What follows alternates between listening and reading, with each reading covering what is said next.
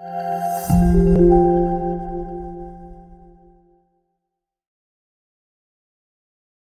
few weeks back, I got a request from one of our subscribers, Crad the Crad, to do the Thomas Sowell Reader Unabridged audiobook.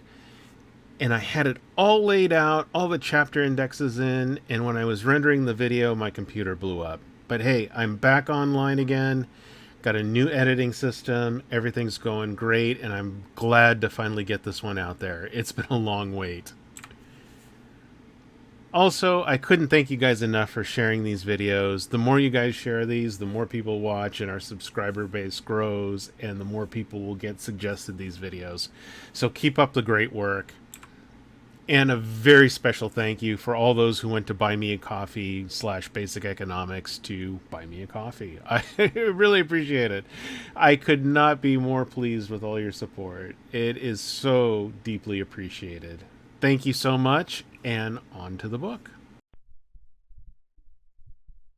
The Money of Fools. 17th century philosopher Thomas Hobbes said that words are wise men's counters, but they are the money of fools. That is as painfully true today as it was 4 centuries ago. Using words as vehicles to try to convey your meaning is very different from taking words so literally that the words use you and confuse you. Take the simple phrase rent control. If you take these words literally, as if they were money in the bank, you get a complete distortion of reality. New York is the city with the oldest and strongest rent control laws in the nation. San Francisco is second. But if you look at cities with the highest average rents, New York is first and San Francisco is second. Obviously, rent control laws do not control rent. If you check out the facts instead of relying on words, you will discover that gun control laws do not control guns, the government's stimulus spending does not stimulate the economy, and that many compassionate policies inflict cruel results, such as the destruction of the black family. Do you know how many millions of people died in the war to make the world safe for democracy? A war that led to autocratic dynasties being replaced by totalitarian dictatorships that slaughtered far more of their own people than the dynasties had?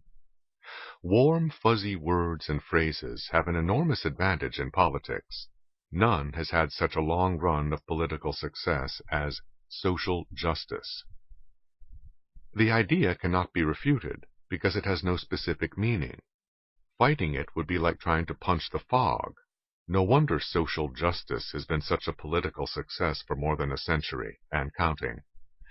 While the term has no defined meaning, it has emotionally powerful connotations.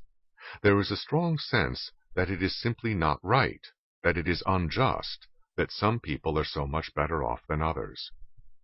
Justification, even as the term is used in printing and carpentry, means aligning one thing with another. But what is the standard to which we think incomes or other benefits should be aligned?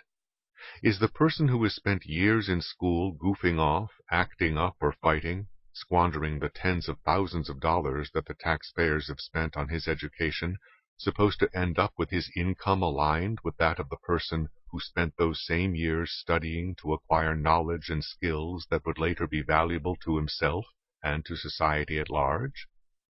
Some advocates of social justice would argue that what is fundamentally unjust is that one person is born into circumstances that make that person's chances in life radically different from the chances that others have, through no fault of one and through no merit of the others.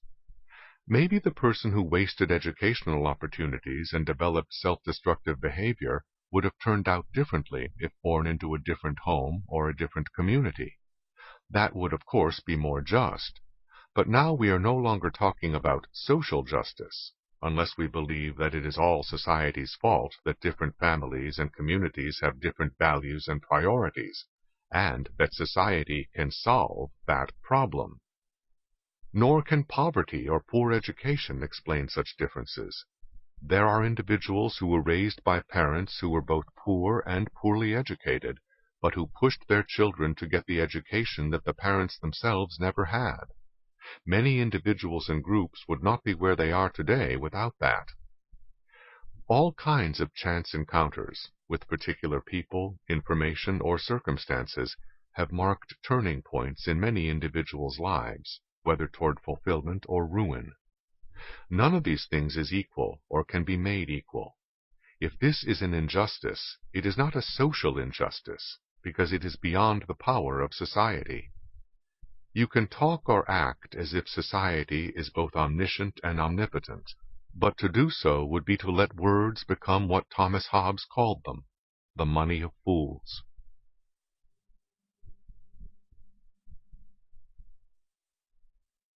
Boomers and Boomerangs. Time was when grandparents often moved in with their children and grandchildren, especially when the grandparent was a widow or widower, or just had trouble making ends meet financially. Today, it is the children and grandchildren who move in with the grandparents. A recent Census Bureau report shows that there are 3 times as many households where the children and grandchildren are living in the grandparents' home as there are where the grandparents are living with their children and grandchildren. Moreover, this trend is growing. Back in 1970, there were a little more than 2 million children under 18 who were living in their grandparents' households. By 1997, that had reached nearly 4 million. 6% of all children under 18 live in their grandparents' households. There was a time when any adult who had gone out into the world would be embarrassed to come back and live with his parents, much less bring his or her family too. Today, this is such a common occurrence among the baby boomers that there is a word for grown children who leave home and then come back: boomerangs. Perhaps the worst situation of all is when both parents have skipped out and dumped their children on grandma and grandpa. This happens about 1/3 of the time when grandchildren are living in their grandparents' home. These grandparents are not rich people living on investments and annuities. Most of the grandparents are working, even if their children aren't. Moreover, they suffer more depression and other health problems than grandparents without such burdens. Bad as this is, what is worse is to contemplate what is going to happen when the last of the responsible generation, those who feel the responsibility to look out for both their aging parents and their adult children, pass from the scene, leaving behind only the me generation. This is only one of many social time bombs ticking away while we enjoy a prospering economy.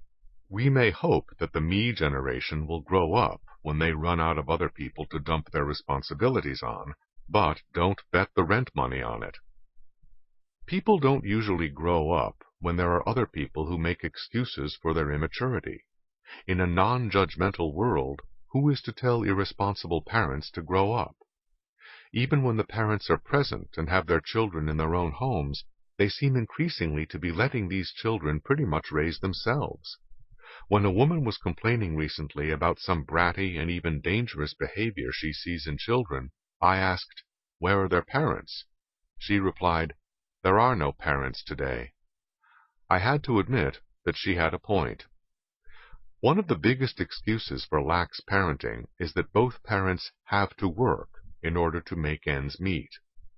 Yet, within living memory, it was common in working-class families, black and white, for the husband to work and the wife to stay home to raise the children. Why didn't both parents have to work then in order to make ends meet? Were people so much richer then? On the contrary, they were much poorer. Today's families living in poverty have things that average Americans could not afford then. People today eat in restaurants more times in a month than they used to in a year, or in some cases a decade. As a young man, I was uneasy when I began eating in restaurants, because I had so seldom eaten in one while growing up. As for having a car, the thought never crossed my mind. If people in those days had lived the way we live today, of course it would have taken both parents to make ends meet. They would probably have had to put the children to work too. People make choices and have their own priorities, and adults take responsibilities for their choices and priorities. It is a cop-out to say that they are forced to have two-income families just to make ends meet. When we have a system where children are fed in schools and other basic responsibilities are also lifted from the shoulders of their parents, why should we be surprised that the sense of parental responsibility seems to be eroding? We are not surprised when a couch potato doesn't have the kind of muscles found on someone who exercises. Our society is increasingly turning out moral couch potatoes.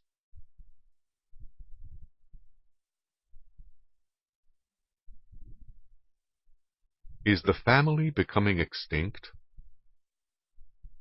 To the intelligentsia, the family, or the traditional family, as they say nowadays, is just one lifestyle among many. Moreover, they periodically announce its decline, with no sign whatever of regret, sometimes with just a touch of smugness. The latest census data show that the traditional family, a married couple and their children, constitute just a little less than 1/4 of all households. On the other hand, such families constituted just a little more than 1/4 of all families a decade ago. Any reports of the demise of the traditional family are greatly exaggerated. Snapshot statistics can be very misleading when you realize that people go through different stages of their lives.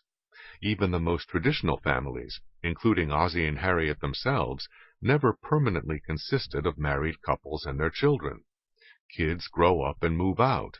People who get married do not start having children immediately. If every single person in the country got married and had children, married couple families with children would still not constitute 100% of households at any given time. With rising per capita incomes, more individuals can afford to have their own households. These include young unmarried adults, widows and widowers, and others who often lived with relatives in earlier times. When more such households are created, traditional family households automatically become a smaller percentage of all households. Incidentally, the growth of households containing one person, about 25% of all households today, is the reason why average household incomes are rising very little, even though per capita incomes have been rising very substantially. Gloom and doomers love to cite household income statistics in order to claim that Americans' incomes are stagnating, when in fact there has been an unprecedented and sustained rise in prosperity among women and men, blacks and whites, and virtually everybody else.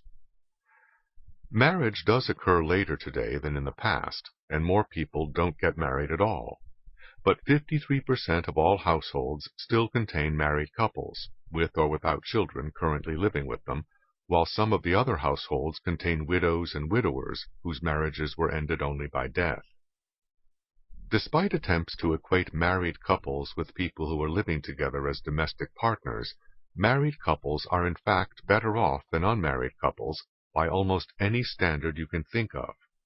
Married couples have higher incomes, longer lives, better health, less violence, less alcohol, and less poverty. As Casey Stengel used to say, you can look it up. One place to look it up is in the book The Case for Marriage by Linda Waite and Maggie Gallagher. But this is just one place among many. You don't usually hear these kinds of facts because they are not considered to be politically correct when the media, politicians, academia, and the courts are busy trying to make all kinds of living arrangements seem equal. The latest census report on America's families and living arrangements contains all sorts of statistics, but avoids showing the most basic statistics on the average income of married couple families compared with other family households or with non-family households. The Census Bureau apparently does not want to be politically incorrect. If you dig through the census numbers, however, you will discover some revealing clues. While both unmarried partners and married spouses are spread up and down the income scale, the bracket with the largest number of men who are unmarried partners is the bracket between $30,000 and $40,000. The bracket with the largest number of husbands is between $50,000 and $75,000. Among married couple households, the bracket with the largest number of households is $75,000 and over. Among other family groups, the bracket with the largest number of households is that under $10,000. Women who are shacking up are 4 times as likely as wives to become victims of violence, and their children are 40 times as likely to be abused by live-in boyfriends as by their own parents. Despite all this, it remains dogma among those who set the ideological fashions that marriage is just another lifestyle, no better or worse than any other. Even the Census Bureau seems unwilling to publish statistical data that would go against this vision and rile up the anointed.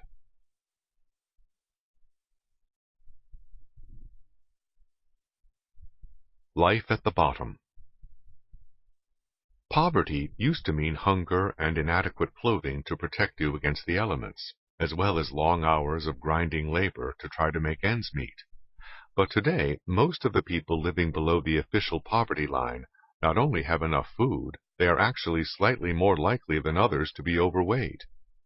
Ordinary clothing is so plentiful that young hoodlums fight over designer clothes or fancy sneakers. As for work, there is less of that in lower-income households today than among the affluent. Most of today's poor have color TV and microwave ovens. Poverty in the old physical sense is nowhere near as widespread as it once was. Yet life at the bottom is no picnic, and is too often a nightmare. A recently published book titled Life at the Bottom paints a brilliantly insightful but very painful picture of the underclass, its emptiness, agonies, violence, and moral squalor. This book is about a British underclass neighborhood where its author, Theodore Dalrymple, works as a doctor. That may, in fact, make its message easier for many Americans to understand and accept. Most of the people that Dalrymple writes about are white, so it may be possible at last to take an honest look at the causes and consequences of an underclass lifestyle without fear of being called racist. The people who are doing the same socially destructive and self-destructive things that are being done in underclass neighborhoods in the United States cannot claim that it is because their ancestors were enslaved or because they face racial discrimination. Once those cop-outs are out of the way, maybe we can face reality and even talk sense about how things became such a mess and such a horror. As an emergency room physician, Theodore Dalrymple treats youngsters who have been beaten up so badly that they require medical attention because they try to do well in school. When that happens in American ghettos, the victims have been accused of acting white by trying to get an education. On the other side of the Atlantic, both the victims and the hoodlums are white. The British underclass neighborhood in which Dalrymple works, like its American counterpart, features what he calls the kind of ferocious young egotist to whom I would give a wide berth in the broadest daylight. He sees also the destruction of the strong family ties that alone made emergence from poverty possible for large numbers of people. Dalrymple's own father was born in a slum, but in a very different social setting from that of today's underclass. For one thing, his father received a real education. The textbooks from which he was taught would be considered too tough in today's era of dumbed-down education. Dalrymple's father was given the tools to rise out of poverty, while today's underclass is not only denied those tools, but receives excuses for remaining in poverty, and ideologies blaming their plight on others, whom they are encouraged to envy and resent. The net result is an underclass generation that has trouble spelling simple words or doing elementary arithmetic, and which has no intention of developing job skills. By having their physical needs taken care of by the welfare state, as if they were livestock, the underclass are left with a life emptied of meaning, as Dalrymple says, since they cannot even take pride in providing their own food and shelter, as generations before them did. Worse, they are left with no sense of responsibility in a non-judgmental world. Some educators, intellectuals, and others may imagine that they are being friends of the poor by excusing or understanding their self-destructive behavior and encouraging a paranoid view of the larger world around them. But the most important thing anyone can do for the poor is to help them get out of poverty, as Dalrymple's father was helped by those who taught him and held him to standards, treating him as a responsible human being, not livestock. No summary can do justice to the vivid examples and penetrating insights in Life at the Bottom. It needs to be read with the understanding that its story is also our story.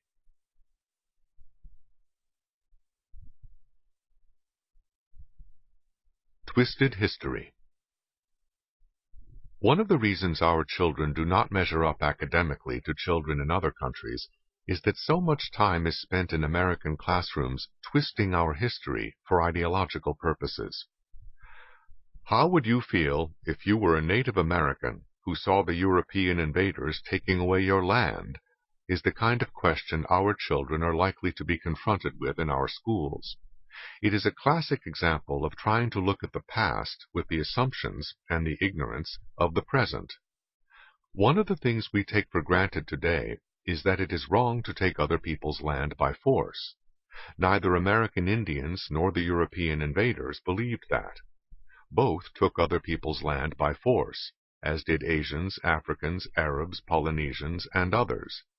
The Indians no doubt regretted losing so many battles, but that is wholly different from saying that they thought battles were the wrong way to settle the question of who would control the land.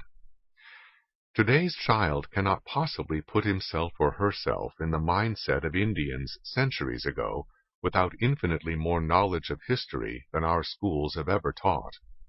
Nor is understanding history the purpose of such questions. The purpose is to score points against Western society. In short, propaganda has replaced education as the goal of too many educators. Schools are not the only institutions that twist history to score ideological points. "Never forget that they owned lots of slaves," was the huge headline across the front page of the New York Times Book Review section in its December 14, 2004 issue.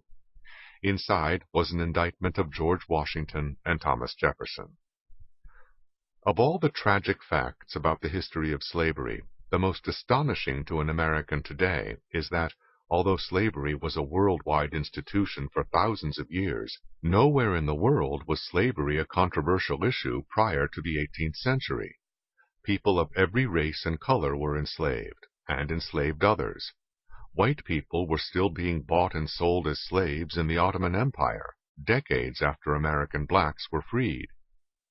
Everyone hated the idea of being a slave, but few had any qualms about enslaving others. Slavery was just not an issue, not even among intellectuals, much less among political leaders, until the 18th century, and then it was an issue only in Western civilization. Among those who turned against slavery in the 18th century were George Washington, Thomas Jefferson, Patrick Henry, and other American leaders. You could research all of 18th century Africa or Asia or the Middle East without finding any comparable rejection of slavery there. But who is singled out for scathing criticism today? American leaders of the 18th century.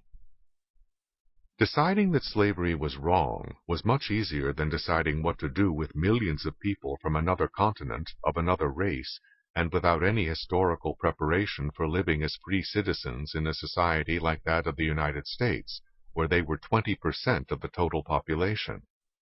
It is clear from the private correspondence of Washington, Jefferson, and many others that their moral rejection of slavery was unambiguous, but the practical question of what to do now had them baffled. That would remain so for more than half a century. In 1862, a ship carrying slaves from Africa to Cuba, in violation of a ban on the international slave trade, was captured on the high seas by the U.S. Navy. The crew were imprisoned, and the captain was hanged in the United States, despite the fact that slavery itself was still legal at the time in Africa, in Cuba, and in the United States. What does this tell us? That enslaving people was considered an abomination, but what to do with millions of people who were already enslaved was not equally clear. That question was finally answered by a war in which one life was lost for every 6 people freed. Maybe that was the only answer, but don't pretend today that it was an easy answer, or that those who grappled with the dilemma in the 18th century were some special villains, when most leaders and most people around the world at that time saw nothing wrong with slavery. Incidentally, the September 2004 issue of National Geographic had an article about the millions of people still enslaved around the world right now. But where was the moral indignation about that?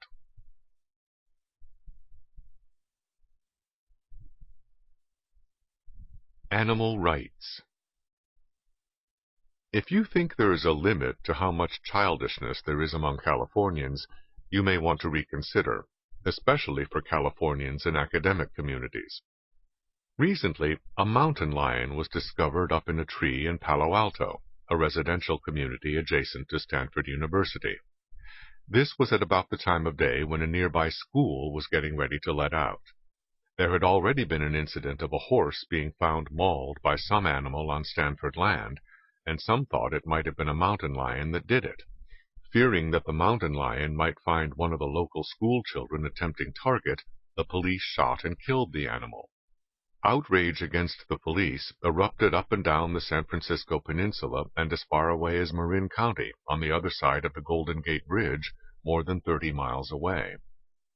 According to the San Francisco Chronicle, the police agency has been flooded with outraged calls and emails from people inflamed by TV news videotape of the lion lolling peacefully in a tree just before an officer shot it to death with a high-powered rifle.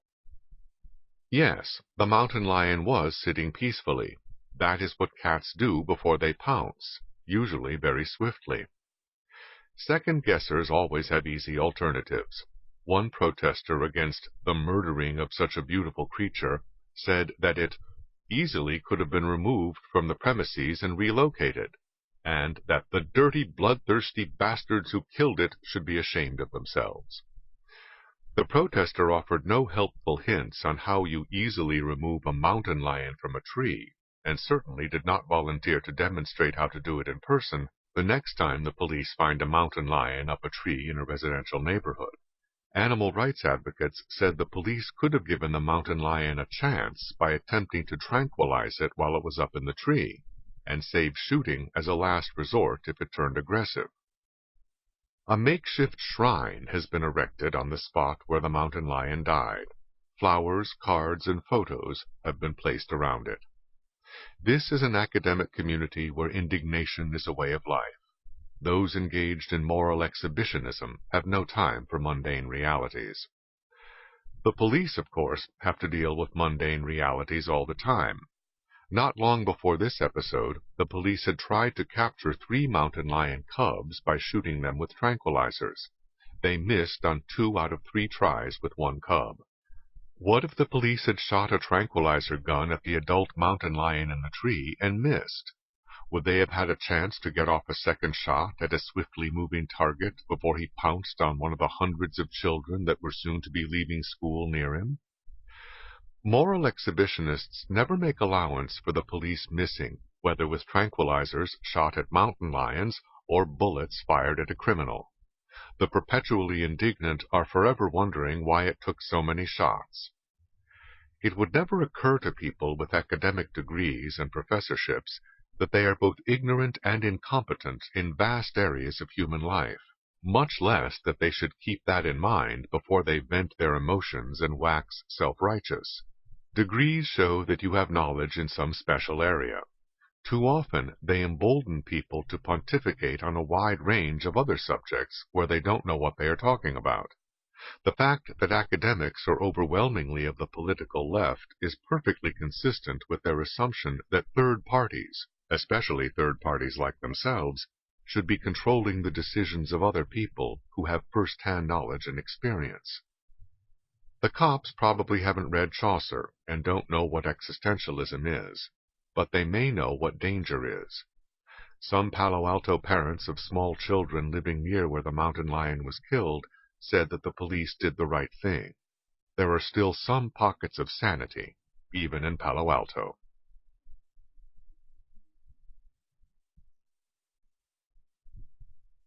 Human livestock. An old television special featured great boxing matches of the past, including a video of a match between legendary light heavyweight champion Archie Moore and a young Canadian fighter named Yvon Durrell. In that fight, each man was knocked down 4 times. Since Archie Moore was also among those serving as commentators on the program, someone asked him if he knew that this was a great boxing match while he was fighting it. "Yes," he replied emphatically. At the time, he had said to himself, "This is the kind of fight that any fighter would love to be in, a knockdown, drag-out, and emerge the winner." Overcoming adversity is one of our great desires and one of our great sources of pride, but it is something that our anointed deep thinkers strive to eliminate from our lives, through everything from grade inflation to the welfare state. The anointed want to eliminate stress, challenge, striving, and competition.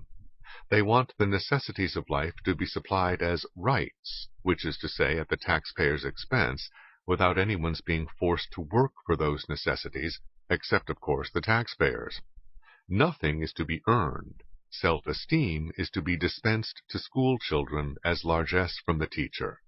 Adults are to have their medical care and other necessities dispensed as largesse from the government. People are to be mixed and matched by race and sex, and whatever else the anointed want to take into account, in order to present whatever kind of picture the anointed think should be presented. This is a vision of human beings as livestock, to be fed by the government and herded and tended by the anointed. All the things that make us human beings are to be removed from our lives, and we are to live as denatured creatures controlled and directed by our betters. Those things that help human beings be independent and self-reliant, whether automobiles, guns, the free market, or vouchers, provoke instant hostility from the anointed. Automobiles enable you to come and go as you wish, without so much as a by your leave to your betters. The very idea that other people will go where they want, live where they want, how they want, and send their children to whatever schools they choose, is galling to the anointed, for it denies the very specialness that is at the heart of their picture of themselves. Guns are completely inappropriate for the kind of sheep-like people the anointed envision, or the orderly, prepackaged world in which they are to live.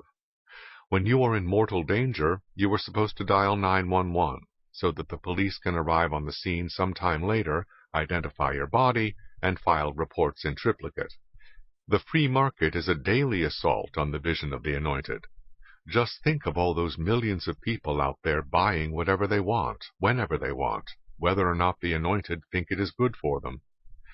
Think of those people earning whatever incomes they happen to get from producing goods or services for other people at prices resulting from supply and demand, with the anointed cut out of the loop entirely and standing on the sidelines in helpless frustration, unable to impose their particular vision of social justice. The welfare state is not really about the welfare of the masses. It is about the egos of the elites. One of the most dangerous things about the welfare state is that it breaks the connection between what people have produced and what they consume, at least in many people's minds. For the society as a whole, that connection remains as fixed as ever, but the welfare state makes it possible for individuals to think of money or goods as just arbitrary dispensations. Thus, those who have less can feel a grievance against society and are less inhibited about stealing or vandalizing, and the very concept of gratitude or obligation disappears, even the obligation of common decency out of respect for other people. The next time you see a bum leaving drug needles in a park where children play, or urinating in the street, you are seeing your tax dollars at work, and the end result of the vision of the anointed.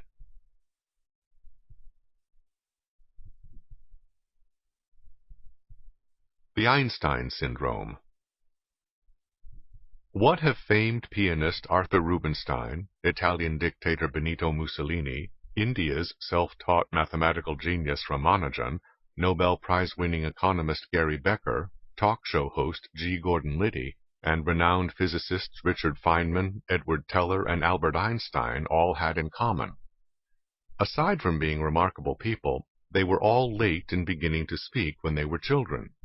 Edward Teller, for example, did not say anything that anyone understood until he was 4 years old.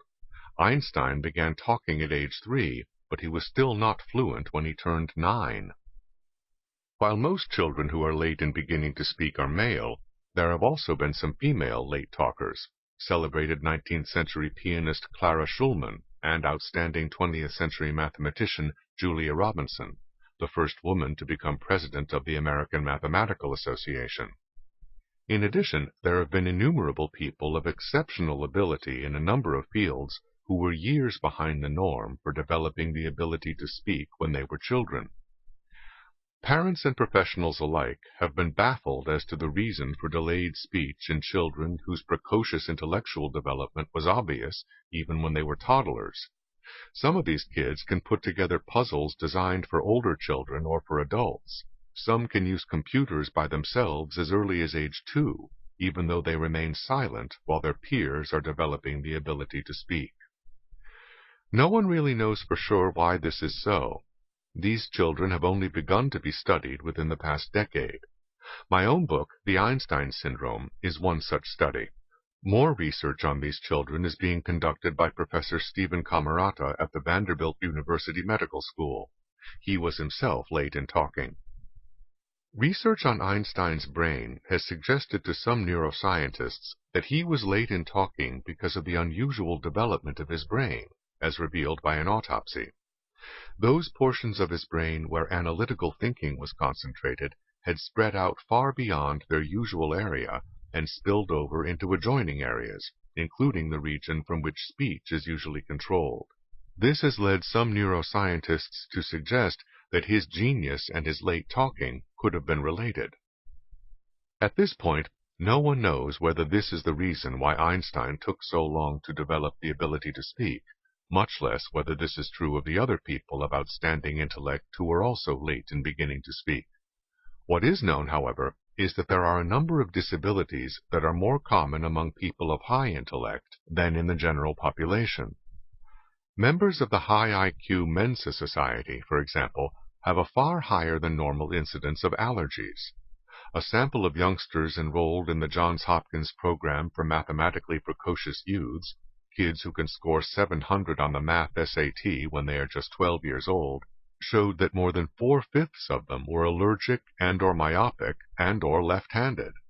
This is all consistent with one region of the brain having above normal development and taking resources that leave some other region or regions with less than the usual resources for performing other functions. It is also consistent with the fact that some bright children who talk late remain impervious to all attempts of parents or professionals to get them to talk at the normal time. Yet these same kids later begin to speak on their own, sometimes after parents have finally just given up hope and stopped trying. Noted language authority and neuroscientist Steven Pinker of MIT says, "Language seems to develop about as quickly as the growing brain can handle it." While this was a statement about the general development of language, it may be especially relevant to bright children who talk late. As the whole brain grows in early childhood, increasing the total resources available, the regions whose resources have been preempted elsewhere can now catch up and develop normally. My research and that of Professor Camarata have turned up a number of patterns in children with the Einstein Syndrome that were similar to what biographies of Einstein himself reveal. Most children who talk late are not like those in our studies, but a remarkable number are. Unfortunately, many of these children get misdiagnosed as retarded, autistic, or as having an attention deficit disorder.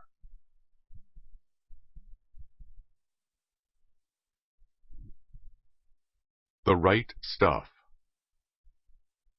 One of the greatest inventions of the 20th century, indeed one of the landmark inventions in the history of the human race, was the work of a couple of young men who had never gone to college and who were just bicycle mechanics in Dayton, Ohio. That part of the United States is often referred to disdainfully as flyover country, because it is part of America that the East Coast and West Coast elites fly over on their way to what they consider more important places. But they are able to fly over it only because of those mechanics in Dayton. The Wright brothers' first airplane flight was only about 120 feet, roughly the distance from home plate to second base, and not as long as the wingspan of a 747. But it began one of the longest journeys ever taken by the human race, and that journey is not over yet as we soar farther into space. Man had dreamed of flying for centuries, and others were hard at work on the project in various places around the world, when the Wright brothers finally got their plane off the ground on December 17, 1903. It didn't matter how long or how short the flight was.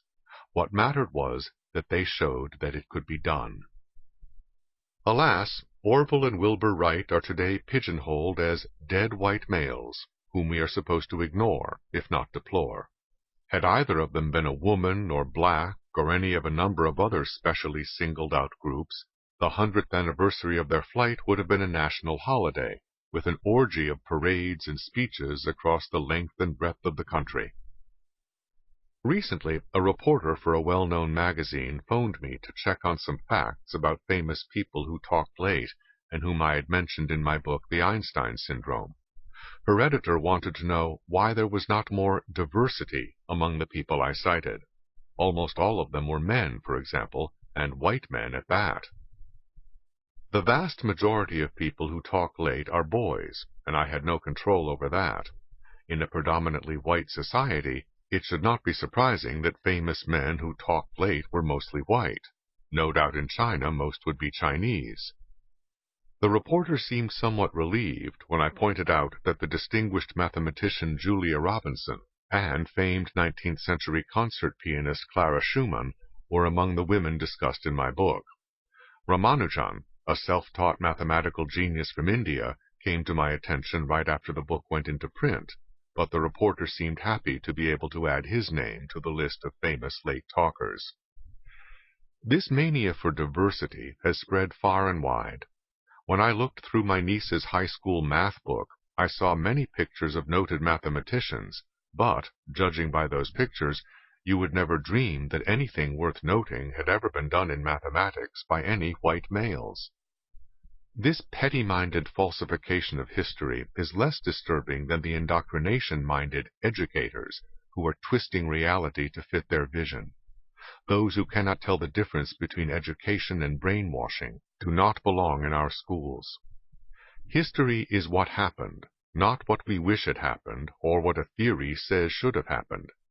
One of the reasons for the great value of history is that it allows us to check our current beliefs against hard facts from around the world and across the centuries.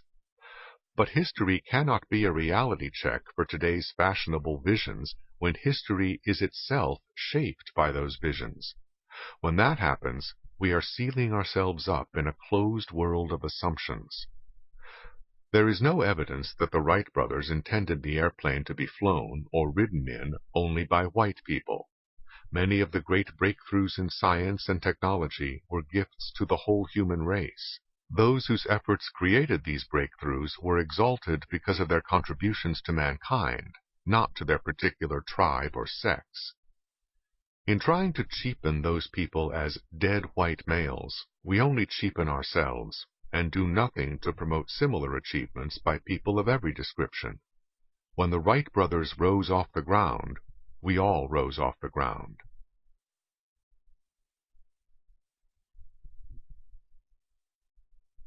Revisionists against America. An American of Chinese ancestry got into big trouble when the private school at which he was teaching had a public discussion of the American bombing of Hiroshima. He recalled how, as someone growing up in China, he had rejoiced when he heard of the bombing, knowing that it could deliver his people from the horrors inflicted on them by the Japanese. That, of course, was not the politically correct response, as he soon discovered from the backlash, hostility, and ostracism that eventually culminated in his leaving the school. The Anointed do not want anyone upsetting their vision. When they say diversity, this is not what they have in mind.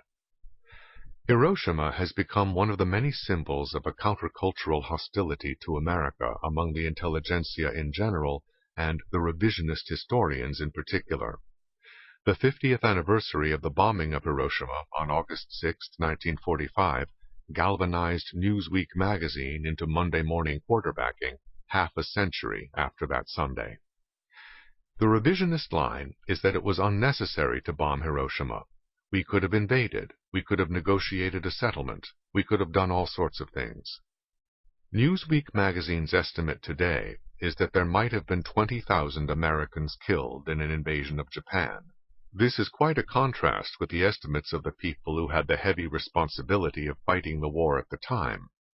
General Douglas MacArthur, who had been selected to command the invasion of Japan before the atomic bomb was tested and shown to work, told Secretary of War Stimson to expect more than 1 million American casualties alone. British Prime Minister Winston Churchill also expected more than 1 million American casualties, together with 500,000 casualties among the British troops who were scheduled to hit the beaches with the Americans. Anyone familiar with the history of the Japanese soldiers' bitter resistance to the death, very few were captured alive, will have no trouble understanding why such huge casualties were expected. American Marines lost more than 5,000 men taking the little island of Iwo Jima, and the Japanese themselves suffered more than 100,000 deaths when Americans captured Japan's outlying island of Okinawa. That was more than were killed at Hiroshima or Nagasaki. Newsweek's pushover scenario, which would have had Japan defeated in 90 days, would be funny if it were not so sick. Winston Churchill's estimate to the House of Commons would have had the war with Japan ending in 1946, and the Pentagon's estimate was that Japan might even hold out until 1947. Not only was there a Japanese army which had proven its toughness and skill on many a battlefield, there were 5,000 kamikaze planes ready for suicide attacks on Americans invading their homeland. If these planes managed to take out just 5 Americans each, they alone would have killed more troops than those in Newsweek's rosy scenario. Japan's civilian population, including children, were also being mobilized and trained in suicide attacks on enemy troops and tanks. It would have been one of the great bloodbaths of all time. Of course, Japan could have been defeated without the atomic bomb, but at what cost in lives of people killed in other ways, and in larger numbers? The other tack taken by the revisionist historians is to say that Japan was ready to surrender before the atomic bombs were dropped. The most obvious question is, why didn't they do it then? Indeed, why didn't they do it after Hiroshima was bombed, and thereby spare Nagasaki? Whatever negotiations may have been going on behind the scenes, surrender was by no means a done deal. Even after both cities had been destroyed, it took the unprecedented intervention of the emperor himself to get the military men to agree to surrender. And even as the emperor's message was being broadcast, some military officers were killed trying to storm the studio where the broadcast originated. The real question is not whether Japan was willing to negotiate some kind of end to the war, but whether it was ready to accept the terms being offered, which involved not merely military capitulation, but acceptance of American occupation of their homeland. It was this occupation, like the occupation of Germany, which turned a militaristic nation that had launched several wars in recent times into a peaceful and democratic country. This was an historic achievement, made possible by the terms of surrender, which in turn were made possible by the 2 atomic bombs. On net balance, this saved not only American and British lives, but even Japanese lives, not to mention the lives of people in Asia, like our Chinese-American schoolteacher, who told a bitter truth, which the Anointed did not want to hear.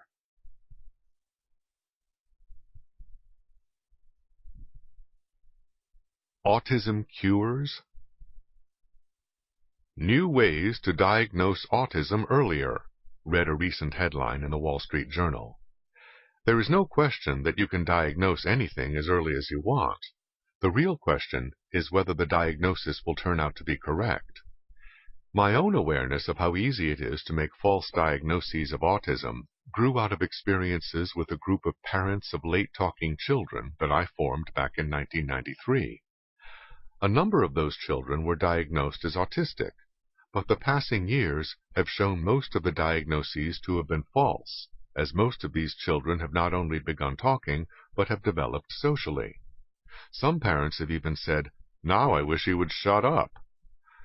I did absolutely nothing to produce these results. As a layman, I refused to diagnose these children, much less suggest any treatment, even though many parents wanted such advice. As word of my group spread, various parents would write to ask if they could bring their child to me to seek my impression or advice. I declined every time. Yet, if I had concocted some half-baked method of diagnosing and treating these children, I could now claim a high rate of success in curing autism, based on case studies. Perhaps my success rate would be as high as that claimed by various programs being touted in the media. If a child is not autistic to begin with, almost anything will cure him with the passage of time. My work brought me into contact with Professor Stephen Camerata of Vanderbilt University, who is specialized in the study of late-talking children and who is qualified to diagnose autism. Professor Camerata has organized his own group of parents of late-talking children, which has grown to hundreds as compared to the several dozen children in my group. Yet the kinds of children and the kinds of families are remarkably similar in the two groups, in ways spelled out in my book, The Einstein Syndrome. The difference is that Professor Camerata is not a layman, but a dedicated professional with decades of experience, and he too has expressed dismay at the number of false diagnoses of autism that he has encountered. What Camerata has also encountered is something that I encountered in my smaller group: parents who have been told to allow their child to be diagnosed as autistic in order to become eligible for government money that is available and can be used for speech therapy or whatever other treatment the child might need. How much this may have contributed to the soaring statistics on the number of children diagnosed as autistic is something that nobody knows, and apparently not many people are talking about it. Another factor in the great increase in the number of children diagnosed as autistic is a growing practice of referring to children as being on the autism spectrum. In other words, a child may not actually be autistic, but has a number of characteristics common among autistic children. The problem with this approach is that lots of children who are not autistic have characteristics that are common among autistic children. For example, a study of high IQ children by Professor Ellen Winner of Boston College found these children to have obsessive interests and often play alone and enjoy solitude, as well as being children who seem to march to their own drummer and have prodigious memories. Many of the children in my group and in Professor Camerata's group have these characteristics.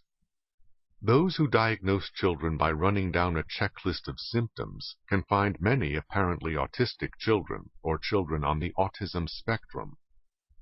Parents need to be spared the emotional trauma of false diagnoses, and children need to be spared stressful treatments that follow false diagnoses. Yet the autism spectrum concept provides lots of wiggle room for those who are making false diagnoses. Real autism may not get as much money as it needs if much of that money is dissipated on children who are not, in fact, autistic.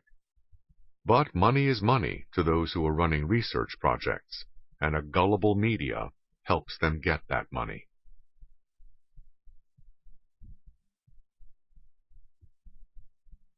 Instructing the Instructors. No one seems to be more in need of instructions than the people who write instructions for computers and computer software. It is, of course, only an assumption that these are people.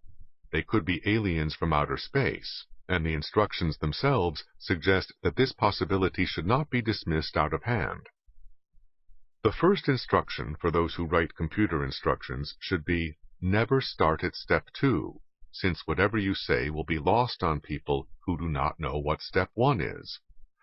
For example, the ironically titled help file on a well-known backup software begins by saying what you are to do after the restore screen appears. It says nothing about how you get that screen to appear in the first place, nor is there anything on the opening screen to offer a clue. Instruction writers should remember that, no matter how simple or sophisticated the computer or software might be, in the end the user is going to have to push some keys on the keyboard, click a mouse, or perform some other specific act, if only smashing the computer in frustration. Too many computer instructions do not specify what act you are to perform. Instead, they characterize what you are to do, such as access the backup files. If the user knew how to do that, he would not have to suffer through such instructions. While such statements are called instructions, they could more accurately be called reminders. If you already know how to do these things, they remind you when to do it. How the user is going to learn to perform these operations the first time is something that seems to be of little concern to the computer instruction writers. Maybe they think we will just blunder into it by guess and by golly. Often they are right. Some users have in fact learned the hard way that trial and error is sometimes faster than trying to figure out what the instructions are saying. The first time I installed chess software in my computer, I made it a point to ignore the instructions completely. Only months later did my curiosity cause me to take a look at these instructions. If I had relied on the manual, I would still be waiting to make my opening move. Simplifying instructions does not mean adding a lot more words. Words that specify what act you are to perform need not be any more numerous than words which characterize these same acts. Specific words are just more helpful. As it is, computer instructions are needlessly wordy. Too often they rhapsodize about all the wonderful options and variations available for doing what you want to do. They engage in advertising puffery about the glories of the product. Since you have already bought the product, or you wouldn't have the instruction book, all of this could be eliminated. In many cases, you would never have bought the product if you had read the instruction book beforehand and realized what an impenetrable jungle it is. Too many computer and software producers seem to think that being condescending to the user is the same as simplifying. My backup software, for example, opens up with a screen showing a guy with a vacuous smile on his face, saying, "It is now time to start a new backup job." No kidding. Why do you suppose I turned on the backup software? At the end, he offers gratuitous advice on how I should number the cartridges I use. In between, there is only the unhelpful help to turn to. Probably the main reason for instructions that do not instruct is that the writers cannot or will not put themselves in the position of the users. Instead, these writers, notice that I still will not tip my hand as to whether or not I believe they are people, seem far more interested in all the fancy features that may be used 3% of the time than with all the boring stuff that is used the other 97% of the time. Perhaps computer companies and software companies should hire some low-tech people to try to follow the instructions written by their high-tech writers. The better manuals that could result from this process might let some users think that they really are valued customers, as they are told repeatedly by recordings while waiting to talk to someone in technical support.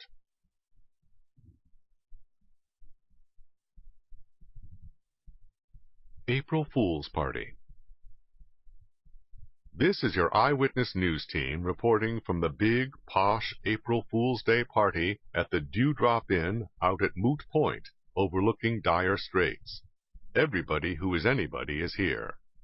There's the karate expert martial arts, timber heiress Lotta Wood, famous meteorologist Cole Winter, the British boxing sensation Battler Hastings, and the gossip columnist N.U. Endo. There's insurance magnate Justin Case, the famous efficiency expert Ben Dunn Wright, and Ivy University's Dean of Students, N. Loco Prentice. Let's talk with one of the guests. "Excuse me, sir, what is your name?" "Chester Mann." "Are you related to that famous social justice advocate?" "N.V. Mann?" "Yes." "What kind of work do you do?" "I run an automobile junkyard." "What's the name of it? You might as well give it a free plug." "Oedipus Rex." "How are you enjoying the party?" "Frankly, I am here only because my wife dragged me here." "You don't like the party?" As Robinson Crusoe said, "I don't like this at all." As Napoleon said, "What's your beef, Wellington?" "Oh, just the food, the drinks, and the people." Well, let me move along. Here's the famous author I. Wright, whose latest bestseller is a steamy novel about India titled Who's Sorry Now? Incidentally, you look great in those long flowing robes. Were you born in India? No, Brooklyn. But I'll bet you did a lot of research in India. Yes, mostly in the Punjab. What is it like to live in a country completely different from the Western world? Actually, Indians are not cut off from the Western world. For example, a friend of mine in the Punjab is obsessed with Western classical music. Likes his Beethoven and Bach, does he? He's really obsessed with Haydn. He's a hide-and-seek. Thank you. Let's go on to talk with some more guests.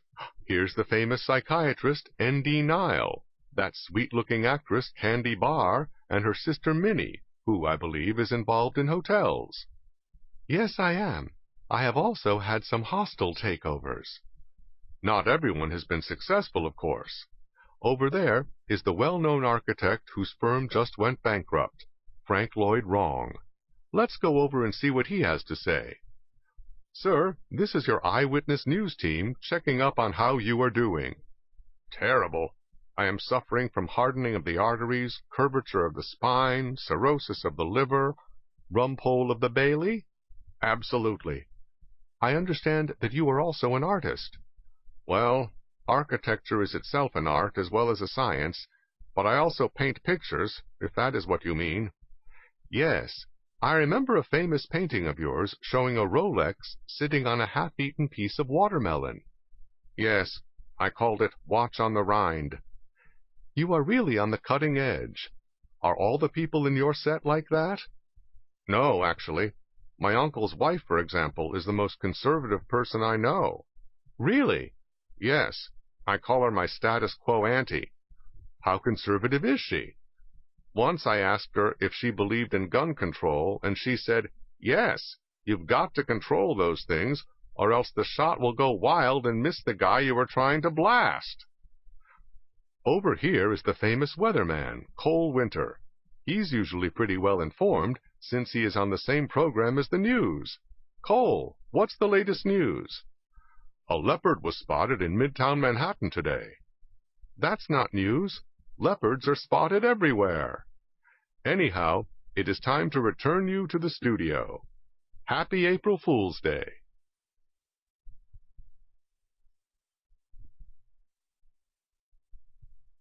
Growing old. Random thoughts about growing old. Despite the problems that come with aging, I would not be a teenager again for $1,000 a day plus expenses. I never really felt old until my younger brother retired. This is the period of life that Disraeli referred to as anecdotage.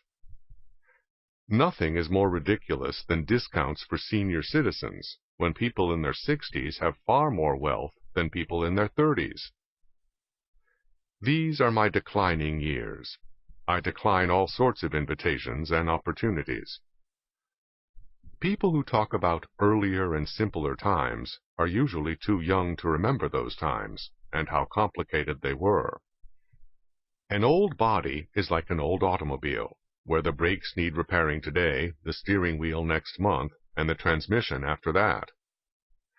Looking at old photographs makes it hard for me to believe that I was ever that thin physically, and remembering some of the things I did in those days makes it hard to believe that I was ever that thin mentally.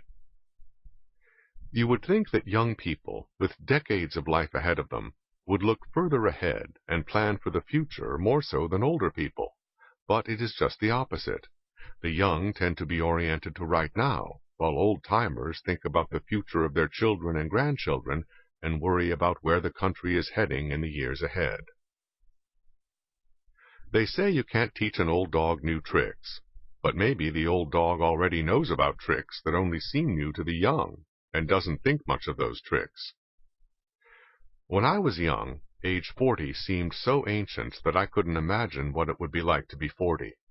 Now I can barely remember what it was like to be 40. Age gives you an excuse for not being very good at things that you were not very good at when you were young.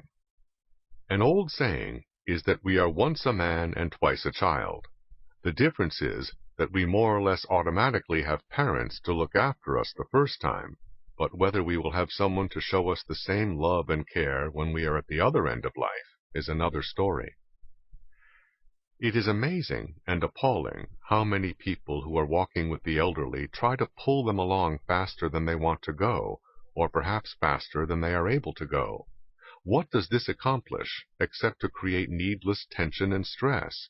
And how urgent is it to save a few seconds here and there? When someone had to tell me that I was on a topless beach, I knew I was getting old. Like so many people who are getting on in years, I am fine, so long as I remember that I am not fine. The old are not really smarter than the young. It is just that we have already made the mistakes that the young are about to make, so we already know that these are mistakes and what the consequences are.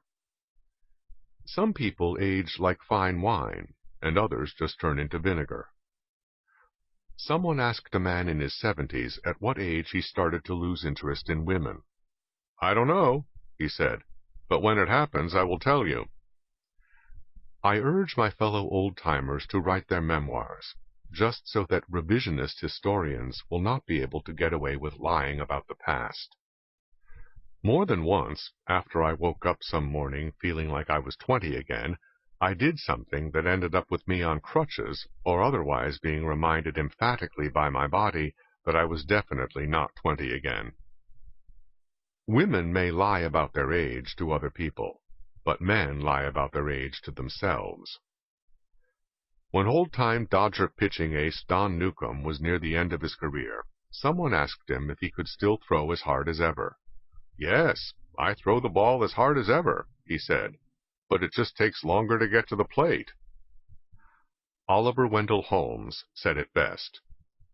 "If I could think that I had sent a spark to those who come after, I should be ready to say goodbye."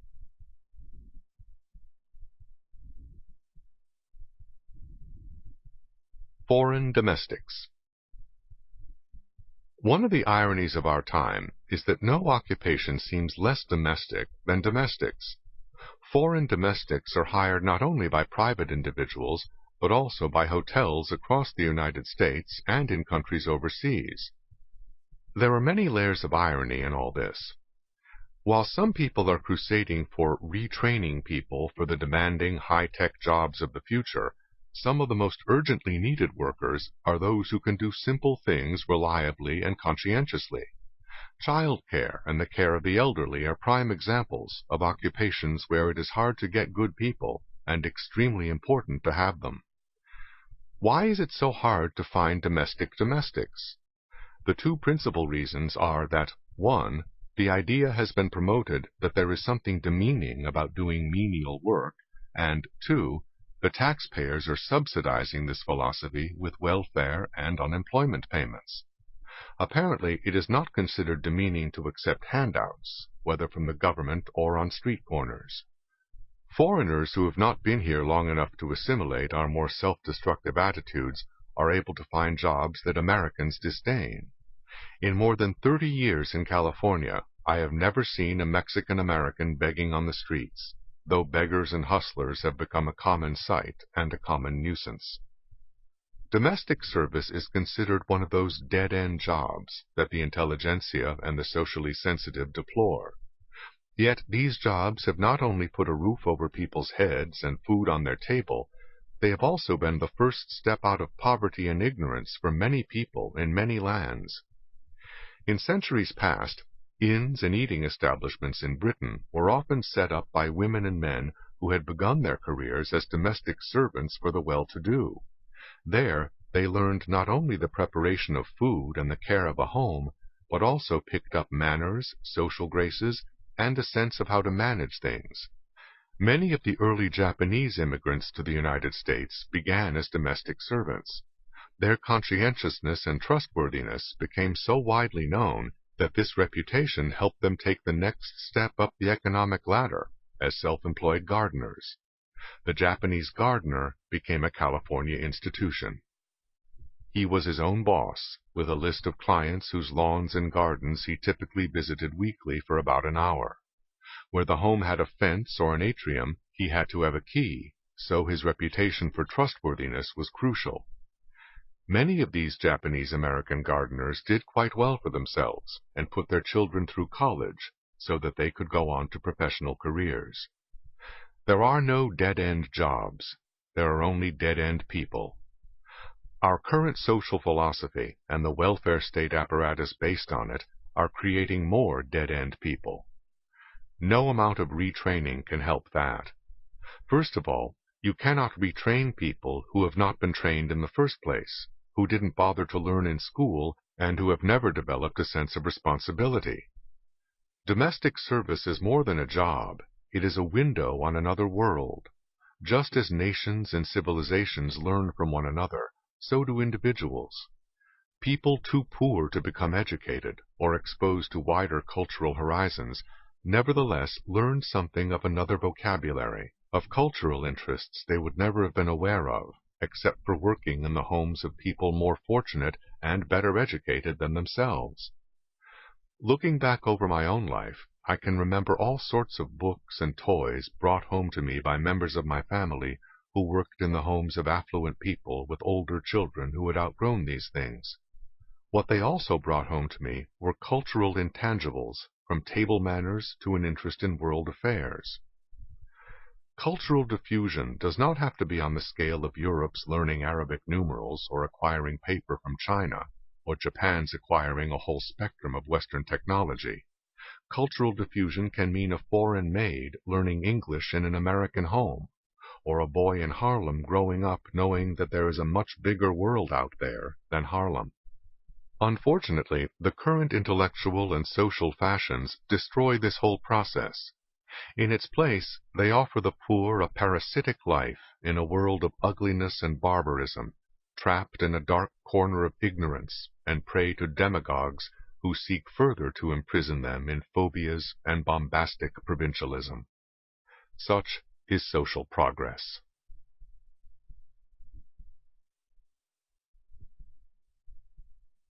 Cruel compassion. Compassion has become one of a growing number of politicized words, like access or diversity, whose meaning has been corrupted beyond redemption. Nowhere is there more cruel indifference to the fate of flesh and blood human beings than among the hawkers of compassion when they talk about babies, born and unborn. The very phrase unborn babies has been driven from the language by the intelligentsia of the media and academia, who have replaced it with the bloodless and detached word fetus. The success of this desensitization campaign may be judged by how many of us were shocked to learn from the medical movie The Silent Scream that what happens in an abortion is not the surgical removal of some little blob of cells, but the painful dismemberment of a struggling human being, attempting in vain to flee from the fatal instruments. Those who most loudly proclaim the public's right to know are nowhere to be seen when it comes to the public's right to know that. Indeed, strenuous efforts are made to prevent this movie from being shown. In politically correct Palo Alto, home of Stanford University, a mere description of the process was edited out of a newspaper column on the subject. It is not just that the reality of abortion is a little too strong for some stomachs.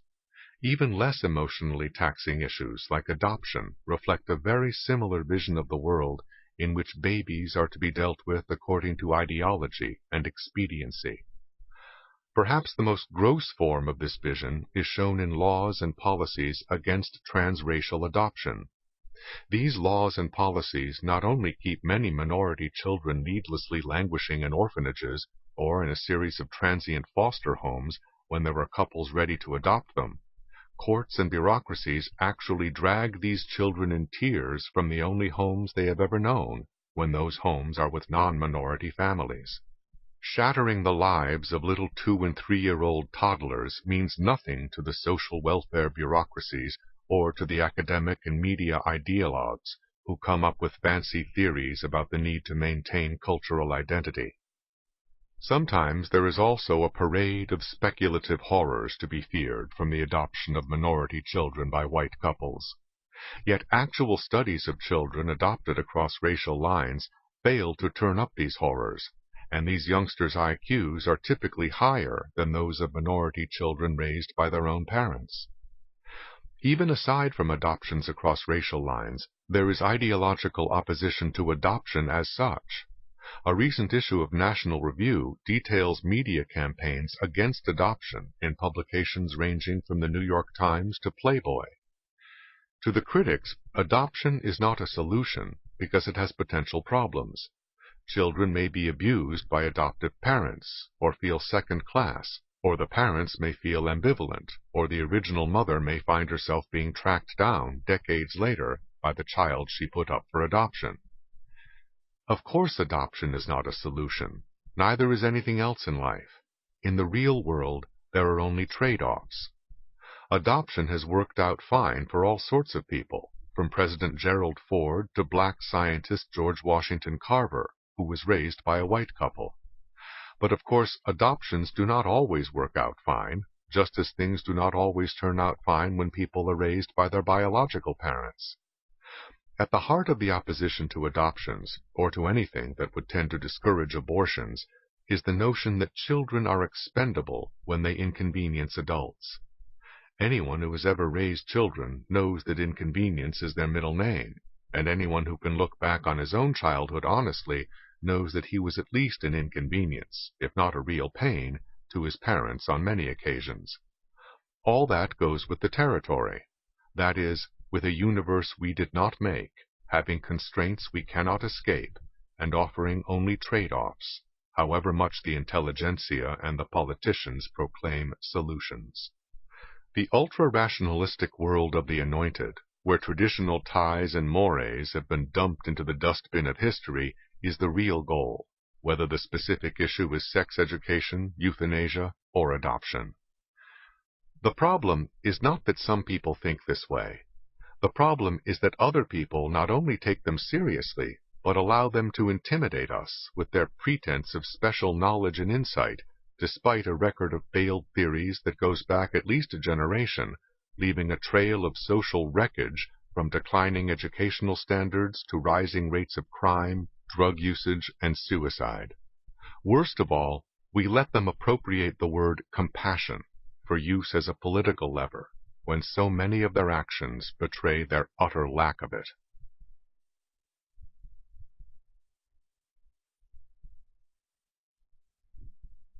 Wars over values. Cultural wars are dirty wars, much like guerrilla warfare in the jungles, with no regard for the rules of the Geneva Convention. Warfare over traditional values versus avant-garde values is raging all across the United States today, from the art galleries to the armed forces, and from the kindergarten to the Supreme Court.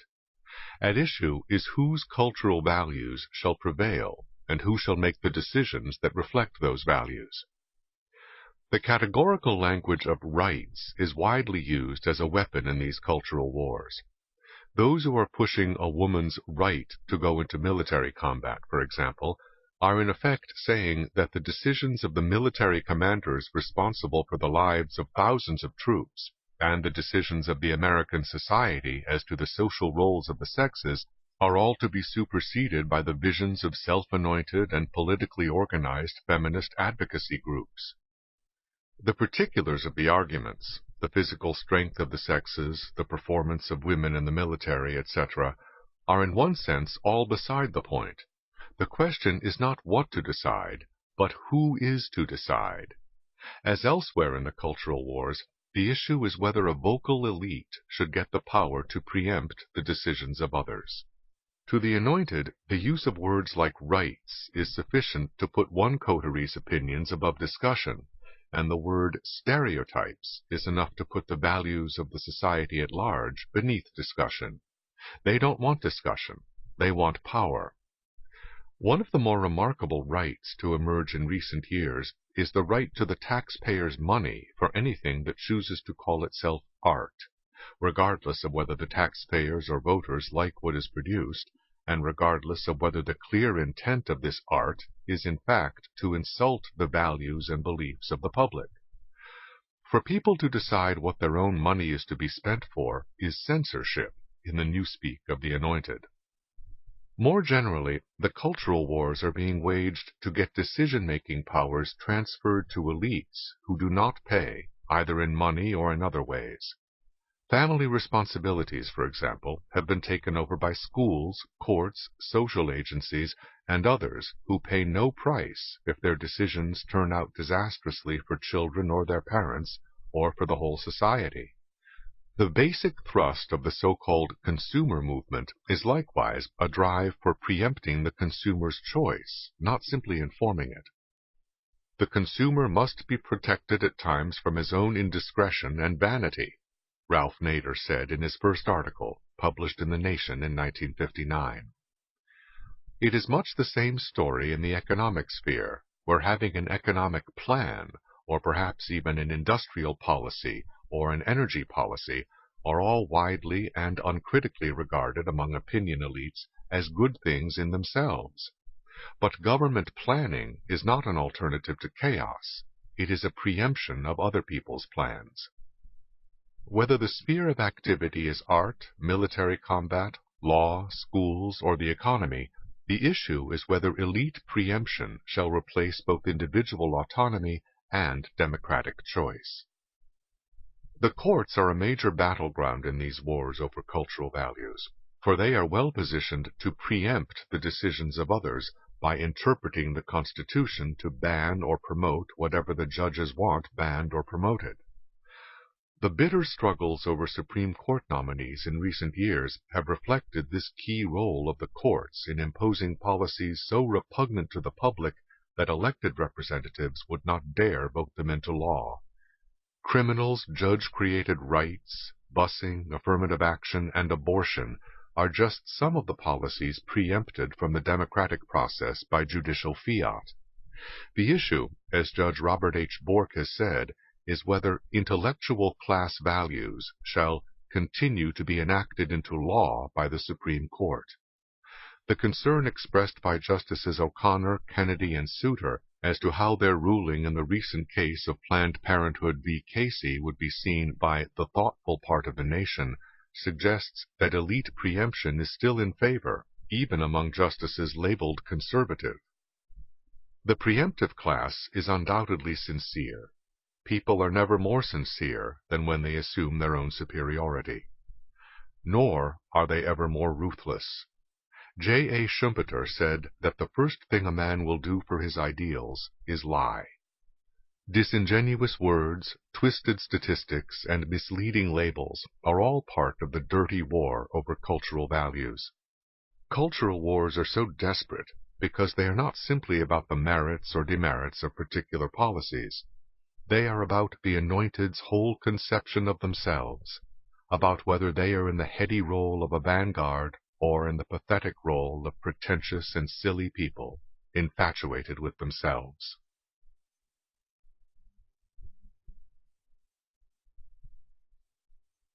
Love is a four-letter word. Love is a four-letter word, but you don't hear it nearly as often as you hear some other four-letter words. It may be a sign of our times that everyone seems to be talking openly about sex, but we seem to be embarrassed to talk about love. Sex alone will not even reproduce the human race, because babies cannot survive the first week of life without incredible amounts of care. That care comes from love. If the parents are too wretched to give the infant the attention he needs, then a general love of babies must lead others to set up some backup system, so that the child does not die of neglect. The shallow people who have turned our schools into propaganda centers for the counterculture try hard to take love out of human relations. Between men and women, for example, there is just sex, if you believe the clever Anointed. But why should we believe them? Why have there been such painful laments in letters, literature, poetry, and song for so many centuries about the breakup of love affairs? Because there are no other members of the opposite sex available? Not at all. Sex is almost always available, if only commercially. But love is a lot harder to find. Some people do not even try after their loved one is gone. Some give up on life itself. In short, what millions of people have done for hundreds of years gives the lie to the self-important cynics who want to reduce everything to an animal level. Actually, many animals behave in ways which suggest that love is important to them, not only among their own species, but also with human beings. Stories of dogs who have rescued or defended their owners, even at the cost of their lives, go back for centuries. Why is love so out of fashion with the intelligentsia and others who are striving to be with it? Love is one of those bonds which enable people to function and societies to flourish without being directed from above. Love is one of the many ways we influence each other and work out our interrelated lives without the help of the Anointed. Like morality, loyalty, honesty, respect, and other immaterial things, love is one of the intangibles, without which the tangibles won't work. Intellectuals are not comfortable with that. They want to be able to reduce everything to something material, predictable, and above all, controllable. Many want to be in charge of our lives, not have us to work things out among ourselves, whether through emotional ties or the interactions of the marketplace. Another four-letter word that has fallen out of favor is duty. It has not been banned, it has just been buried under tons of discussions of rights. The two words used to be linked, but not anymore. In the real world, however, rights and duties are as closely tied as ever. If A has the right to something, then B has a duty to see that he gets it. Otherwise, A has no such right. When it is a right to freedom of speech, then it is the duty of judges to stop the government from shutting him up, or to let him sue if they do. The big problem comes when it is no longer a question of rights to be left alone, but rights to things that other people have to produce. When it is a right to decent housing, for example, that means other people have a duty to produce that housing and supply it to you, whether or not you are willing to pay what it costs. Only because the inherent link between rights and duties is broken verbally are advocates for all sorts of sweeping new rights able to sidestep the question as to why someone else must provide individuals with what they are unwilling to provide for themselves. The claim is often made or implied that people may be willing to provide for themselves, but are simply unable to do so. But when push comes to shove, many of the intelligentsia will admit that it doesn't matter to them why someone doesn't have something that he needs. He has a right to it. It also doesn't matter how someone caught AIDS. He has no duty to avoid it, but others have a duty to pay for it. What is involved is not just some words, but a whole vision of life.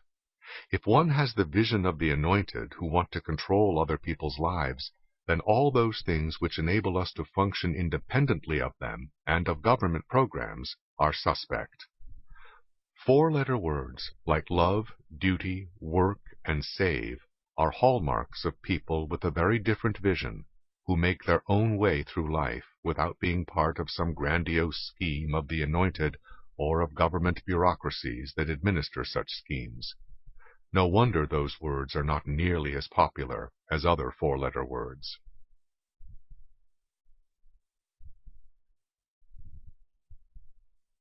Meaningless equality. If one confused word can gum up social policies, the legal system, and innumerable institutions throughout society, that word is equality. It is one of those vague pieties in which we indulge ourselves, without any serious thought as to what it means, or what the actual consequences of pursuing it may be. Anyone who questions or opposes equality is almost certain to be regarded as someone who believes in inequality, in inferiority and superiority. But all of these concepts suffer from the same problem. For equality, inferiority, or superiority to have any meaning, what is being compared must first be commensurable. A symphony is not equal to an automobile, nor is it inferior or superior. They are simply not commensurable.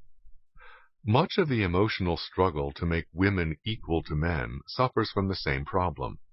So long as women have babies and men do not, the many ramifications of that difference cannot be ignored, and nothing can make them commensurable.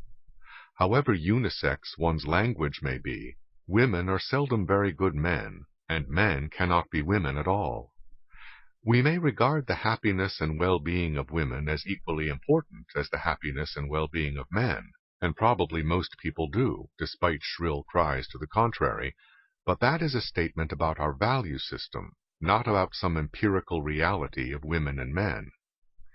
With many other groups as well, the fundamental difference between equal treatment and equal performance is repeatedly confused.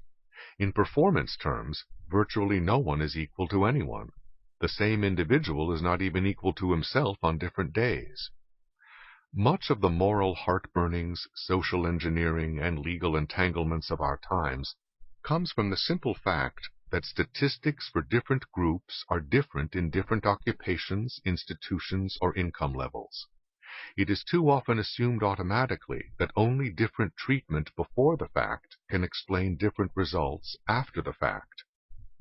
This dogma is so deeply embedded that it seems almost utopian to attempt a rational discussion of it, yet it was wholly arbitrary to have expected performance equality in the first place, and compounded pig-headedness to want to punish someone because it didn't happen.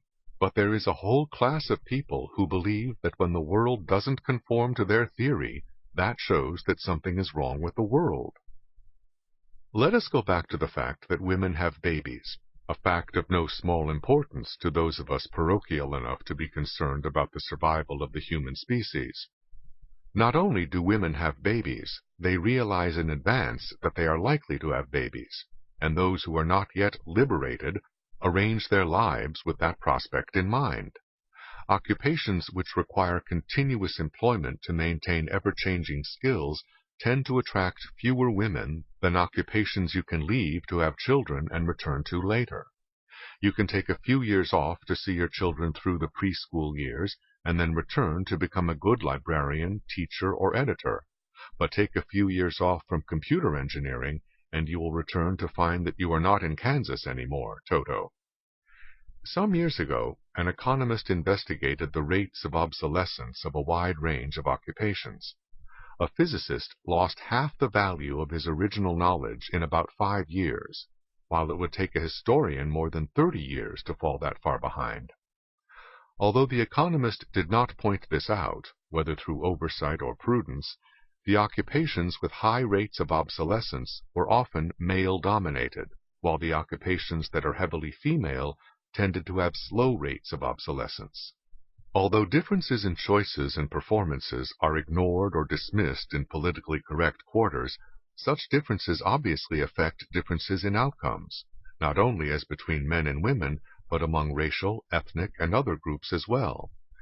Since it is truly utopian to expect to have a rational discussion of interracial differences in these times, we can look at two branches of the same race, Northern Europeans and Southern Europeans.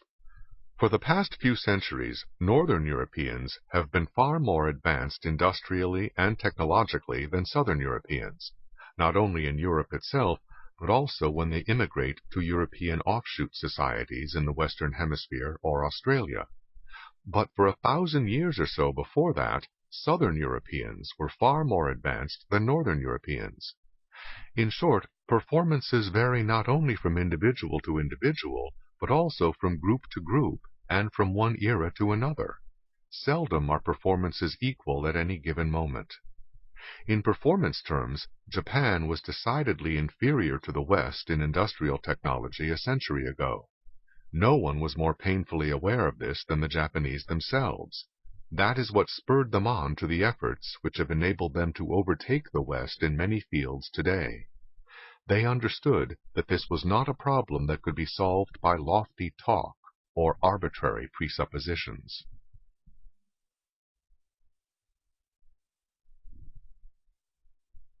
Little things. Sometimes little things give you clues about big things. The other day I was practicing tennis at a local playground with the aid of a machine that fires the ball over the net to me. A little boy, whose father was practicing on the court next to me, became fascinated with the machine. The little fellow, about 4 or 5 years old, started walking over onto the court where I was playing, on the side where the machine was. "No, no," I said, "that's dangerous." The little boy kept walking onto my court, facing into the machine, which was still firing tennis balls in various directions as it turned from side to side. His father said nothing. "That's dangerous," I repeated, as I put down my tennis racket and started toward the other side of the net to turn off the machine. "Michael, why don't you come on back?" the father said. "I'm going to have to leave," I said to his father, "because this is dangerous." "No, we'll leave," the father said. "Come on, Michael." "No," Michael said, still staring with fascination into the machine as it continued turning and firing tennis balls. "Oh, Michael, come on," his father pleaded, but still without making a move to go get him. By this time, I had reached the machine and turned it off. Only then did Michael lose interest and leave with his father. After this little experience with the modern middle-class parent in action, or inaction, I went home and read in the paper about a local teacher who had won a teaching award. Was this because her students had learned more than other students? Not at all. Her greatest claim to fame was that she concentrated on giving her students self-esteem. She didn't believe in a lot of academic demands, grading, and homework. All that might have hurt the little darling's self-esteem. For all I know, Michael may have been one of her students. Certainly he was far less likely to have his self-esteem hurt by his father than to have a couple of teeth knocked out by a tennis ball shot out of a machine. If he got closer and was hit in the eye, he could have lost his sight in that eye. On that evening's television news, one of the lead stories was about students at the University of Wisconsin rushing onto a football field, breaking down the barriers and injuring several of their fellow students in the crush. A policewoman on the scene said that it was impossible to physically restrain a mob of that size when they get carried away. Of course it is impossible to control everybody. That is why people used to teach their children self-control and obedience to rules and authorities. Today, that kind of talk only gets you a condescending smile at best. Our award-winning teacher had a sign on her classroom wall saying, "Question authority." Today, there is barely enough authority around to question. This mushy abdication of responsibility to instill discipline is not peculiar to the United States. Young British soccer fans have become notorious for crossing the channel and creating riots at international soccer matches on the continent. About 1500 years ago, barbarians from continental Europe invaded Britain and took over. Today, British soccer fans are getting their revenge. While many civilizations have succumbed to the onslaughts of barbarian invaders, we may be the first to succumb to the onslaughts of barbarians growing up in our midst. Every child born into this world today is as uncivilized as the caveman. If nobody gets around to civilizing him, that is the way he will grow up. All the lofty talk about the root causes of crime fail to notice the obvious. People commit crimes because they are people, because they are innately selfish and do not care how their behavior affects other people, unless they have been raised to behave otherwise, or unless they fear the criminal justice system. The same people who are undermining the notion of imposing either internal or external restraints on children have also been undermining the prosecution and punishment of criminals. They have succeeded all too well on both fronts. We will all be paying the price of that success for a long time to come. What is amazing is not that we bought some of these modern theories that became fashionable back in the 1960s. What is staggering is that we have not reconsidered after decades of watching the consequences.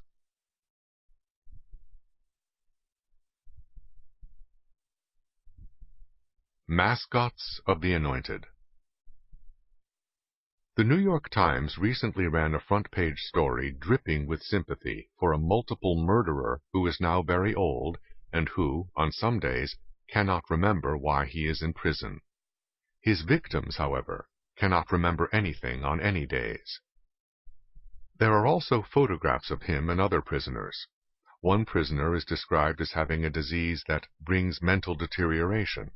Another, with his legs amputated, is shown trying to catch a baseball on his knees. Yet another prisoner is shown in a wheelchair. All sorts of heart-tugging stories are told about elderly inmates who are succumbing to various diseases and infirmities of age. There are, however, no stories at all about their victims, or their victims' widows or orphans, or how tough their lives have been. Although the Times runs this as a news story, it is in effect a long editorial on how terrible it is to keep these prisoners locked up years after they have ceased to be dangerous to society.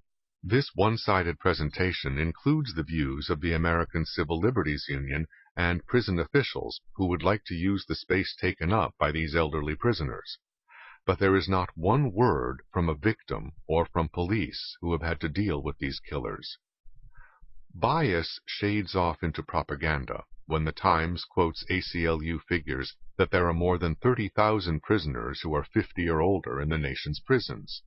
Note that we started out with stories about people so old and infirm that they are supposedly no danger to anyone. Now we get statistics that are not about such people at all, but about people 50 or older. I don't know what would make the New York Times or the American Civil Liberties Union suggest that people cease to be dangerous at 50. I am older than that, and I fired a rifle and a shotgun just a few days ago. We old codgers can still pull a trigger. One of the murderers featured in the Times' own story was 74 years old when he began serving his life sentence. What a shame he did not realize how harmless he was after age 50.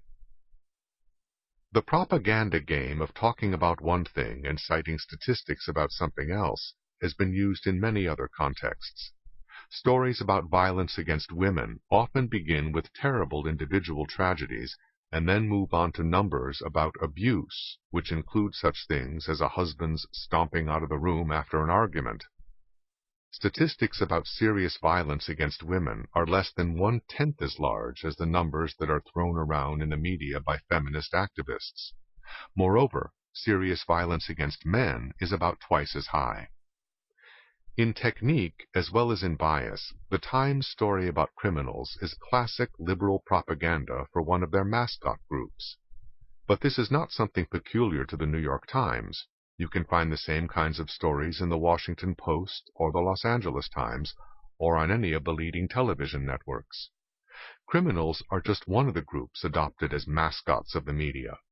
All sorts of parasites and predators have been displayed as if they were ocelots or other exotic creatures that adorn the world of the anointed.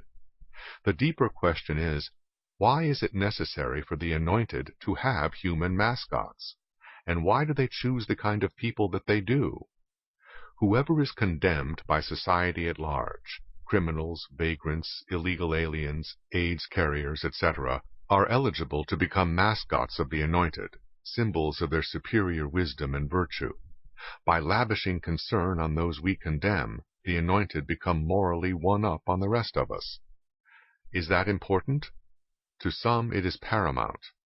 A quarter of a century before the Gettysburg Address, Abraham Lincoln said in a speech in Springfield, Illinois, that the greatest danger to the future of the United States would come not from foreign enemies, but from that class of people which thirsts and burns for distinction.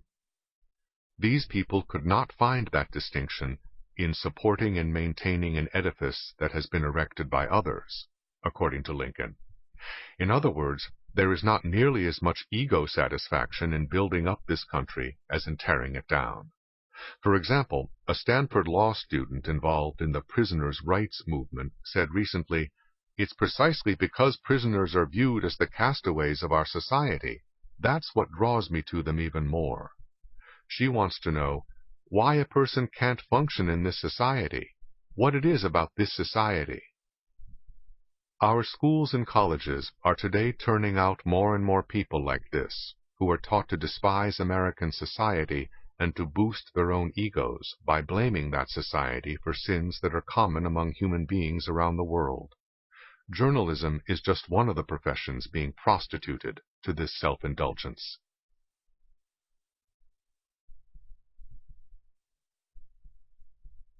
The Anti-American Americans. Every August, there are American citizens who journey to Japan to abase themselves and their country at Hiroshima and Nagasaki. The Japanese do not go to Nanking, where they slaughtered more Chinese in more brutal and sadistic ways than those who were killed in both of these Japanese cities combined. What was unique about Hiroshima and Nagasaki was the technology with which people were killed, not the number killed.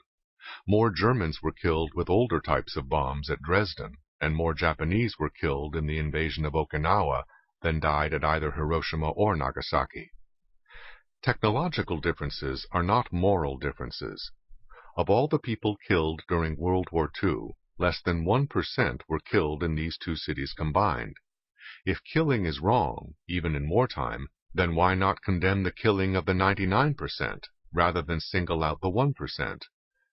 The awesome power of nuclear weapons, which has hung over all our heads ever since they were invented, is certainly a reason to lament that such things are even possible. Winston Churchill spoke of the secrets of the atom as knowledge that was long mercifully withheld from man. But it was knowledge that our enemies were seeking, which is what prompted Albert Einstein, a pacifist, to urge President Roosevelt not to let the Nazis be the first to get it. In addition to those merely unthinking or naive Americans who journey to Hiroshima and Nagasaki every August, there are members of the media and academia who can seldom pass up an opportunity to be morally one-up on others in general, or to be anti-American in particular. In addition, revisionist historians have spread the claim that the bombing of these Japanese cities was unnecessary, that Japan was ready to surrender, that an invasion would not have been so bad. Some of the more vicious anti-Americans say that this terrible weapon would never have been used against white people. What color do they think the people were in Dresden? The first experimental nuclear bomb had not yet been tested when Dresden was obliterated and its inhabitants incinerated from the air. Unlike those American leaders who bore the heavy responsibility of sending American troops into combat at the time, these revisionists, a much too polite word for liars, come up with rosy scenarios in which the casualties of an invasion of Japan are estimated to be a fraction of what General Douglas MacArthur or other leading military authorities at the time foresaw. In the Pacific War, there were islands where the Japanese defenders who died fighting numbered in the thousands, while those who were taken alive barely numbered in the dozens, most of these latter being too badly wounded to either fight or commit suicide. With this kind of resistance to the death being common among the Japanese in defending their conquered lands, how could anyone expect that the defense of their own homeland would be anything other than a bloodbath for all involved? Japanese civilians, including children, were being trained and indoctrinated to die defending Japan from invaders. The number who would have done so was undoubtedly larger than the number who died in the atomic blasts which spared them, as well as the American and British troops who would have died on the beaches and in house-to-house fighting in the cities. Was Japan going to lose the war, even without the atomic bombs? Yes, but at what price? Would it have been possible to arrange a Japanese surrender without an invasion? Perhaps, on terms more agreeable to the Japanese. But without unconditional surrender and an occupation of Japan, how could this militaristic country have been converted into one of the most pacific nations on earth?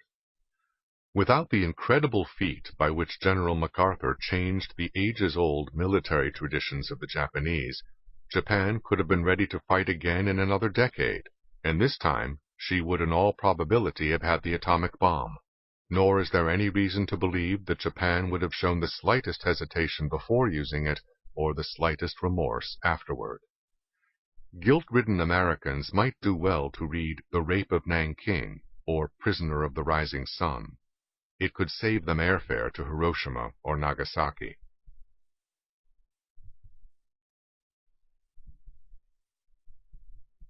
Dead ball versus lively ball? Among baseball aficionados, it has long been accepted that there was a dead ball era that ended in 1920, when a livelier ball was introduced, which accounts for the dramatic increase in the number of home runs hit in the decade of the 1920s as compared to the number of home runs hit in the two previous decades. Denials by baseball officials that the ball had been changed have been dismissed out of hand in view of the dramatic and apparently otherwise inexplicable changes in the number of home runs hit in the 1920s and thereafter. Proponents of this view have some formidable statistics on their side. During the first 2 decades of the 20th century, only 3 players hit more than 20 home runs in a season, and none hit as many as 30. Moreover, each of these 3 players hit 20 or more home runs in a season only once during those 2 decades. By contrast, during the single decade of the 1920s, half a dozen players hit 40 or more home runs, with Babe Ruth doing it 8 times. What alternative explanation could account for this sea change? As so often happens, when there is a strong preconception shared by many people, no alternative explanation was considered, much less tested empirically. Among the reasons for the strong belief that the ball was changed was the fact that baseball was under a cloud of distrust as a result of the fixing of the 1919 World Series by the Chicago White Sox, whom many now called the Black Sox. At the same time, Babe Ruth had electrified the baseball world by hitting a record 29 home runs for the Boston Red Sox in 1919 and became immensely popular with the fans as a result. Here, apparently, was a golden opportunity for those who controlled Major League Baseball to get the public's mind off the Black Sox scandal by creating more Babe Ruths by changing to a more lively ball. A plausible theory, plus some indisputable numbers, often seem to add up to a proven fact, but that kind of arithmetic needs to be re-examined. Other facts lead to a very different picture that is not only compatible with the very same numbers, but in addition stands up better under statistical scrutiny. Here is an alternative theory. Prior to Babe Ruth's spectacular emergence as a home run hitter, batting styles were quite different from what they became afterwards. Most hitters did not grasp the bat down at the end, the way Babe Ruth did, and did not swing for the fences, since that often led to striking out, which was a disgrace to be avoided. Uppercutting the ball to lift it over the fences meant flying out a lot. It has been theorized that Ruth got away with this strange new hitting style because he began his career as a pitcher and no one bothered to correct his batting, since no one expected much hitting from pitchers anyway. In any event, players whose careers began after Ruth's spectacular success in hitting home runs tended to adopt his batting style, holding the bat down at the end, which produced more leverage and less control, more home runs, and more strikeouts. What would we expect to see if this alternative explanation of the changing number of home runs is the correct one? We would expect to see the leading batters of the pre-Ruth era to continue to hit relatively few home runs during the 1920s, while newer arrivals on the scene, or younger players reaching their peaks in the 1920s, would be those who supplied the big home run numbers. That is precisely what we do find. It was not the existing sluggers who suddenly started hitting more home runs. It was the new sluggers, with new batting styles, who began hitting unprecedented numbers of home runs in the 1920s. Moreover, this did not happen immediately, but the number of batters with large home run totals increased as the decade went on, as more players tried to follow in Ruth's footsteps. None of the leading batting stars of the years immediately before 1920, Ty Cobb, Tris Speaker, Joe Jackson, Eddie Collins, hit as many as 20 home runs in any season during the decade of the 1920s. Some of these established batting stars had big seasons in the 1920s, but that did not include big home run totals. Eddie Collins had batting averages over .330 in 5 seasons during the decade of the 1920s, but he never broke into double digits in home runs. He hit 4 home runs in 1919, supposedly the last year of the dead ball, and 3 home runs in 1920, supposedly the first year of the lively ball, when Babe Ruth hit the unheard-of total of 54 home runs. Nor was Eddie Collins unique. No one else in either league hit even 20 home runs in 1920, even though they were all hitting the same ball that Babe Ruth was hitting. 7 of the 8 teams in the American League failed to hit as many home runs in 1920 as Babe Ruth hit. So did 7 of the 8 teams in the National League.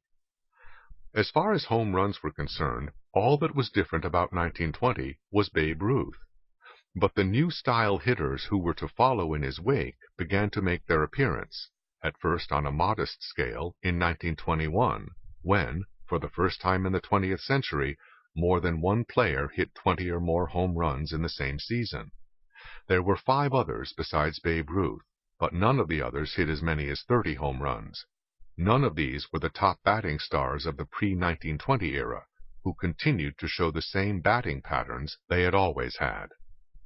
Ty Cobb and Tris Speaker, between them, hit over .350 in 7 seasons during the decade of the 1920s, but Speaker's highest home run total was 17, and Cobb never exceeded 12. Neither did shoeless Joe Jackson, who played 1 year in the supposedly lively ball era before being banned from baseball because of the Black Sox scandal. During that season, Joe Jackson batted .382 with 42 doubles and led the league with 20 triples, but he hit just 12 home runs. The top hitters of the past continued to hit as they always had, choked up on the bat and going for contact rather than swinging for the fences. They struck out a lot less than the players who followed in the footsteps of Babe Ruth. Neither Cobb, Collins, Speaker, nor Jackson ever struck out 50 times in a season. Speaker, in fact, never struck out more than 25 times in a season during his entire 22-year career, though today it is common for sluggers to strike out more than 100 times in a season. Cobb, Speaker, and Jackson were the leading sluggers of their era, though not home run specialists. Each hit 40 or more doubles in a season several times during their careers, but they were not going for the fences. Speaker hit 50 or more doubles in a season 5 times, and in fact still holds the major league record for the most doubles in a career. With their large numbers of doubles and triples and their high batting averages, Cobb, Speaker, and Jackson all had lifetime slugging averages higher than those of such later-era sluggers as Roberto Clemente and George Brett. If the existing top sluggers did not increase their home run totals significantly during the 1920s, how did the greatly increased home run totals happen? Those who hit 40 or more home runs during the 1920s either began their careers in that decade, Lou Gehrig, Mel Ott, Chuck Klein, or reached their peak then, Babe Ruth, Rogers Hornsby, Cy Williams. If it was the ball that was responsible for the big surge in home runs, then the old and the new batting stars alike would have seen dramatic increases in homers. But that was not what happened. There were still some old-style batting stars among the younger players in the 1920s, George Sisler and Harry Heilmann, for example, and their records during that decade were very similar to those of the elders in whose footsteps they were following. Sisler batted over .400 twice, but never hit as many as 20 home runs, despite hitting more than 40 doubles in both those seasons. Heilmann hit over .400 once and over .390 twice, and had 8 seasons in which he hit 40 or more doubles, but his highest home run total in a season was 21. The 1920s was the last decade in which more than one batter hit .400, as this batting style faded away, being replaced by players swinging for the home run. In this new era, no one hit .400 during the last half of the 20th century. Gross numbers may suggest a change in the ball, but a finer breakdown of the statistics indicates a change in the batters. It is true, as many have pointed out, that the ball changed externally over the years, in the sense that balls used to be kept in play longer in the early years of the 20th century, and that players could legally dirty it up more, and pitchers could apply foreign substances to it in earlier years. But none of that changed suddenly in 1920, when the home run record for a season shot up from 29 to 54. Moreover, the ball changed for all players, but the old and the new batting stars had very different results when it came to home runs.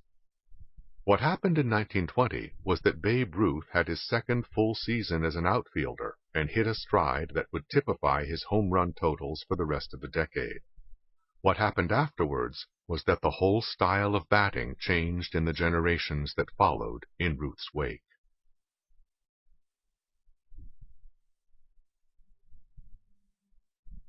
Economics. One-stage thinking. When I was an undergraduate studying economics under Professor Arthur Smithies of Harvard, he asked me in class one day what policy I favored on a particular issue of the times. Since I had strong feelings on that issue, I proceeded to answer him with enthusiasm, explaining what beneficial consequences I expected from the policy I advocated. "And then what will happen?" he asked. The question caught me off guard. However, as I thought about it, it became clear that the situation I described would lead to other economic consequences, which I then began to consider and to spell out. "And what will happen after that?" Professor Smithies asked. As I analyzed how the further economic reactions to the policy would unfold, I began to realize that these reactions would lead to consequences much less desirable than those at the first stage, and I began to waver somewhat. "And then what will happen?" Smithies persisted. By now, I was beginning to see that the economic reverberations of the policy I advocated were likely to be pretty disastrous, and in fact, much worse than the initial situation that it was designed to improve. Simple as this little exercise might seem, it went further than most economic discussions about policies on a wide range of issues. Most thinking stops at stage one. In recent years, former economic advisors to presidents of the United States from both political parties, Herbert Stein and Joseph Stiglitz, have commented publicly on how little thinking ahead about economic consequences went into decisions made at the highest level. This is not to say that there was no thinking ahead about political consequences.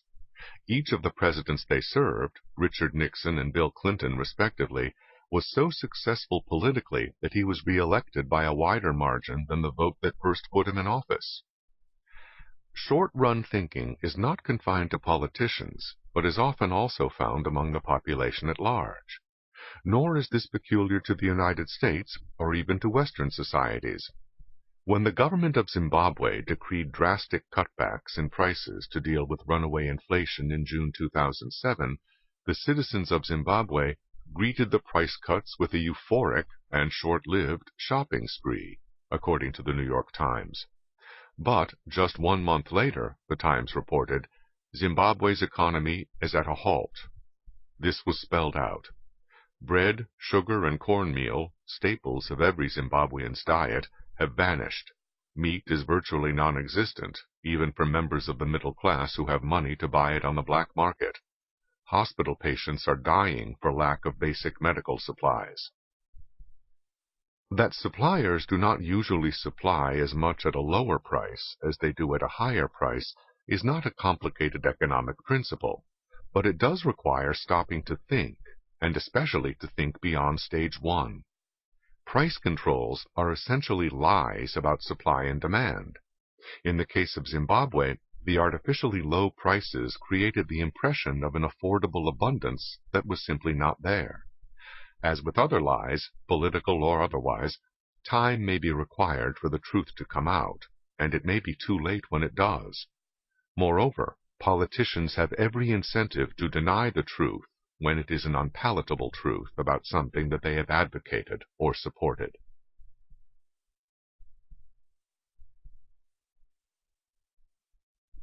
Union myths. The biggest myth about labor unions is that unions are for the workers. Unions are for unions, just as corporations are for corporations and politicians are for politicians.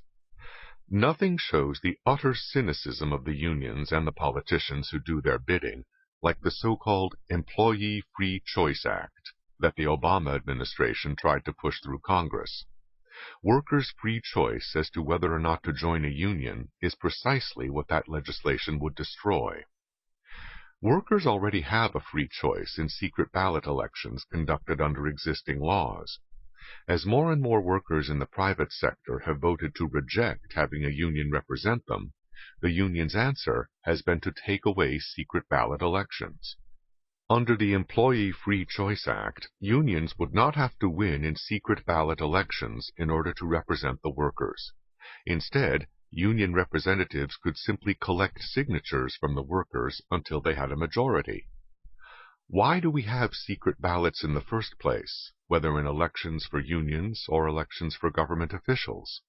To prevent intimidation and allow people to vote how they want to without fear of retaliation. This is a crucial right that unions want to take away from workers. The actions of union mobs in Wisconsin, Ohio, and elsewhere give us a free home demonstration of how little they respect the rights of those who disagree with them, and how much they rely on harassment and threats to get what they want. It takes world-class chutzpah to call circumventing secret ballots the Employee Free Choice Act. To unions, workers are just the raw material used to create union power, just as iron ore is the raw material used by U.S. Steel and bauxite is the raw material used by the Aluminum Company of America. The most fundamental fact about labor unions is that they do not create any wealth. They are one of a growing number of institutions which specialize in siphoning off wealth created by others, whether those others are businesses or the taxpayers. There are limits to how long unions can siphon off money from businesses without facing serious economic repercussions. The most famous labor union leader, the legendary John L. Lewis, head of the United Mine Workers from 1920 to 1960, secured rising wages and job benefits for the coal miners, far beyond what they could have gotten out of a free market based on supply and demand. But there is no free lunch. An economist at the University of Chicago called John L. Lewis the world's greatest oil salesman. His strikes that interrupted the supply of coal, as well as the resulting wage increases that raised its price, caused many individuals and businesses to switch from using coal to using oil, leading to reduced employment of coal miners. The higher wage rates also led coal companies to replace many miners with machines. The net result was a huge decline in employment in the coal mining industry, leaving many mining towns virtually ghost towns by the 1960s. There is no free lunch. Similar things happened in the unionized steel industry and in the unionized automobile industry. At one time, U.S. Steel was the largest steel producer in the world and General Motors the largest automobile manufacturer. No more. Their unions were riding high in their heyday, but they too discovered that there is no free lunch, as their members lost jobs by the hundreds of thousands. Workers have also learned that there is no free lunch, which is why they have, over the years, increasingly voted against being represented by unions in secret ballot elections. One set of workers, however, remained largely immune to such repercussions. These are government workers, represented by public sector unions. While oil could replace coal, while U.S. Steel dropped from number 1 in the world to number 10, and Toyota could replace General Motors as the world's leading producer of cars, government is a monopoly. Nobody is likely to replace the federal or state bureaucracies, no matter how much money the unions drain from the taxpayers. That is why government unions continue to thrive, while private sector unions decline. Taxpayers provide their free lunch.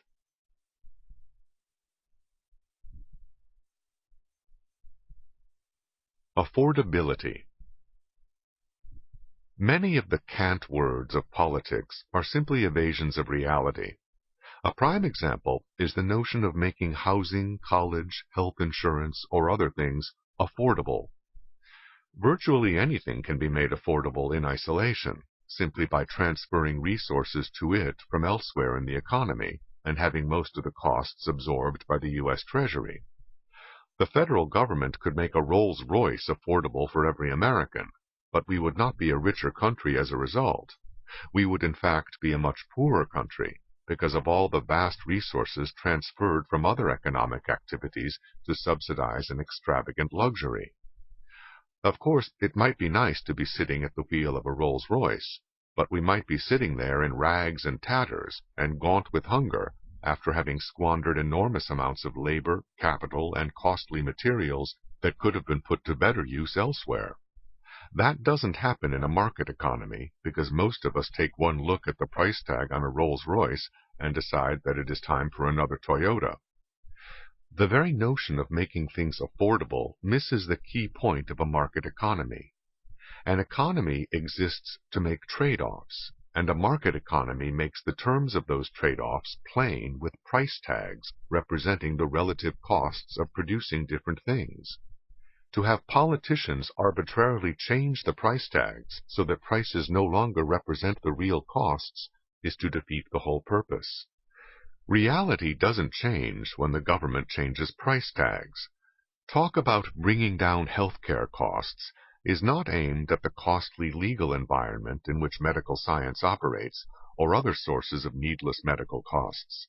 It is aimed at price control, which hides costs rather than reducing them. Hidden costs continue to take their toll, and it is often a higher toll than when these costs are freely transmitted through the marketplace. Less supply, poorer quality, and longer waits have been the consequence of price controls for all sorts of goods and services in all sorts of societies and for thousands of years of human history. Why would anyone think that price controls on medical care would be any different, except for being more deadly in their consequences? One of the political excuses for making things affordable is that a particular product or service is a right. But this is only explaining one question-begging word with another. Although it has been proclaimed that health care is a right, not a privilege, this neat dichotomy ignores the vast territory in between, where most decisions are made as trade-offs. If health insurance is a right and not a privilege, and not even a subject of incremental trade-offs, then the same should be even more true of food. History, in fact, shows all too many instances of governments trying to keep food affordable, usually with disastrous consequences. Whether in France during the 1790s, the Soviet Union after the Bolshevik Revolution, or in newly independent African nations during the past generation, governments have imposed artificially low prices on food. In each case, this led to artificially low supplies of food and artificially high levels of hunger. People who complain about the prohibitive cost of housing, or of going to college, for example, fail to understand that the whole point of costs is to be prohibitive. Why do we go through this whole rigmarole of passing around dollar bills and writing each other checks, except to force everyone to economize on the country's inherently limited resources? What about basic necessities? Shouldn't they be a right? The idea certainly sounds nice, but the very fact that we can seriously entertain such a notion as if we were God on the first day of creation, instead of mortals constrained by the universe we find in place, shows the utter unreality of failing to understand that we can only make choices among alternatives actually available. For society as a whole, nothing comes as a right to which we are entitled. Even bare subsistence has to be produced, and produced at a cost of heavy toil for much of human history. The only way anyone can have a right to something that has to be produced is to force someone else to produce it for him. The more things are provided as rights, the less the recipients have to work, and the more others have to carry their load. That does not mean more goods are available than under ordinary market production, but less. To believe otherwise is to commit the Rolls-Royce fallacy on a more mundane level. For the government to make some things more affordable is to make other things less affordable, and to destroy people's freedom to make their own trade-offs as they see fit in the light of economic realities rather than political visions. Trade-offs remain inescapable, whether they are made through a market or through politics. The difference is that price tags present all the trade-offs simultaneously, while political affordability policies arbitrarily fix on whatever is hot at the moment. That is why cities have been financing all kinds of boondoggles for years, while their bridges rusted and their roadways crumbled.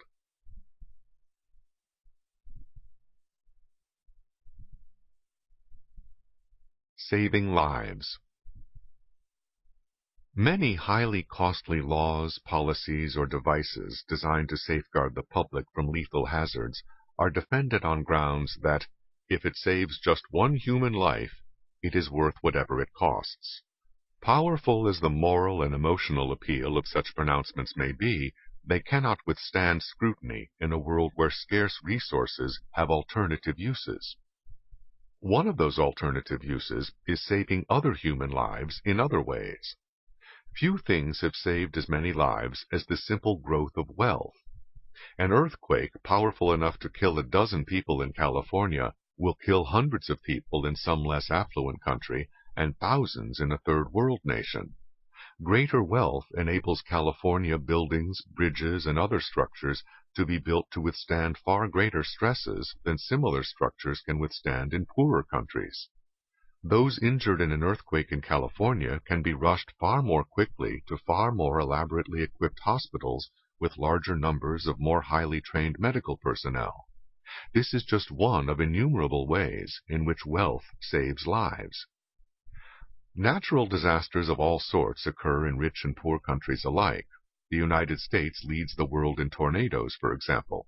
But their consequences are very different. The Swiss reinsurance company reported that the biggest financial costs of natural disasters in 2003 were in the United States, Canada, and France. But that same year, the biggest costs of natural disasters in human lives were all in third world countries: Iran, Algeria, India, Bangladesh, and Pakistan.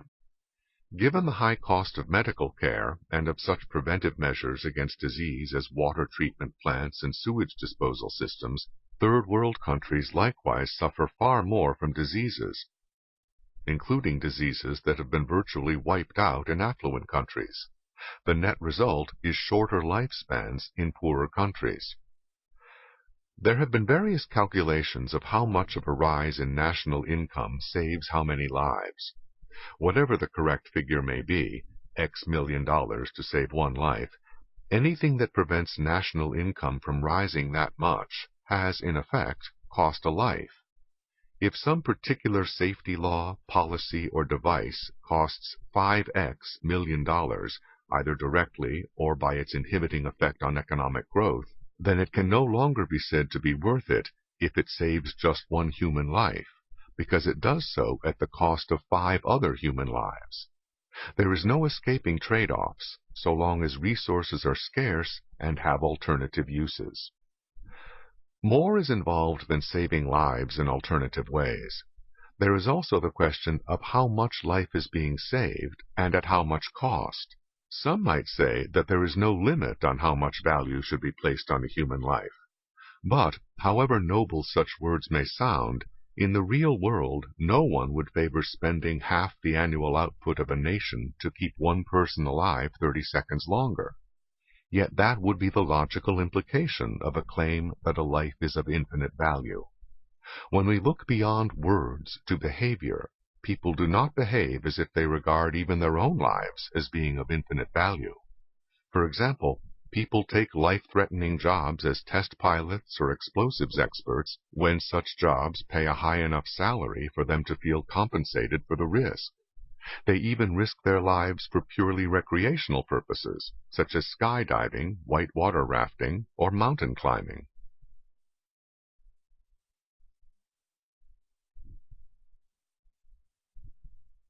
Picturing the Trust Fund. They say a picture is worth 1,000 words, but in this age of spin masters, a picture can be more deceiving than 1,000 words. In response to those economists who have been saying that the Social Security Trust Fund is a myth, Kiplinger's magazine sent a reporter down to Parkersburg, West Virginia, to photograph the trust fund. He came back with a picture of the securities in that trust fund, as well as a diagram of the safe in which these securities are kept, and a picture of the computer that keeps track of the Social Security Trust Fund. The March issue of Kiplinger's even gave us the latitude and longitude of Parkersburg, in case we want to go there and check it out. Yes, Virginia, there is a trust fund. Or is there? Let us think the unthinkable, that there is no Social Security Trust Fund. Where would the baby boomers' pensions come from? From money that will arrive in Washington after they retire. However, since we have photographic proof that there is so a trust fund, where will the baby boomers' pensions come from? From money that will arrive in Washington after they retire. It seems that the distinction between a trust fund and no trust fund is one of those distinctions without a difference that lawyers talk about. As a purely formal paper transaction, there is a trust fund. Money comes in from the millions of paychecks from which there has been withholding under the Federal Insurance Contributions Act, the FICA listed on paycheck stubs. The Social Security system then uses this money to buy interest-bearing securities from the Treasury Department. When cash is needed to pay retirees, some of these securities are sold to get the money to pay them their Social Security pensions. Still looking at form rather than substance, this system has the further political advantage that the securities held by the Social Security system are not counted as part of the national debt, because it is one government agency owing money to another.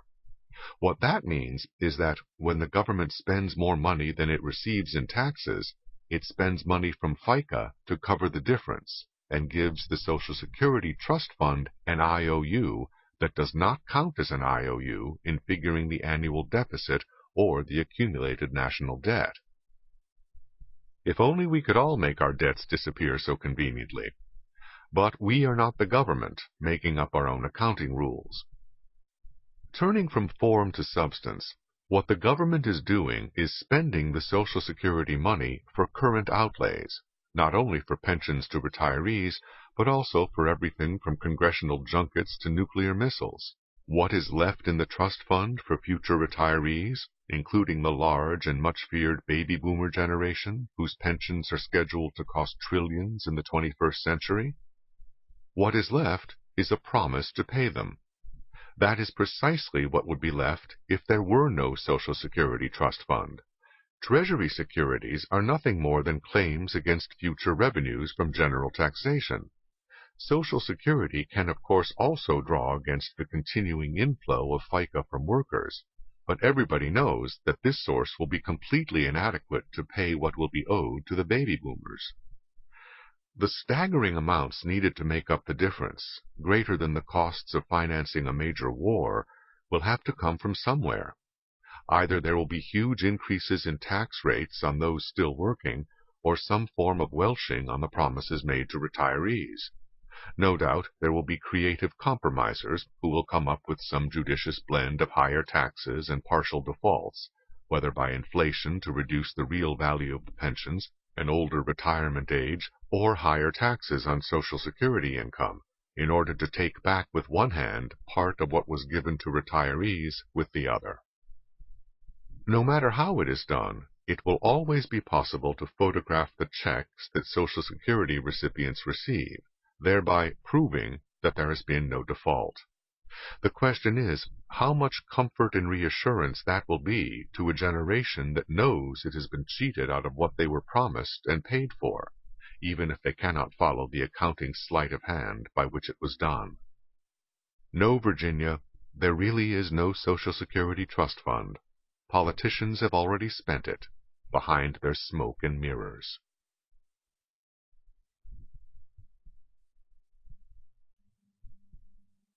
The Economics of Crime. Probably few, if any, people go through their entire lives without violating some law. But while many crimes may be committed by people in a moment of passion or a moment when temptations overcome both morality and logic, the person whose whole livelihood depends on the continuing commission of crimes is a very different phenomenon. Various studies over the years have shown that a very small percentage of the population commits a very large percentage of all crimes. Moreover, this has been true in country after country, as noted by one of the leading scholars on crime, James Q. Wilson. In studies both here and abroad, it has been established that about 6% of the boys of a given age will commit half or more of all the serious crime produced by all boys of that age. Allowing for measurement errors, it is remarkable how consistent this formula is. 6% causes 50%. It is roughly true in places as different as Philadelphia, London, Racine, and Orange County, California. Very similar patterns have been found for adult criminals. Another pattern that is international is that of a concentration of violent crimes among young males.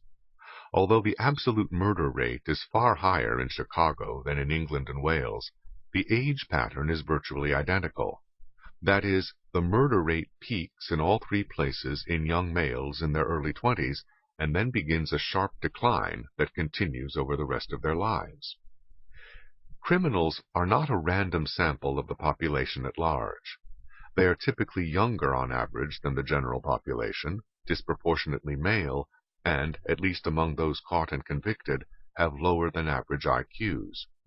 Nor can we assume that criminals as a whole have much higher IQs than those who are caught, since most of the serious crime committed is accounted for by those who pass through the criminal justice system, and there is not enough additional serious crime unaccounted for to indicate a large number of additional criminals.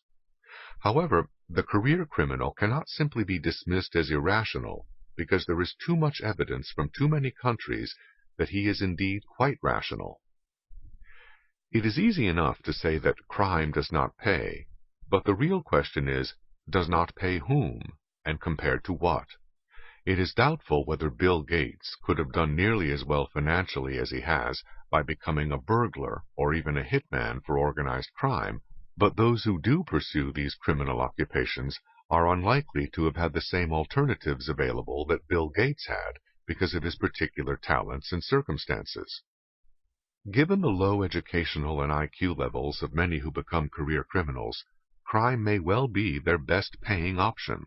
Given the short time horizons of many of those who make crime their occupation, especially young people and people from lower social classes, such things as selling illegal drugs may seem lucrative in stage 1, whether or not it leads to prison in stage 2, or perhaps never living to see stage 2. Crime is one of those occupations, like sports and entertainment, in which a relatively few at the top achieve very high incomes, while most of those who enter the occupation receive very low incomes. For example, many ordinary young sellers of drugs on the street live at home with their mothers, often in public housing projects, clearly not an indication of affluence, while the lavish lifestyles of drug kingpins attract many young people into this occupation in hopes of rising to that level. Again, the rationality of the choices being made depends on the alternatives available. Someone with a bad record in school, and perhaps an arrest record, is likely to have very limited options in the legitimate job market. Even someone with a clean record may be prevented from earning some much-needed money by child labor laws or by minimum wage laws that set a pay scale higher than an inexperienced teenager would be worth. But crime is an occupation that is always open to everyone. The rationality of the career criminal is demonstrated in many ways, including variations in the amount and kinds of crime committed, as the costs of committing those particular crimes vary. These costs include not only the legal penalties, but also the dangers faced by criminals from their potential victims. For example, burglary rates tend to be affected by the proportion of homeowners who have guns in their homes. The rate of burglary is not only much higher in Britain than in the United States, nearly twice as high. British burglars are far less likely than American burglars to case the premises before entering, in order to make sure that no one is home. Even if someone is home in Britain, there is far less danger that the person at home will have a firearm, given the far more strict British gun control laws. Moreover, people convicted of burglary are treated more leniently in Britain, seldom going to jail. British and American burglars are both behaving rationally, given the respective circumstances in which they operate, and consequently the different dangers which they face. While only 13% of burglaries in the United States occur while the home is occupied, more than 40% of the burglaries in Britain, the Netherlands, and Canada occur while the home is occupied. These latter three countries have much lower incidences of gun ownership than the United States, due to more severe gun control laws. After the Atlanta suburb of Kennesaw passed an ordinance requiring heads of households to keep a firearm in their homes, residential burglaries there dropped by 89%.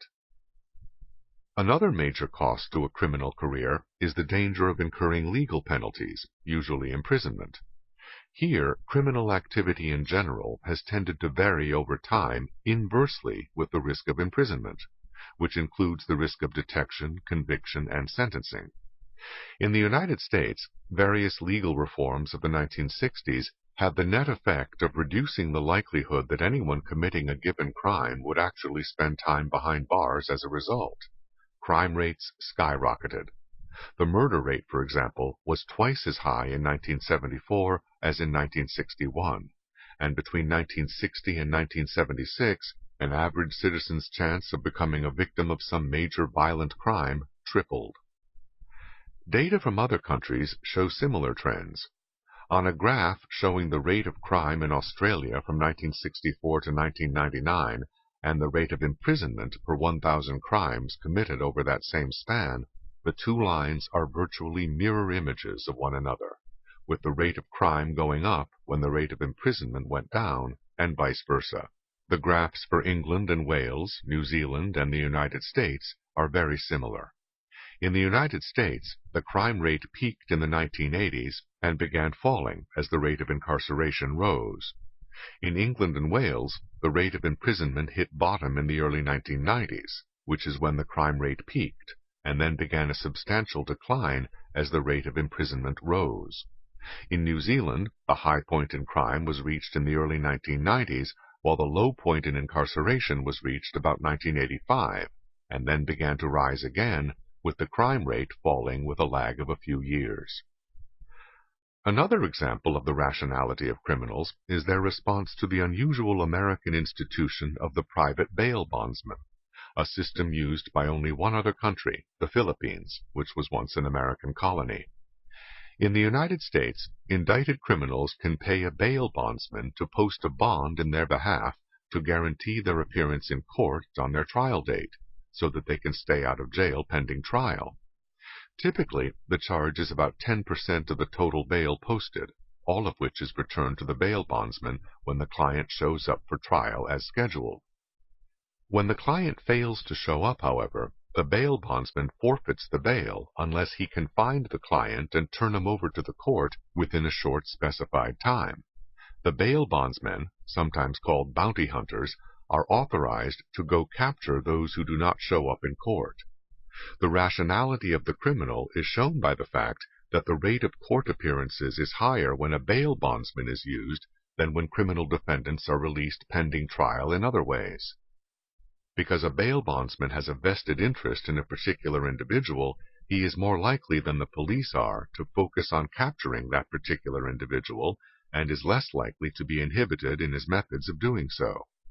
Criminals, being aware of this, are quite rational to show up for trial. The same rationality among criminals is shown in other ways and in other countries. In pre-World War II Britain, for example, when both criminals and the police rarely carried firearms, even an accomplice to a firearms murder was subject to hanging. Therefore, criminals planning a robbery together would frisk one another to make sure no one was carrying a gun that could get all the others hanged if there was a killing and they were caught. That was a very rational thing to do under the circumstances. While the amount and nature of crimes have varied with the likelihood of punishment, this is not to say that crime rates are unaffected by cultural or other differences among countries. There are serious cultural differences which are no doubt reflected in the absolute levels of crime among countries, though the similarity in trends already noted is very striking. As one example of substantial differences between countries in the absolute levels of crime, despite similarities in trends, in the 19th century, guns were freely available in both London and New York City, and yet the murder rate in New York was several times what it was in London. Early in the 20th century, severe gun control laws were passed in New York State, years before such laws were imposed in England, and yet New York City continued to have several times as high a murder rate as London, as it has for 2 centuries. Clearly, it was not such laws, or the absence of such laws, which made the difference. Eventually, Britain's gun control laws were tightened far more than those in the United States, especially after the Second World War. However, because New York's murder rate continued to be far higher than that in London, and that in the United States far higher than that in Britain, this differential was often attributed to differences in gun control laws, even though large differences in murder rates existed long before either country had gun control laws, and persisted even when the United States had gun control laws before Britain did. While there are undoubtedly many complex factors behind the absolute crime rates in any country, the trends strongly suggest that changes in crime rates reflect rational reactions to changes by criminals in the costs they pay, both in punishment inflicted by the law enforcement system and the risks of being harmed by their intended victims. The asymmetrical effects of gun control laws on criminals and law-abiding citizens have been reflected in the fact that, as gun control laws tightened in late 20th century Britain, rates of murder and armed robbery increased, which is consistent with the fact that such criminal activities became safer when there was more assurance that potential victims were unarmed. With criminal economic activities, as with legal economic activities, behavior differs when there is free competition in a given field as compared to monopolistic control of that field. With both legal and illegal activities, there tends to be more production with competition than with monopoly. That is, the incentives and constraints tend to lead to more crime being committed when the criminals are individual independent operators than when they are part of an organized crime syndicate. For example, a small-time criminal may find it expedient to kill some local store owner for the small amount of money in the store's cash register, if only to keep the store owner from identifying him, even though this might make no sense to organized crime. Public outrage at such a murder could result in more law enforcement activity in the area, reducing the profitability of the crime syndicate's business in illegal drugs, prostitution, and other activities by making local customers more hesitant to engage in such activities when there was an unusually large police presence in their neighborhoods. This could easily cost the crime syndicate far more money than there was in the store owner's cash register. As with a conventional legal business, a crime syndicate will not produce beyond the point where the incremental gain in revenue is exceeded by the incremental cost. In this case, the incremental costs include the loss of revenue when there is increased law enforcement activity in response to a killing of an innocent civilian, as compared to the public's lesser concern when mobsters kill each other. Such repercussions can be largely ignored by individual criminals operating independently, since the killer of the store owner may lose little from the increased law enforcement compared to what criminals as a whole are losing in that area. However, when the criminals in a given area are more likely to belong to a crime syndicate, their activities are restrained by organized crime leaders who have to take wider repercussions into account. In other words, the monopolistic firm has incentives to produce less than competitive firms would have produced in the same industry, just as with legal economic activity. In this case, that means producing less crime. When there is strong organized crime control of a given neighborhood, even independent criminals operating in that neighborhood have to take into account whether some of the things that they would do otherwise might displease organized crime leaders and bring retribution. Many years ago, I lived in a New York neighborhood where organized crime leaders lived. That neighborhood was so safe that, when my wife happened to be awake in the middle of the night while I was asleep, she did not hesitate to walk several blocks to an all-night newsstand to buy a morning paper. The fact that a newsstand was open in the middle of the night suggests that many other people in that neighborhood also felt safe going there at that time. In some cases, independent criminals may have to split their earnings with the syndicate for permission to operate, thereby reducing the rewards of crime and the incentives for being an independent career criminal. One of the more dramatic examples of the restraining effects of a crime syndicate occurred in New York City in the 1930s, when crusading federal prosecutor Thomas E. Dewey was cracking down dramatically on organized crime, costing the crime syndicates considerable money and sending many of their members to prison. Crime boss Dutch Schultz thought that Dewey should be killed, but other crime syndicate leaders decided that this would provoke too much public outrage, and consequently increased law enforcement activity that would discourage patrons of their prostitution, gambling, and other illegal activities, further reducing incomes from these enterprises. When Dutch Schultz announced that he was going to kill Dewey anyway, the syndicate had Schultz assassinated instead. They were well aware that the killing of a mobster would provoke far less public reaction than the assassination of a popular law enforcement official. Decades later, there was a report of a desire of some crime leaders to assassinate Rudolph Giuliani when he was a federal prosecutor who sent many mobsters to prison in the 1980s. But, if so, no one repeated the mistake of Dutch Schultz. As the New York Times reported, for one thing, assassinating a prosecutor would go against decades of tradition. American mafia leaders have generally treated their organizations as businesses, primarily concerned with making money. Killing law enforcement officials, in this view, would only draw unwanted scrutiny. The same reasoning that would lead us to prefer competitive producers, when what is being produced is what people want, would lead us to prefer monopolistic producers, organized crime, when what is being produced is an activity that most people do not want. Ideally, we would prefer that no crime at all be produced, but, since the ideal is seldom realized, a more realistic goal is the optimum quantity of crime. Both law enforcement and organized crime tend to reduce the total amount of crime.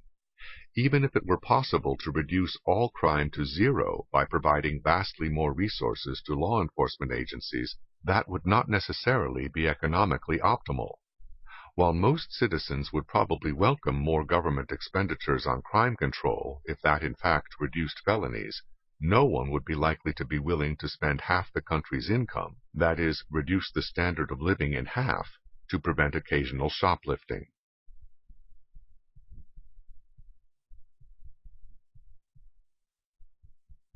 The Economics of Discrimination. Bias and prejudice are attitudes.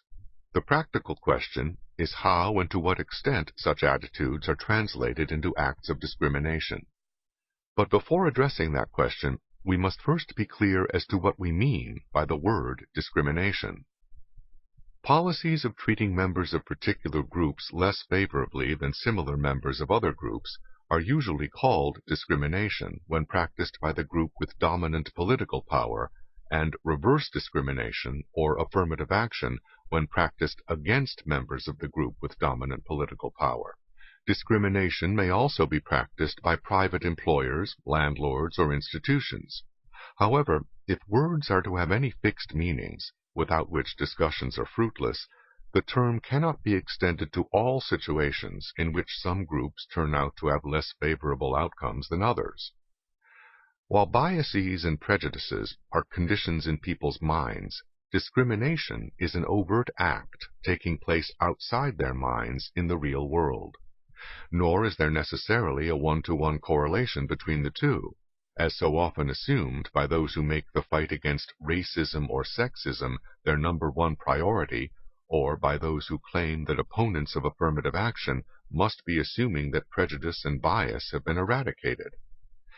It is not only theoretically possible to have more discrimination where there is less bias or prejudice, and less discrimination where there is more bias and prejudice. This has in fact happened in more than one country. The degree to which subjective attitudes are translated into overt acts of discrimination depends crucially on the costs of doing so.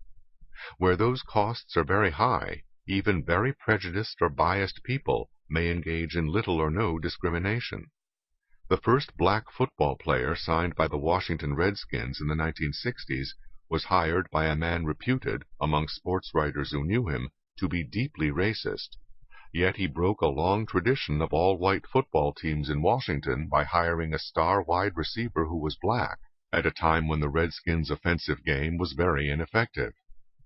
There is no inherent contradiction in a racist breaking the color line to hire blacks. Nor is there any inherent contradiction when someone who is not a racist supports racial discrimination. In each case, the respective costs they face when making their decisions must be taken into account, along with their predispositions in any causal analysis. During the last years of the Jim Crow era in the South, there were stories of Southerners like Arkansas Senator J. William Fulbright who voted against their consciences to continue racial segregation because to do otherwise would be to jeopardize their political careers. Costs can matter more than personal predispositions to either racists or non-racists. In other words, the costs to decision-makers can lead to actions either more adverse or less adverse than the individual's own beliefs and feelings. In short, the costs of translating subjective attitudes, such as bias or prejudice, into overt acts of discrimination cannot be overlooked when seeking to explain why discrimination is often so much greater in some situations than in others. Different situations have different costs. Variations in costs.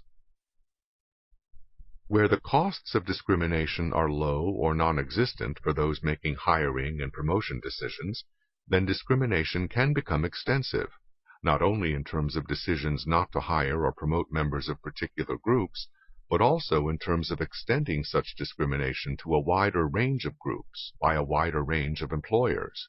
At one time, there were said to be American railroads in which Catholics could rise only so high, and others in which this was true of Protestants.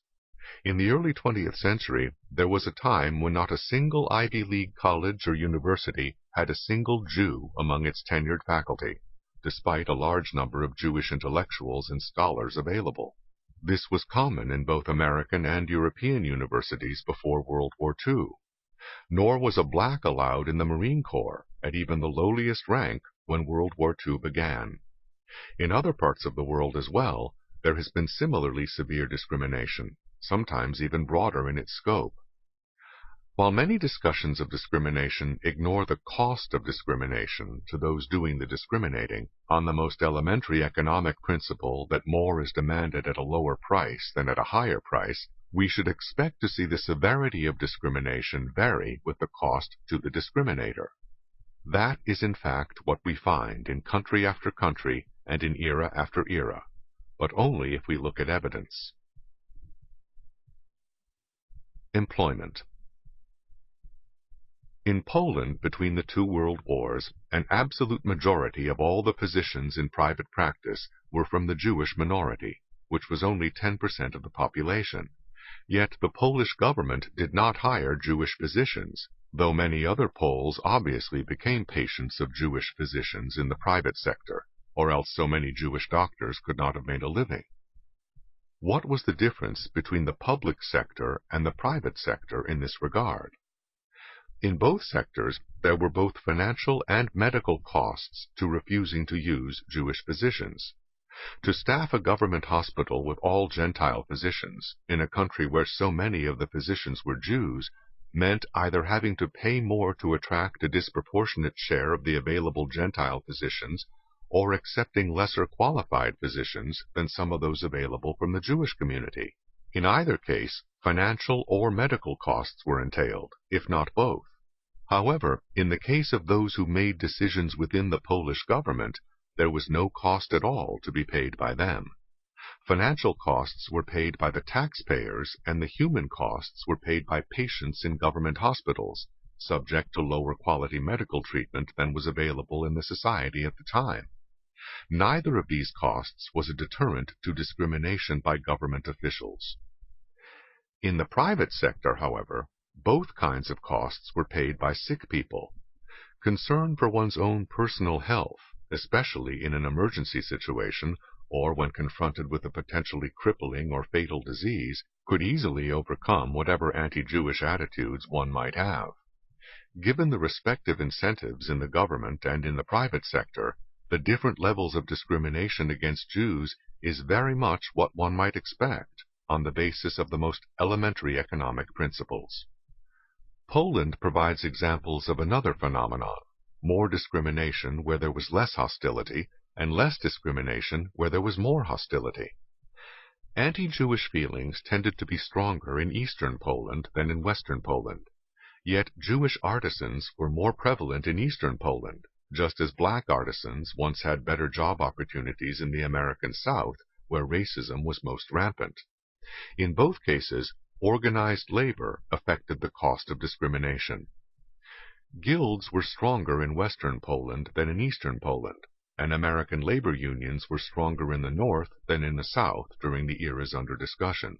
To the extent that organized labor succeeds in raising pay levels above where they would be under supply and demand in a free market, they provide incentives for employers to hire fewer workers because labor is now more costly, both absolutely and relative to the cost of capital that may be substituted for labor.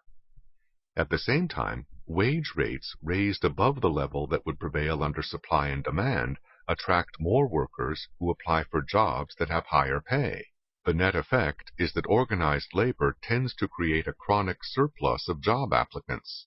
Given that surplus, the cost to the employer of turning away qualified applicants from the wrong group is less than it would be if the employer had to be concerned about finding enough similarly qualified replacements for those who have been arbitrarily rejected.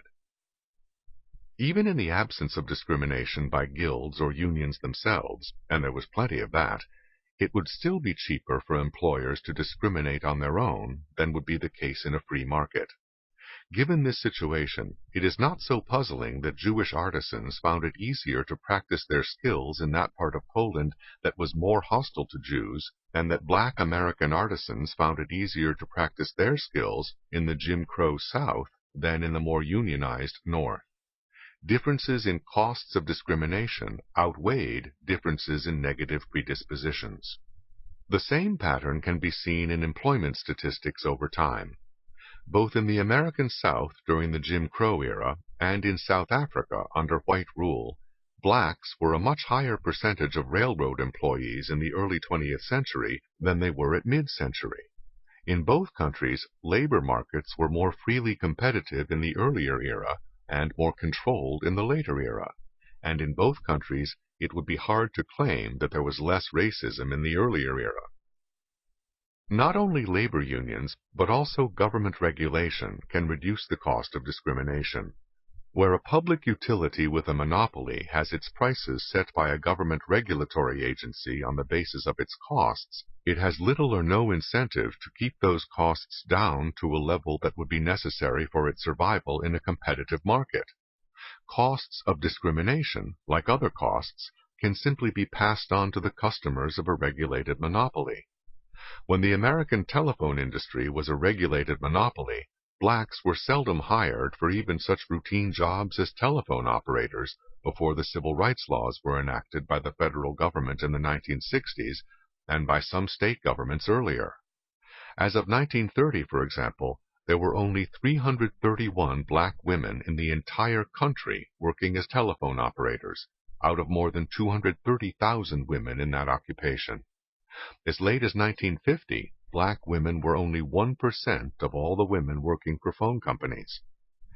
Because each local telephone company was a monopoly within its own territory, it could pass on higher costs to everyone who used telephones. Had it not discriminated, its costs would have been lower, and its monopoly profits could theoretically have been higher, but because its profit rates were in fact constrained by government regulation, the phone company would never have seen that additional money anyway. Instead, its officials could indulge their racial preferences with no net loss of profits. Meanwhile, blacks were beginning to star on Broadway as early as the 1920s, in an industry with cutthroat competition where large profits and devastating losses were both common. The cost of refusing to hire black entertainers who could fill a theater was just too high for this industry to follow the same practices as the telephone industry. The one-to-one correspondence between racism and discrimination that is often assumed cannot explain such differences between sectors of the same economy at the same time. Even less can it explain the persistence of such differences between industries over time, when there is a complete turnover of decision-makers throughout the economy. Even after a given set of decision-makers and their individual predispositions have passed from the scene, the persistence of the same set of incentives tends to reproduce the same end results with a new set of decision-makers in the same respective industries, whatever the individual predispositions of these new decision-makers. Given the influence of the costs of discrimination on the amount of actual discrimination, it is also possible to understand another otherwise puzzling phenomenon: the especially strong reversals of racial policies in sectors of the economy least subject to the pressures of the competitive marketplace. These include the government itself, government-regulated public utilities, and non-profit organizations such as academic institutions, hospitals, and foundations. Colleges and universities that had never hired blacks for their faculties in pre-World War II America led the way when affirmative action in the 1960s and 1970s meant preferential hiring and promotion of black professors and preferential admissions of black students. There was also a very similar sharp reversal of hiring policies in the telephone industry, among others, at the same time. Between 1966 and 1968, not only did the hiring of blacks increase by more than 10,000 workers, blacks constituted 1/3 of all new employees. As of 2007, AT&T was ranked #1 in the country in promoting diversity or multicultural business opportunities among its suppliers. Sudden radical changes from especially discriminatory policies against a particular group to preferential policies toward the very same group are hard to explain by predispositions, since many of the same decision-makers were in control during the transition period. It is much easier to understand in terms of the incentives and constraints of the circumstances in which they operated. More specifically, neither discrimination nor reverse discrimination cost them as much as either policy would have cost decision-makers in those sectors of the economy where institutional survival depends on keeping costs within narrow limits in order to meet competition in a free market. Once the political and social climate changed, government-regulated utilities, and non-profit organizations could change most quickly with the least cost to themselves. Baseball. Because Major League Baseball has operated as a cartel exempted from antitrust laws, it too had low costs of discrimination and was able to keep black players out, so long as all teams did so. But this situation changed in 1947 when the Brooklyn Dodgers hired Jackie Robinson as the first black Major League ball player. Because there was competition within the cartel among its various teams, once the color barrier was broken by just one team hiring just one black player, the cost to other teams of keeping out other black players rose sharply. The net result was that, in a matter of a relatively few years, large numbers of black players flooded into the major leagues. For a period of 7 consecutive years, no white man won the National League's Most Valuable Player award. Had other teams not followed the lead of the Dodgers in hiring black players, all these MVP stars would have become Dodgers, giving Brooklyn a virtual monopoly of National League pennants and perhaps of world championships. This cost was obviously much too high for the competing teams to pay for continuing racial exclusion in Major League Baseball. Their racial attitudes may not have changed, but the cost of translating those attitudes into discriminatory exclusions had changed drastically. Competitive and non-competitive markets. The power of the free market was perhaps best demonstrated in white-ruled South Africa during the era of apartheid. Here we need not wonder about racial predispositions or about the fact that the vast majority of employers in industry, agriculture, and government were white. Yet, even in a country which became a worldwide symbol of racial oppression, white employers in competitive industries violated official government policy on a massive scale by hiring more black workers and in higher positions than the law allowed. There is no compelling evidence that these particular white employers had different racial predispositions than the white people who administered the apartheid government. What they had were very different costs of discrimination. While government agencies and government-regulated railroads, for example, could maintain apartheid policies at virtually zero cost to themselves, it was a wholly different economic situation for people spending their own money. Home building was a typical example. To build a house in Johannesburg meant either waiting for months for a white, expensive, legal building gang, or finding a black gang, perhaps with a white nominally in charge in case an official came inquiring. Most customers opted for the quicker, cheaper service. Such practices became so widespread in South Africa that the white-run apartheid government cracked down in the 1970s, fining hundreds of building construction companies. Moreover, this was by no means the only industry that hired more blacks than they were allowed to by law. In the clothing industry, no blacks at all were allowed to work in certain categories of jobs under the apartheid laws. Yet, as of 1970, blacks were an absolute majority of the workers in those job categories. There were also residential areas in South Africa set aside by law for whites only, and yet there were not only many non-whites living in these areas, including black American economist Walter Williams. At least one such area had an absolute majority of non-whites. Competition in a free market simply made discrimination too expensive for many, even though violating the apartheid laws also cost money.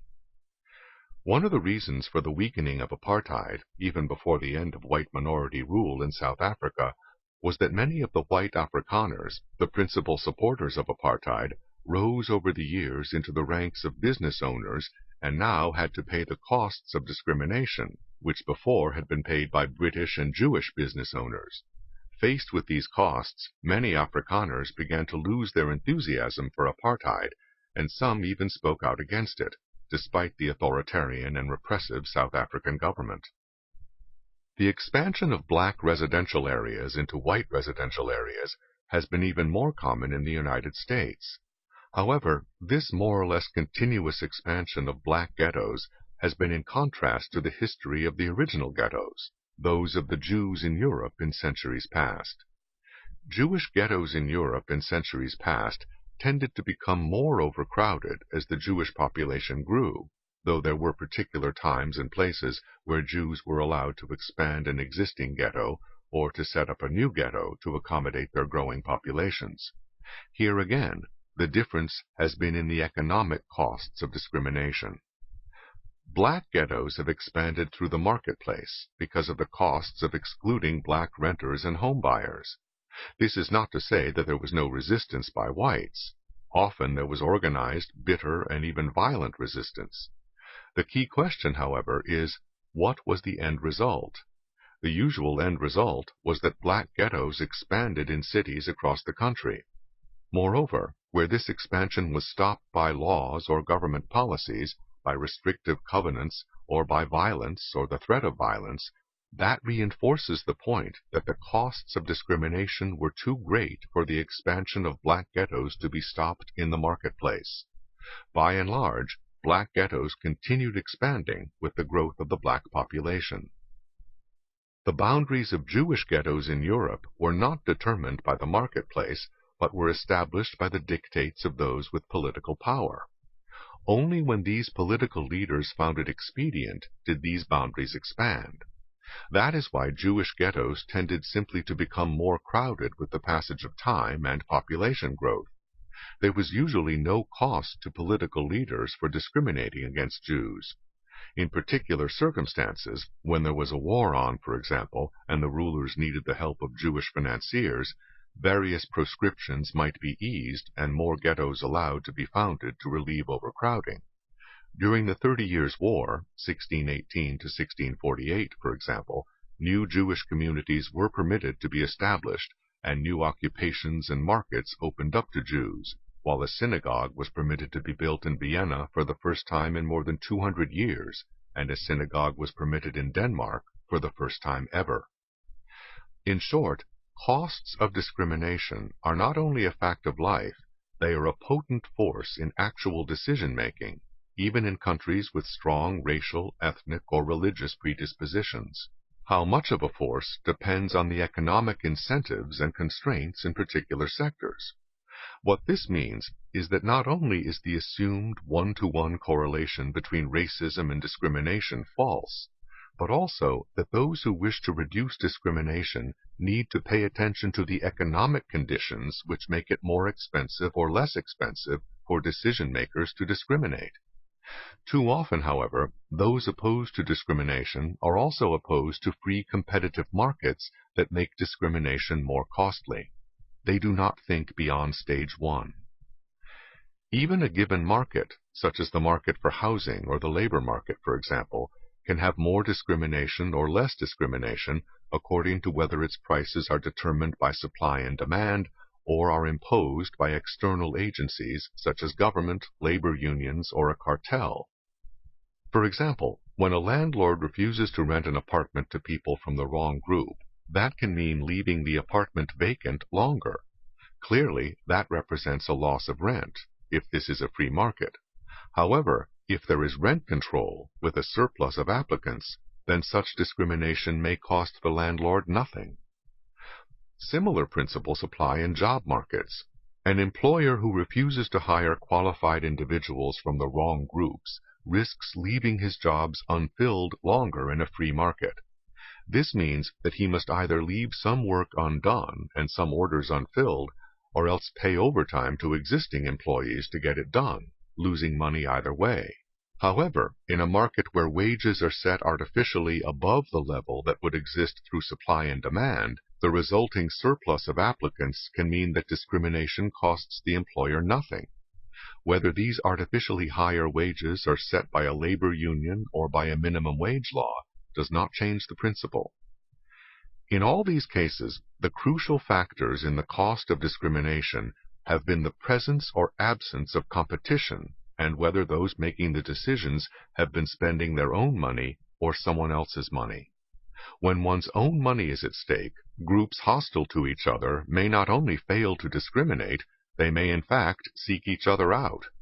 A landmark study of Polish immigrants and Jewish immigrants from Poland in early 20th century Chicago reported, "The Poles and the Jews in Chicago have a profound feeling of disrespect and contempt for each other, bred by their contiguity and by historical friction in the Pale. But they trade with each other on Milwaukee Avenue and on Maxwell Street." A study of numerous cases shows that not only do many Jews open their businesses on Milwaukee Avenue and Division Street because they know that the Poles are the predominant population in these neighborhoods, but the Poles come from all over the city to trade on Maxwell Street because they know that there they can find the familiar street stands owned by Jews.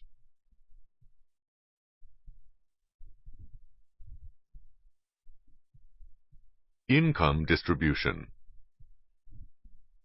Variations in income can be viewed empirically, on the one hand, or in terms of moral judgments, on the other. Most of the contemporary intelligentsia do both. But, in order to assess the validity of the conclusions they reach, it is advisable to assess the empirical issues and the moral issues separately, rather than attempt to go back and forth between the two, with any expectation of rational coherence. Empirical evidence.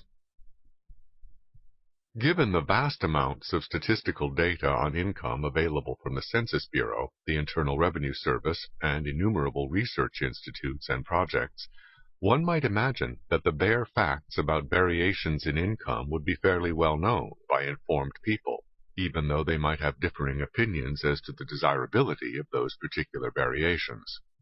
In reality, however, the most fundamental facts are in dispute, and variations in what are claimed to be facts seem to be at least as great as variations in incomes. Both the magnitude of income variations and the trends in these variations over time are seen in radically different terms by those with different visions as regards the current reality, even aside from what people may regard as desirable for the future. Perhaps the most fertile source of misunderstandings about incomes has been the widespread practice of confusing statistical categories with flesh and blood human beings. Many statements have been made in the media and in academia, claiming that the rich are gaining not only larger incomes, but a growing share of all incomes, widening the income gap between people at the top and those at the bottom. Almost invariably, these statements are based on confusing what has been happening over time in statistical categories with what has been happening over time with actual flesh and blood people. A New York Times editorial, for example, declared that the gap between rich and poor has widened in America. Similar conclusions appeared in a 2007 Newsweek article, which referred to this era as a time when the gap is growing between the rich and the poor, and the super-rich and the merely rich, a theme common in such other well-known media outlets as the Washington Post and innumerable television programs. The rich have seen far greater income gains than have the poor, according to Washington Post columnist Eugene Robinson. A writer in the Los Angeles Times likewise declared, "The gap between rich and poor is growing." According to Professor Andrew Hacker in his book Money, while all segments of the population enjoyed an increase in income, the top fifth did 24 times better than the bottom fifth, and measured by their shares of the aggregate, not just the bottom fifth, but the three above it, all ended up losing ground. E.J. Dionne of the Washington Post described the wealthy as people who have made almost all the income gains in recent years, and added that they are undertaxed. Although such discussions have been phrased in terms of people, the actual empirical evidence cited has been about what has been happening over time to statistical categories, and that turns out to be the direct opposite of what has happened over time to flesh and blood human beings, most of whom move from one income category to another over time. In terms of statistical categories, it is indeed true that both the amount of income and the proportion of all income received by those in the top 20% bracket have risen over the years, widening the gap between the top and bottom quintiles. But U.S. Treasury Department data, following specific individuals over time from their tax returns to the Internal Revenue Service, show that in terms of people, the incomes of those particular taxpayers who were in the bottom 20% in income in 1996 rose 91% by 2005, while the incomes of those particular taxpayers who were in the top 20% in 1996 rose by only 10% by 2005, and the incomes of those in the top 5% and top 1% actually declined. While it might seem as if both these radically different sets of statistics cannot be true at the same time, what makes them mutually compatible is that flesh and blood human beings move from one statistical category to another over time. When those taxpayers who were initially in the lowest income bracket had their incomes nearly double in a decade, that moved many of them up and out of the bottom quintile. And when those in the top 1% had their incomes cut by about 1/4, that may well have dropped many, if not most, of them out of the top 1%. Internal Revenue Service data can follow particular individuals over time from their tax returns, which have individual Social Security numbers as identification, while data from the Census Bureau and most other sources follow what happens to statistical categories over time, even though it is not the same individuals in the same categories over the years. Many of the same kinds of data used to claim a widening income gap between the rich and the poor, names usually given to people with different incomes rather than different wealth, as the terms rich and poor might seem to imply, have led many in the media to likewise claim a growing income gap between the super rich and the merely rich. Under the headline, "Richest are leaving even the rich far behind," a front-page New York Times article dubbed the top 0.1% of income earners, the top 1,000th, as the hyper-rich, and declared that they have even left behind people making hundreds of thousands of dollars a year. Once again, the confusion is between what is happening to statistical categories over time and what is happening to flesh and blood individuals over time, as they move from one statistical category to another.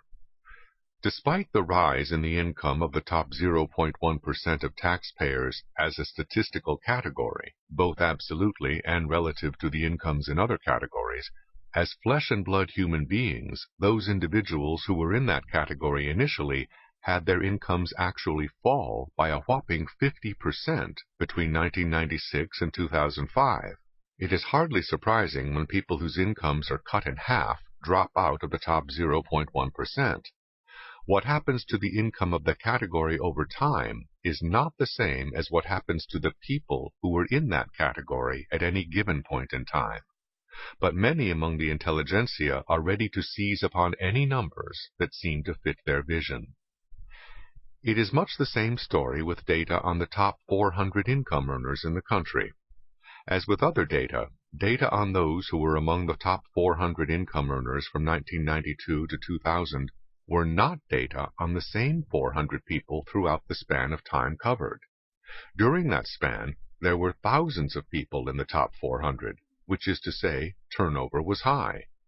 Fewer than 1/4 of all the people in that category during that span of years were in that category more than 1 year, and fewer than 13% were in that category more than 2 years. Behind many of those numbers and the accompanying alarmist rhetoric is a very mundane fact. Most people begin their working careers at the bottom, earning entry-level salaries. Over time, as they acquire more skills and experience, their rising productivity leads to rising pay, putting them in successively higher income brackets. These are not rare Horatio Alger stories. These are common patterns among millions of people in the United States and in some other countries. More than three-quarters of those working Americans whose incomes were in the bottom 20% in 1975 were also in the top 40% of income earners at some point by 1991. Only 5% of those who were initially in the bottom quintile were still there in 1991, while 29% of those who were initially at the bottom quintile had risen to the top quintile. Yet verbal virtuosity has transformed a transient cohort in a given statistical category into an enduring class called the poor. Just as most Americans in statistical categories identified as the poor are not an enduring class there, studies in Britain, Canada, New Zealand, and Greece show similar patterns of transience among those in low-income brackets at a given time. Just over half of all Americans earning at or near the minimum wage are from 16 to 24 years of age, and of course these individuals cannot remain from 16 to 24 years of age indefinitely, though that age category can of course continue indefinitely, providing many intellectuals with data to fit their preconceptions. Only by focusing on the income brackets, instead of the actual people moving between those brackets, have the intelligentsia been able to verbally create a problem for which a solution is necessary. They have created a powerful vision of classes with disparities and inequities in income, caused by barriers created by society. But the routine rise of millions of people out of the lowest quintile over time makes a mockery of the barriers assumed by many, if not most, of the intelligentsia. Far from using their intellectual skills to clarify the distinction between statistical categories and flesh-and-blood human beings, the intelligentsia have instead used their verbal virtuosity to equate the changing numerical relationship between statistical categories over time with a changing relationship between flesh-and-blood human beings, the rich and the poor over time, even though data that follow individual income earners over time tell a diametrically opposite story from that of data which follow the statistical categories which people are moving into and out of over time. The confusion between statistical categories and flesh-and-blood human beings is compounded when there is confusion between income and wealth. People called rich or super-rich have been given these titles by the media on the basis of income, not wealth, even though being rich means having more wealth. According to the Treasury Department, among those with the very highest incomes in 1996, the top 1/100th of 1%, only 25% remained in this group in 2005. If these were genuinely super-rich people, it is hard to explain why three-quarters of them are no longer in that category a decade later. A related but somewhat different confusion between statistical categories and human beings has led to many claims in the media and in academia that Americans' incomes have stagnated or grown only very slowly over the years. For example, over the entire period from 1967 to 2005, median real household income, that is, money income adjusted for inflation, rose by 31%. For selected periods within that long span, real household incomes rose even less, and those selected periods have often been cited by the intelligentsia to claim that income and living standards have stagnated. Meanwhile, real per capita income rose by 122% over that same span, from 1967 to 2005. When a more than doubling of real income per person is called stagnation, that is one of the many feats of verbal virtuosity. The reason for the large discrepancy between growth rate trends in household income and growth rate trends in individual income is very straightforward. The number of persons per household has been declining over the years. As early as 1966, the U.S. Bureau of the Census reported that the number of households was increasing faster than the number of people, and concluded, the main reason for the more rapid rate of household formation is the increased tendency, particularly among unrelated individuals, to maintain their own homes or apartments, rather than live with relatives or move into existing households as roomers, lodgers, and so forth. Increasing individual incomes made this possible, As late as 1970, 21% of American households contained 5 or more people, but by 2007, only 10% did. Despite such obvious and mundane facts, household or family income statistics continue to be widely cited in the media and in academia, and per capita income statistics widely ignored, despite the fact that households are variable in size, while per capita income always refers to the income of one person. However, the statistics that the intelligentsia keep citing are much more consistent with their vision of America than the statistics they keep ignoring. Just as household statistics understate the rise in the American standard of living over time, they overstate the degree of income inequality, since lower-income households tend to have fewer people than upper-income households. While there are 39 million people in households whose incomes are in the bottom 20%, there are 64 million people in households whose incomes are in the top 20%. There is nothing mysterious about this either, given the number of low-income mothers living with fatherless children and low-income lodgers in single-room occupancy hotels or rooming houses, for example. Even if every person in the entire country received exactly the same income, there would still be a significant disparity between the average incomes received by households containing 64 million people compared to the average incomes received by households containing 39 million people. That disparity would be even greater if only the incomes of working adults were counted, even if those working adults all had identical incomes. There are more adult heads of household working full-time and year-round in even the top 5% of households than in the bottom 20% of households. Many income statistics are misleading in another sense, when they leave out the income received in kind, such as food stamps and subsidized housing, which often exceeds the value of the cash income received by people in the lower income brackets. In 2001, for example, transfers in cash or in kind accounted for more than 3/4 of the total economic resources at the disposal of people in the bottom 20%. In other words, the standard of living of people in the bottom quintile is about 3 times what the income statistics would indicate. As we shall see, their personal possessions are far more consistent with this fact than with the vision of the intelligentsia. Moral considerations.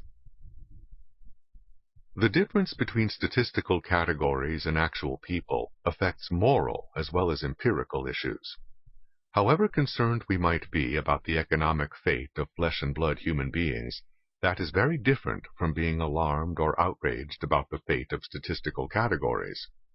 Michael Harrington's best-selling book, The Other America, for example, dramatized income statistics, lamenting the anguish of the poor in America, tens of millions maimed in body and spirit, constituting the shame of the other America, people caught in a vicious circle and suffering a warping of the will and spirit that is a consequence of being poor. But investing statistical data with moral angst does nothing to establish a connection between a transient cohort in statistical categories and an enduring class conjured up through verbal virtuosity. There was a time when such rhetoric might have made some sense in the United States, and there are other countries where it may still make sense today. But most of those Americans now living below the official poverty line have possessions once considered part of a middle-class standard of living just a generation or so ago. As of 2001, 3/4 of Americans with incomes below the official poverty level had air conditioning, which only 1/3 of Americans had in 1971. 97% had color television, which fewer than half of Americans had in 1971. 73% owned a microwave oven, which fewer than 1% of Americans had in 1971, and 98% of the poor had either a videocassette recorder or a DVD player, which no one had in 1971. In addition, 72% of the poor owned a motor vehicle. None of this has done much to change the rhetoric of the intelligentsia, however much it may reflect changes in the standard of living of Americans in the lower income brackets. Typical of the mindset of many intellectuals was a book by Andrew Hacker which referred to the trillions of dollars that become the personal income of Americans each year, and said, "Just how this money is apportioned will be the subject of this book." But this money is not apportioned at all. It becomes income through an entirely different process. The very phrase income distribution is tendentious. It starts the economic story in the middle, with a body of income or wealth existing somehow, leaving only the question as to how that income or wealth is to be distributed, or apportioned, as Professor Hacker puts it. In the real world, the situation is quite different. In a market economy, most people receive income as a result of what they produce, supplying other people with some goods or services that those people want, even if that service is only labor. Each recipient of these goods and services pays according to the value which that particular recipient puts on what is received, choosing, among alternative suppliers, to find the best combination of price and quality, both as judged by the individual who is paying. This mundane, utilitarian process is quite different from the vision of income distribution projected by those among the intelligentsia who invest that vision with moral angst.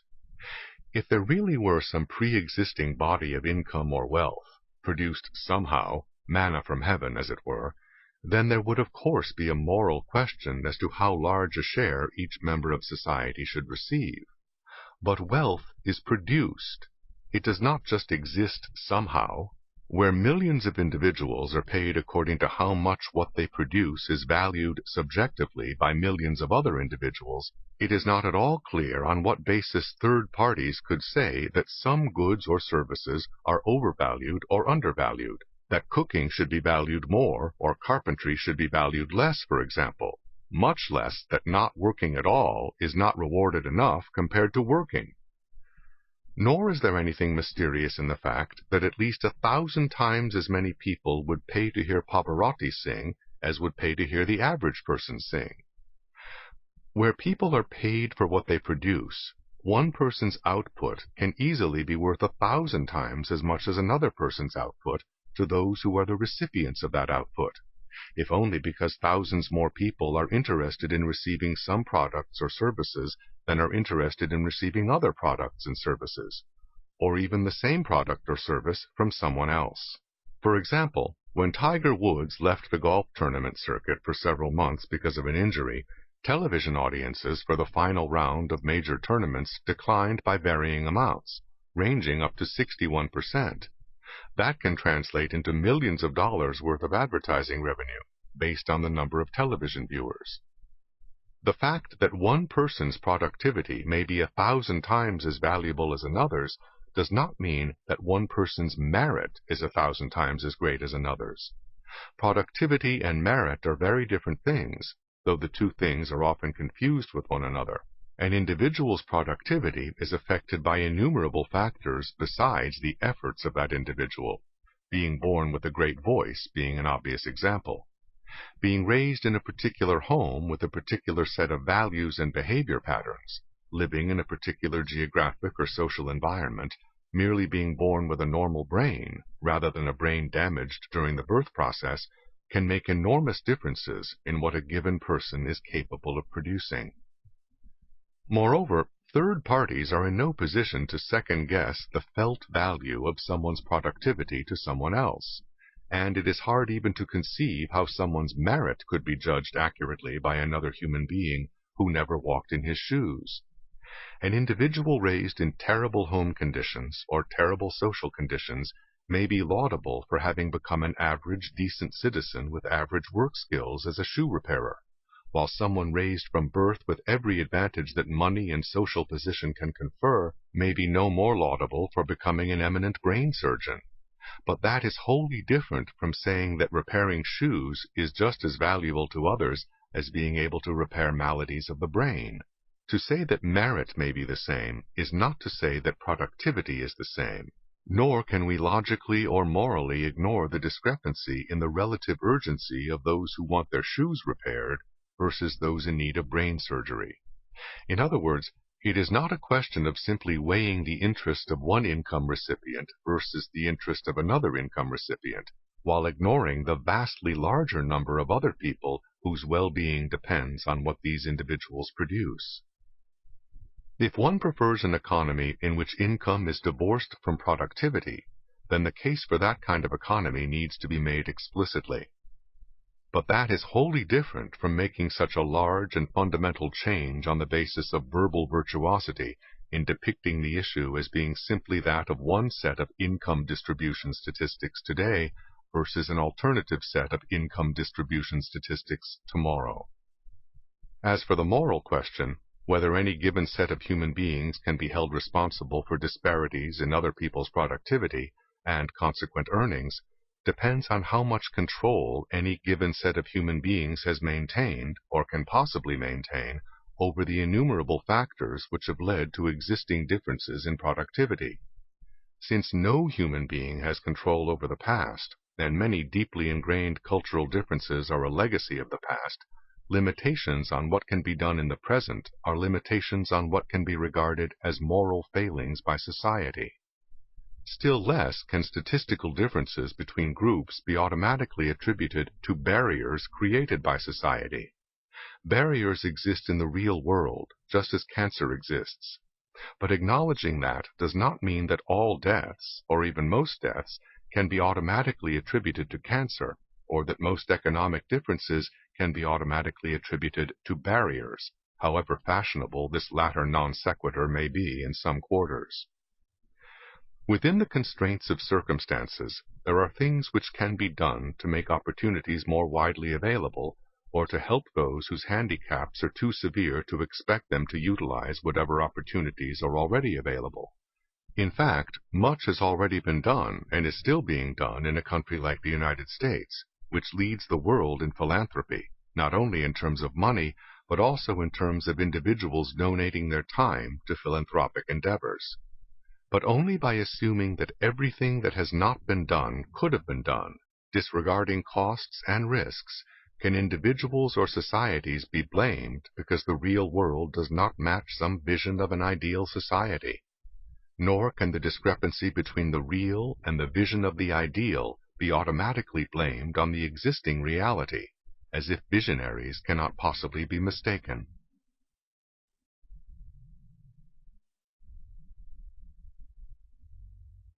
Minimum wage laws. Minimum wage laws make it illegal to pay less than the government-specified price for labor. By the simplest and most basic economics, a price artificially raised tends to cause more to be supplied and less to be demanded than when prices are left to be determined by supply and demand in a free market. The result is a surplus, whether the price that is set artificially high is that of farm produce or labor. Making it illegal to pay less than a given amount does not make a worker's productivity worth that amount, and, if it is not, that worker is unlikely to be employed. Yet minimum wage laws are almost always discussed politically in terms of the benefits they confer on workers receiving those wages.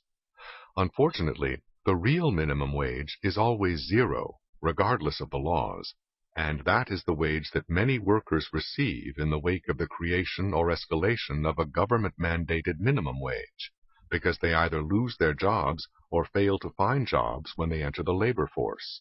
The logic is plain, and an examination of the empirical evidence from various countries around the world tends to back up that logic, as we shall see. Unemployment. Because the government does not hire surplus labor the way it buys surplus agricultural output, a labor surplus takes the form of unemployment, which tends to be higher under minimum wage laws than in a free market. Unemployed workers are not surplus in the sense of being useless, or in the sense that there is no work around that needs doing. Most of these workers are perfectly capable of producing goods and services, even if not to the same extent as more skilled or more experienced workers. The unemployed are made idle by wage rates artificially set above the level of their productivity. Those who are idled in their youth are of course delayed in acquiring the job skills and experience which could make them more productive, and therefore higher earners, later on. That is, they not only lose the low pay that they could have earned in an entry-level job, they lose the higher pay that they could have moved on to and begun earning after gaining experience in entry-level jobs. Younger workers are disproportionately represented among people with low rates of pay. Only about 2% of American workers over the age of 24 earn the minimum wage. Although most modern industrial societies have minimum wage laws, not all do. Switzerland and Hong Kong have been among the exceptions, and both have had very low unemployment rates. In 2003, The Economist magazine reported Switzerland's unemployment neared a 5-year high of 3.9% in February. Back in 1991, when Hong Kong was still a British colony, its unemployment rate was below 2%. Although Hong Kong still did not have a minimum wage law at the end of the 20th century, in 1997, new amendments to its labor law under China's rule mandated many new benefits for workers to be paid for by their employers. This imposed increase in labor costs was followed, predictably, by a higher unemployment rate that reached 7.3% in 2002. Not high by European standards, but a multiple of what it had been for years. In 2003, Hong Kong's unemployment rate hit a new high, 8.3%. Higher costs for a given quantity and quality of labor tend to produce less employment, just as higher prices for other things tend to produce fewer sales. Moreover, higher costs in the form of mandated benefits have the same economic effect as higher costs in the form of minimum wage laws. The explicit minimum wage rate understates the labor costs imposed by European governments, which also mandate various employer contributions to pension plans and health benefits, among other things. Europe's unemployment rates shot up when such government-mandated benefits to be paid for by employers grew sharply during the 1980s and 1990s. In Germany, such benefits accounted for half of the average labor cost per hour. By comparison, such benefits accounted for less than 1/4 the average labor costs per hour in Japan and the United States. Average hourly compensation of manufacturing employees in the European Union countries in general is higher than in the United States or Japan. So is unemployment. Comparisons of Canada with the United States show similar patterns. Over a 5-year period, Canadian provinces had minimum wage rates that were a higher percentage of output per capita than in American states, and unemployment rates were correspondingly higher in Canada, as was the average duration of unemployment, while the Canadian rate of job creation lagged behind that in the United States. Over this 5-year period, 3 Canadian provinces had unemployment rates in excess of 10%, with a high of 16.9% in Newfoundland. But none of the 50 American states averaged unemployment rates in double digits over that same 5-year period. A belated recognition of the connection between minimum wage laws and unemployment by government officials has caused some countries to allow their real minimum wage levels to be eroded by inflation, avoiding the political risks of trying to repeal these laws explicitly, when so many voters think of such laws as being beneficial to workers. These laws are in fact beneficial to those workers who continue to be employed, those who are on the inside looking out, but at the expense of the unemployed who are on the outside looking in. Labor unions also benefit from minimum wage laws, and are among the strongest proponents of such laws, even though their own members typically make much more than the minimum wage rate. There is a reason for this. Just as most goods and services can be produced with either much labor and little capital, or vice versa, so can most things be produced using varying proportions of low-skilled labor and high-skilled labor, depending on their relative costs. Thus, experienced unionized workers are competing for employment against younger, inexperienced, and less skilled workers, whose pay is likely to be at or near the minimum wage. The higher the minimum wage goes, the more the unskilled and inexperienced workers are likely to be displaced by more experienced and higher-skilled unionized workers. Just as businesses seek to have government-imposed tariffs on imported goods that compete with their products, so labor unions use minimum wage laws as tariffs to force up the price of non-union labor that competes with their members for jobs. Among 2 million Americans earning no more than the minimum wage in the early 21st century, just over half were from 16 to 24 years of age, and 62% of them worked part-time. Yet political campaigns to increase the minimum wage often talk in terms of providing a living wage sufficient to support a family of 4, such families as most minimum wage workers do not have and would be ill-advised to have before they reach the point where they can feed and clothe their children. The average family income of a minimum wage worker is more than $44,000 a year, far more than can be earned by someone working at minimum wages. But 42% of minimum wage workers live with parents or some other relative. Only 15% of minimum wage workers are supporting themselves and a dependent, the kind of person envisioned by those who advocate a living wage. Nevertheless, a number of American cities have passed living wage laws, which are essentially local minimum wage laws specifying a higher wage rate than the national minimum wage law. Their effects have been similar to the effects of national minimum wage laws in the United States and other countries. That is, the poorest people have been the ones who have most often lost jobs. The huge financial, political, emotional, and ideological investment of various groups in issues revolving around minimum wage laws means that dispassionate analysis is not always the norm. Moreover, the statistical complexities of separating out the effects of minimum wage rates on employment from all the other ever-changing variables which also affect employment mean that honest differences of opinion are possible. However, when all is said and done, most empirical studies indicate that minimum wage laws reduce employment in general, and especially the employment of younger, less skilled, and minority workers. A majority of professional economists surveyed in Britain, Germany, Canada, Switzerland, and the United States agreed that minimum wage laws increase unemployment among low-skilled workers. Economists in France and Austria did not. However, the majority among Canadian economists was 85%, and among American economists was 90%. Dozens of studies of the effects of minimum wages in the United States and dozens more studies of the effects of minimum wages in various countries in Europe, Latin America, the Caribbean, Indonesia, Canada, Australia, and New Zealand were reviewed in 2006 by 2 economists at the National Bureau of Economic Research. They concluded that, despite the various approaches and methods used in these studies, this literature as a whole was one largely solidifying the conventional view that minimum wages reduce employment among low-skilled workers. Those officially responsible for administering minimum wage laws, such as the U.S. Department of Labor and various local agencies, prefer to claim that these laws do not create unemployment.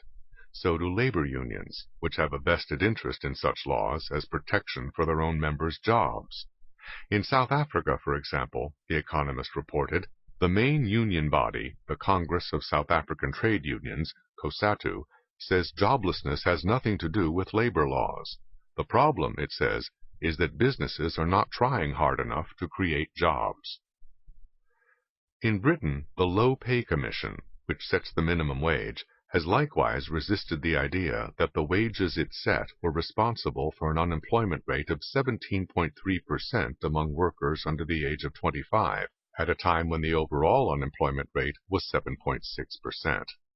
Even though most studies show that unemployment tends to increase as minimum wages are imposed or increased, those few studies that seem to indicate otherwise have been hailed in some quarters as having refuted this myth. However, one common problem with some research on the employment effects of minimum wage laws is that surveys of employers before and after a minimum wage increase can survey only those particular businesses which survived in both periods.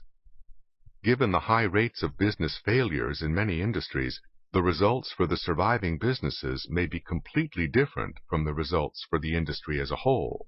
Using such research methods, you could interview people who have played Russian roulette and prove from their experiences that it is a harmless activity, since those for whom it was not harmless are unlikely to be around to be interviewed. Thus, you would have refuted the myth that Russian roulette is dangerous.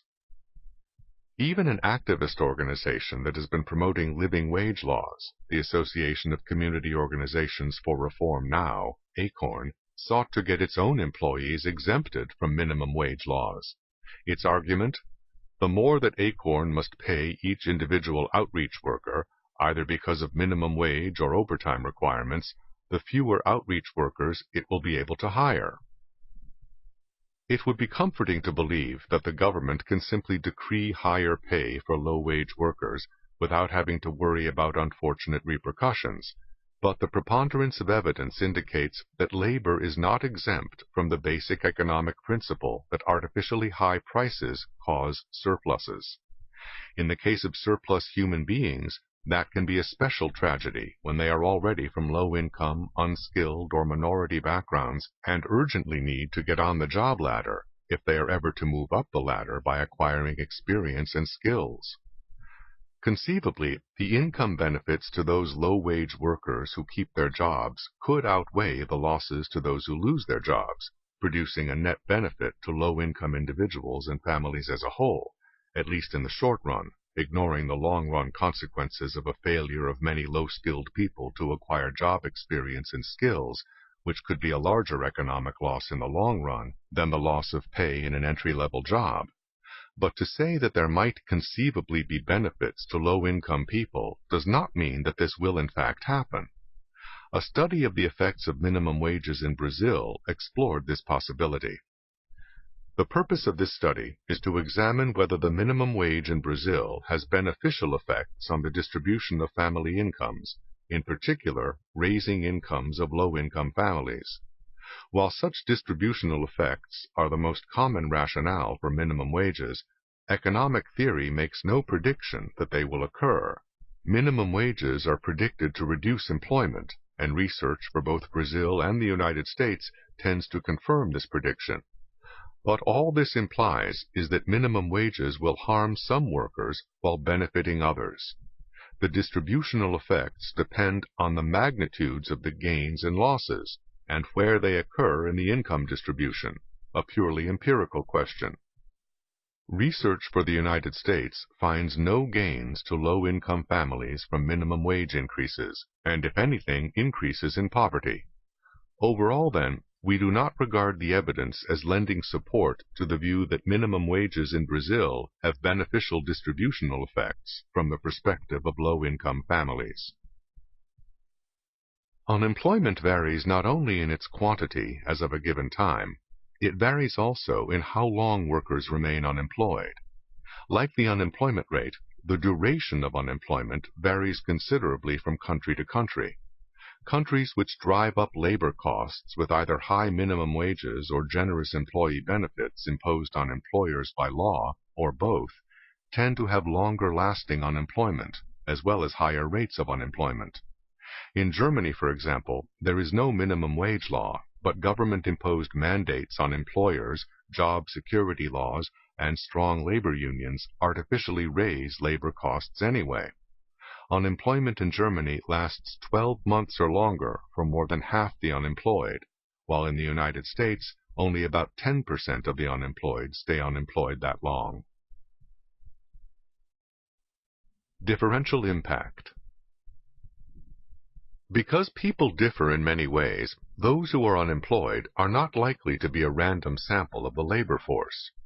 In country after country around the world, those whose employment prospects are reduced most by minimum wage laws are those who are younger, less experienced, or less skilled. This pattern has been found in New Zealand, France, Canada, the Netherlands, and the United States, for example. It should not be surprising that those whose productivity falls furthest short of the minimum wage would be the ones most likely to be unable to find a job. In early 21st century France, the national unemployment rate was 10%, but among workers under the age of 25, the unemployment rate was more than 20%. In Belgium, the unemployment rate for workers under the age of 25 was 22%, and in Italy, 27%. During the global downturn in 2009, the unemployment rate for workers under the age of 25 was 21% in the European Union countries as a whole, with more than 25% in Italy and Ireland, and more than 40% in Spain. In Australia, the lowest unemployment rate for workers under the age of 25 during the entire period from 1978 to 2002 never fell below 10%, while the highest unemployment rate for the population in general barely reached 10% once during that same period.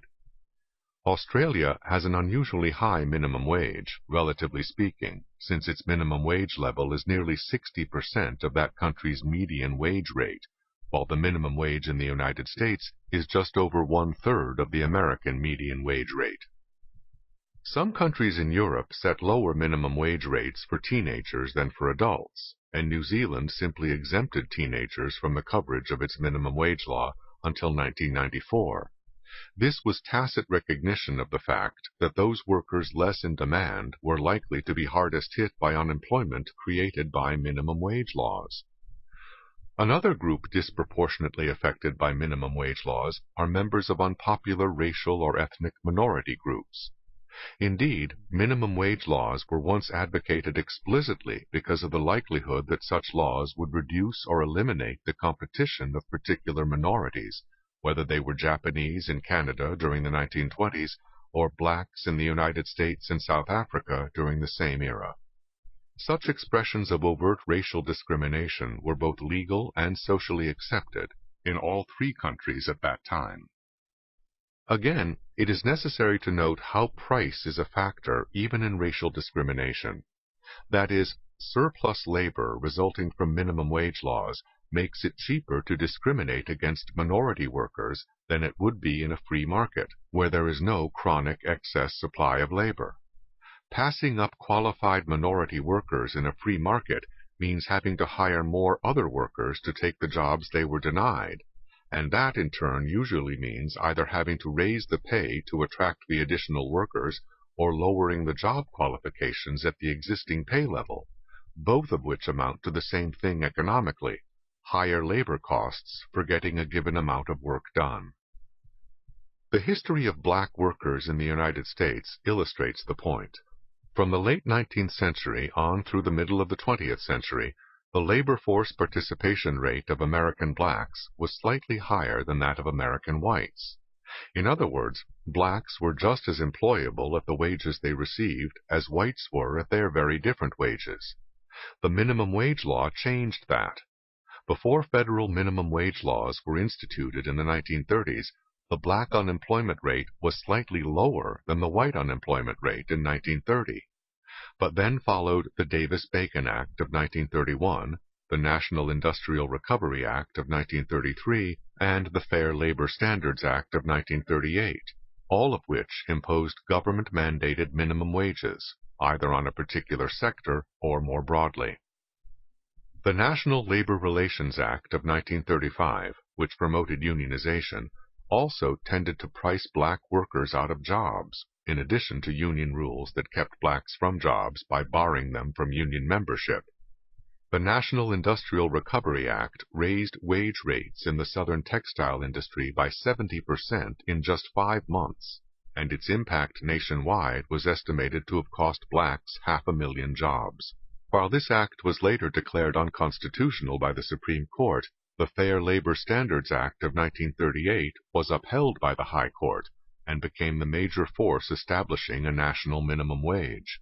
The inflation of the 1940s largely nullified the effect of the Fair Labor Standards Act until it was amended in 1950 to raise minimum wages to a level that would have some actual effect on current wages. By 1954, black unemployment rates were double those of whites and have continued to be at that level or higher.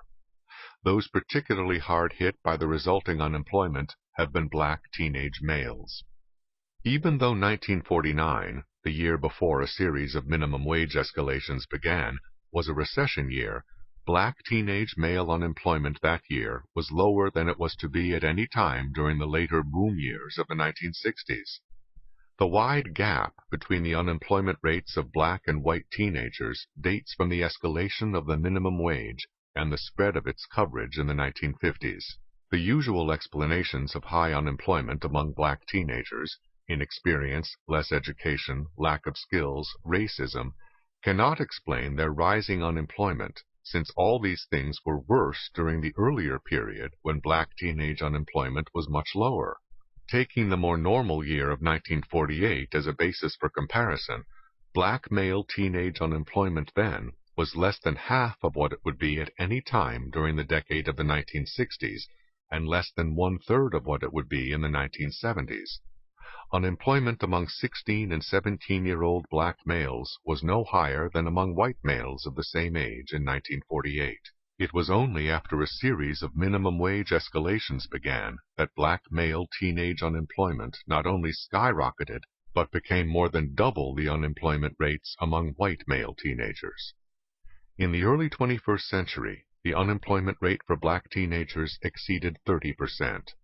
After the American economy turned down in the wake of the housing and financial crises, unemployment among black teenagers reached 40%.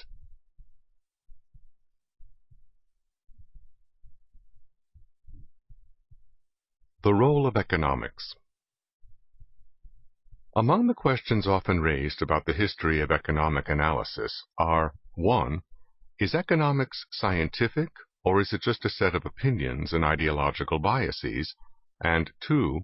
Do economic ideas reflect surrounding circumstances and events, and change with those circumstances and events? Scientific analysis. There is no question that economists as individuals have their own respective preferences and biases, as do all individuals, including mathematicians and physicists. But the reason mathematics and physics are not considered to be mere subjective opinions and biased notions is that there are accepted procedures for testing and proving beliefs in these disciplines. It is precisely because individual scientists are likely to have biases that scientists in general seek to create and agree upon scientific methods and procedures that are unbiased, so that individual biases may be deterred or exposed. In economics, the preferences of Keynesian economists for government intervention and of University of Chicago economists for relying on markets instead of government may well have influenced their initial reactions to the analysis and data of the Phillips curve, for example. But the fact that they shared a common set of analytical and empirical procedures in their professional work enabled them to reach common conclusions as more data came in over time, undermining the Phillips curve. Controversies have raged in science, but what makes a particular field scientific is not automatic unanimity on particular issues, but a commonly accepted set of procedures for resolving differences about issues when there are sufficient data available. Einstein's theory of relativity was not initially accepted by most physicists, nor did Einstein want it accepted without some empirical tests. When the behavior of light during an eclipse of the sun provided a test of his theory, the unexpected results convinced other scientists that he was right. A leading historian of science, Thomas Kuhn, has argued that what distinguishes science from other fields is that mutually contradictory theories cannot coexist indefinitely in science, but that one or the other must prevail and the others disappear when enough of the right data become available. Thus, the phlogiston theory of combustion gave way to the oxygen theory of combustion, and the Ptolemaic theory of astronomy gave way to the Copernican theory. The history of ideologies, however, is quite different from the history of science. Mutually contradictory ideologies can coexist for centuries with no resolution of their differences in sight or perhaps even conceivable. What scientists share is not simply agreement on various conclusions, but more fundamentally, agreement about the ways of testing and verifying conclusions, beginning with a careful and strict definition of the terms being used. The crucial importance of definitions in economics has been demonstrated, for example, by the fallacies that result when popular discussions of economic policies use a loose term like wages to refer to such different things as wage rates per unit of time, aggregate earnings of workers, and labor costs per unit of output. A prosperous country with higher wage rates per unit of time may have lower labor costs per unit of output than a third world country where workers are not paid nearly as much. Mathematical presentations of arguments, whether in science or economics, not only make these arguments more compact and their complexities easier to follow than a longer verbal presentation would be, but can also make their implications clearer and their flaws harder to hide.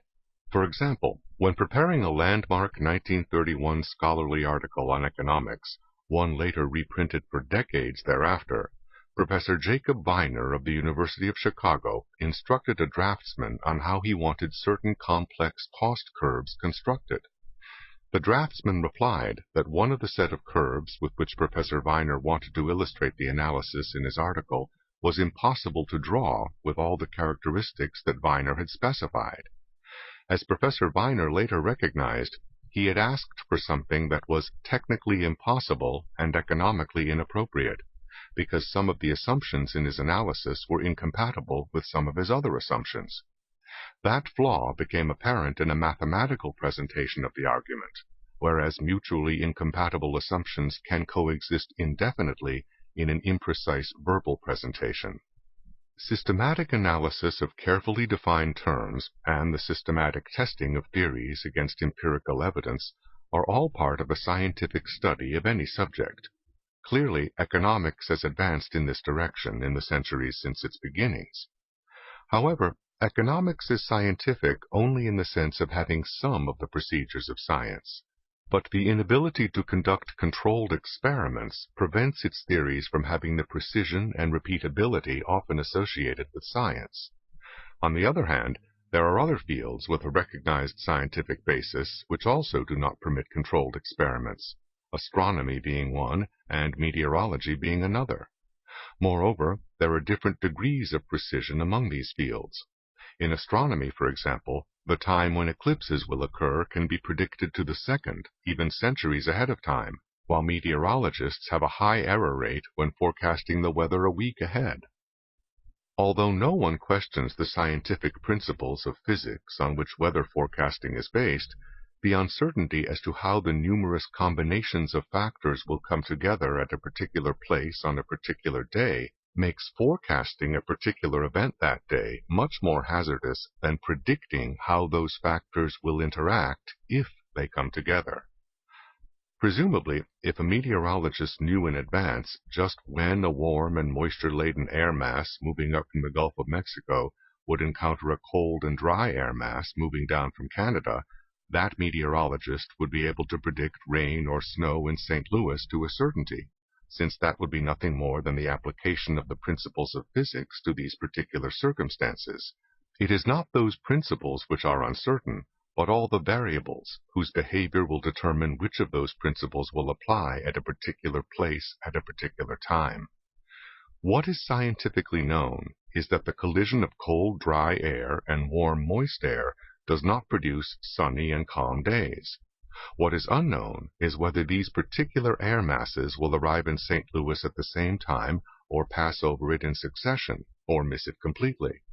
That is where statistical probabilities are calculated as to whether they will continue moving at their present speeds and without changing direction. In principle, economics is much like meteorology.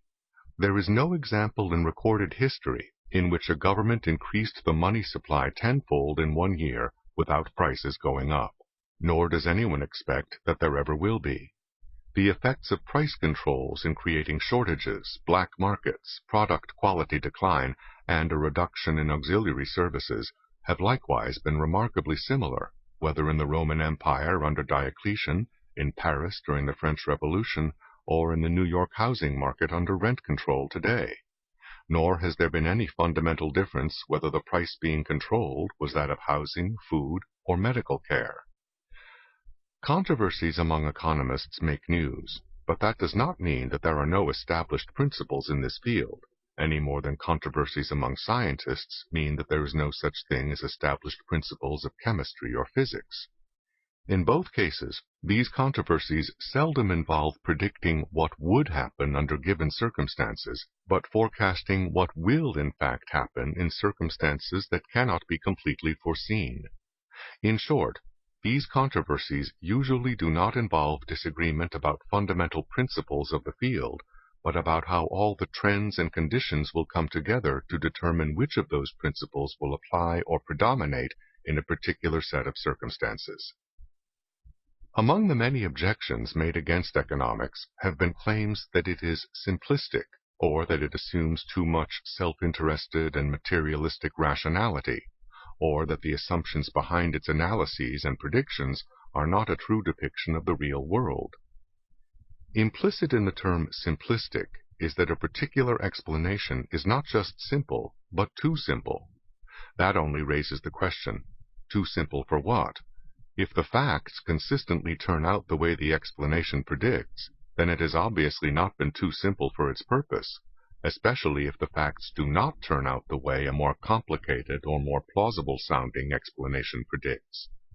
In short, whether or not any given explanation is too simple is an empirical question that cannot be decided in advance by how plausible, complex, or nuanced an explanation seems on the face of it, but can only be determined after examining hard evidence on how well its predictions turn out. A related attempt to determine the validity of a theory by how plausible it looks, rather than how well it performs when put to the test, is the criticism that economic analysis depicts people as thinking or acting in a way that most people do not think or act. But economics is ultimately about systemic results, not personal intentions.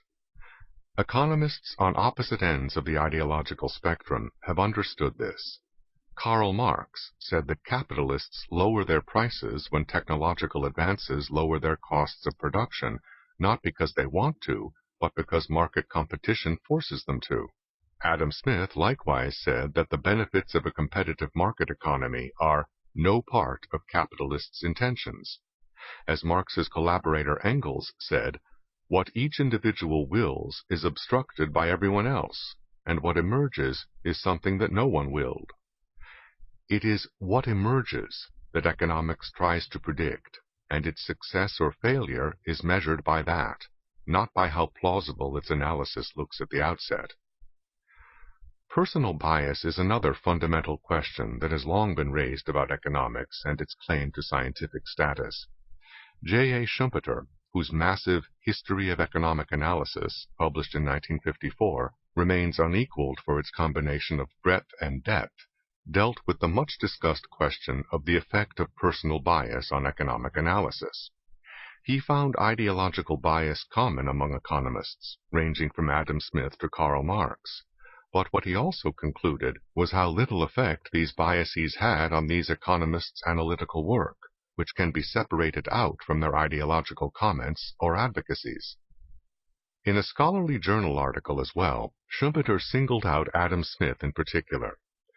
In Adam Smith's case, the interesting thing is not indeed the absence, but the harmlessness of ideological bias. Smith's unrelievedly negative picture of businessmen was, to Schumpeter, an ideological bias deriving from Smith's background in a family which did not belong to the business class, and his intellectual immersion in the work of similarly conditioned intellectuals. But all this ideology, however strongly held, really did not much harm to his scientific achievement in producing sound, factual, and analytic teaching. Similarly with Karl Marx, whose ideological vision of social processes was formed before he began to study economics. But, as his analytic work matured, Marx not only elaborated many pieces of scientific analysis that were neutral to that vision, but also some that did not agree with it well, even though Marx continued to use vituperative phraseology that does not affect the scientific elements in an argument. Ironically, Marx's view of businessmen was not quite as totally negative as that of Adam Smith. According to Schumpeter, in itself, scientific performance does not require us to divest ourselves of our value judgments, or to renounce the calling of an advocate of some particular interest. More bluntly, he said, advocacy does not imply lying, though sometimes ideologies crystallize into creeds that are impervious to argument. But among the hallmarks of a scientific field are rules of procedure which can crush out ideologically conditioned error from an analysis. Moreover, having something to formulate, to defend, to attack, provides an impetus for factual and analytical work, even if ideology sometimes interferes with it. Therefore, though we proceed slowly because of our ideologies, we might not proceed at all without them. Events and ideas. Does economics influence events, and do events influence economics? The short answer to both questions is yes, but the only meaningful question is, to what extent and in what particular ways? John Maynard Keynes' answer to the first question was this: the ideas of economists and political philosophers, both when they are right and when they are wrong, are more powerful than is commonly understood. Indeed, the world is ruled by little else. Practical men, who believe themselves to be quite exempt from any intellectual influences, are usually the slaves of some defunct economist. Madmen in authority, who hear voices in the air, are distilling their frenzy from some academic scribbler of a few years back. I am sure that the power of vested interests is vastly exaggerated compared with the gradual encroachment of ideas. In other words, it was not by direct influence over those who hold power at a particular point in time that economists influence the course of events, according to Keynes. It was by generating certain general beliefs and attitudes which provide the context within which opinion makers think and politicians act. In that sense, the mercantilists are still an influence on beliefs and attitudes in the world today, centuries after they were refuted decisively within the economics profession by Adam Smith. The question whether economics is shaped by events is more controversial. At one time, it was widely believed that ideas are shaped by surrounding circumstances and events, and that economic ideas were no exception. No doubt something in the real world starts people thinking about economic ideas, as is no doubt true of ideas in other fields, including science and mathematics. Trigonometry has been thought to have been given an impetus by a need to resurvey land in Egypt after recurring floods along the Nile wiped out boundaries between different people's properties in ancient times. That is one kind of influence. A more immediate and direct influence has been assumed by those who believed that the Great Depression of the 1930s spawned Keynesian economics. But even if the Great Depression inspired Keynes' thinking, and the widespread acceptance of that thinking among economists around the world, how typical was that of the way that economics has evolved historically, much less how ideas in other fields have evolved historically? Were more things falling down, or was their falling creating more social problems when Newton developed his theory of gravity? Certainly, there were not more free markets when Adam Smith wrote The Wealth of Nations, which advocated freer markets precisely because of his dissatisfaction with the effects of various kinds of government intervention that were pervasive at the time. The great shift within 19th century economics from a theory of price determined by production costs to a theory of price determined by consumer demand was not in response to changes in either production costs or consumer demand. It was simply the unpredictable emergence of a new intellectual insight as a way of resolving ambiguities and inconsistencies in existing economic theory. As for depressions, there had been depressions before the 1930s without producing a Keynes. Nobel Prize-winning economist George Stigler pointed out that momentous events in the real world may have no intellectual consequences. A war may ravage a continent or destroy a generation without posing new theoretical questions. He said, "The tragic reality is that wars have spread ruination and devastation across continents many times over the centuries, so that there need be no new issue to confront intellectually, even in the midst of an overwhelming catastrophe." Whatever its origins or its ability to influence or be influenced by external events, economics is ultimately a study of an enduring part of the human condition. Its value depends on its contribution to our understanding of a particular set of conditions involving the allocation of scarce resources which have alternative uses. Unfortunately, little of the knowledge and understanding within the economics profession has reached the average citizen and voter, leaving politicians free to do things that would never be tolerated if most people understood economics as well as Alfred Marshall understood it a century ago, or David Ricardo 2 centuries ago.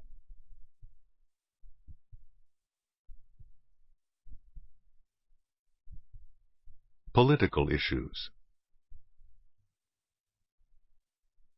Ivan and Boris and Us. There is an old Russian fable, with different versions in other countries, about 2 poor peasants, Ivan and Boris. The only difference between them was that Boris had a goat and Ivan didn't. One day, Ivan came upon a strange-looking lamp, and when he rubbed it, a genie appeared. She told him that she could grant him just one wish, but it could be anything in the world. Ivan said, "I want Boris's goat to die."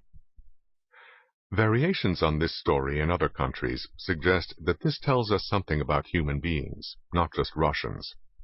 It may tell us something painful about many Americans today, when so many people are preoccupied with the pay of corporate CEOs. It is not that the corporate CEO's pay affects them so much. If every oil company executive in America agreed to work for nothing, that would not be enough to lower the price of a gallon of gasoline by a dime. If every General Motors executive agreed to work for nothing, that would not lower the price of a Cadillac or a Chevrolet by 1%. Too many people are like Ivan, who wanted Boris's goat to die. It is not even that the average corporate CEO makes as much money as any number of professional athletes and entertainers. The average pay of the CEO of a corporation big enough to be included in the Standard & Poor's Index is less than 1/3 of what Alex Rodriguez makes, about 1/10 of what Tiger Woods makes, and less than 1/30 of what Oprah Winfrey makes. But when has anyone ever accused athletes or entertainers of greed? It is not the general public that singles out corporate CEOs for so much attention. Politicians and the media have focused on business leaders, and the public has been led along like sheep. The logic is simple. Demonize those whose place or power you plan to usurp. Politicians who want the power to micromanage business and the economy know that demonizing those who currently run businesses is the opening salvo in the battle to take over their roles. There is no way that politicians can take over the roles of Alex Rodriguez, Tiger Woods, or Oprah Winfrey, so they can make any amount of money they want, and it doesn't matter politically. Those who want more power have known for centuries that giving the people somebody to hate and fear is the key. In 18th century France, promoting hatred of the aristocracy was the key to Robespierre's acquiring more dictatorial power than the aristocracy had ever had, and using that power to create a bigger bloodbath than anything under the old regime. In the 20th century, it was both the czars and the capitalists in Russia who were made the targets of public hatred by the communists on their road to power. That power created more havoc in the lives of more people than czars and capitalists ever had combined. As in other countries and other times, today it is not just a question of which elites win out in a tug-of-war in America. It is the people at large who have the most at stake. We have just seen one of the biggest free home demonstrations of what happens in an economy when politicians tell businesses what decisions to make.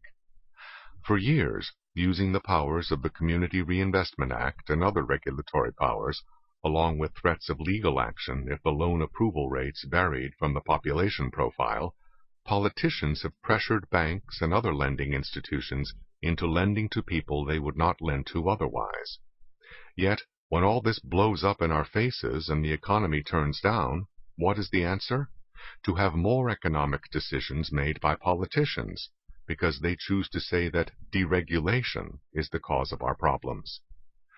Regardless of how much suffocating regulation may have been responsible for an economic debacle, politicians have learned that they can get away with it if they call it deregulation. No matter what happens, for politicians it is heads I win and tails you lose. If we keep listening to the politicians and their media allies, we are all going to keep losing, big time. Keeping our attention focused on CEO pay, Boris's goat, is all part of this game. We are all goats if we fall for it.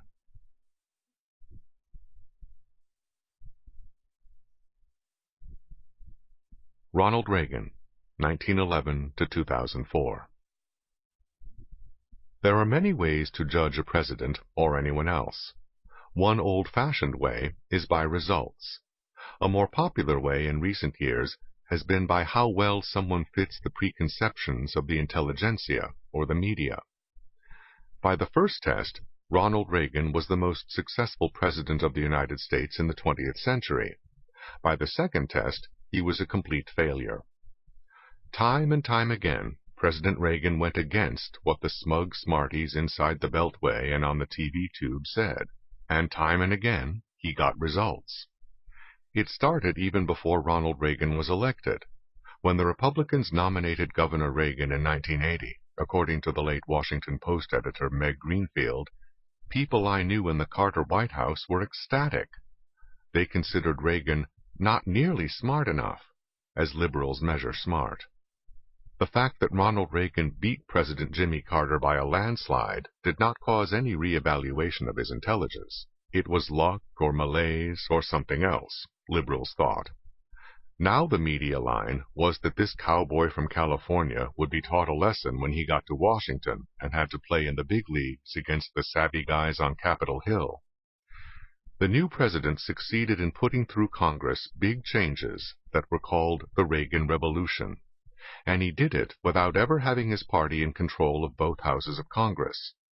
But these results caused no reevaluation of Ronald Reagan. One of his first acts as president was to end price controls on petroleum. The New York Times condescendingly dismissed Reagan's reliance on the free market and repeated widespread predictions of declining domestic oil production and skyrocketing gasoline prices. The price of gasoline fell by more than 60 cents a gallon. More luck, apparently. Where the new president would really get his comeuppance, the smart money said, was in foreign affairs, where a former governor had no experience. Not only were President Reagan's ideas about foreign policy considered naive and dangerously reckless, he would be going up against the wily Soviet rulers, who were old hands at this stuff.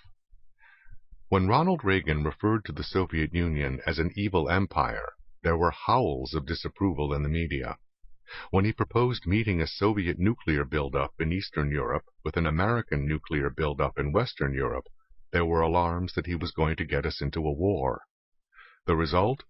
President Reagan's policies not only did not get us into a war, they put an end to the Cold War that had been going on for decades. Meanwhile, Soviet Premier Mikhail Gorbachev, who was the media's idea of a brilliant and sophisticated man, had a whole communist empire collapse under him when his policies were put into effect. Eastern Europe broke free, and Gorbachev woke up one morning to find that the Soviet Union that he was head of no longer existed, and that he was now a nobody in the new Russian state. But that was just bad luck, apparently. For decades, it had been considered the height of political wisdom to accept as given that the Soviet bloc was here to stay, and its expansion was so inevitable that it would be foolhardy to try to stop it. The Soviet bloc had in fact expanded through 7 consecutive administrations of both Republicans and Democrats. The first territory the Communists ever lost was Grenada, when Ronald Reagan sent in American troops. But once again, results carried no weight with the intelligentsia and the media.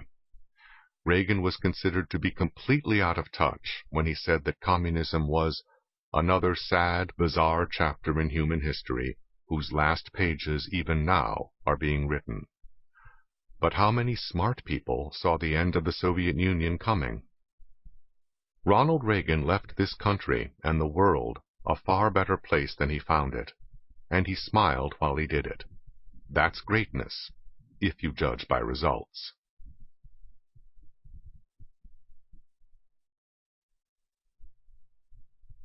The compassion racket. Our hearts automatically go out to the people of Florida, who are being battered by a series of hurricanes in rapid succession. But we have brains as well as hearts, and the time is long overdue to start using them.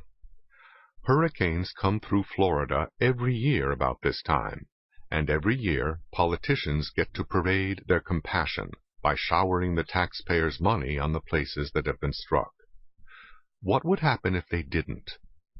First of all, not as many people would build homes in the path of a well-known disaster that comes around like clockwork virtually every year.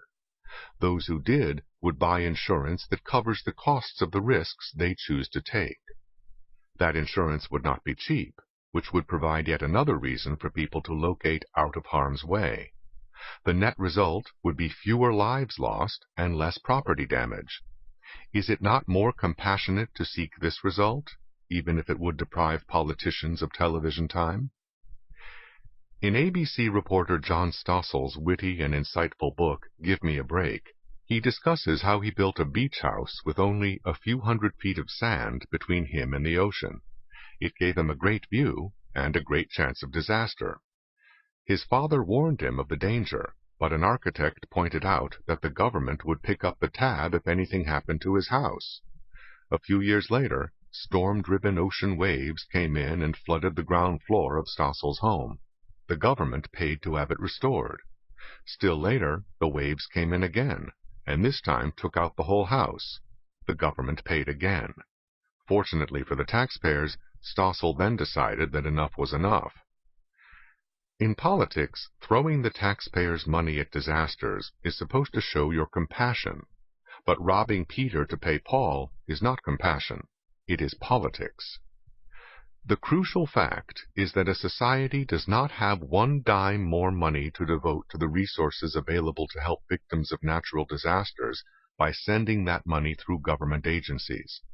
All that it does is change the incentives in such a way as to subsidize risky behavior. The same money can just as well come through insurance companies. Even if most insurance companies are unwilling to insure people living in particularly vulnerable areas, or living in homes that are inadequate to withstand hurricane-force winds, there are always insurers who specialize in high risks, and who charge correspondingly higher premiums. Lloyd's of London, for example, has already been moving into the market for insurance for homes costing $500,000 or more, and located along coastal waters, whether in Florida or the Hamptons or elsewhere. If rich people want to put their mansions at risk, there is no reason why they shouldn't pay the costs, instead of forcing the taxpayers to pay those costs. What about the poor? As in so many other cases, the poor are the human shields behind which big government advocates advance. If you are seriously concerned about the poor themselves, you can always subsidize them and avoid subsidizing others by having means tests. Means tests are anathema to the political left because that puts an end to their game of hiding behind the poor. Compassion is a laudable feeling, but it can also be a political racket. As with so many government programs that people have come to rely on, phasing out state and federal disaster relief programs would not be easy. In an election year, it is impossible. Fortunately, there are years in between elections in which it is at least theoretically possible to talk sense. Whether the risks are hurricanes, earthquakes, floods, or forest fires, people who have gotten themselves out on a limb by taking risks in the expectation that the government will bail them out can be gradually weaned away from that expectation by phasing out disaster relief. The alternative is to keep on forcing taxpayers to be patsies forever, while politicians bask in the glow of the compassion racket by throwing the taxpayers' money hither and yon, while the media applaud the courage of those who rebuild in the path of known disasters.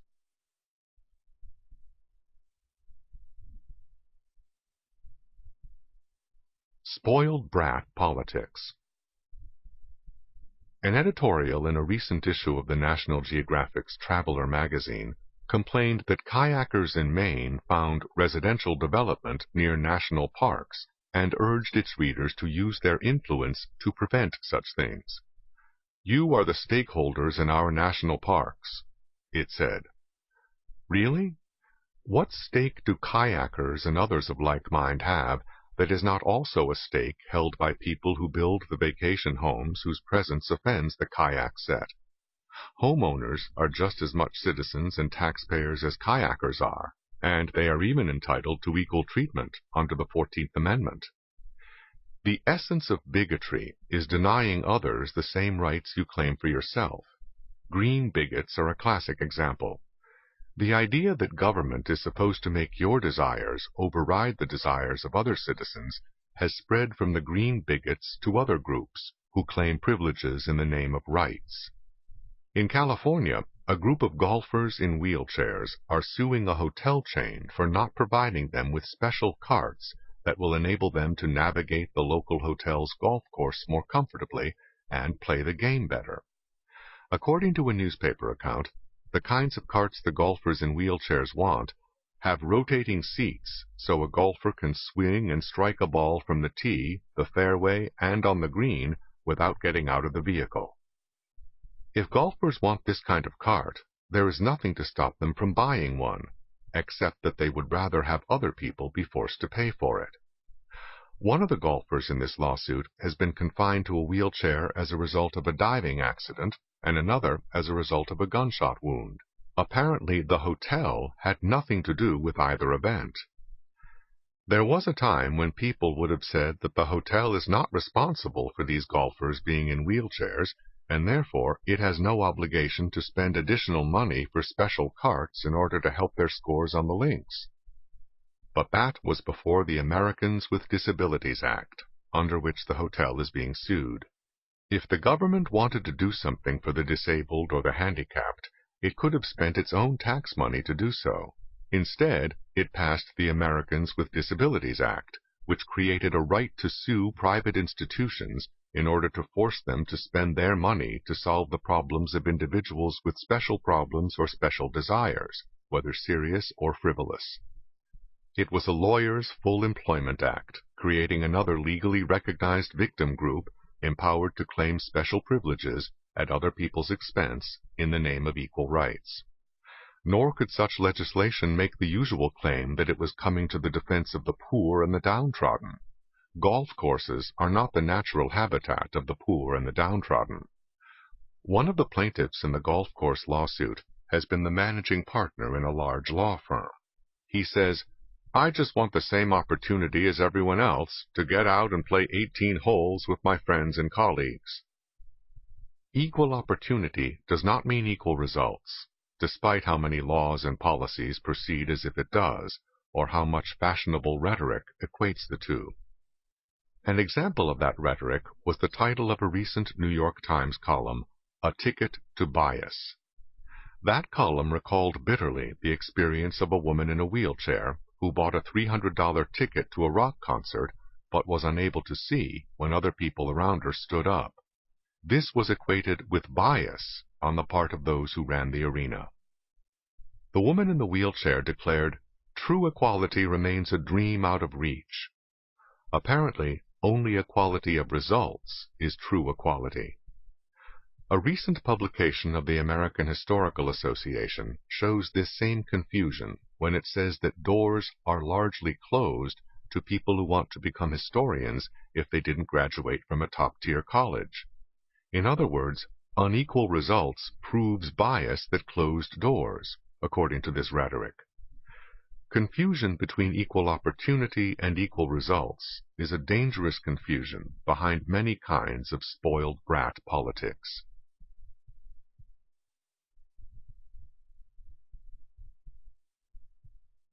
The left's vocabulary. A recent angry email from a reader said that certain issues should not be determined by the dictates of the market.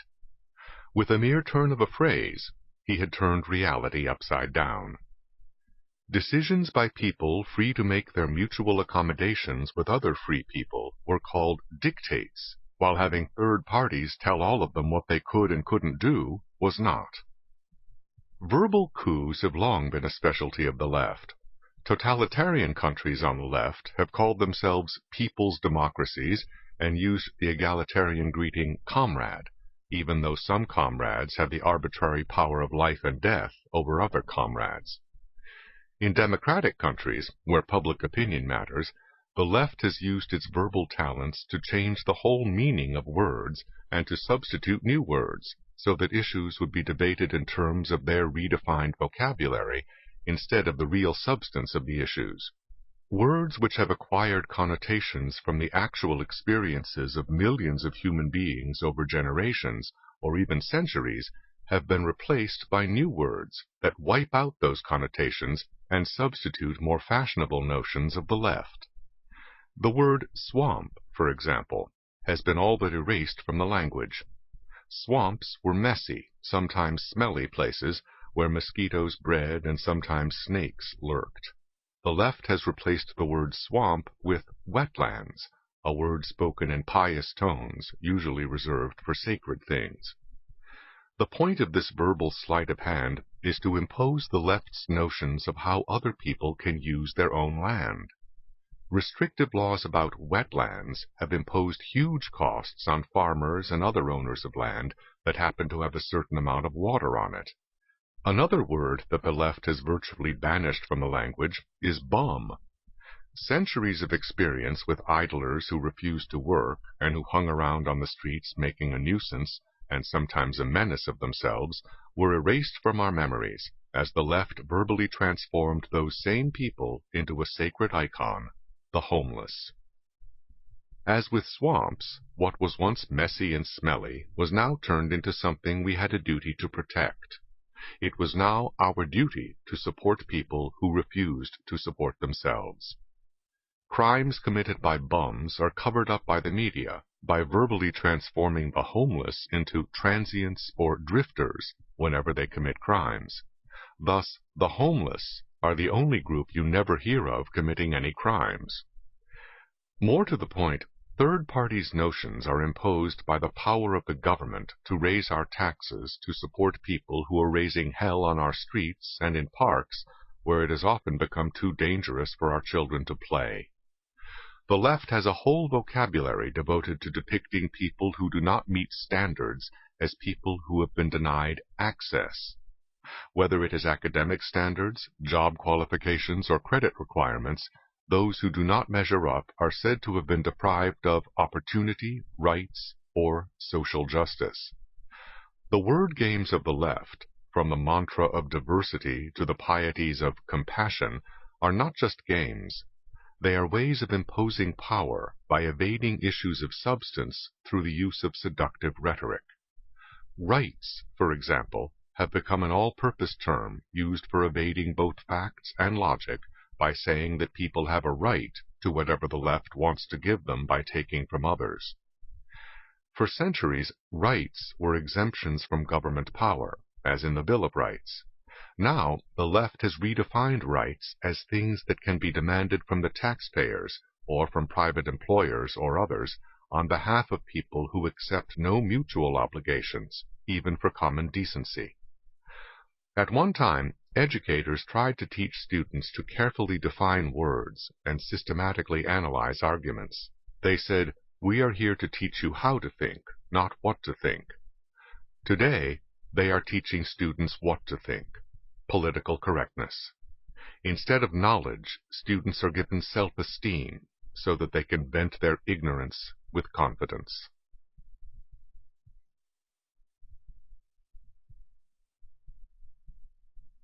Unfunded mandates. Nothing so epitomizes contemporary liberalism as unfunded mandates, in which the federal government establishes programs and forces the states to pay for them.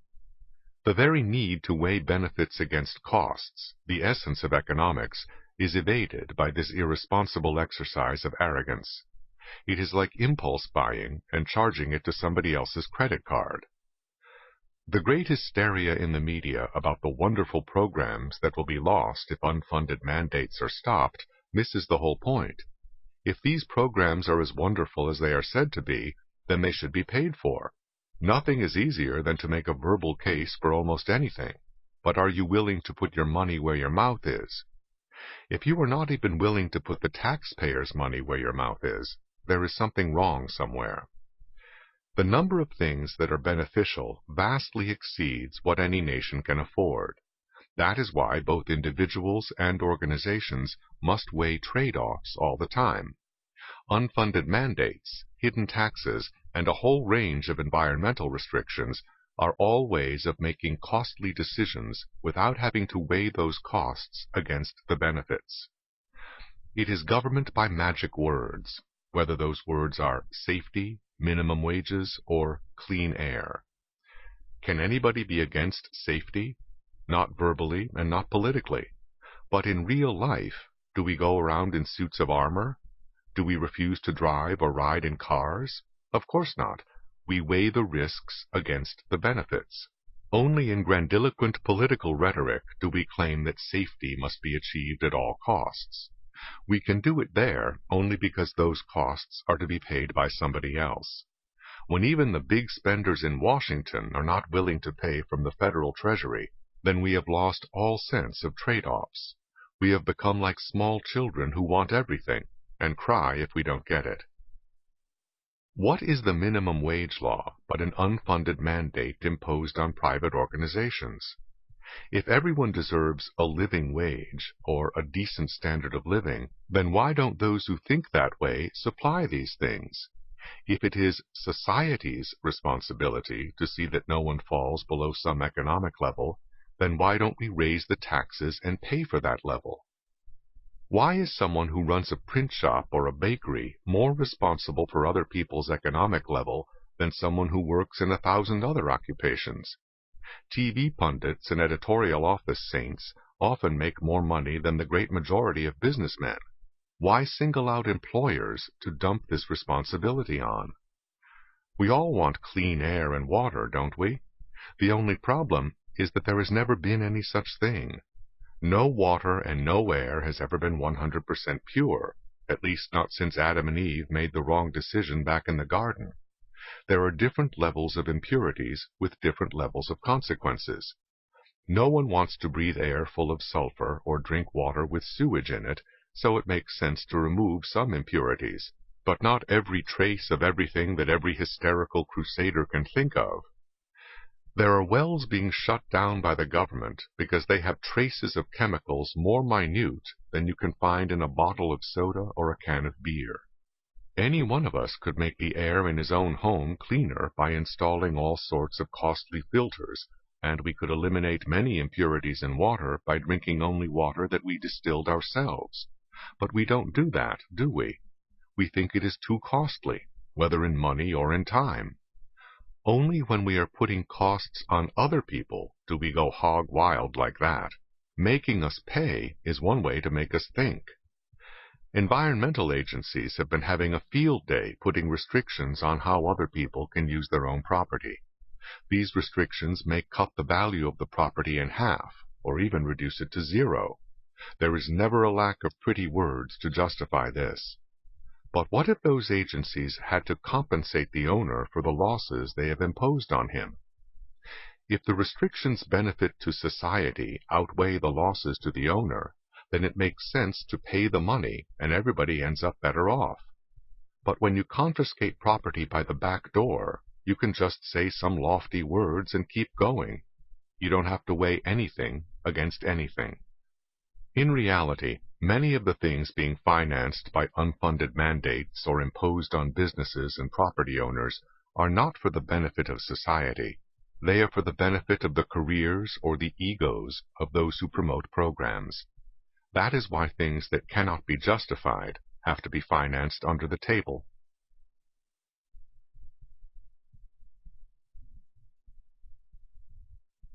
Reflections on term limits. The reflecting pool between the Washington Monument and the Lincoln Memorial may be the only thing in Washington that is reflecting. Preoccupation with the never-ending task of political fundraising, fighting daily brush fires, and trying to put the right spin on the crisis du jour leaves very little time for the nation's political leaders to step back and contemplate deeper and enduring questions amid the swirl of events and rhetoric. Reflection is not a luxury, but a prime necessity. Anyone who has ever done anything as mundane as looking for a house knows how much time and thought goes into weighing one place against another and both against the bank account, not to mention the conflicting demands of getting to work, getting the children in a good school, and many other considerations. Imagine if in 1 year you had to decide and vote on complex environmental issues, foreign policy around the world, racial issues at home, military defense, judicial appointments, and regulating public utilities, pharmaceutical drugs, the stock market, and the safety of mines, airports, food, and vaccines. Even if we arbitrarily assume that none of these things is any more complicated than buying a house, how many people could handle all the problems of buying a house 10 times in 1 year? Worse yet, these national and international issues are not the sole or even the main business of those in Congress or the White House. Their main business is getting reelected. That is also the main business of those who work for them, even though theoretically these staffers and appointees work for the country and certainly are paid by the taxpayers. One of the strongest cases for term limits is that a one-term rule would free up a major block of time and eliminate a major conflict of interest among elected officials and their staffs by eliminating their overwhelming preoccupation with getting reelected. Those advocates of term limits who wish merely to restrict the number of terms forfeit much of this advantage, for, if 3 terms are allowed for a congressman, then in 2/3 of those terms the congressman and his staff will still be preoccupied with re-election. If the fear is that 2 years is too short a time for a member of the House of Representatives to get the lay of the land and become an effective legislator, then instead of allowing 3 2-year terms, 1 6-year term could be established. The point is to get people focused on national concerns, not their own re-election. Those who fear that we would lose the great expertise that members of Congress develop after years of dealing with certain issues fail to see that much of that expertise is in the arts of packaging, log rolling, creative accounting, and other forms of deception. Those who dominate the national political scene, and often the local scene as well, are experts only in the law and in political machinations. Genuine experts in particular fields seldom have either the incentive or the political talents to get elected to public office. A leading surgeon, engineer, corporate executive, scientist, or financial consultant earns far more than the salary of any public official in Washington. What incentive is there for someone like this to sacrifice his family's present well-being and future security unless he is so driven by the desire for power that any sacrifice seems worth it? Anyone with such a craving for power is the last person to trust with power. One of the greatest economic moves we could make would be to pay every member of Congress $1 million a year, but with no perks and no pension. Paying this salary to each member of Congress for the entire 21st century would cost less than running the Department of Agriculture for 1 year. This would pay for itself many times over, because many government agencies and programs could be eliminated by a Congress not concerned with raising campaign money from special interests that benefit from bureaucracies ostensibly set up to serve the public. With such a salary, people who are at the top of many fields could afford to spend 1 term in Washington performing a civic duty without sacrificing their families, and without any prospect that this could be a career from which they could retire with a pension. The absence of perks would emphasize that they were not little tin gods, but simply citizens temporarily serving in government. They could also bring some real expertise to Washington, expertise in something besides politics.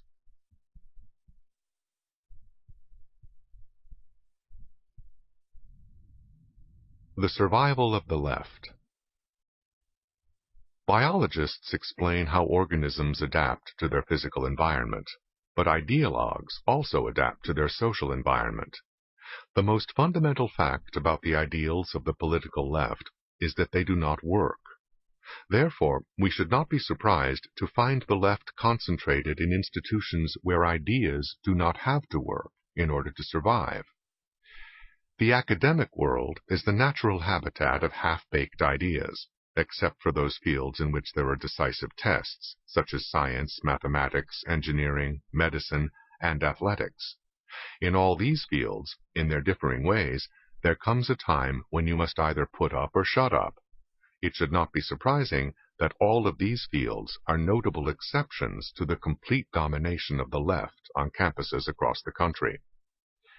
In the humanities, for example, the test of deconstructionism is not whether it can produce any tangible results, but whether it remains in vogue. So long as it does, professors skilled in its verbal sleight of hand can expect to continue to receive six-figure salaries. You might think that the collapse of communism throughout Eastern Europe would be considered a decisive failure for Marxism, but academic Marxists in America are utterly undaunted. Their paychecks and their tenure are unaffected. Their theories continue to flourish in the classrooms, and their journals continue to litter the library shelves. Socialism in general has a record of failure so blatant that only an intellectual could ignore or evade it. Even countries that were once more prosperous than their neighbors have found themselves much poorer than their neighbors after just one generation of socialistic policies. Whether these neighboring countries were Ghana and the Ivory Coast, or Burma and Thailand, it has been the same story around the world. Nor is economic failure the worst of it. The millions slaughtered by Stalin, Mao, and Pol Pot for political reasons are an even grimmer reality. People who live and work in a world where there is a business bottom line, an athletic scoreboard, a military battlefield, or life-and-death surgery may find it hard to fully appreciate the difference between that kind of world and one in which the only decisive test is whether your colleagues like what you are saying. Academia is only one of the places where wholly subjective criteria rule, and where leftists predominate. Endowed institutions, such as foundations and museums, likewise often face no test other than what like-minded people find exciting, and what enables those who run these institutions to get the heady feeling that they are making a difference. The same is true of cultural institutions supported involuntarily by the taxpayers, such as the Smithsonian or the National Endowments for the Arts and the Humanities. Taxpayer-supported public radio and television are similarly insulated from reality and similarly dominated by the left, not only in the United States, but in other countries as well. All the nostrums of the left that have brought hunger to millions in countries which used to have surplus food to export, all the pretty words and ugly realities that have caused millions more to flee the lands of their birth, these nostrums live on in public television, much like old classic movies with familiar lines that the audience of aficionados can recite along with the characters on the screen. These endowed and insulated institutions, often full of contempt for the values of American society and Western civilization, are not the only bastions of the left counterculture.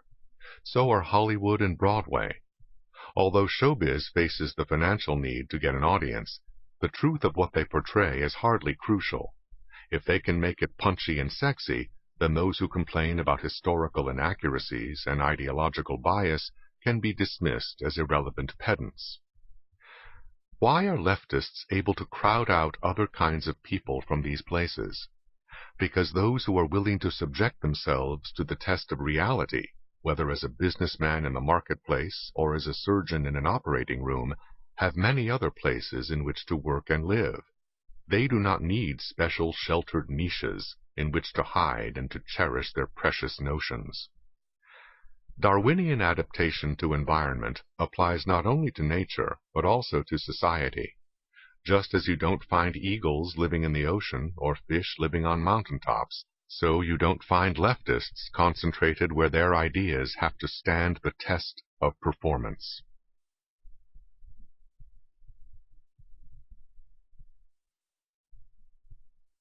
Politics in One Lesson. Henry Hazlitt wrote a book called Economics in One Lesson. Charles Murray's book, What It Means to Be a Libertarian, could have been titled Politics in One Lesson. Unlike The Bell Curve, which Murray co-authored, this book has no footnotes, only a couple of very simple diagrams, and is a slender volume written in an easy essay style. Seldom has so much substance and wisdom been packed into so few words, demonstrating in the process that the case against the welfare state and the regulatory state is very straightforward. Those who oppose Murray's conclusions will undoubtedly consider them simplistic, since elaborate and even convoluted arguments are considered signs of sophistication, rather than desperate expedients to try to salvage a position contrary to plain facts and plain logic.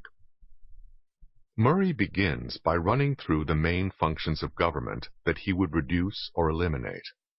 He would eliminate entirely all government regulation of products and services, leaving tort law to deal with harms caused by defective products in normal use.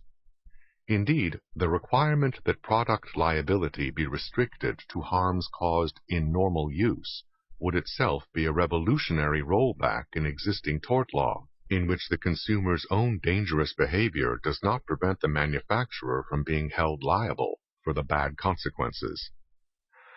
Among the federal cabinet-level departments to be destroyed entirely in this libertarian vision are the Departments of Agriculture, Commerce, Energy, Transportation, and Housing and Urban Development.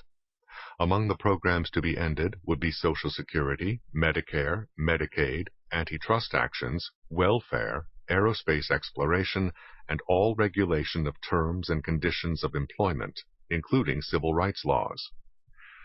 You might think that such a sweeping agenda would require a huge book to justify the slaughter of so many sacred cows, but in fact, the political justifications for these huge governmental activities are remarkably vulnerable, as Murray demonstrates by puncturing them with a few well-placed thrusts. For all his uncompromising libertarianism, Murray rejects the atomistic vision of some libertarian intellectuals, as he also rejects the popular me generation attitudes of self-fulfillment that gave short shrift to parenting and neighboring. Indeed, one of his strongest objections to the welfare state is that it turned over to government bureaucracies a large portion of the responsibility for feeding the hungry, succoring the sick, comforting the sad, nurturing the children, tending the elderly, and chastising the sinners. In short, many of the things that liberals say should be done by society, Murray agrees should be done in society, but not by government.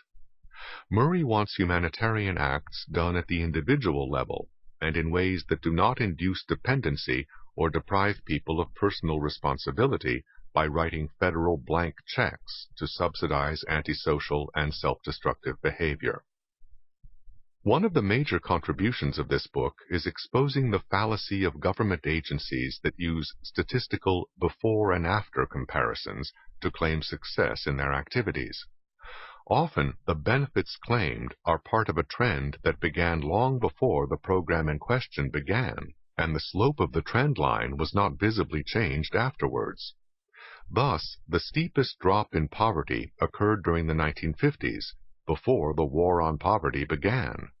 Yet all further continuation of this trend is automatically credited to government social programs that began in the 1960s. It is much the same story when one plots the trend of increasing black representation in the professions.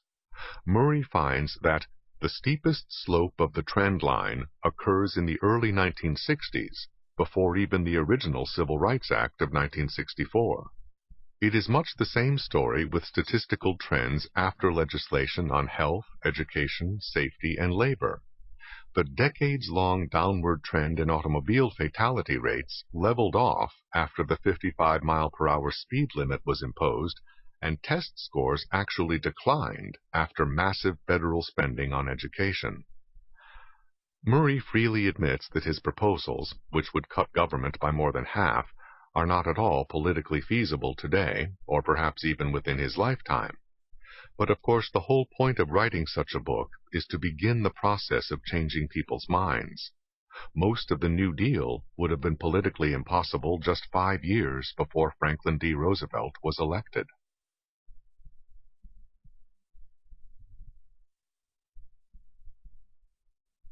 The Pattern of the Anointed. They went to work with unsurpassable efficiency. Full employment, a maximum of resulting output, and general well-being ought to have been the consequence. It is true that instead we find misery, shame, and, at the end of it all, a stream of blood. But that was a chance coincidence. Joseph A. Schumpeter. What is intellectually interesting about visions are their assumptions and their reasoning, but what is socially crucial is the extent to which they are resistant to evidence. All social theories being imperfect, the harm done by their imperfections depends not only on how far they differ from reality, but also on how readily they adjust to evidence to come back into line with the facts. One theory may be more plausible or even more sound than another, but if it is also more dogmatic, then that can make it far more dangerous than a theory that is not initially as close to the truth, but which is more capable of adjusting to feedback from the real world. The prevailing vision of our time, the vision of the Anointed, has shown an extraordinary ability to defy evidence. Characteristic patterns have developed among the Anointed for dealing with the repeated failures of policies based on their vision. Other patterns have developed for seizing upon statistics in such a way as to buttress the assumptions of the vision, even when the same set of statistics contain numbers that contradict the vision. Finally, there is the phenomenon of honored prophets among the Anointed, who continue to be honored as their predictions fail by vast margins time and again. Patterns of failure. A very distinct pattern has emerged repeatedly when policies favored by the Anointed turn out to fail. This pattern typically has 4 stages. Stage 1. The crisis. Some situation exists whose negative aspects the Anointed propose to eliminate. Such a situation is routinely characterized as a crisis, even though all human situations have negative aspects, and even though evidence is seldom asked or given to show how the situation at hand is either uniquely bad or threatening to get worse. Sometimes the situation described as a crisis has in fact already been getting better for years. Stage 2. The solution. Policies to end the crisis are advocated by the Anointed, who say that these policies will lead to beneficial result A. Critics say that these policies will lead to detrimental result Z. The Anointed dismiss these latter claims as absurd and simplistic, if not dishonest. Stage 3. The results. The policies are instituted and lead to detrimental result Z. Stage 4. The response. Those who attribute detrimental result Z to the policies instituted are dismissed as simplistic for ignoring the complexities involved, as many factors went into determining the outcome. The burden of proof is put on the critics to demonstrate to a certainty that these policies alone were the only possible cause of the worsening that occurred. No burden of proof whatever is put on those who had so confidently predicted improvement. Indeed, it is often asserted that things would have been even worse were it not for the wonderful programs that mitigated the inevitable damage from other factors. Examples of this pattern are all too abundant. 3 will be considered here. The first and most general involves the set of social welfare policies called the War on Poverty during the administration of President Lyndon B. Johnson, but continuing under other labels since then. Next is the policy of introducing sex education into the public schools as a means of reducing teenage pregnancy and venereal diseases. The third example will be policies designed to reduce crime by adopting a less punitive approach, being more concerned with preventive social policies beforehand and rehabilitation afterwards, as well as showing more concern with the legal rights of defendants in criminal cases. The War on Poverty. Governmental policies designed to alleviate the privations of the poor go back much further than President Johnson's War on Poverty, and of course reach far beyond the boundaries of the United States. What was different about this particular set of social programs, first proposed to Congress during the Kennedy administration and later enacted into law during the Johnson administration, was that their stated purpose was a reduction of dependency, not simply the provision of more material goods to the poor. This was the recurring theme of the War on Poverty from the time President Kennedy introduced this legislation in 1962 until President Johnson saw it passed and signed into law in 1964. John F. Kennedy stated the purpose of the War on Poverty would be to help our less fortunate citizens to help themselves. He said, We must find ways of returning far more of our dependent people to independence. The whole point of currently increased federal spending on this effort was to strengthen and broaden the rehabilitative and preventive services offered to persons who are dependent or who would otherwise become dependent, so that long-run savings in government spending were expected from a subsequent decline in dependency. As President Kennedy put it, public welfare, in short, must be more than a salvage operation, picking up the debris from the wreckage of human lives. Its emphasis must be directed increasingly toward prevention and rehabilitation, on reducing not only the long-range cost in budgetary terms, but the long-range cost in human terms as well. The same theme of increased short-run spending for long-run savings as a result of reduced dependency was a theme repeated in a New York Times editorial. President Kennedy's welfare message to Congress yesterday stems from a recognition that no lasting solution to the problem can be bought with a relief check. Financial help to the needy must be supplemented by a vastly expanded range of professional and community services. Their aim, to keep men, women, and children from having to rely on public assistance by making them useful, creative citizens. The President does not pretend it will be cheap to provide the needed build-up in staff, facilities, and rehabilitation allowances. The initial cost will actually be greater than the mere continuation of handouts. The dividends will come in the restoration of individual dignity and in the long-run reduction of the need for government help. The Congressional Quarterly of the same date, February 2, 1962, likewise reported, "The President stressed that the welfare program should be directed toward the prevention of dependence and the rehabilitation of current relief recipients." The same theme carried over into the Johnson administration, where the anti-poverty program was sold as a way to break the cycle of poverty and to make taxpayers out of tax eaters. "Give a hand, not a handout," was the slogan of the war on poverty. In keeping with that theme, President Johnson said in August 1964, when the legislation was finally passed, "The days of the dole in our country are numbered." This initial thrust of the war on poverty programs must be clearly recognized at the outset, for one of many responses to the failures of government programs has been to redefine their goals after the fact, to make the programs look successful. A subsidiary theme of the war on poverty was that social programs were a way of heading off urban violence.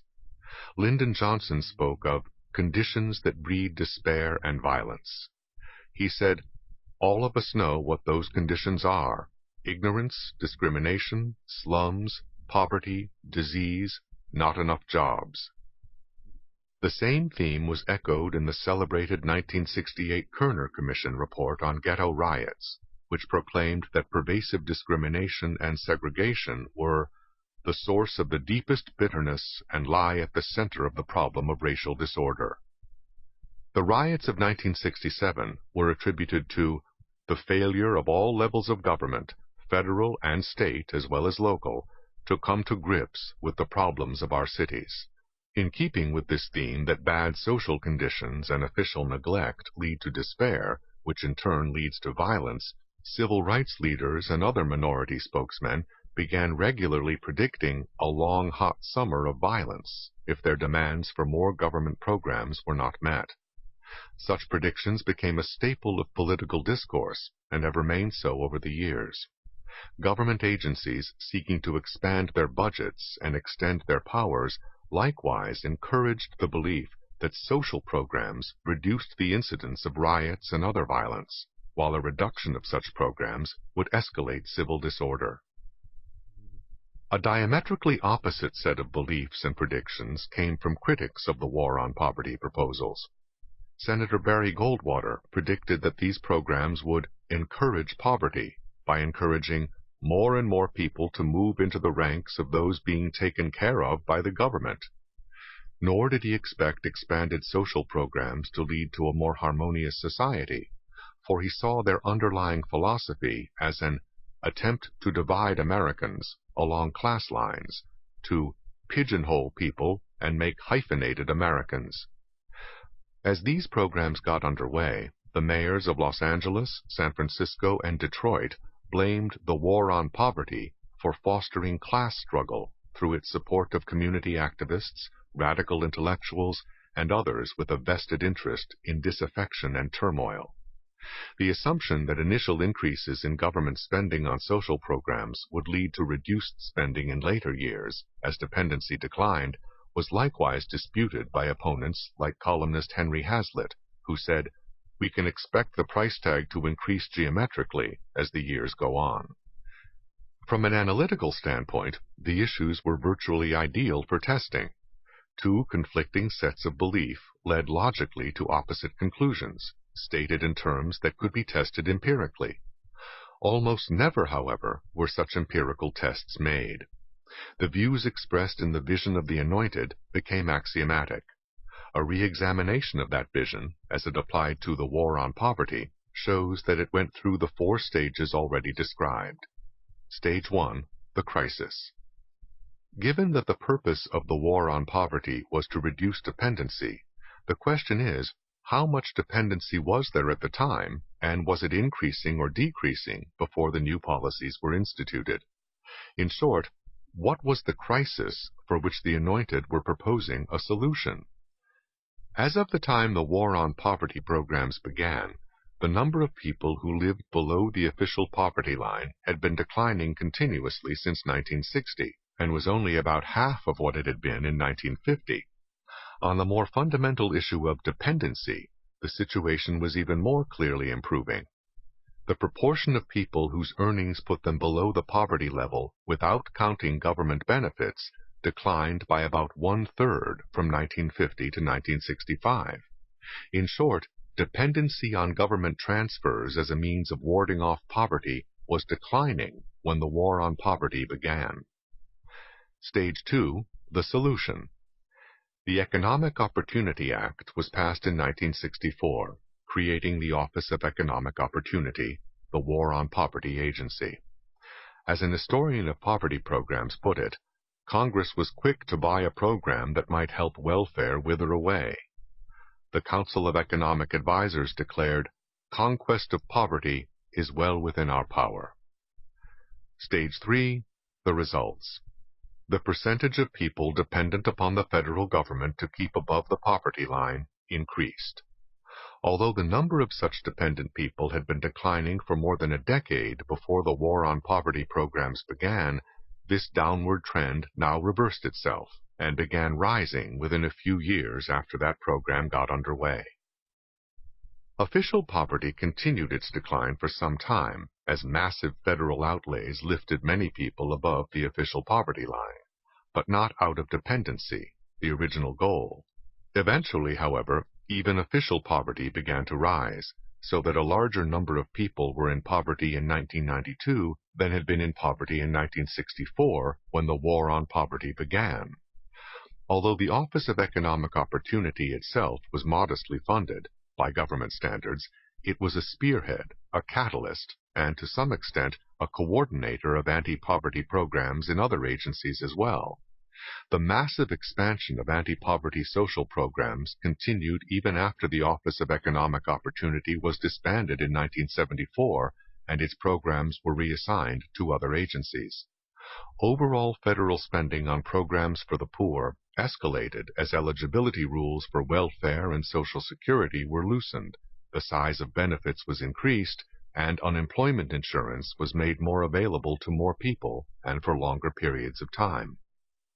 Despite initial claims that various government services would lead to reduced federal outlays on welfare programs as more people became self-sufficient, the very opposite happened.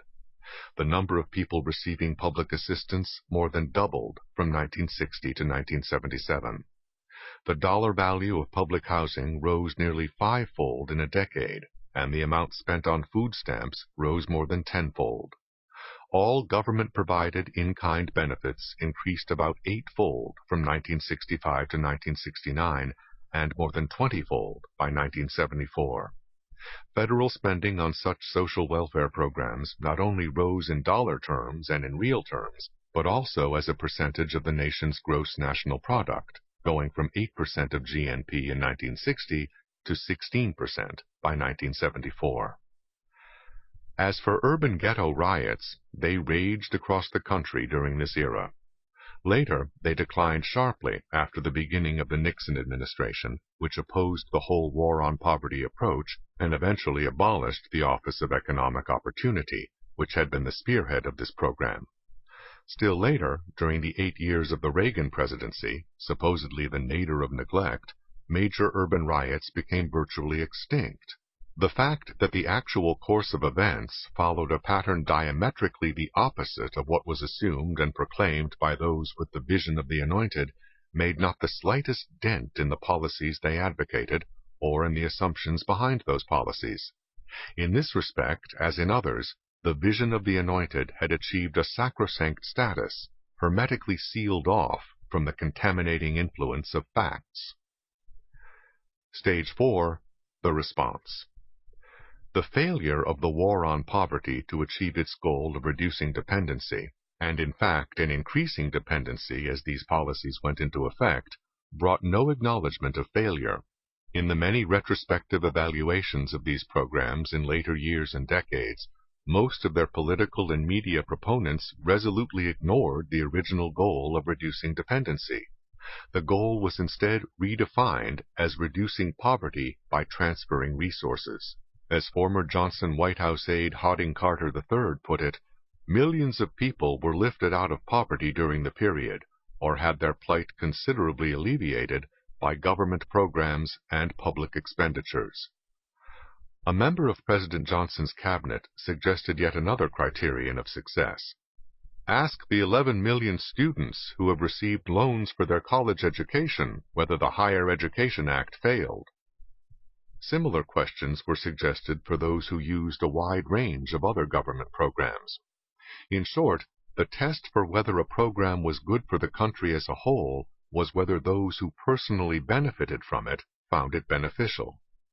Yet a third line of defense of failed policies has been to claim moral merit for their good intentions. Harding Carter III was only one of many to use this defense when he wrote of the war on poverty as a clear, steady trend away from the majority's long and shameful disregard of the other hidden America of hardcore hopelessness. Related to the moral redemption of the uncaring masses was the excitement and inspiration of the elite. At a 20th anniversary commemoration of the Johnson administration's social programs, another former aide to President Johnson referred to the vision that excited and inspired the nation. Mrs. Johnson spoke of the sense of caring and the exhilaration of her husband's efforts. Finally, it was asserted that things would have been even worse were it not for these programs. The question is not what the bottom line is today, with poverty up, but where would we be if we didn't have these programs in place, said Professor Sheldon Danziger, director of the University of Wisconsin's Institute for Research on Poverty. I think we'd have poverty rates over 25%. Even though poverty and dependency were going down for years before the war on poverty began, Professor Danziger chose to assert that poverty rates would have gone up. There is no possible reply to these heads I win and tails you lose assertions, except to note that they would justify any policy on any subject anywhere, regardless of its empirically observed consequences. In short, no matter what happens, the vision of the Anointed always succeeds, if not by the original criteria, then by criteria extemporized later, and if not by empirical criteria, then by criteria sufficiently subjective to escape even the possibility of refutation. Evidence becomes irrelevant. Sex education. Among the many crusades which gathered new steam during the 1960s was the crusade to spread sex education into the public schools and through other channels. Among the first acts of the Office of Economic Opportunity in 1964 was making a grant to a Planned Parenthood unit in Texas. From a total expenditure of less than $500,000 in fiscal year 1965, OEO expanded its financing of sex education more than fivefold by fiscal year 1966. Not only did the federal government begin in the late 1960s to greatly expand its own expenditures on sex education, often known as family planning or by other euphemisms, but it also began to mandate that states promote such programs as well. The number of patients served by family planning clinics increased approximately fivefold between 1968 and 1978. As early as 1968, the National Education Association, in its NEA Journal, was saying that a federally funded project in a Washington school demonstrated the need for sex education as an integral part of school curriculum beginning in the early grades. Some of the pregnant girls counseled reported feeling that if they had studied human sexuality with understanding teachers during elementary school, they would not have become pregnant. Sex education and family planning clinics, so-called despite their being established to prevent having babies, not only grew rapidly, but also changed in the clientele they served. As a study of this era put it, family planning services grew phenomenally from the mid-60s to the mid-70s. In 1964, the federal government made its first family planning grant, which served only married women. By 1970, Congress had passed the first national family planning and population legislation. Federal expenditures grew from $16 million to close to $200 million. In 1969, there were less than 250,000 teenagers using family planning clinics. By 1976, this had swollen to 1.2 million.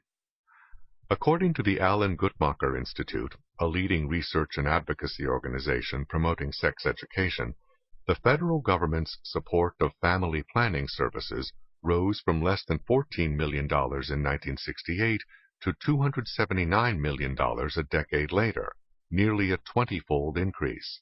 By the early 1980s, nearly two-thirds of the money received by family planning agencies came from the federal government. What was the purpose of all this activity? Sex education is considered one of the primary tools to help adolescents avoid unwanted pregnancy, according to a typical comment of the period. Once more, we have the four-stage pattern. Stage 1, the crisis.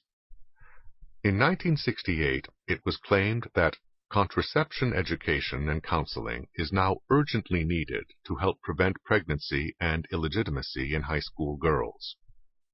The head of Planned Parenthood testified before a congressional subcommittee in 1966 as to the need for sex education to assist our young people in reducing the incidence of out-of-wedlock births and early marriage necessitated by pregnancy. The incidence of venereal disease among young people was cited by the head of the New York City Board of Education as showing the need for a crash educational program. An article in the American School Board Journal in 1969 depicted sex education as a way of combating illegitimacy and venereal disease.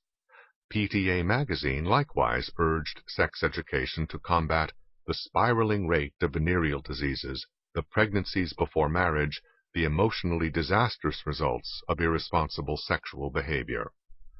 Similar statements abounded from a variety of sources. But what was in fact the situation when this kind of crisis mentality was being used to push for more sex education in the schools? Fertility rates among teenage girls had been declining for more than a decade since 1957. Venereal disease was also declining. The rate of infection for gonorrhea, for example, declined every year from 1950 through 1959, and the rate of syphilis infection was, by 1960, less than half of what it had been in 1950. This was the crisis which federal aid was to solve. Stage 2, the solution. Massive federal aid to sex education programs in the schools and to family planning clinics was advocated to combat teenage pregnancy and venereal disease. After sex education, according to a professor of family life, a boy will find decreased need for casual, irresponsible, and self-centered experimentation with sex. Critics opposed such actions on various grounds, including a belief that sex education would lead to more sexual activity rather than less, and to more teenage pregnancy as well. Such views were dismissed in the media and in politics, as well as by the advocates of sex education.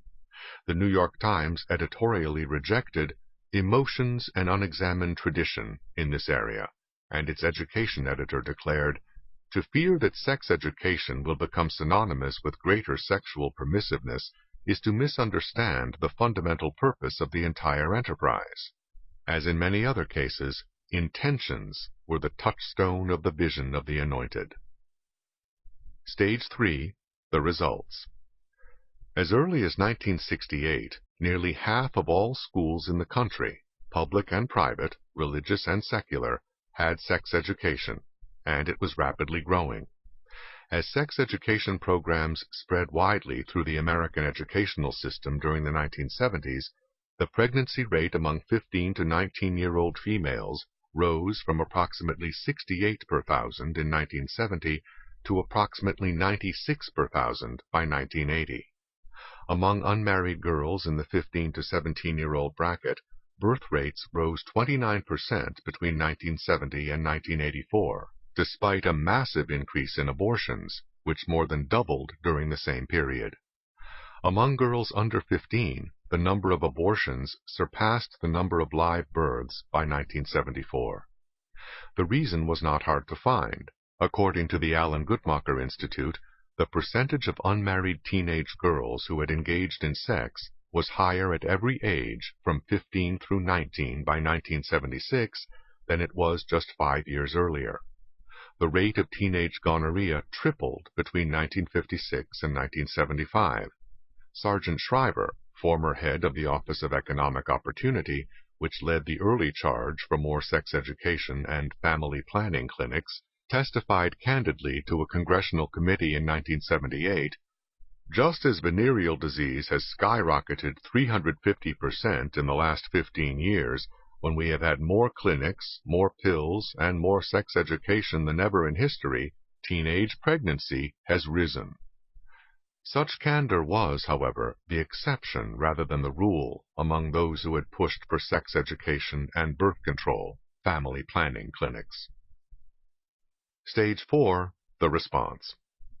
Sex education advocates continue to treat as axiomatic the need for more sex education to combat teenage pregnancy and venereal disease.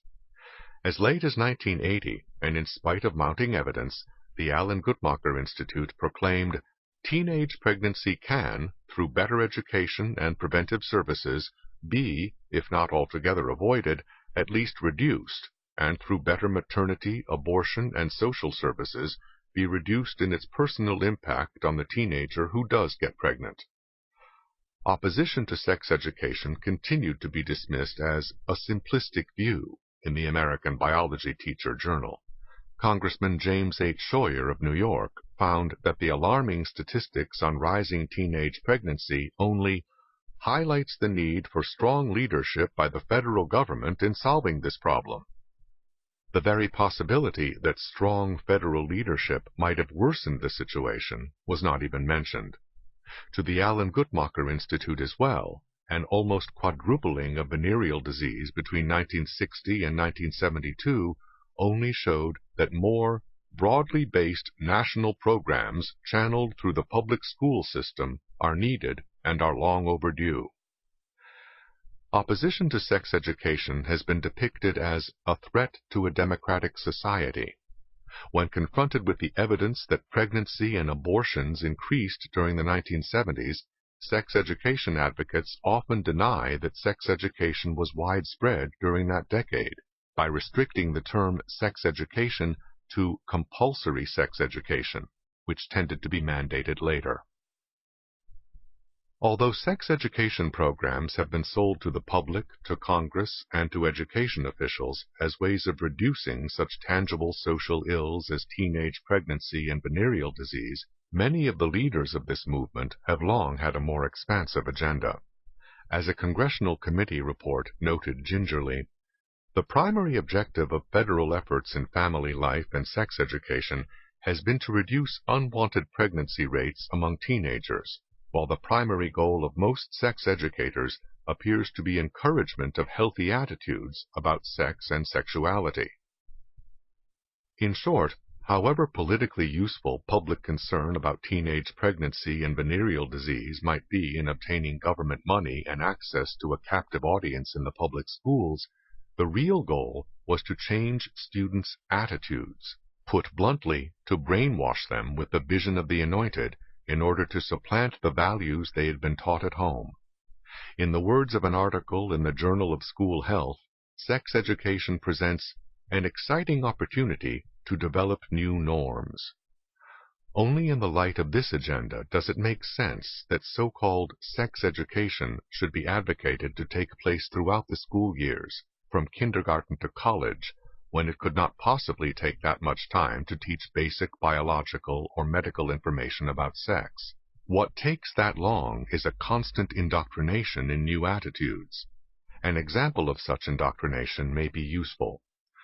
A popular sex instructional program for junior high school students, aged 13 and 14, shows film strips of 4 naked couples, 2 homosexual and 2 heterosexual, performing a variety of sexually explicit acts, and teachers are warned with a cautionary note from the sex educators not to show the material to parents or friends. Many of the materials of this program shown to people outside the context of the program itself can evoke misunderstanding and difficulties. Parents who learned of this program and protested were quickly labeled fundamentalists and right-wing extremists, even though they were in fact affluent Episcopalians in Connecticut. Here is an almost textbook example of the vision of the anointed, preempting the decisions of parents as to when and how their own children shall be introduced to sex, and dismissing out of hand those with different views. Nor was this episode peculiar to this particular school. Similar things have happened all over the country. Parents are denigrated both in discussions of public policy and in the materials given to students in the schools.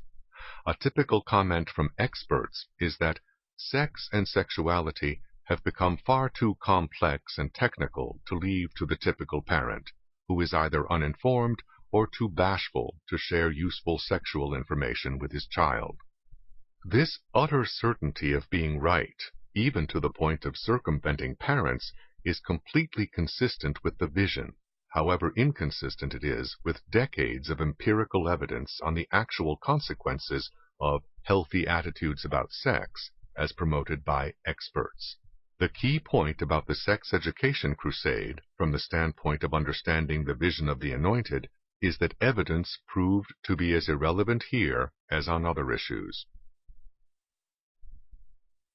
Criminal justice. Like so many negative social trends, soaring crime rates began in the 1960s, amid glowing optimism about how much better things could be if the traditional beliefs of the many were replaced by the special new insights of the few. In the case of criminal justice, however, the policy changes did not originate so much in legislation as in judicial and administrative rulings and policies. But the zeitgeist alone did not initiate the changing policies, which depended on specific people doing specific things. Among the key people whose words and actions set the tone for the changes in the criminal justice system in the 1960s were the Chief Justice of the U.S. Supreme Court, the Attorney General of the United States, and the Chief Judge of the Circuit Court of Appeals for the District of Columbia, then as now regarded as de facto the second highest court in the land. By name, they were respectively Earl Warren, Ramsey Clark, and David L. Bazelon. What was the problem or crisis they were attempting to solve? Stage 1. The crisis. Although Chief Judge Bazelon said in 1960 that we desperately need all the help we can get from modern behavioral scientists in dealing with the criminal law, the cold facts suggest no such desperation or crisis. Since the most reliable long-term crime data are on murder, what was the murder rate at that point? The number of murders committed in the United States in 1960 was less than in 1950, 1940, or 1930, even though the population was growing over those decades and murders in the two new states of Hawaii and Alaska were counted in the national statistics for the first time in 1960. The murder rate, in proportion to population, was in 1960 just under half of what it had been in 1934.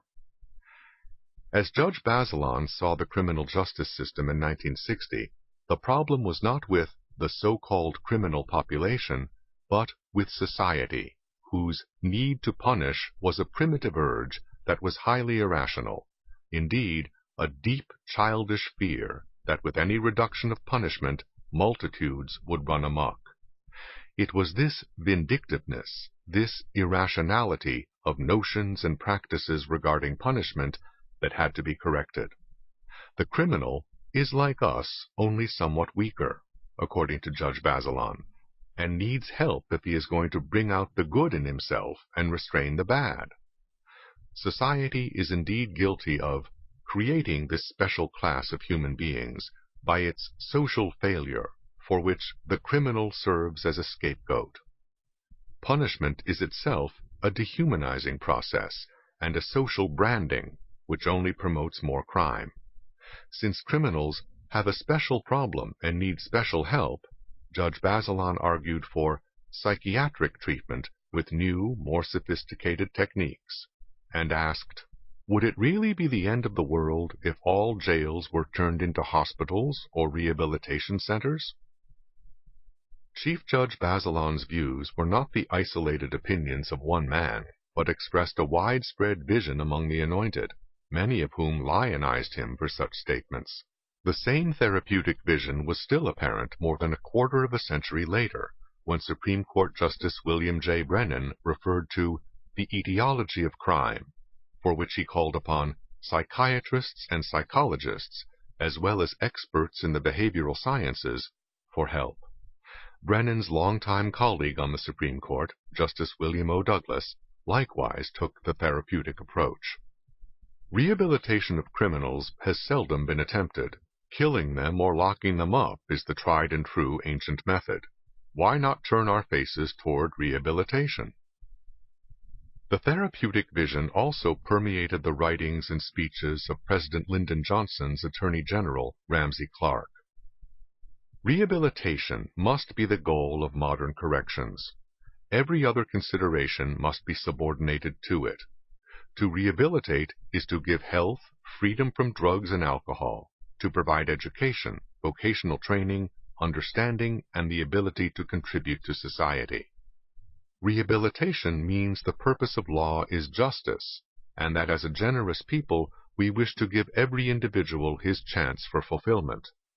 The theory of rehabilitation is based on the belief that healthy, rational people will not injure others, that they will understand that the individual and his society are best served by conduct that does not inflict injury, and that a just society has the ability to provide health and purpose and opportunity for all its citizens. Rehabilitated, an individual will not have the capacity, cannot bring himself, to injure another or take or destroy property. With Attorney General Clark, as with Chief Judge Bazelon and others, the problem was with the benighted public and its outdated attitudes. Society imposes long prison sentences because we are angry, according to Clark, but this will not reduce crime. He said, if it is the public safety we are concerned about, the question is how persons convicted of crimes can be rehabilitated, not how long they should be locked up.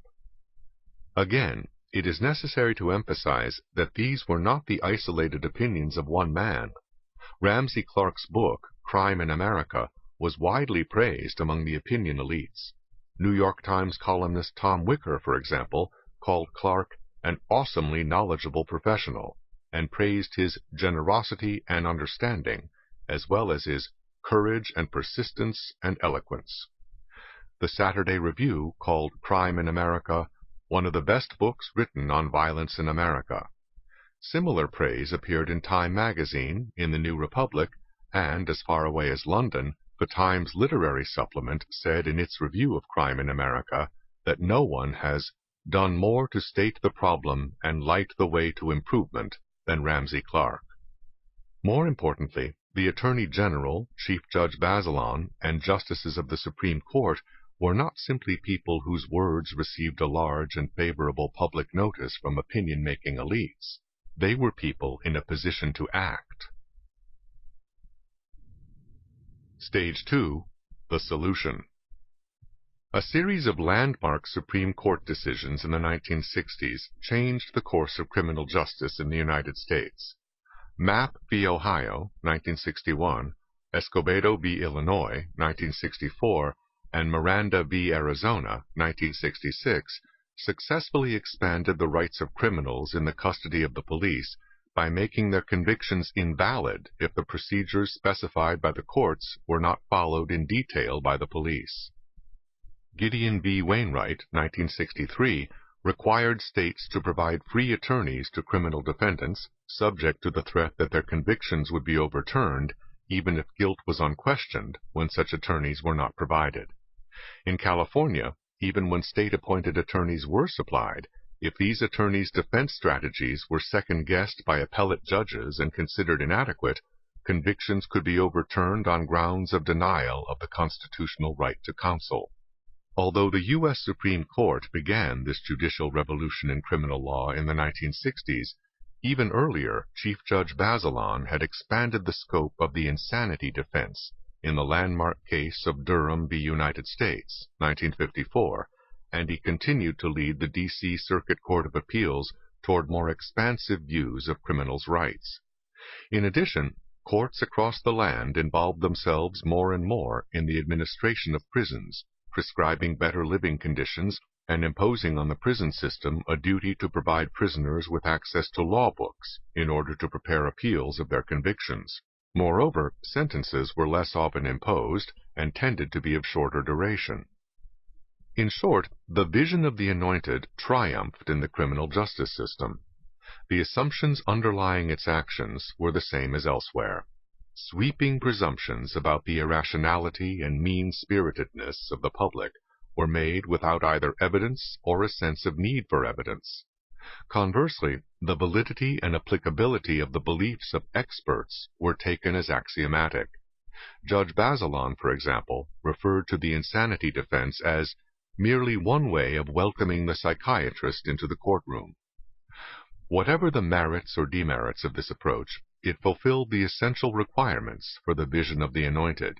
It established that the Anointed and the benighted were on vastly different moral and intellectual planes, and it justified taking decisions out of the hands of those who passed the existing laws in response to the voting public, and put these decisions in the hands of judges, responsive to those with expertise. Moreover, it put the burden of proof on others. As Judge Bazelon put it, in the absence of decisive empirical data, he was prepared to experiment. There was no suggestion of what empirical data should be used to test the success of that experiment, either absolutely or relative to the approach discarded with such disdain. Although judges took the lead in this revolution in criminal justice, they were seconded by those in politics and in the media who shared the prevailing vision. President Lyndon Johnson saw social programs as the real way to fight crime. As quoted in the New York Times, "I don't know why some people sit idly by and are willing to take the more expensive route, the delinquency route, the jail route, the penitentiary route," he asserted. "It takes more of our money to take care of a convict in a penitentiary than it does to prepare a boy to be a good, tax-paying citizen who can read and write," he said. Similar views were expressed by 1968 Democratic vice presidential candidate Edmund Muskie. Responding to the law and order issues raised by his opponents in the election campaign, Senator Muskie responded, "But you can't have law and order based on ignorance.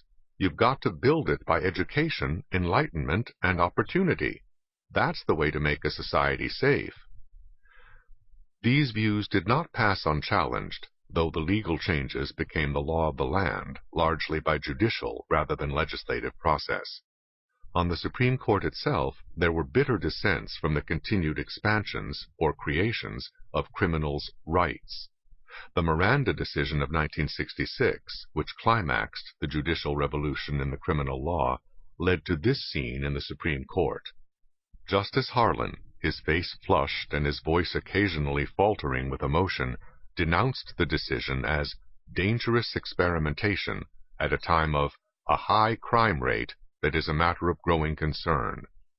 He said it was a new doctrine without substantial precedent, reflecting a balance in favor of the accused.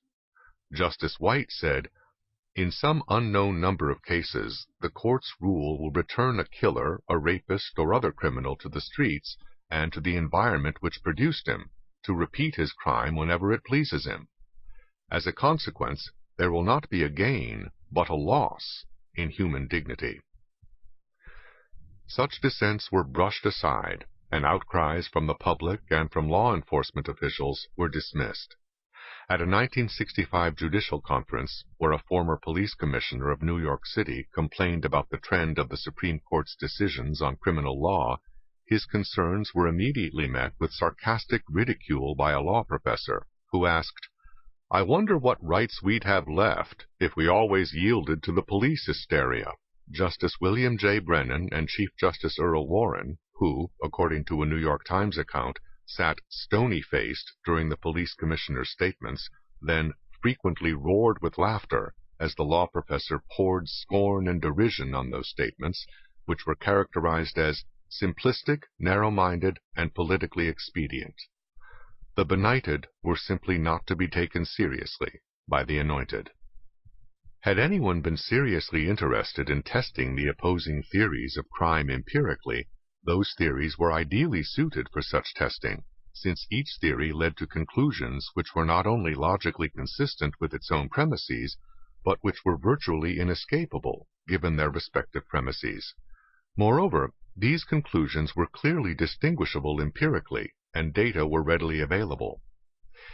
In the prevailing vision of the anointed, emphasis on punishment was mistaken when what was needed were therapeutic alternatives to punishment, social programs to get at the root causes of crime, and more rights for those accused and convicted of crimes, so as to establish that the law was fair and worthy of respect, which respect would then be an ingredient in more law-abiding behavior by those otherwise alienated from society. By contrast, the traditional view would lead one to expect a rising crime rate after the changes of the 1960s. If punishment deters, as the traditionalists believed, then the reduction in imprisonment that occurred in the 1960s would tend to produce more crime. But if imprisonment itself exacerbated the crime problem, as Judge Bazelon, Ramsey Clark, and numerous others with the vision of the anointed claimed, then this reduction in imprisonment would tend to reduce crime. Similarly, if social programs for the poor, for minorities, and for the mentally disturbed were needed to get at the root causes of crime, as the anointed claimed, then the vast and unprecedented expansion of such programs during the 1960s should have reduced the crime rate. The logical implications of each vision were quite clear. All that was needed was empirical evidence. Stage 3. The results. Crime rates skyrocketed. Murder rates suddenly shot up until the murder rate in 1974 was more than twice as high as in 1961. Between 1960 and 1976, a citizen's chances of becoming a victim of a major violent crime tripled. The number of policemen murdered also tripled during the decade of the 1960s. Young criminals, who had been especially favored by the new solicitude, became especially violent. The arrest rate of juveniles for murder more than tripled between 1965 and 1990, even allowing for changes in population size. As in other areas, such evidence has made little or no difference in the vision of the anointed, except to spur them on to new feats of ingenuity in interpretation. Stage 4. The response. Since neither criminal law changes nor any other social changes are likely to produce truly instantaneous effects, there was a brief period during which no change in the crime rate was discernible, and this momentary lull provided occasions for expressions of much disdain toward those who had predicted that the new criminal justice practices would lead to higher crime rates. Just 2 months after the Miranda decision in 1966, the New York Times declared that the gloomy predictions of its critics have been happily unrealized. However, Once the crime rates had clearly begun to rise in the wake of this and many other judicial changes designed to reduce them, the tactics of the proponents of those innovations shifted. Among the early responses to soaring crime rates, in the wake of policies designed to reduce them, were denials that crimes were in fact more frequent. Increased reporting of crime, or better collection of statistics, was held responsible for the upsurge in the official statistics. However, as James Q. Wilson put it, by 1970, enough members of the liberal audience had had their typewriters stolen to make it difficult to deny the existence of a crime wave. Moreover, even in the absence of accumulating personal experience, it was difficult to believe that soaring murder statistics reflected simply better record-keeping, since it had always been hard to ignore a dead body. An alternative to denying rising crime rates was to make it socially unacceptable to talk about it, by equating discussions of law and order with racism, since it was well known that crime rates were higher among blacks. Law and order was an inflammatory statement, according to the well-known psychiatrist Karl Menninger. What it really means, I'm afraid, is that we should all go out and find the niggers and beat them up. This was only one of many expressions of the prevailing vision by Dr. Menninger, whose book, The Crime of Punishment, was widely hailed as it blamed society for crime, treated criminals as more wronged than wronging, and urged a substitution of psychiatric treatment for punishment. Another remarkable attempt to evade the bitter implications of the data on the reversal of the crime rate decline after the criminal justice system was transformed in the 1960s was made in another highly touted book, Criminal Violence, Criminal Justice, by Charles E. Silberman, who wrote, "For all the talk about the decline in punishment and the hobbling effect of the Warren Court, moreover, what data are available indicate that contemporary criminal courts prosecute, convict, and incarcerate a larger proportion of those arrested for a felony today than did the courts of the 1920s. What was not explained was why the 1920s were selected as a base period for determining the effect of the Warren Court, which began in 1953, and whose landmark criminal law decisions were made in the 1960s. If this desperate expedient of choosing an irrelevant base period suggests that Silberman's conclusions could not have been supported if his before and after comparison had been based on the actual dates of the actual decisions, or even on the date of the beginning of the Warren Court, a look at a few readily available facts confirms that suspicion. First of all, the likelihood that someone who committed a serious crime would be arrested fell until it was only 1/5 as high by 1979 as it had been in 1962. As for going to prison, an earlier trend toward rising imprisonment rates was ended in the late 1950s and early 1960s, and imprisonment rates remained low as crime rates rose during the 1960s. In short, contrary to what Silberman suggests, criminals were no longer being apprehended, convicted, and incarcerated as they were before the Warren Court remade the criminal law. Moreover, the consequences were precisely what anyone without the vision of the Anointed would have expected. When Earl Warren became Chief Justice in 1953, the homicide rate in the United States was 4.8 per 100,000 population, lower than it had been in 4 decades. But a sharp rise in homicides began in the 1960s, more than doubling from 1963 to 1973, and by 1991, the rate for murder and deliberate manslaughter alone was 9.8 per 100,000. Even omitting other forms of homicide which had been counted in earlier statistics.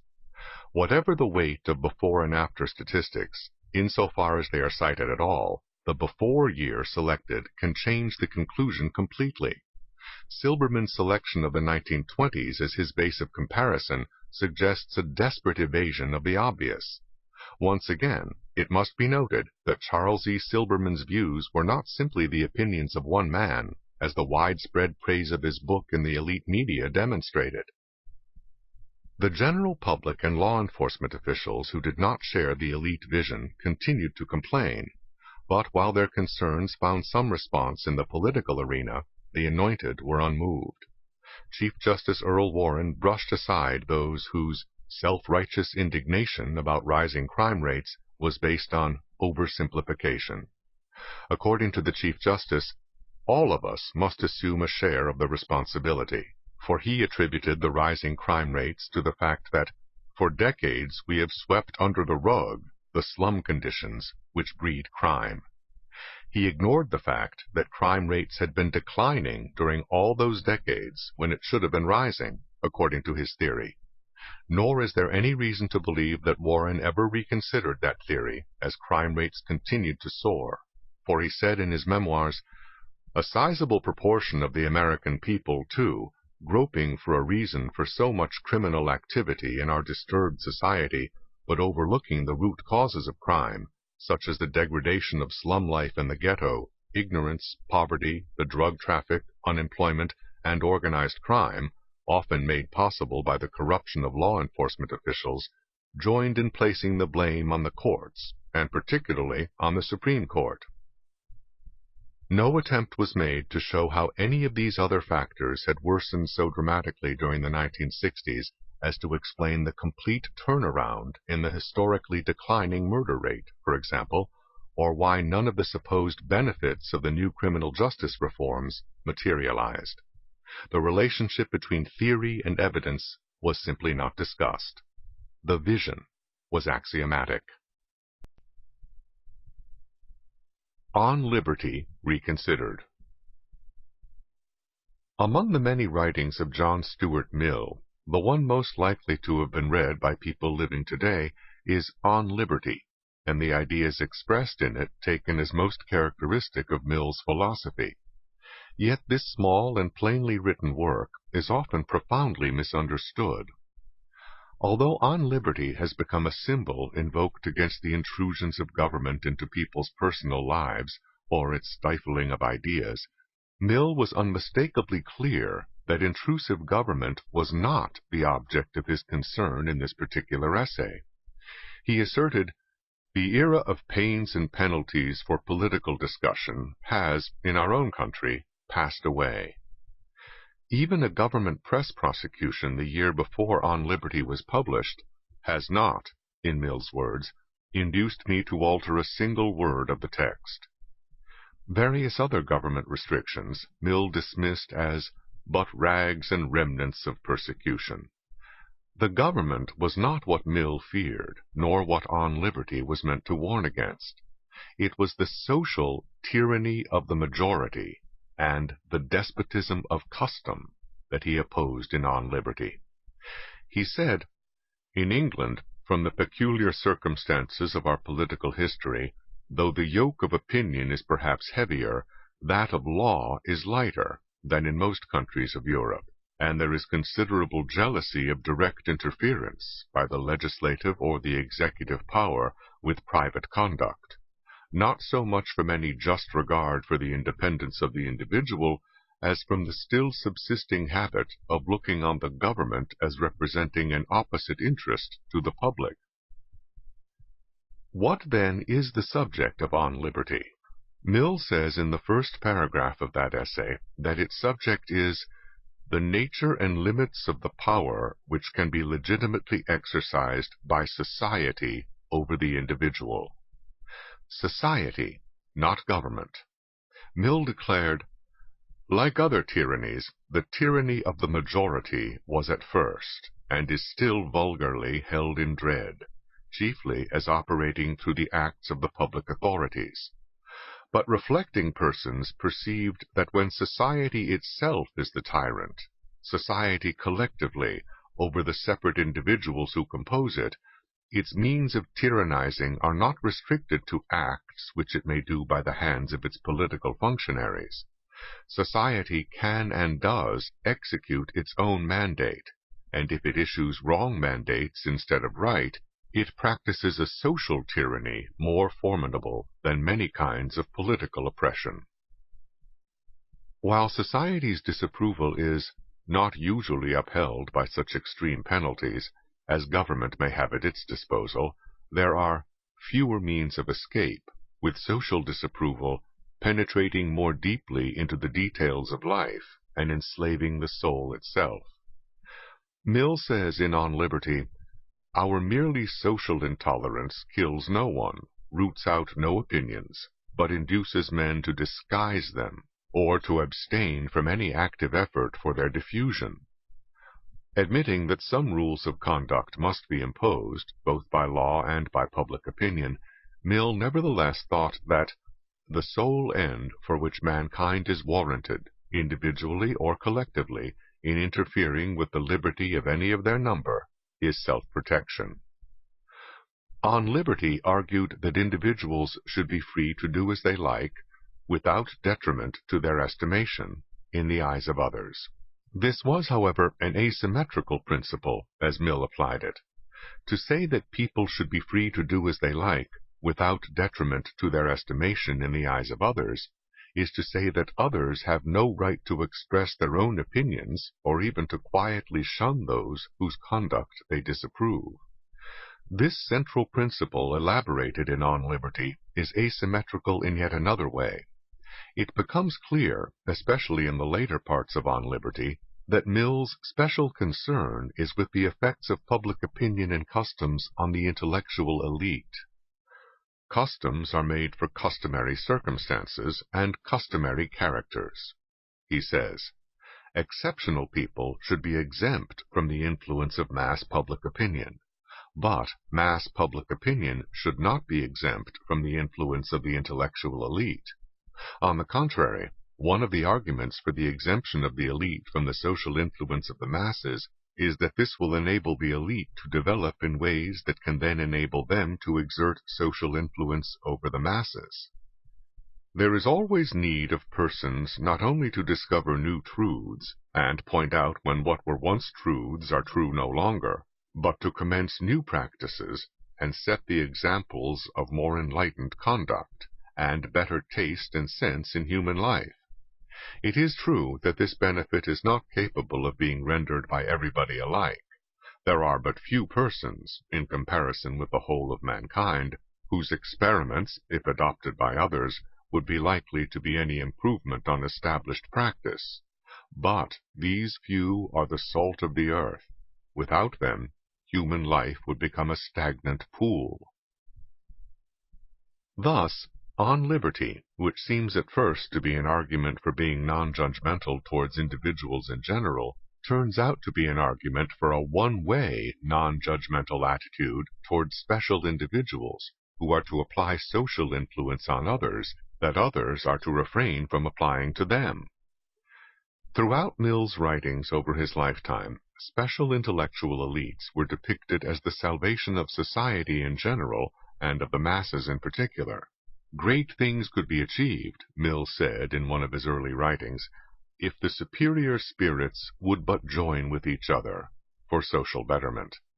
He called upon the universities to send forth into society a succession of minds, not the creatures of their age, but capable of being its improvers and regenerators.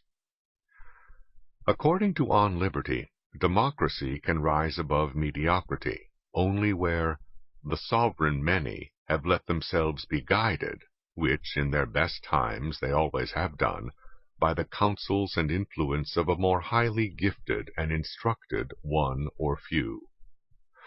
On Liberty is an argument for the differential treatment of an intellectual elite, cast in the language of greater freedom for all. In this and in Mill's other writings, it is these elites, the best and wisest, the thinking minds, the most cultivated intellects in the country, those who have been in advance of society in thought and feeling, that he looked to for the progress of society. What Mill called the general progress of the human mind was in reality the special progress of special minds who were to lead others. Even when they lacked the power or influence to carry out this role, the intellectual elite had the duty of keeping alive the sacred fire in a few minds when we are unable to do more, as Mill wrote to a friend. In short, the excogitated conclusions of the intellectual elite were more or less automatically assumed to be superior to the life experiences of millions as distilled into social values and customs.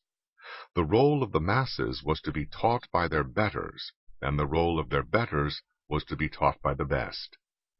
Mill wrote to Harriet Taylor that they must write in order to provide material from which thinkers, when there are any after us, may nourish themselves and then dilute for other people. As for the masses, Harriet Taylor wrote to Mill that, "For the great mass of peoples, I think wisdom would be to make the utmost of sensation while they are young enough, and then die."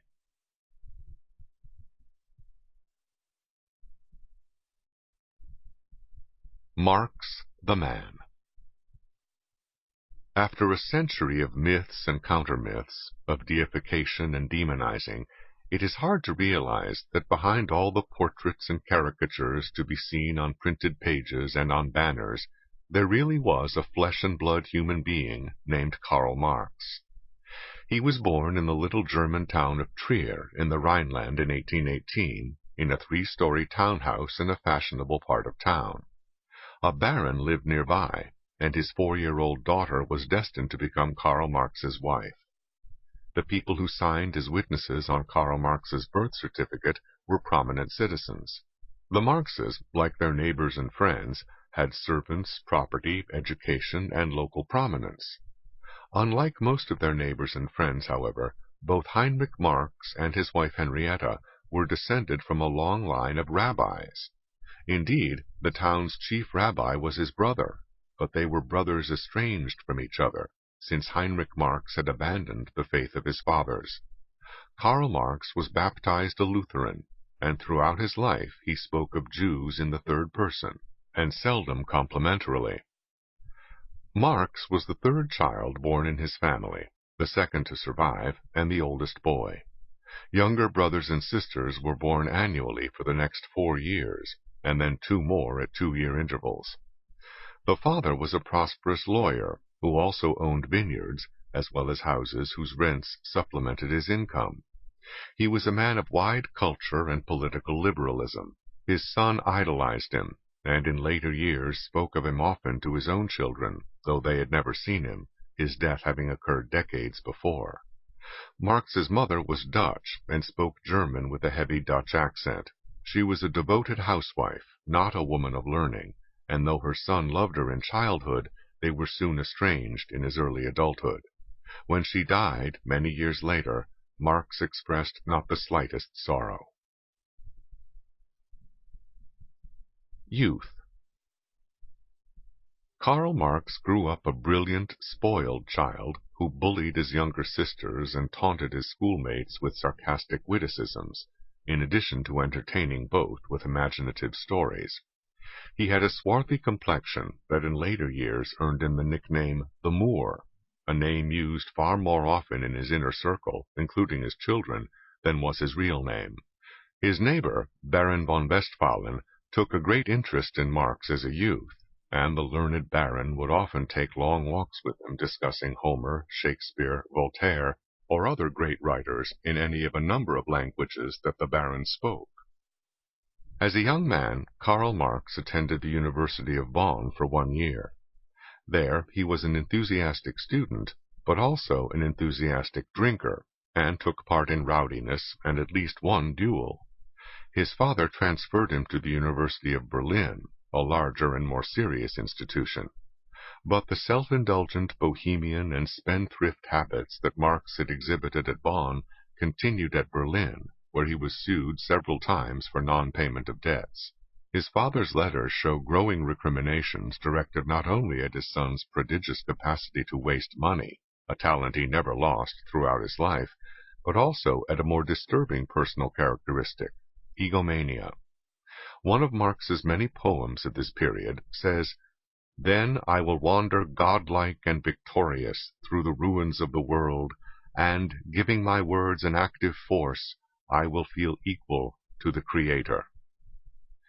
The themes of destruction, corruption, and savagery run through Marx's poems of this era, 2 of which were published in a small literary magazine at the time under the title Savage Songs.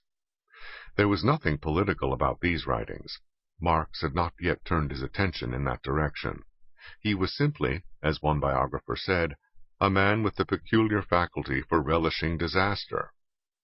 A contemporary description of Marx as a student depicts the same demonic personality, again, not yet in a political context. "But who advances here, full of impetuosity? It is a dark form from Trier, an unleashed monster.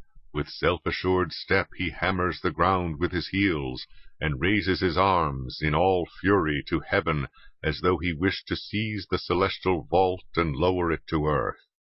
In rage he continually deals with his redoubtable fist, as if 1,000 devils were gripping his hair." In short, Marx's angry apocalyptic visions existed before he discovered capitalism as the focus of such visions.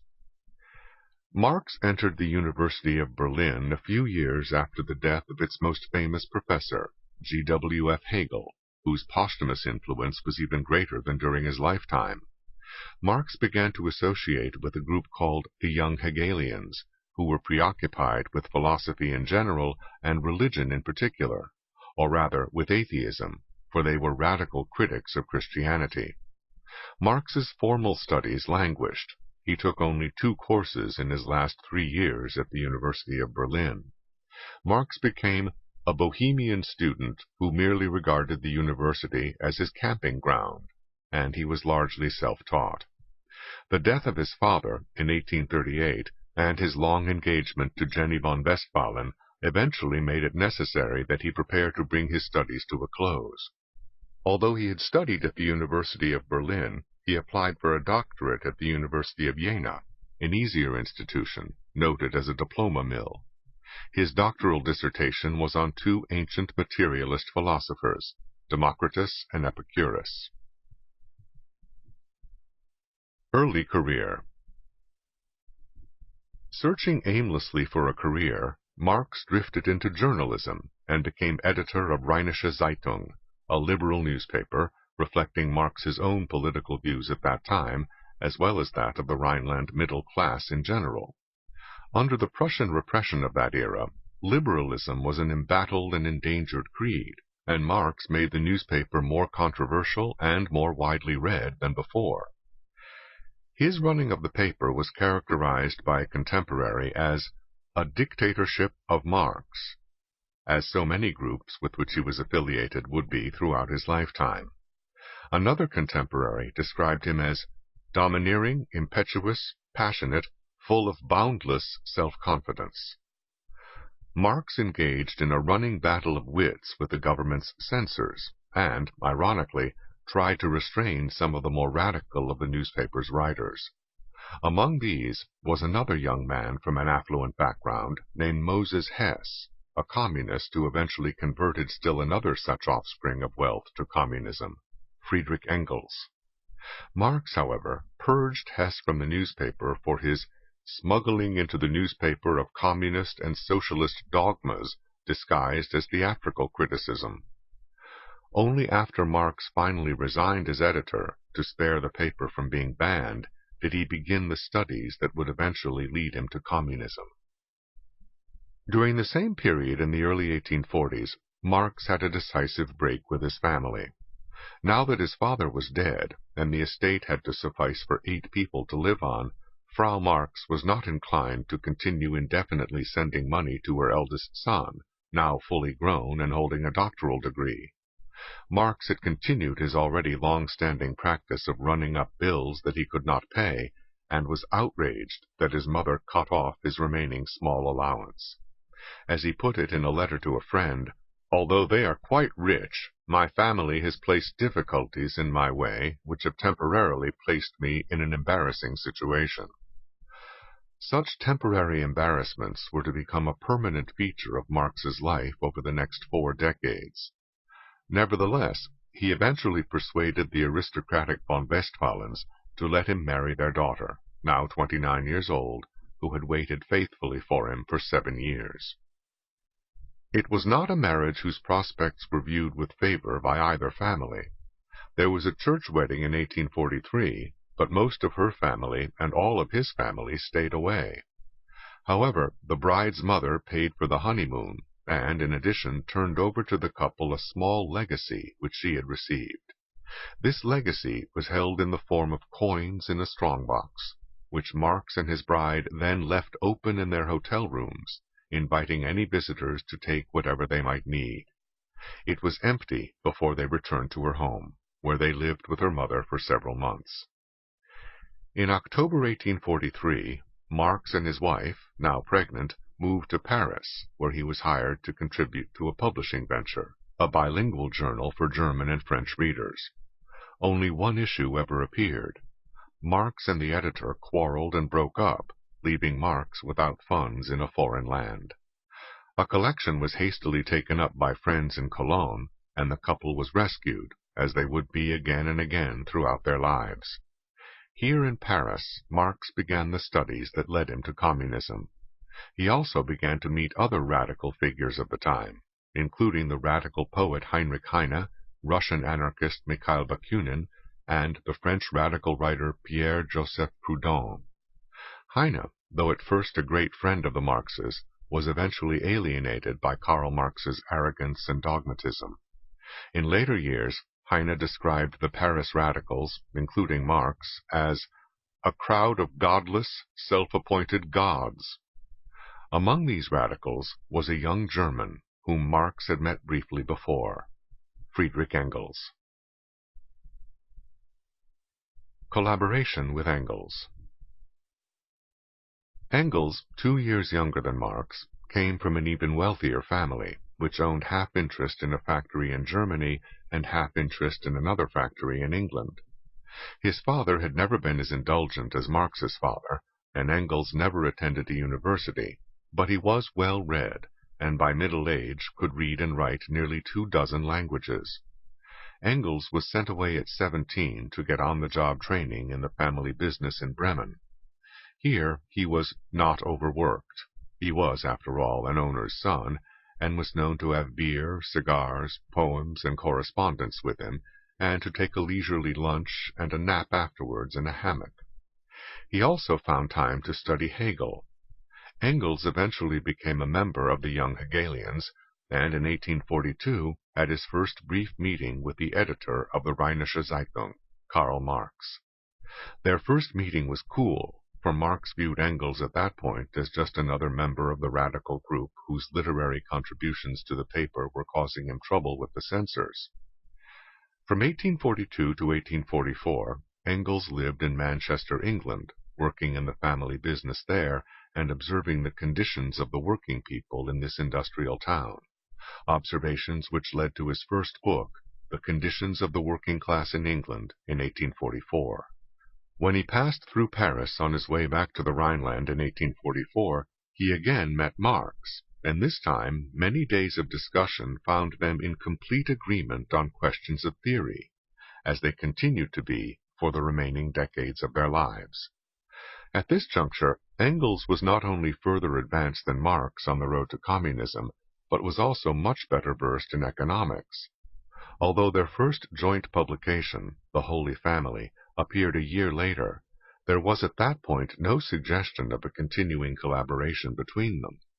The foreword to The Holy Family promised future writings from the pair, each for himself, of course.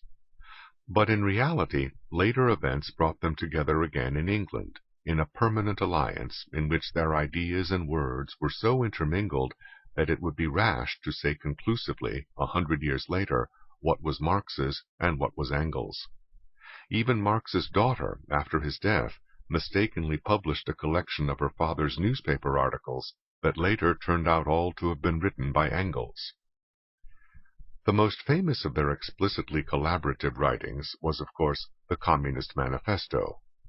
Its genesis typified the pattern of Marxian political intrigue.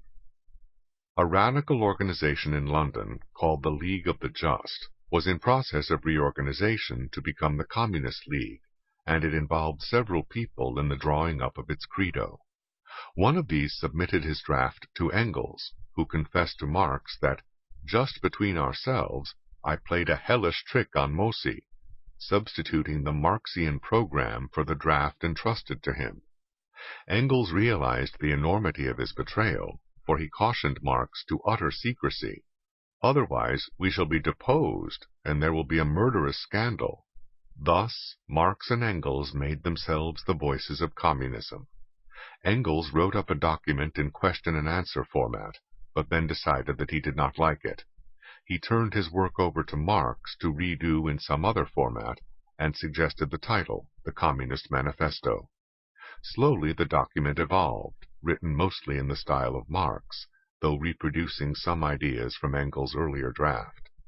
It was published in February 1848 as The Manifesto of the Communist Party, with no authors listed, as though it were the work of some major organization rather than of a relative handful of radical refugees. The members of the Communist League were overwhelmingly intellectuals and professionals, with very few skilled craftsmen. Their average age was under 30. It had the same kind of social composition that would in later years characterize the so-called International Working Men's Association, and many other radical groups in which the youthful offspring of privilege called themselves the proletariat. When Engels was elected as delegate to the Communist League in 1847, in order to conceal what was in fact an unopposed election, in Engels' own words, a working man was proposed for appearance's sake, but those who proposed him voted for me. Ironically, the year 1848 was a year of revolutions, but revolutions which differed from that described in the Communist Manifesto. The bourgeoisie and the proletariat were in revolutionary alliance against the autocratic European governments on the continent. During the upheavals that swept across Europe, Marx and Engels returned to Germany, Marx to edit a newspaper, the Neue Rheinische Zeitung, in his familiar dictatorial style. Engels worked at first as his chief assistant, until he had to flee in order for his arrest for inciting to violence. Engels made his way through France to Switzerland, enjoying along the way the sweetest grapes and loveliest of girls. This continued Engels' long-lasting pattern of womanizing, which included the wife of a fellow communist whose seduction he revealed to another communist, when in my cups. He was particularly fond of French women, reporting to Marx in 1846 some delicious encounters with grisettes, and later observing, "If I had an income of 5,000 francs, I would do nothing but work and amuse myself with women until I went to pieces. If there were no French women, life wouldn't be worth living." In 1849, Engels returned to Germany, where the revolution was being suppressed, and took part in armed fighting against the government forces. An expulsion order was issued against Marx, who had to liquidate the newspaper with ruinous financial losses. By the latter half of 1849, Marx and Engels had separately made their ways to England, where they were destined to spend the rest of their lives. Exiles. The dream of returning to the continent in triumph, after revolutions there, continued to fascinate Marx and Engels. One scholar has counted more than 40 anticipations of impending revolution in their letters and writings over the next 30 years, none of which materialized. But as early as 1850, Marx and Engels had to begin making some preparations for a livelihood in England. Marx was then 32, Engels 30, and neither of them had ever been self-supporting. They had lived off allowances and gifts from their families, including Marx's wife's family, off small inheritances from relatives, the sale of belongings, borrowings, credit defaults, emergency collections among friends and colleagues, and a few scattered and meager earnings from their writings. Now most of these sources had dried up. Both Marx and Engels were estranged from their families, who were as disappointed at their prolonged dependency as they were repelled by their doctrines. Still, as late as 1849, Marx's much-despised mother advanced him enough money from his future inheritance to enable him to live comfortably for years, though in fact it was all gone within 1 year, much of it spent to buy arms for abortive uprisings and to finance Marx's newspaper. Engels' pious father, described by the younger Engels as bigoted and despotic, nevertheless supported him financially. At age 30, Engels accepted his father's offer to work in the family business in Manchester. This became the source of Engels' livelihood, and much of Marx's. The young Engels called it forced labor. a painfully ironic term in view of what that phrase was to come to mean in 20th century communist societies. Engels complained, for example, that "I've now got to be at the office no later than 10 in the morning." The firm, in which Engels' father had half interest, employed about 800 workers. Though Engels began on a modest level in the management, his position and his pay rose over the years until he was able to retire at age 50 with substantial funds for himself and at the same time provide a very generous annuity that relieved Marx of financial worry for the rest of his life. But before reaching that point, the financial position of Marx and his growing family was often dire and occasionally desperate. In 1850, the Marx family moved into the slums of London, where they spent most of the next 20 years. During this time, it was often difficult for Marx to come up with the money to pay the rent, buy groceries, or pay his bills. The family often dodged creditors, were evicted for non-payment of rent, on some occasions had to live on bread and potatoes, frequently pawned their meager belongings, and had 3 children die amid the squalor, including one for whom there was no money for a burial until a gift was received for that purpose. Yet, despite the very real and very painful poverty in which Marx often found himself, his known sources of income were sufficient for a lower middle-class family standard of living at that time, and was about 3 times the income of an unskilled worker. A contemporary German exile with a similar income to Marx's boasted of eating luscious beefsteak regularly. Marx's only regular earnings were as a foreign correspondent for the New York Tribune, but Engels supplemented this even in the early years before his own finances were solid, and other gifts and inheritances added materially to Marx's resources. The problem was Marx's chronic inability to manage money, and especially his and his wife's tendency to splurge when large sums came in. Moreover, Marx spent at least £100 on a futile lawsuit against an obscure slanderer named Vogt, enough to support a family for months in those times, and wasted still more money and time on a long-forgotten book of rebuttal called Herr Vogt, for which he was sued in court to collect the unpaid costs of publication. In 1864, Marx received a number of inheritances that added up to 10 times what he had been living on annually, and yet he was still debt-ridden in 1868, when Engels came to his rescue by paying off Marx's debts and then giving him an annuity. Ironically, Marx's most important research and writing were done during these years of travail and heartbreak, and he produced little during the last dozen or so years of his life when he led a prosperous bourgeois existence. During the 1850s, he buried himself in the reading room of the British Museum during the day, studying economics.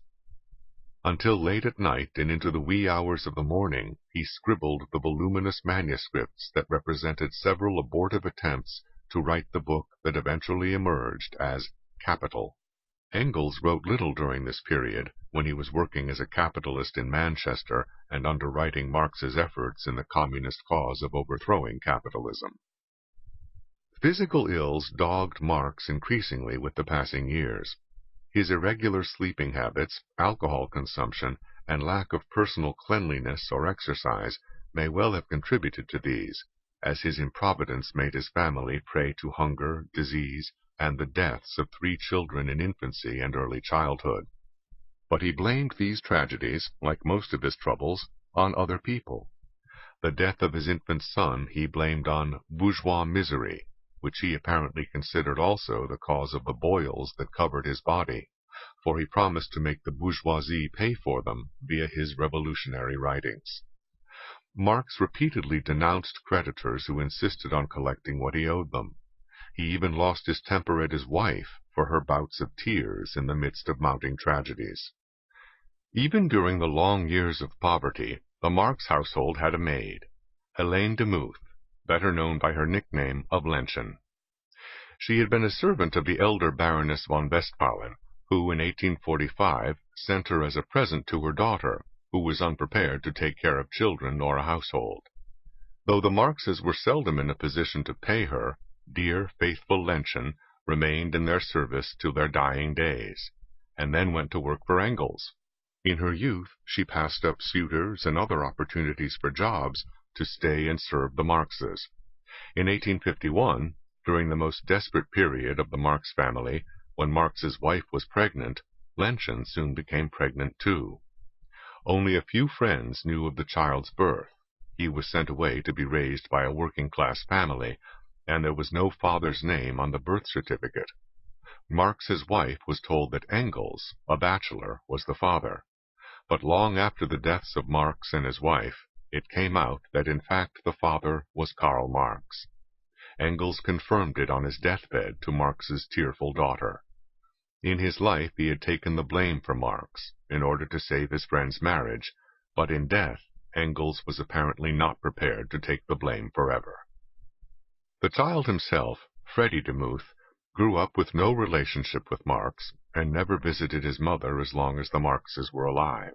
Only after their deaths, when Helene Demuth became Engels' housekeeper, did the boy begin visiting his mother, entering and leaving by the back door.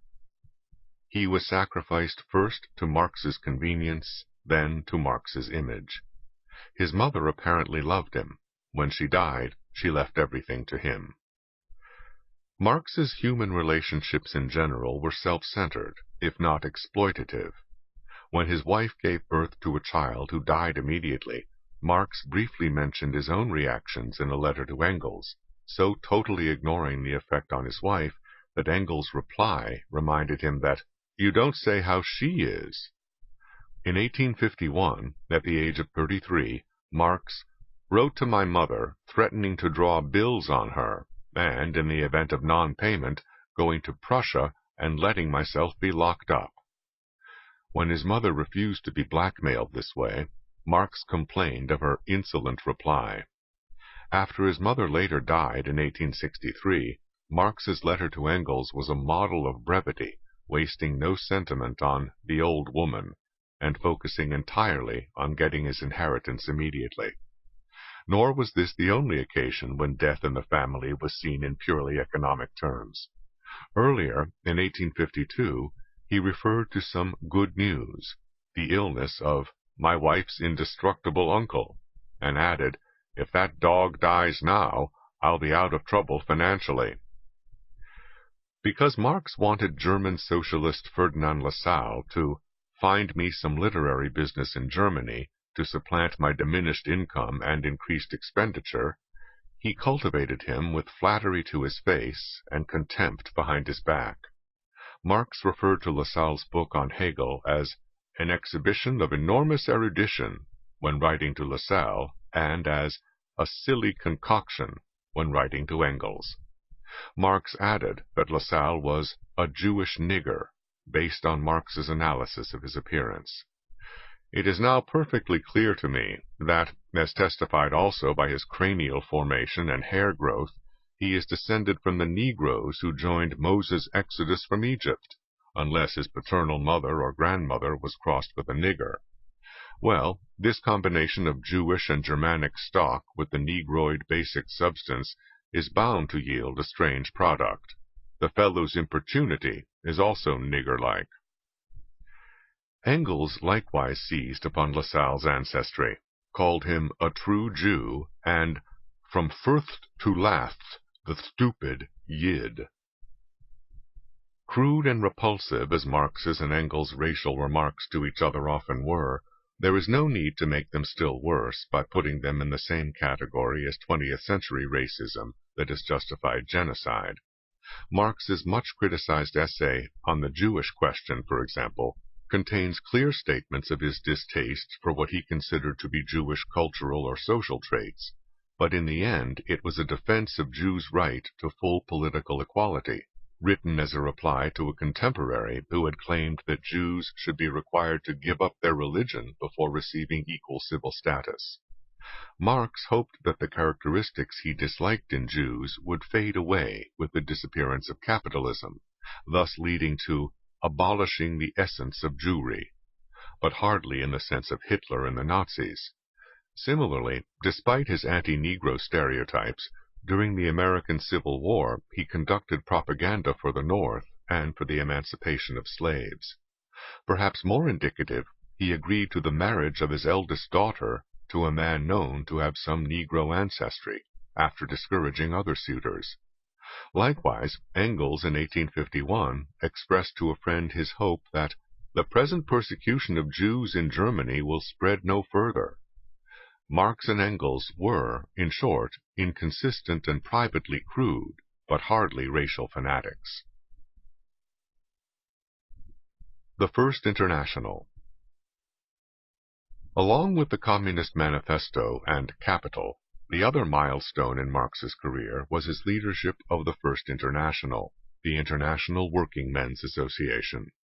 Marx's legendary fame today makes it difficult to realize that he was an obscure figure with no substantial following in the early 1860s, that his writings were largely ignored, and that even a man as knowledgeable as John Stuart Mill could live for 20 years in the same city, writing on the same topics, in utter ignorance that someone named Karl Marx even existed. The International Working Men's Association rescued him from that obscurity. As in the earlier case of the Communist League, Marx appeared on the scene just as an existing organization was in process of reorganizing, and seized the opportunity to maneuver his way to control. Initially, Marx was only one of a number of people on a committee charged with drafting a statement of purpose for the International in 1864.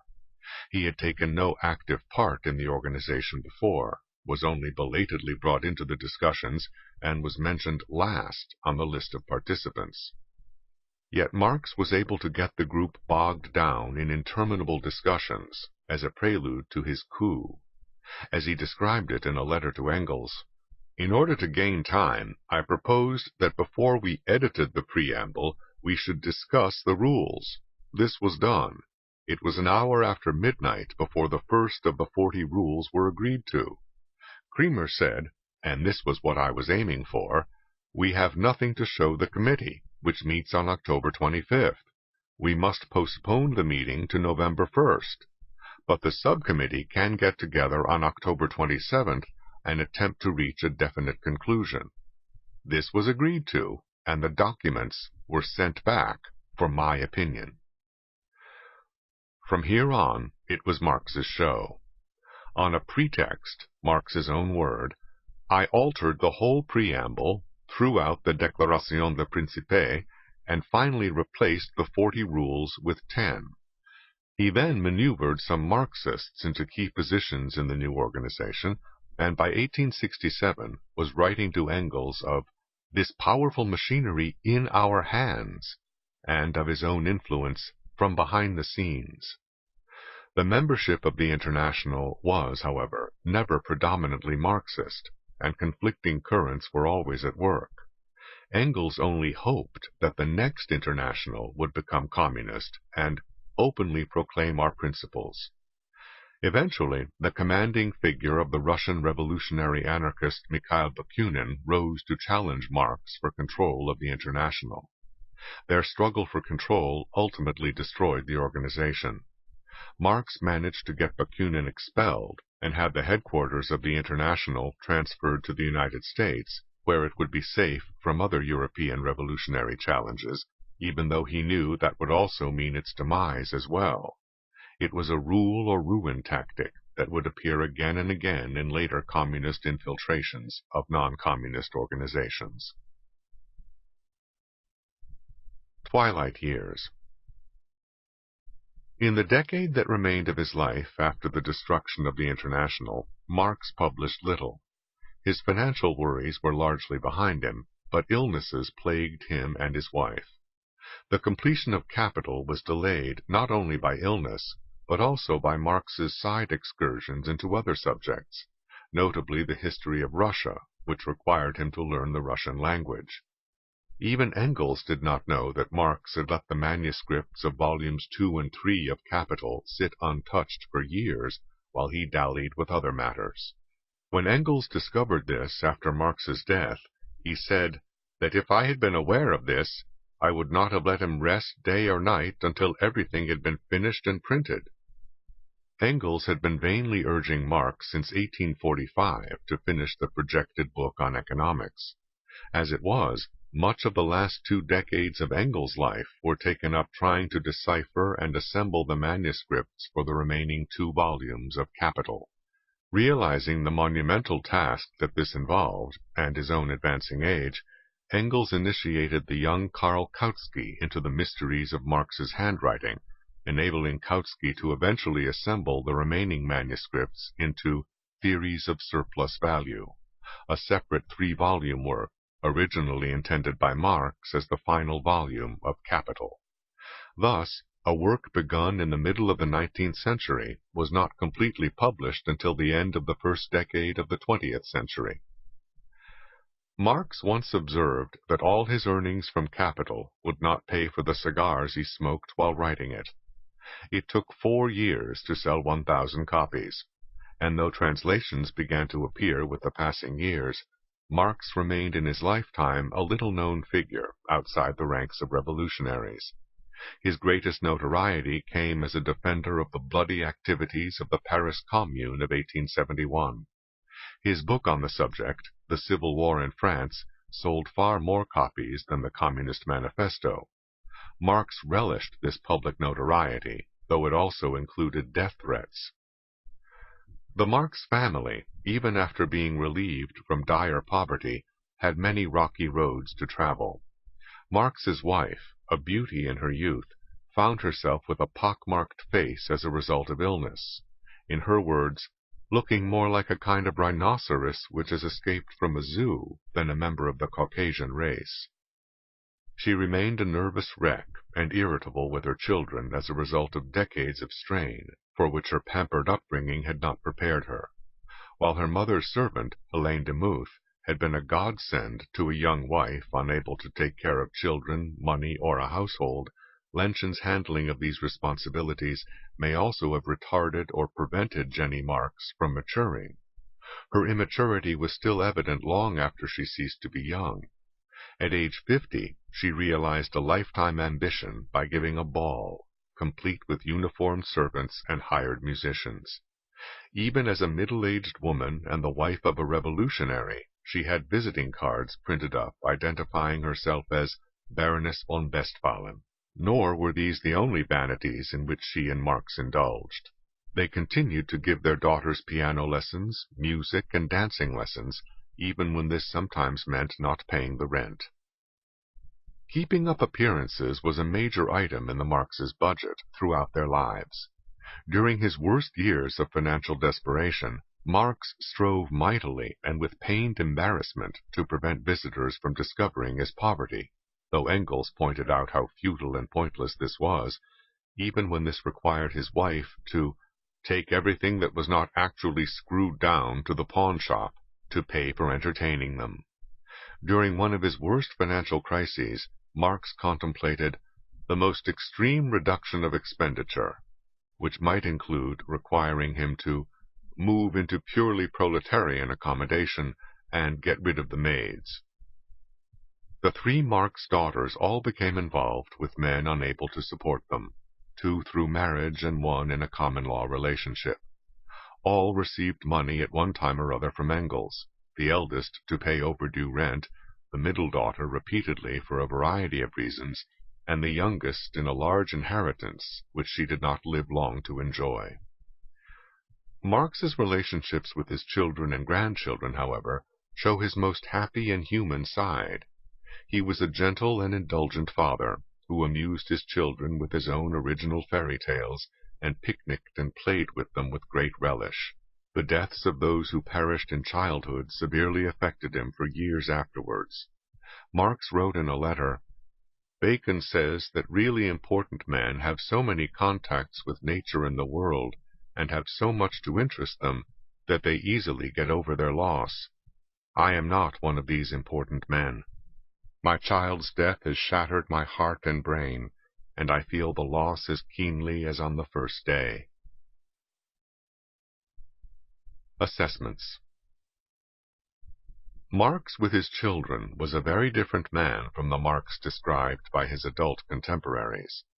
When his father questioned whether his heart was as good as his head, he raised a question that many others would continue to raise about Marx throughout his life. A fellow revolutionary said of Marx, "If his heart had matched his intellect, and if he possessed as much love as hate, I would have gone through fire for him. But a most dangerous personal ambition has eaten away all the good in him." Still another radical contemporary, Proudhon, wrote to Marx, "For God's sake, after we have abolished all the dogmatisms a priori, let us not of all things attempt in our turn to instill another kind of dogma into the people." He said, "Let us have decent and sincere polemics. Let us give the world an example of learned and far-sighted tolerance. But simply because we are at the head of the movement, let us not make ourselves the leader of a new intolerance. Let us not pose as the apostle of a new religion, even though this religion be the religion of logic, the religion of reason." Karl Schurz, while still a youthful revolutionary in Germany, before his later fame as a liberal in the United States, met Marx and formed an opinion of him that accords with the impressions of many others. "I have never seen a man whose bearing was so provoking and intolerable. To no opinion which differed from his he accorded the honor of even a condescending consideration. Everyone who contradicted him he treated with abject contempt. Every argument that he did not like he answered either with biting scorn at the unfathomable ignorance that had prompted it, or with opprobrious aspersions upon the motives of him who had advanced it." Marx liked to glare at anyone who challenged his conclusions and say, "I will annihilate you." The radicals and revolutionaries whom Marx successively alienated over a period of 40 years reads like a who's who of the 19th century political left. Even the patient and long-suffering Engels came close to a break with Marx, whose curt and clumsy remarks on the death of Engels' common-law wife in 1863 wounded his friend. Engels wrote, "All my friends, including Philistine acquaintances, have shown me more sympathy and friendship on this occasion, which inevitably affected me quite closely, than I had a right to expect. You found the moment suitable for a demonstration of the superiority of your cool manner of thinking. So be it." Marx's apology brought forgiveness, and the historic partnership continued. The younger Marx of the 1840s presented a more humane vision in his writings, and has become something of a refuge for modern radicals disillusioned with the more blatantly severe later Marx, who seemed to presage Lenin and Stalin. Light-hearted humor also brightened some of these earlier writings in a way seldom seen again in the later works of Marx and Engels. Yet it would be a mistake to ignore the authoritarian and terroristic elements that were as present in these earlier writings as in the later ones, and in Engels as well as Marx. Engels' first draft for the Communist Manifesto included compulsory labor, a deliberate undermining of the family by ending the dependence of the wife upon the husband and of the children upon the parents, and the erection of common dwellings for communities of citizens, to replace family homes. Marx's Neurheinische Zeitung declared on its last day of publication, "When our turn comes, we shall not disguise our terrorism." A current vogue, aptly characterized as Engels baiting, makes it especially important to assess Engels' role in Marxism. Engels was much more than Marx's friend and benefactor. He was one of the very few people with whom Marx had intellectual interchange, and by far the most important. For most of his life, Marx, as an obscure autodidact, was utterly cut off from participation in the world of universities, learned journals, scholarly conferences, and other institutionalized intellectual exchange. Nor did he have any intellectual interaction, by correspondence or in person, with the leading minds of his time, Mill, Darwin, Tolstoy, Menger, or Dostoevsky, for example. Marx's relationship with contemporary radical intellectuals was one of tutelage or hostility. His correspondence consisted overwhelmingly of gossip, intrigue, and passing remarks on current events and contemporary personalities. Only with Engels were serious intellectual matters discussed with even occasional regularity. Engels' early economic writing provided the basic conception that Marx systematized and elaborated in the massive volumes of Capital. Finally, Engels' piecing together and editing of the many manuscripts for the posthumous volumes of Marx's magnum opus was a monumental work of dedication and self-sacrifice, stretching over more than a decade. Engels was not only a far clearer writer than Marx, but often more subtly and accurately conveyed Marx's theories, especially of history, for he did not so readily indulge in Marx's penchant for epigrams at the expense of accuracy. Engels' letters on the Marxian theory of history are a major contribution to understanding what Marx actually did in his historical writings, as distinguished from how Marx tried to encapsulate his practice in clichés that continue to obscure more than they reveal. There is no way to know what Engels would have accomplished in the decades he devoted, first to earning a living for both himself and Marx, and then to completing Marx's unfinished work. But what he actually accomplished was both impressive and indicative. His Socialism, Utopian and Scientific, remains the best summary of the system of thought that bears the name of Marx. How much of Marxism originated in fact with Engels is a question that may never be answered. Engels was clearly a precursor of Marxian crisis theory in economics, as Marx himself indicated. Engels' letters to Marx also presage the content and title of Marx's 18th Brumaire. But the collaborative writings of Marx and Engels and their unrecorded conversations over a period of 40 years preclude any definitive disentangling of their respective contributions to Marxism. In 1883, at the graveside of Marx, Engels painted an idealized picture that provided the stuff of which legends are made. He began, "On the 14th day of March, at 2:45 in the afternoon, the greatest living thinker ceased to think." According to Engels, Marx discovered the law of development of human history, and also the special law of motion governing the present-day capitalist mode of production. Innumerable slanders Marx brushed aside as though it were cobweb, and, though he may have had many opponents, he had hardly one personal enemy. This was at best a highly sanitized picture of a man who personalized every quarrel, and whose letters to Engels were full of spiteful gossip and petty intrigues. Finally, Engels' funeral oration ended with these words: "His name will endure through the ages, and so also will his work." Marx's name has indeed become infinitely better known than when he died in relative obscurity in London 100 years ago. How much of what has happened in the 20th century is his work, and in what sense, is a much larger and more complex question. For Marx the Man, he perhaps wrote his own best epitaph when he said, "Nothing that is human is foreign to me." Others made him an abstraction and an icon.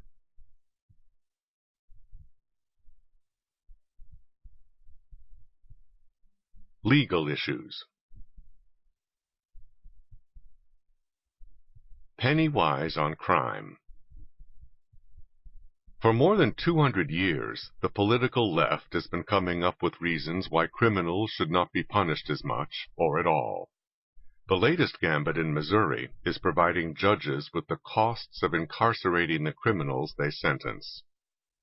According to the New York Times, a 3-year prison sentence would run more than $37,000, while probation would cost $6,770. For a more serious crime, where a 5-year imprisonment would cost more than $50,000, it would cost less than $9,000 for what is described as 5 years of intensive probation. This is only the latest in a long line of alternatives to incarceration schemes that are constantly being pushed by all sorts of clever people, not only in Missouri, but across the United States and across the Atlantic, especially in Britain. The most obvious question that is being resolutely ignored in these scientific-sounding calculations is, what is the cost of turning criminals loose? Phrases like intensive probation may create the illusion that criminals at large are somehow under control of the authorities, but illusions are especially dangerous when it comes to crime. Another question that ought to be obvious is, why are we counting only the cost to the government of putting a criminal behind bars, but not the cost to the public of turning him loose? Some may say that it is not possible to quantify the costs of the dangers and anxieties of the public when more criminals are walking the streets. That is certainly true, if you mean the full costs. But we can quantify the money costs, and just the money costs to the public vastly exceed the costs to the government of locking up criminals. In Britain, where the alternatives to incarceration vogue has led to only 7% of convicted criminals being put behind bars, the annual cost of the prison system has been estimated at just under £2 billion. Meanwhile, the annual financial cost alone of crimes committed against the public has been an estimated £60 billion. In the United States, the cost of incarcerating a criminal has been estimated as being $10,000 a year less than the cost of turning him loose. In all these calculations, we are leaving out the costs of violence, intimidation, and the fears that people have for the safety of themselves and their children, not to mention the sense of helplessness and outrage when the society refuses to pay as much attention to innocent victims as they lavish on the criminals who victimize them. These are all important costs, but it is unnecessary to take them into account when just the money costs of turning criminals loose is enough to show what reckless nonsense is being preached to us by arrogant elites in the media, in academia, and elsewhere. Deception of the public by advocates of leniency to criminals has been institutionalized in legal practices that create the illusion of far more punishment being meted out than is actually the case. Concurrent sentences are one of the most blatant of these frauds. When a criminal has been convicted of multiple crimes, having him serve his sentences for these crimes concurrently means that he actually serves no more time for 5 crimes than he would serve for whichever of those crimes has the longest sentence. In other words, the other 4 crimes are on the house. Sentences in general overstate how long the criminal will actually spend behind bars. Probation, furloughs, parole, and time off for good behavior lead the list of reasons for turning a criminal loose before he serves the sentence that was announced to the public when he was convicted. Even life imprisonment without the possibility of parole, often offered as a substitute for execution for first-degree murder, can be misleading. There is no such thing as life imprisonment without the possibility of a liberal governor being elected and then commuting or pardoning the murderer later on. And, of course, the murderer can commit murder again behind bars. With all the things that liberals are willing to spend vast sums of money on, it is a little much to have them become penny-wise when it comes to keeping criminals off the streets.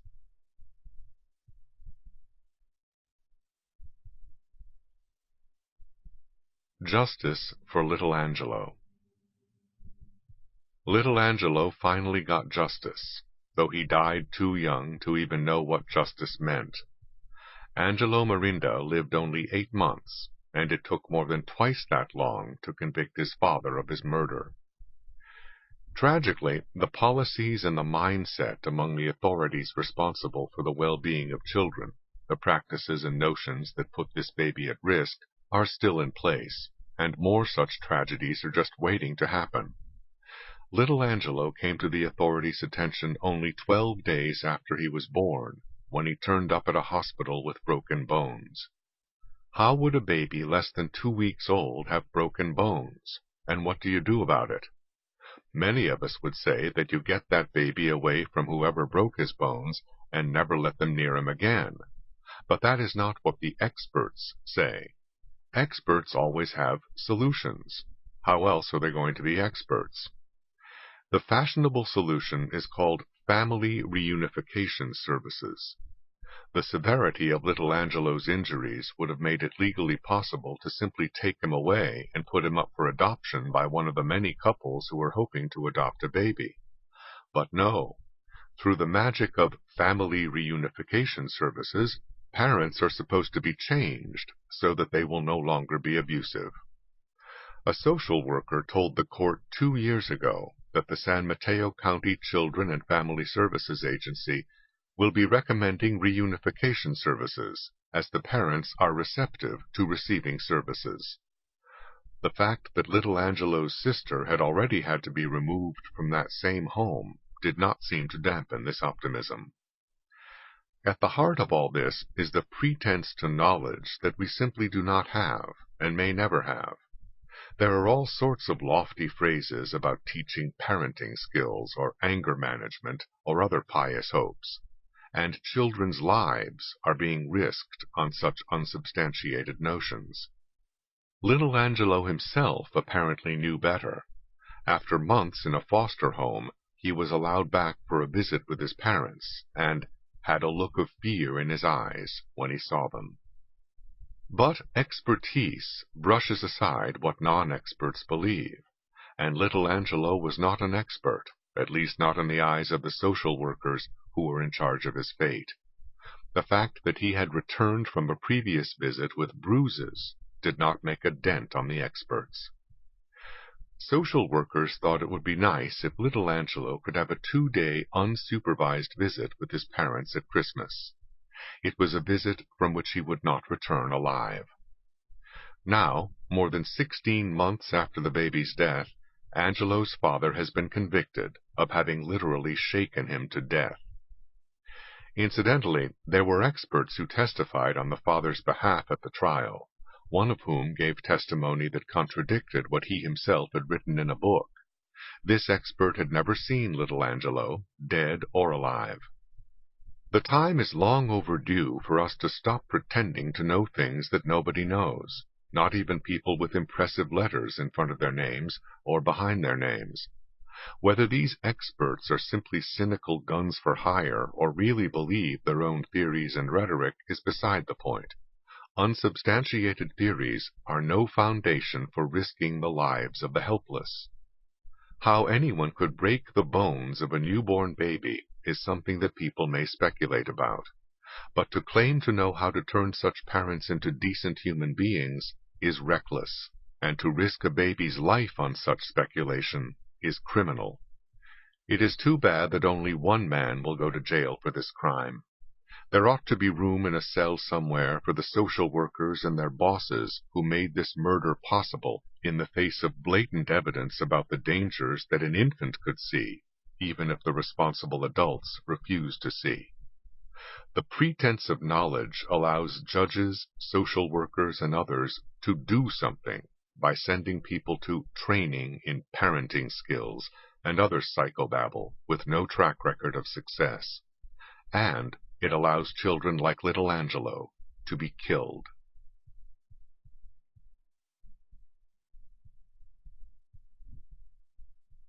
Love those killers.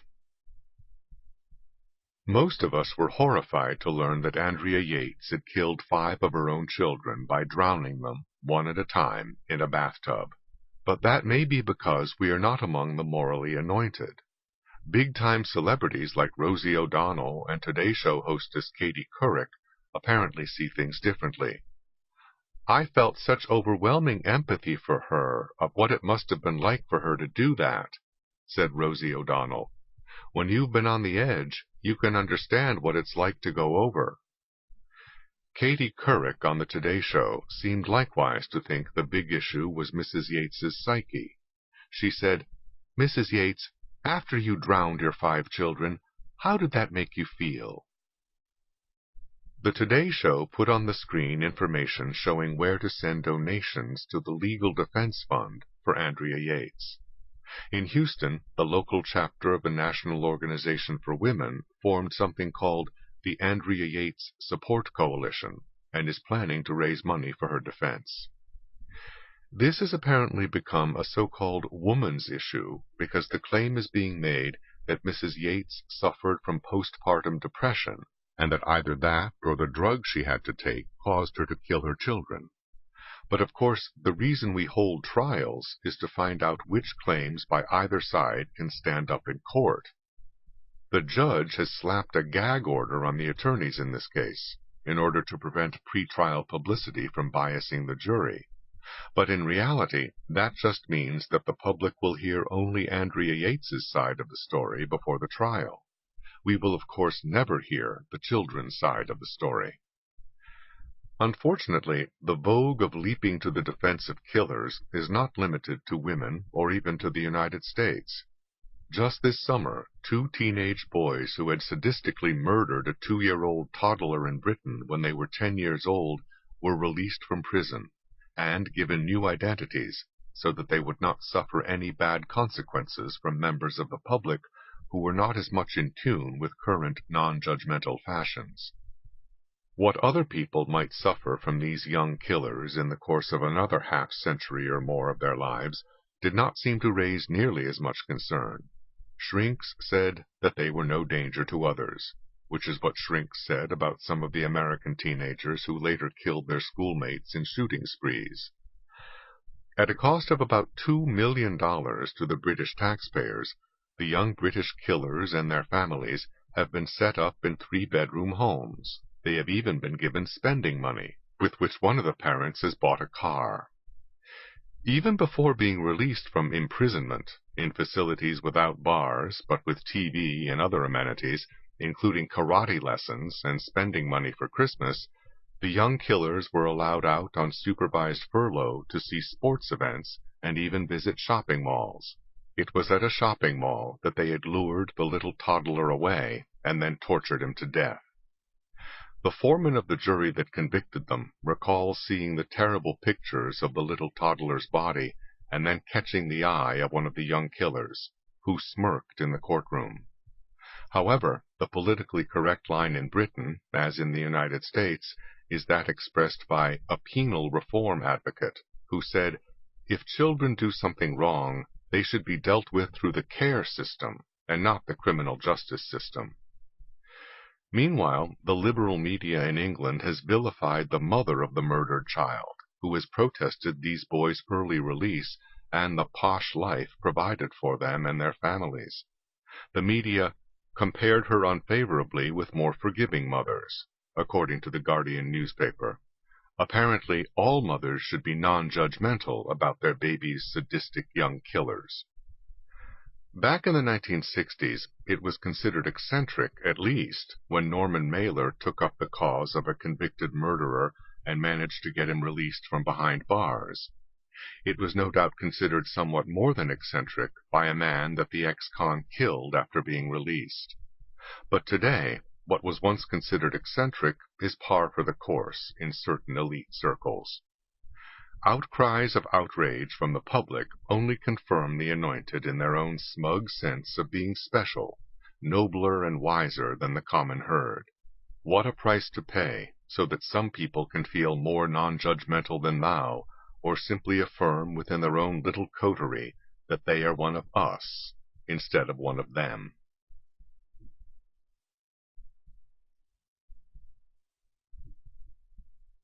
Law on trial. Law itself is on trial in an Albany courtroom, where 4 New York City policemen are accused of murder in the shooting death of Amadou Diallo, an African immigrant. For a shockingly large number of people, the fact that the cops are white and the man who was shot was black is all they need to know in order to take sides. And taking sides is the issue for them, not finding the truth or dispensing justice. This approach has already been tried extensively throughout the South during the Jim Crow era. It took decades of struggle and sacrifice, including the sacrifice of lives, to break down that system of double-standard justice. Now it has come back into fashion again, with a new color scheme. The tragic facts of the Diallo shooting are pretty plain. Even before the police arrived on the scene, Amadou Diallo was, for whatever reason, stationed in a doorway at night and periodically looking both ways up and down the street. Another resident of the area, coming home from work, was struck by what this resident says seemed to him at the time to be suspicious behavior. The prosecuting attorney immediately objected to this word, and the judge immediately ordered it stricken from the record. When a police car with 4 cops inside rolled by later, after midnight, they too considered Diallo's behavior suspicious. When they stopped the car and got out, Diallo fled back inside the building. There, in a dimly lit hallway, he reached inside his jacket and pulled out a black object and held it out toward the cops. One of the policemen yelled, "Gun." By a horrible coincidence, another policeman toppled backwards off the steps onto the sidewalk as if he had been shot, and his fellow officers opened fire on Diallo. The driver of the car rushed toward the fallen officer and asked where he had been hit. But he had not been hit. He had just lost his balance and fallen back off the steps. Nor did Diallo have a gun. He had taken out his wallet and held it out toward the police. It was a tragedy of errors. Enter the race hustlers, the politically correct media, and politicians in an election year. Al Sharpton, who first gained fame by making wild accusations against policemen in the Tawana-Brawley hoax, has of course jumped in with both feet and mobs of supporters. Hillary Clinton has called it murder, and she is a lawyer who should know better, especially with a trial going on. Even in the courtroom, the atmosphere of intimidation has continued, unchecked by the judge who considered it offensive when a witness said that he found Diallo's actions suspicious. Witnesses who have anything to say that might support the policeman's testimony have had wholly unnecessary identifying information publicized and read into the record. The witness who said that his suspicions caused him to pay attention to Diallo as he walked home after parking his truck not only had his address, but his apartment number as well, identified by the prosecutor in open court. Supposedly this was to show that he lived in the rear and could not have seen what happened after he got home. But the witness had never claimed to have seen anything from his apartment. What this uncalled-for statement did was put the witness on notice in the courtroom that local neighborhood hotheads now knew where to find him and his family. It was a shot across his bow, a warning not only to him, but to any other witness who might say anything that would support what the policeman had said. Do we wonder why witnesses don't come forward? A nurse who heard the shots while attending a patient across the street was asked for the name of her patient, even though the patient was not a witness and never claimed to have seen or heard anything. When that was objected to, she was then asked whether the patient was male or female and how old. This was unconscionable in the atmosphere of hostility and lawlessness that has been whipped up over this shooting. As someone who taught pistol shooting in the Marine Corps, I was not the least bit surprised by the number of shots fired, or by the fact that most of them missed. Nobody counts his own shots, much less other people's shots, in a life-and-death situation. This is not an arcade game, where lights go off to tell you whether you hit the target. You shoot until it looks safe to stop. A lot of lights ought to go off about this trial, and the way both witnesses and justice itself are being threatened, inside and outside the courtroom.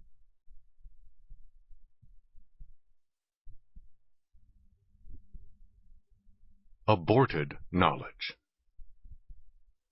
A certain professor who teaches students who aspire to become speech pathologists begins by showing them the development of the various organs involved in speech. When he shows his class an ultrasound picture of the development of the palate in an unborn baby, it is not uncommon for 1 or 2 women in his class to have tears in their eyes, or to say to him afterward that they have had an abortion and were very much affected by seeing what an unborn baby looks like. For too long, we have been led to believe that an abortion is the removal of some unformed material, something like having an appendix operation. The very expression unborn baby has almost disappeared from the language, being replaced by the more bloodless and antiseptic term fetus. Many vocal advocates who declare themselves pro-choice do not want women to have the choice of knowing just what they are choosing before having an abortion.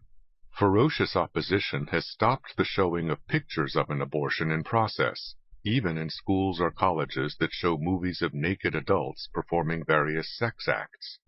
Still photographs of aborted fetuses have been banned as well.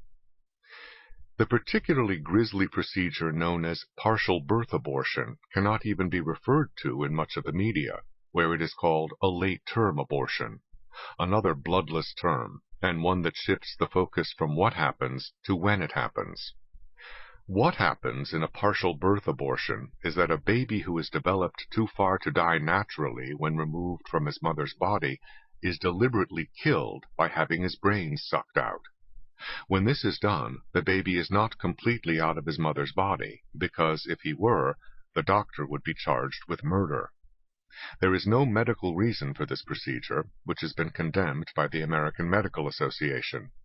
There is only a legal reason, to keep the doctor and the mother out of jail.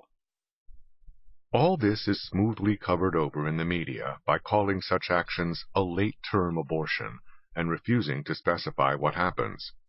Such patterns of determined evasions and obfuscations show that pro-choice in practice often really means pro-abortion. Knowledge is the first thing being aborted. Philosophical questions about when life begins may preoccupy some people on both sides of the abortion controversy. But the raw physical facts of what happens in various kinds of abortion have turned many others, including physicians, from being pro-abortion to being anti-abortion.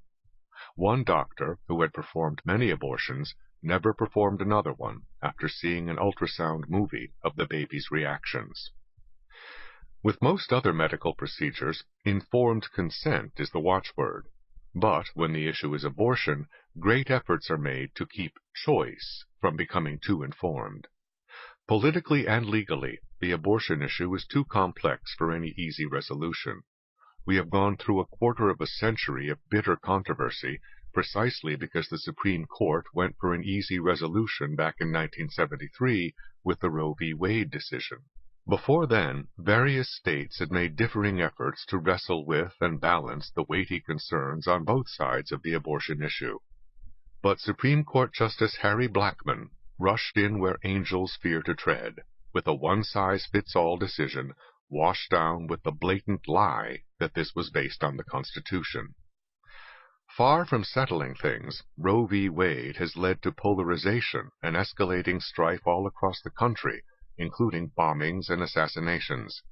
It has corrupted the media, academia, and other sources that are supposed to inform us, but which have instead become partisan organs of political correctness. However this highly charged issue is ultimately resolved, and there is no resolution on the horizon today, surely honesty must be part of that resolution. Political catchphrases like "a woman's right to do what she wants with her own body" cannot be applied to situations where a baby is killed at the very moment when he ceases to be part of his mother's body. One of the few signs of hope for some ultimate resolution is that most people on both sides of this controversy are not happy about abortions. The women who shed tears at the very sight of an unborn baby may not be politically committed to either side of this issue, but their feelings may be part of what is needed to bring opposing sides together.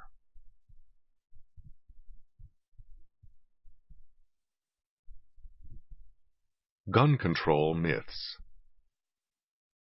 Professor Joyce Lee Malcolm of Bentley College deserves some sort of special prize for taking on the thankless task of talking sense on a subject where nonsense is deeply entrenched and fiercely dogmatic. In her recently published book, Guns and Violence, Professor Malcolm examines the history of firearms, gun control laws, and violent crime in England. What makes this more than an exercise in history is its relevance to current controversies over gun control in America.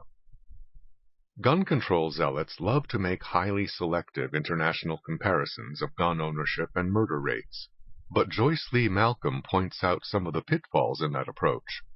For example, the murder rate in New York City has been more than 5 times that of London for 2 centuries, and during most of that time, neither city had any gun control laws.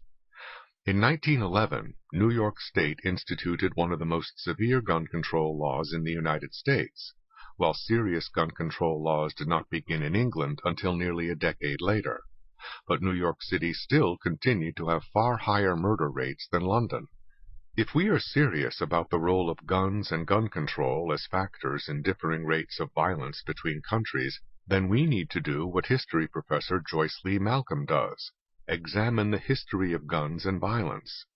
In England, as she points out, over the centuries, violent crime continued to decline markedly, at the very time that guns were becoming increasingly available.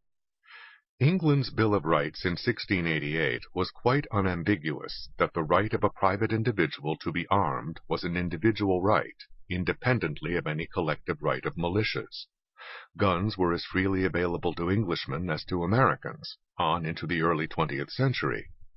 Nor was gun control in England a response to any firearms murder crisis.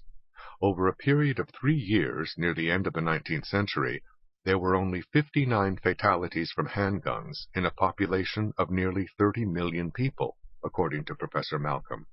Of these, 19 were accidents, 35 were suicides, and only 3 were homicides, an average of 1 a year. The rise of the interventionist state in early 20th century England included efforts to restrict ownership of guns. After the First World War, gun control laws began restricting the possession of firearms.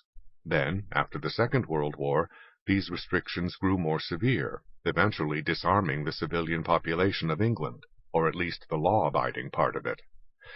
It was during this period of severe restrictions on owning firearms that crime rates in general, and the murder rate in particular, began to rise in England. As the number of legal firearms have dwindled, the numbers of armed crimes have risen, Professor Malcolm points out. In 1954, there were only a dozen armed robberies in London, but by the 1990s, there were more than 100 times as many. In England, as in the United States, drastic crackdowns on gun ownership by law-abiding citizens were accompanied by ever greater leniency to criminals. In both countries, this turned out to be a formula for disaster. While England has not yet reached the American level of murders, it has already surpassed the United States in rates of robbery and burglary. Moreover, in recent years the murder rate in England has been going up under still more severe gun control laws, while the murder rate in the United States has been going down as more and more states have allowed private citizens to carry concealed weapons and have begun locking up more criminals. In both countries, facts have no effect whatever on the dogmas of gun control zealots.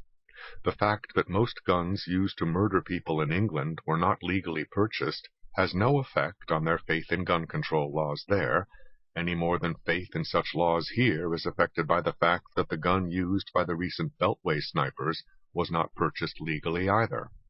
In England, as in America, sensational gun crimes have been seized upon and used politically to promote crackdowns on gun ownership by law-abiding citizens, while doing nothing about criminals.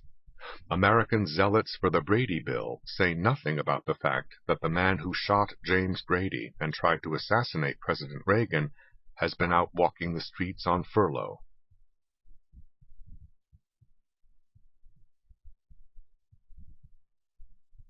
Gun Control Myths, Part 2. Talking facts to gun control zealots is only likely to make them angry, but the rest of us need to know what the facts are. More than that, we need to know that much of what the gun controllers claim as facts will not stand up under scrutiny.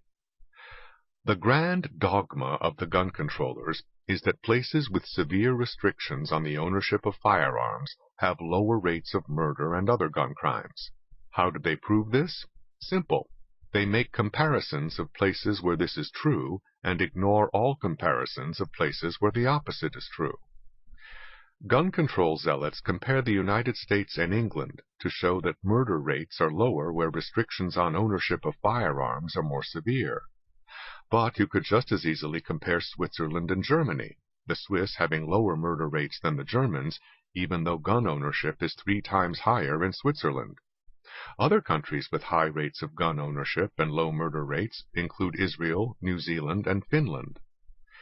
Within the United States, rural areas have higher rates of gun ownership and lower rates of murder. Whites have higher rates of gun ownership than blacks and much lower murder rates. For the country as a whole, handgun ownership doubled in the late 20th century, while the murder rate went down. But such facts are not mentioned by gun control zealots or by the liberal media. Another dogma among gun control supporters is that having a gun in the home for self-defense is futile and is only likely to increase the chances of your getting hurt or killed. Your best bet is to offer no resistance to an intruder, according to this dogma. Actual research tells just the opposite story. People who have not resisted have gotten hurt twice as often as people who resisted with a firearm. Those who resisted without a firearm, of course, got hurt the most often. Such facts are simply ignored by gun control zealots. They prefer to cite a study published some years ago in the New England Journal of Medicine and demolished by a number of scholars since then. According to this discredited study, people with guns in their homes were more likely to be murdered. How did they arrive at this conclusion? By taking people who were murdered in their homes, finding out how many had guns in the house, and then comparing them with people who were not murdered in their homes. Using similar reasoning, you might be able to show that people who hire bodyguards are more likely to get killed than people who don't. Obviously, people who hire bodyguards already feel at risk, but does that mean that the bodyguards are the reason for the risk?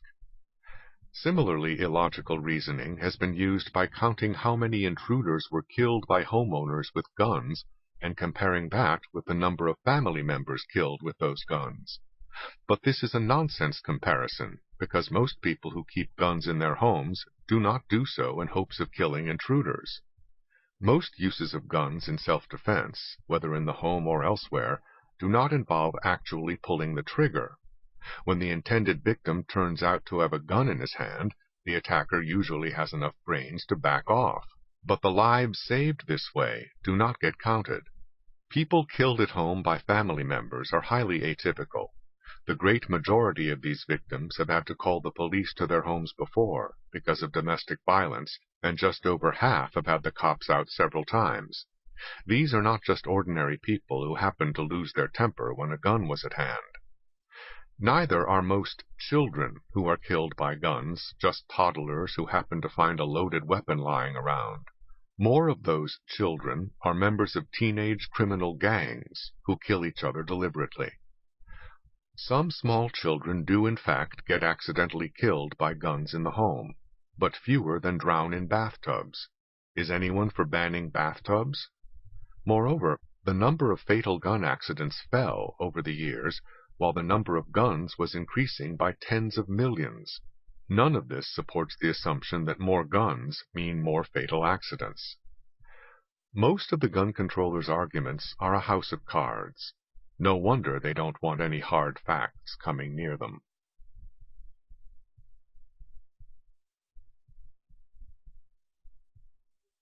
Power to the parasites.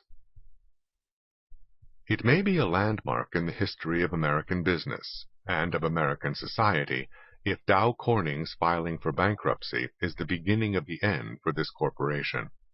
Lawsuits for huge damages against the company for its silicone breast implants are behind this latest development. It is not that these implants have been proven to cause medical problems.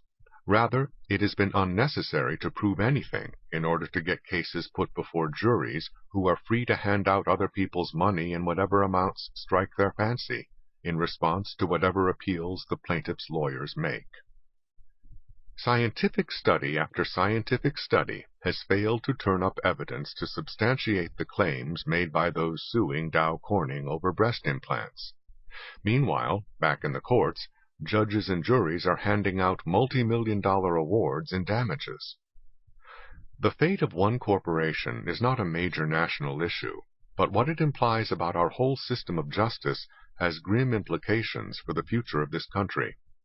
As a critic said more than half a century ago, law has lost its soul and become jungle. That is even more true today. The media have a heavy responsibility in all this.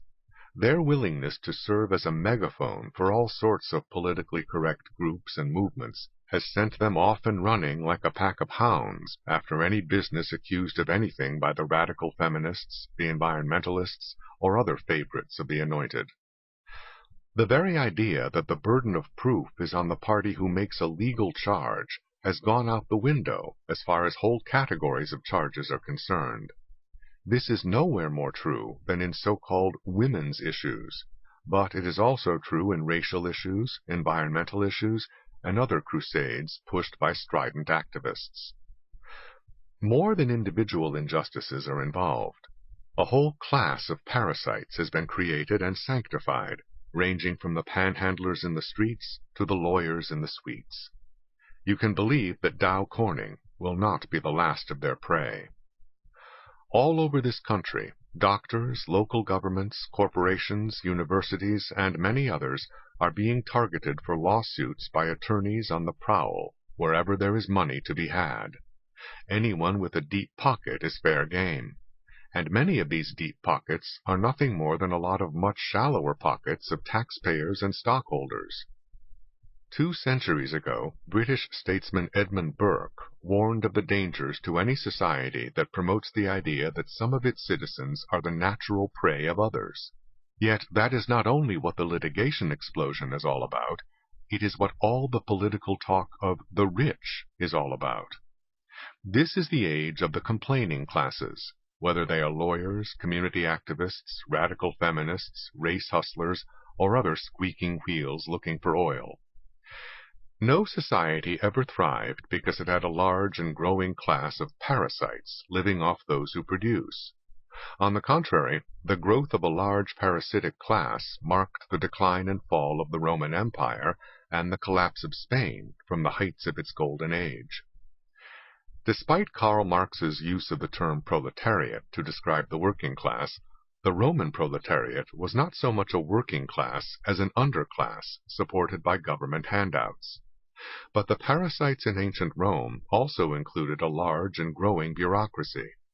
The Byzantine Empire and later the Ottoman Empire likewise developed over the centuries bureaucracies so suffocating and corrupt as to bring their eras of glory to an end. More than 1,000 years after the collapse of Rome, Spain used the wealth it extracted from its vast empire to support growing numbers of Spaniards in idleness. Not only were vagabonds begging everywhere, there were also large numbers of educated parasites with no skills to use to add to the country's output, but with big ideas about how its wealth ought to be spent. No small part of our social problems today come from miseducated degree holders who have nothing to contribute to the wealth of the society, but who are full of demands and indignation, and resentment of those who are producing. A study of the decline of great societies concluded that disappearances of empires due to catastrophes have been extremely rare in history. Rather, they slowly but steadily corrode and crumble from within. There is usually a growing amount of wealth pumped by the state from the economy, while extravagances of fashion and license develop among the people. Does this sound uncomfortably similar to what we see around us today?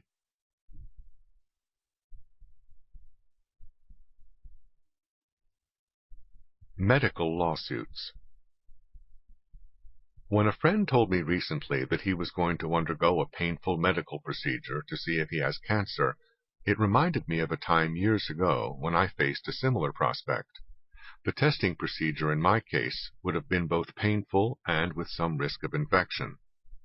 Fortunately, it was a 2-part procedure. The first part was uncomfortable, but not painful or with any great risk of infection. After a young doctor had put me through that part, an older specialist took over and examined the results, and he decided not to proceed with the second part of the test. When my wife asked me if that meant that I did not have cancer, my answer was no. What it means, I said, was that the doctor weighed the alternatives and decided that, since the chance that I had cancer was sufficiently small, and the danger of infection from the test itself was sufficiently large, the best choice was not to go any further. My wife seemed not completely put at ease by that, so I added, like anybody else, this doctor can be wrong. But if it turns out that I do have cancer and die, I don't want anybody to sue that man. Nobody is infallible, and no patient has a right to infallibility. Since this was many years ago, apparently the doctor's choice was the right one. But how many doctors feel free to make such choices in today's legal climate, where frivolous lawsuits and junk science can lead to multi-million-dollar awards or settlements?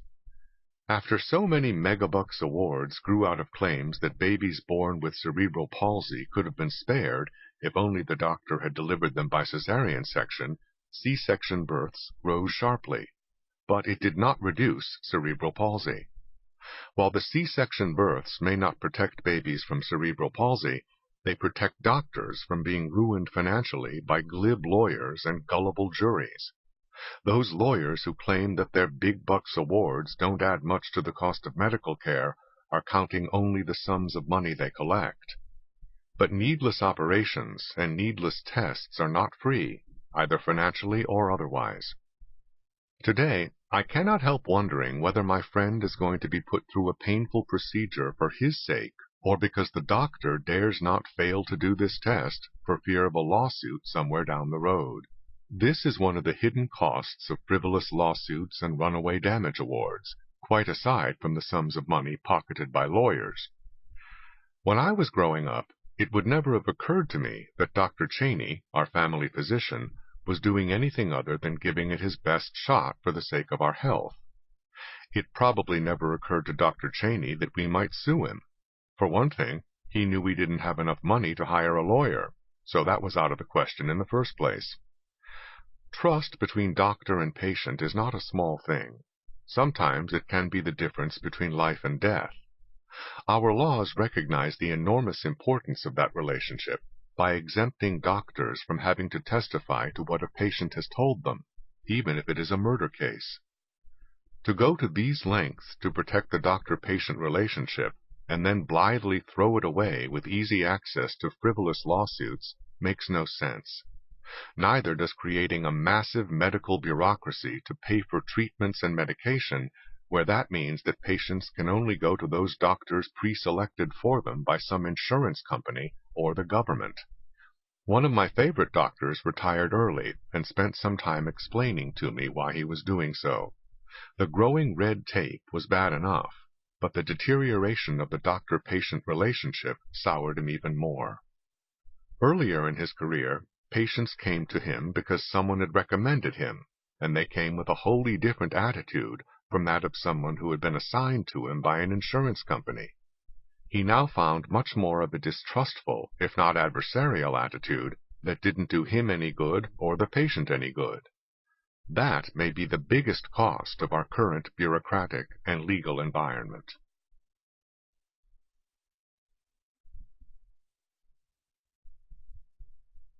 Passing in review. It was a classic line from the New York Times. How America raises the children of inner cities may be the ultimate test of the country's political and economic arrangements. Apparently, if it sounds lofty and poetic, who cares if it makes any sense? America does not raise children. It has never raised children, and it is never going to raise children. No amount of verbal collectivization will ever change that reality. Perhaps it is too much to expect realism from an essay in the book review section of the New York Times, but it is gross irresponsibility to review books about youth crime in the ghetto by making all of America responsible. Personal responsibility may be anathema to the New York Times, but it is what is desperately needed to deal with the ugly violence that threatens the residents of black communities across the country. Not trusting its readers to get the Blame America message the first time, the Times essay repeats it endlessly. The alarming rise in violence is due to American values. The hoodlums and thugs aspire to embrace all the trappings of mainstream America. It is due to his American upbringing that a ghetto drug dealer went wrong. It was essentially American dreams that ghetto criminals were pursuing in order to compensate for the hurt of growing up poor, jobless, and outcast. Haven't got it yet? The essay closes by recommending reading about the very American dreams that lead ghetto youths into crime. Most black youths do not grow up to be criminals. Apparently they must grow up in some foreign country and then immigrate here later. Most non-ghetto youths likewise do not grow up to be criminals. They must all be foreigners too. More is involved here than a little irresponsible rhetoric. The steady drumbeat of blame society, hate America talk is all too typical of the mindset that has led to the destruction of both moral values and law enforcement over the past 30 years. No one has done more of that than the New York Times, though many others have added their voices to the chorus, including people in high places who should have known better. Like Attorney General Janet Reno in the Clinton administration, Lyndon Johnson's Attorney General back in the 1960s, Ramsey Clark, was convinced that the way to deal with criminal activity was to deal with the social root causes of crime. So was the Chief Judge of the D.C. Circuit Court of Appeals, David L. Bazelon. So was Supreme Court Chief Justice Earl Warren. According to Warren, the reason for rising crime rates was that for decades we have swept under the rug the slum conditions that breed crime. Yet during those decades, the crime rate was going down, not up, as Warren's root causes theory would suggest. When Earl Warren became Chief Justice in 1953, the homicide rate in the United States was 4.8 per 100,000 population, the lowest it had been in 4 decades. Non-white males had a declining murder rate during decades of neglect in our disturbed society, as Warren called it. It was only after the Warren Court's judicial revolution in the criminal justice system that murder rates shot up and kept on rising. By 1991, the rate for murder and deliberate manslaughter was 9.8 per 100,000, more than twice as high as when Warren joined the Supreme Court, even though the new statistics did not count all the homicides that were counted in the earlier statistics. Maybe there was some plausible excuse for talking about root causes and our disturbed society as causes of crime 30 years ago. But we now have 30 years of experience to the contrary.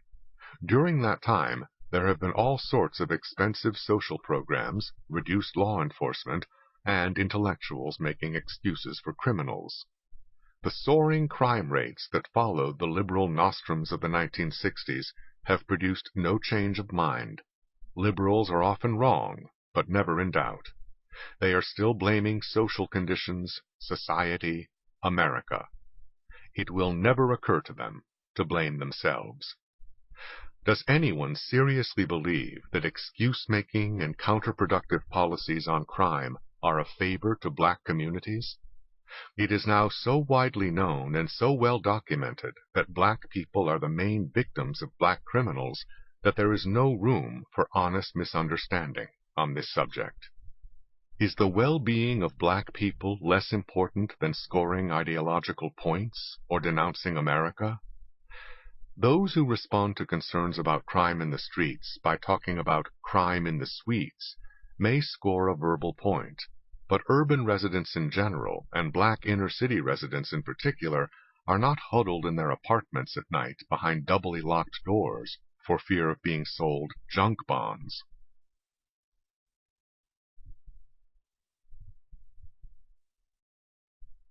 Are cops racist?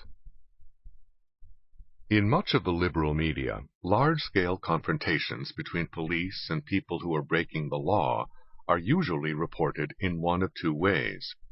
Either the police used excessive force, or they let the situation get out of hand.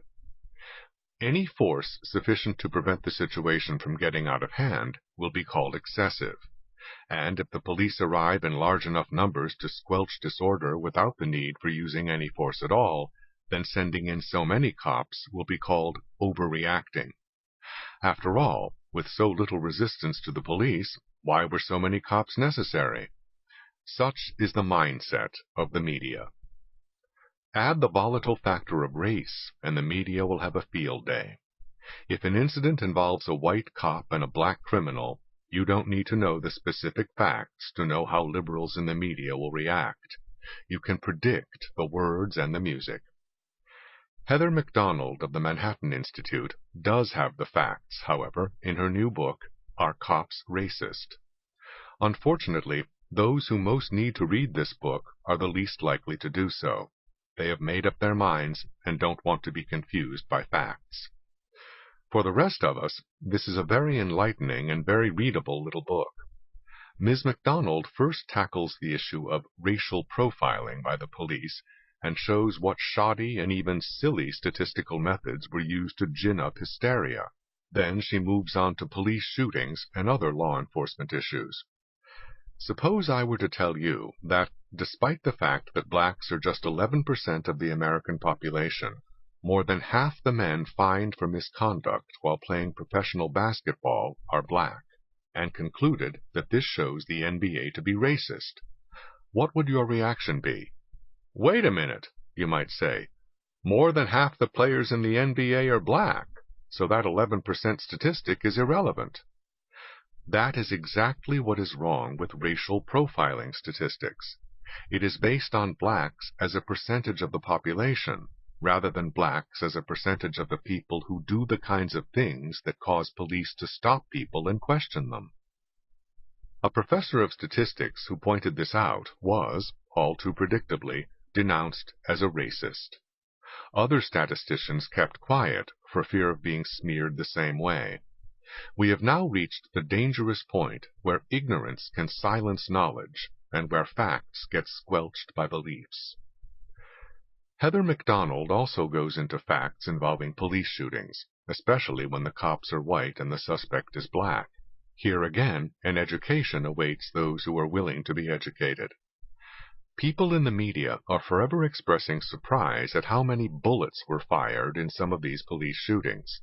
As someone who once taught pistol shooting in the Marine Corps, I am not the least bit surprised. What surprises me is how many people whose ignorance of shooting is obvious do not let their ignorance stand in the way of reaching sweeping conclusions about situations that they have never faced. To some, it is just a question of taking sides. If it is a white cop and a black suspect, then that is all they feel a need to know. The greatest contribution of this book is in making painfully clear the actual consequences of cop bashing in the media and in politics. The police respond to incentives, like everyone else. If carrying out their duties in the way that gets the job done best is going to bring down on their heads a chorus of media outrage that can threaten their whole careers, many cops tend to back off. And who pays the price of their backing off? Mainly those blacks who are victims of the criminals in their midst. Drug dealers and other violent criminals have been the beneficiaries of reduced police activity and of liberal judges throwing out their convictions because of racial profiling. These criminals go back to the black community, not the affluent, suburban, and often gated communities where journalists, judges, and politicians live. The subtitle of Are Cops Racist is How the War Against the Police Harms Black Americans.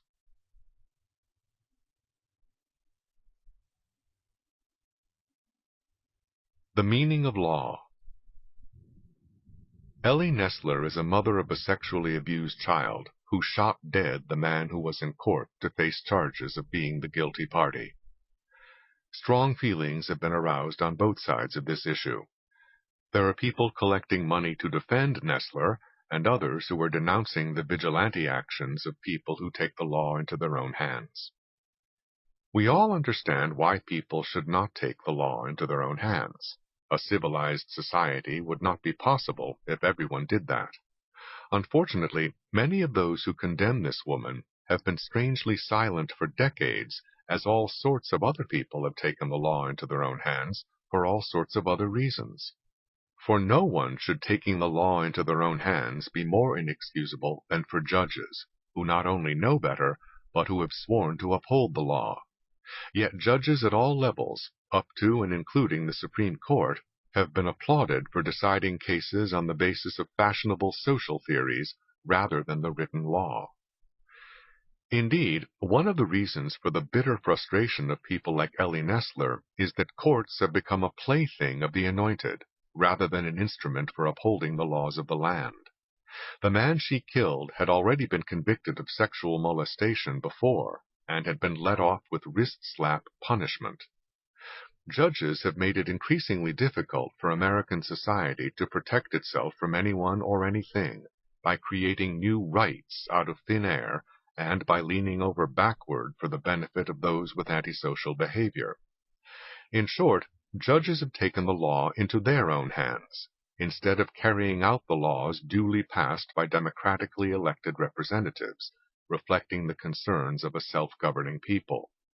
The pretense that judges do this to uphold the Constitution is wearing so thin that growing numbers of people now see this as the fraud that it is. For more than a century and a half after the Constitution was written, the greatest legal minds in the history of the Supreme Court failed to discover these new criminal rights discovered by intellectual lightweights and ideological zealots on the High Court during the past 30 years. Such judges have taken the law into their own hands, and that is ultimately why Ms. Nestler took the law into her own hands, to defend her child when the law refuses to defend him. Many of those who condemn her are all too willing to let judges play fast and loose with the law, provided they end up with politically correct decisions.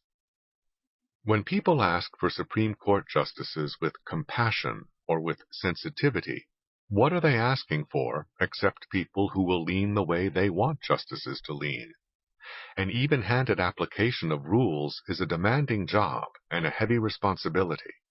Even an umpire cannot have compassion or sensitivity. He can either call them honestly as he sees them, or prostitute his profession by leaning toward pitchers or batters or base runners.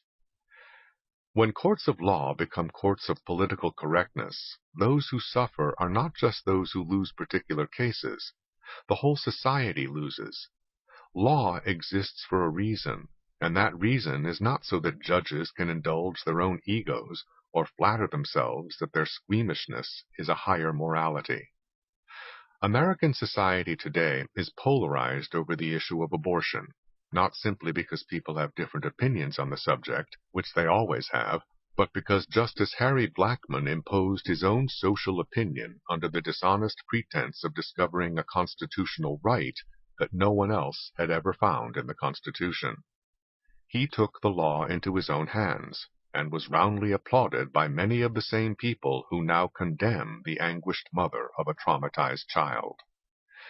This same spirit of playing fast and loose with the law in order to impose a social agenda or make a statement has spread downward from the Supreme Court to other appellate courts and into the trial courts. Nothing has been more deeply embedded for centuries in the Anglo-American legal traditions than the notion that the accused is innocent until proven guilty. Yet there are both civil rights and antitrust cases where only a few flimsy statistics are enough to force the accused to try to prove his innocence. This perversion of the law is not only accepted, but applauded because it reaches politically correct conclusions. Radical feminists are in fact working hard to extend this presumption of guilt to those accused of sexual harassment. If we are going to condemn people who take the law into their own hands, let us start with those who are sworn to uphold the law, who cold-bloodedly decide to twist that law to their own purposes, not with an overwrought mother whose child has been victimized because the law was lax.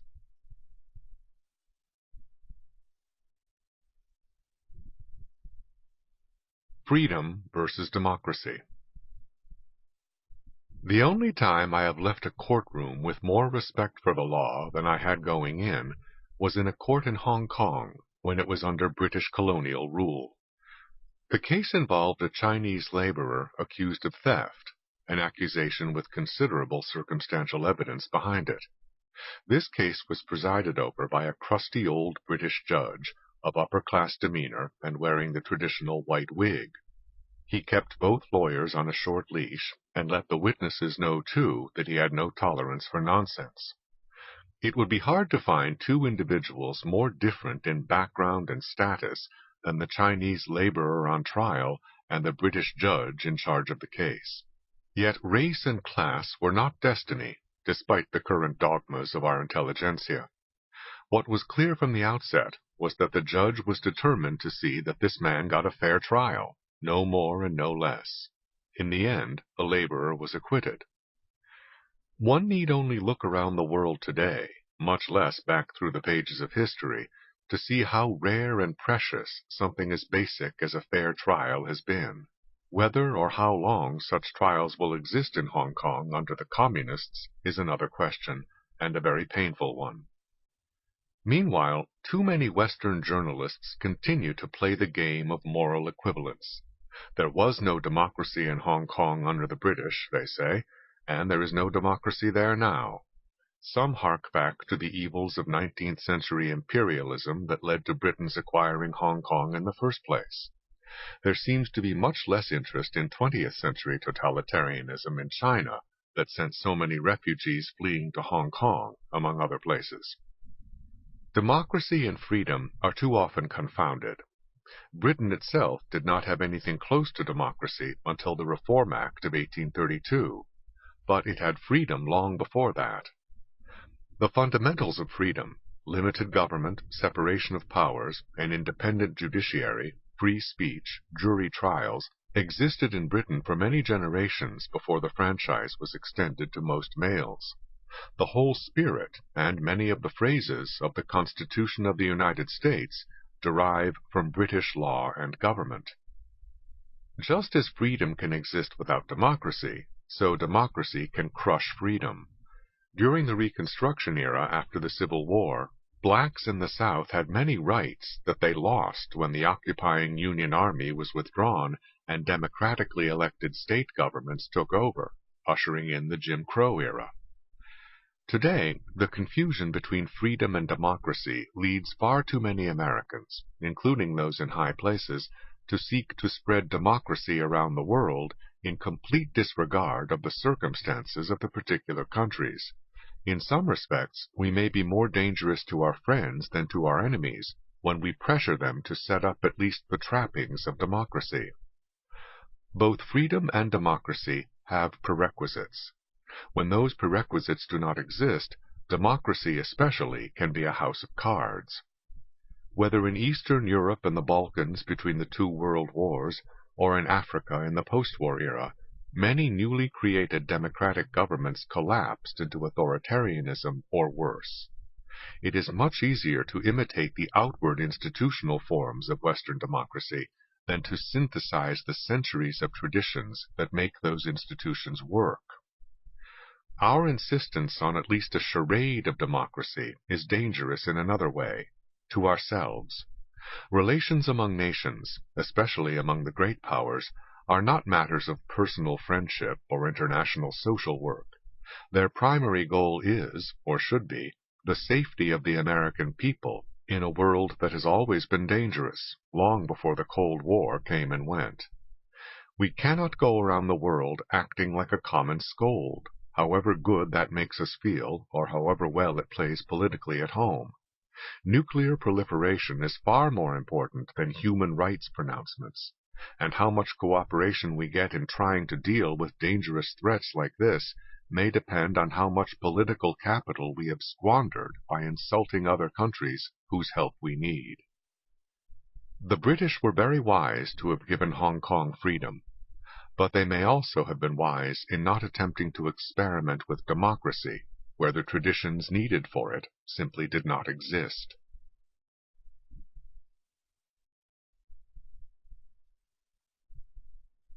Judicial activism and judicial restraint.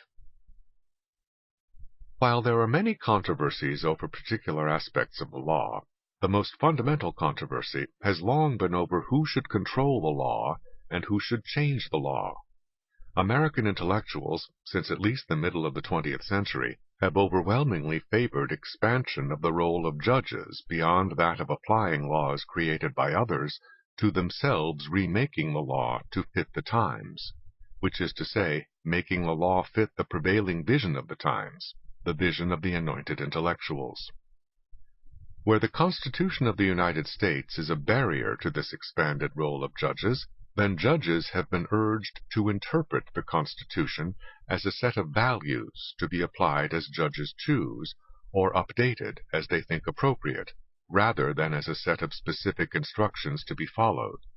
That is what judicial activism means, though verbal virtuosity has managed to confuse that meaning with other meanings. Judicial activism. Those who advocate a greatly expanded latitude for judges to interpret laws to suit the presumed necessities or spirit of the times, rather than being bound by what the words meant when the laws were enacted, seem implicitly to assume that activist judges will bend the law in the direction preferred by such advocates, in effect, promote the vision of the Anointed. But judicial activism is a blank check for going in any direction on any issue, depending on the predilections of particular judges.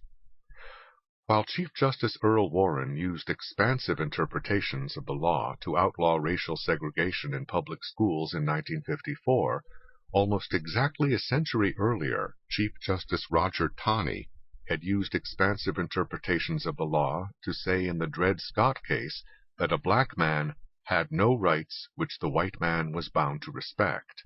It was the dissenters in that case who insisted on following the laws as written and the legal precedents, showing that free blacks had exercised legally recognized rights in parts of the country even before the Constitution was adopted, as well as thereafter. Intellectuals of the Progressive era and later may well have correctly read the tendencies of their times for judicial activism to move the law in the direction of these intellectuals' goals and values. But that is neither inherent nor inevitable. If the principle of freewheeling judicial lawmaking becomes established and accepted across the ideological spectrum, then swings of the ideological pendulum over time can unleash a judicial war of each against all, in which the fundamental concept of law itself is undermined, along with the willingness of the people to be bound by the arbitrary dictates of judges. In the meantime, the sophistry of results-oriented judges can make a mockery of the very concept of law, including the Constitution of the United States. A classic case of judicial sophistry for the sake of desired social results was the 1942 case of Wickard v. Filburn, which established a precedent and a rationale that extended far beyond the issues in that particular case.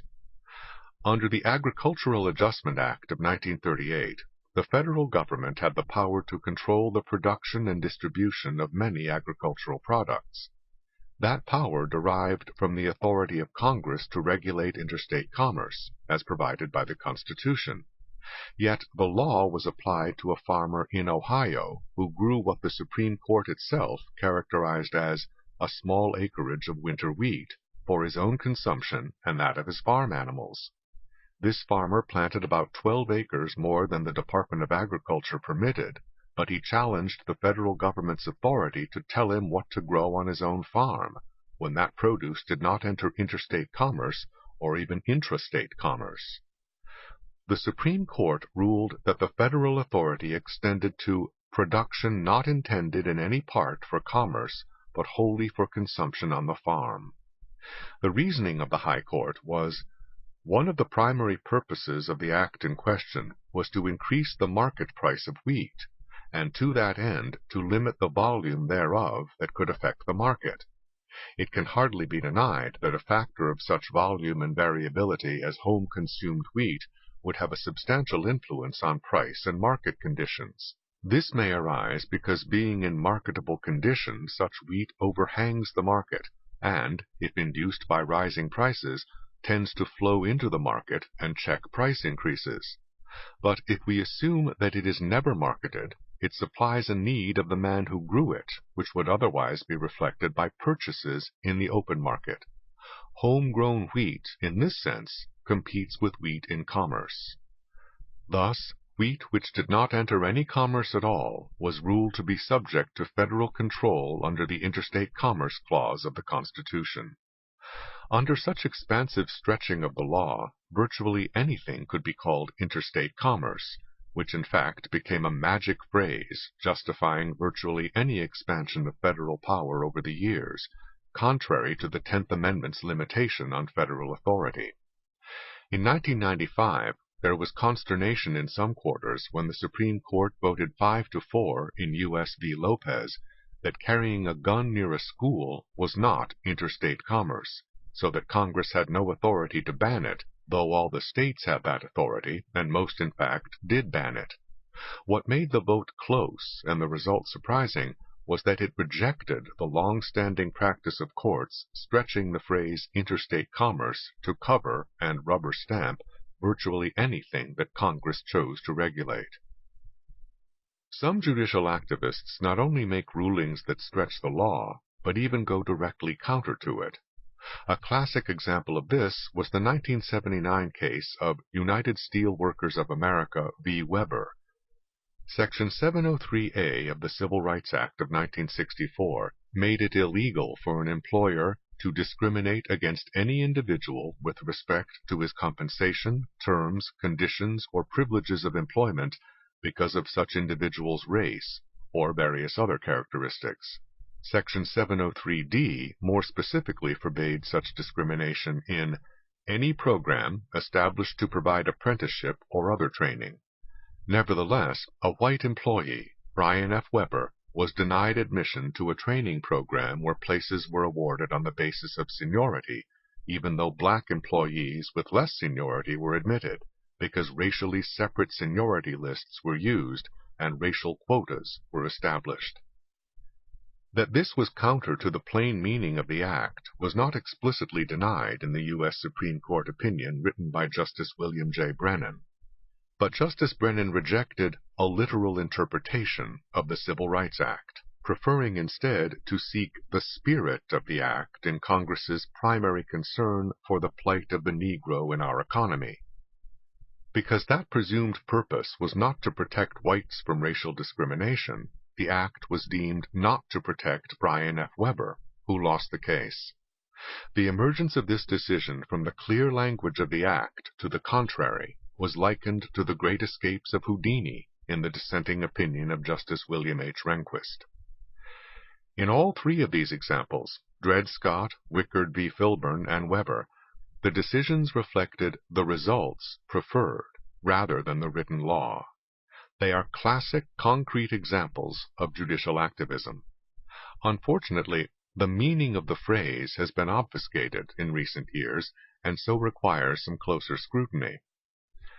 Judicial activism is an idiomatic expression whose meaning cannot be determined by the separate meanings of its words, any more than the meaning of the explanation hot dog can be determined by referring to a separate definition of hot and dog.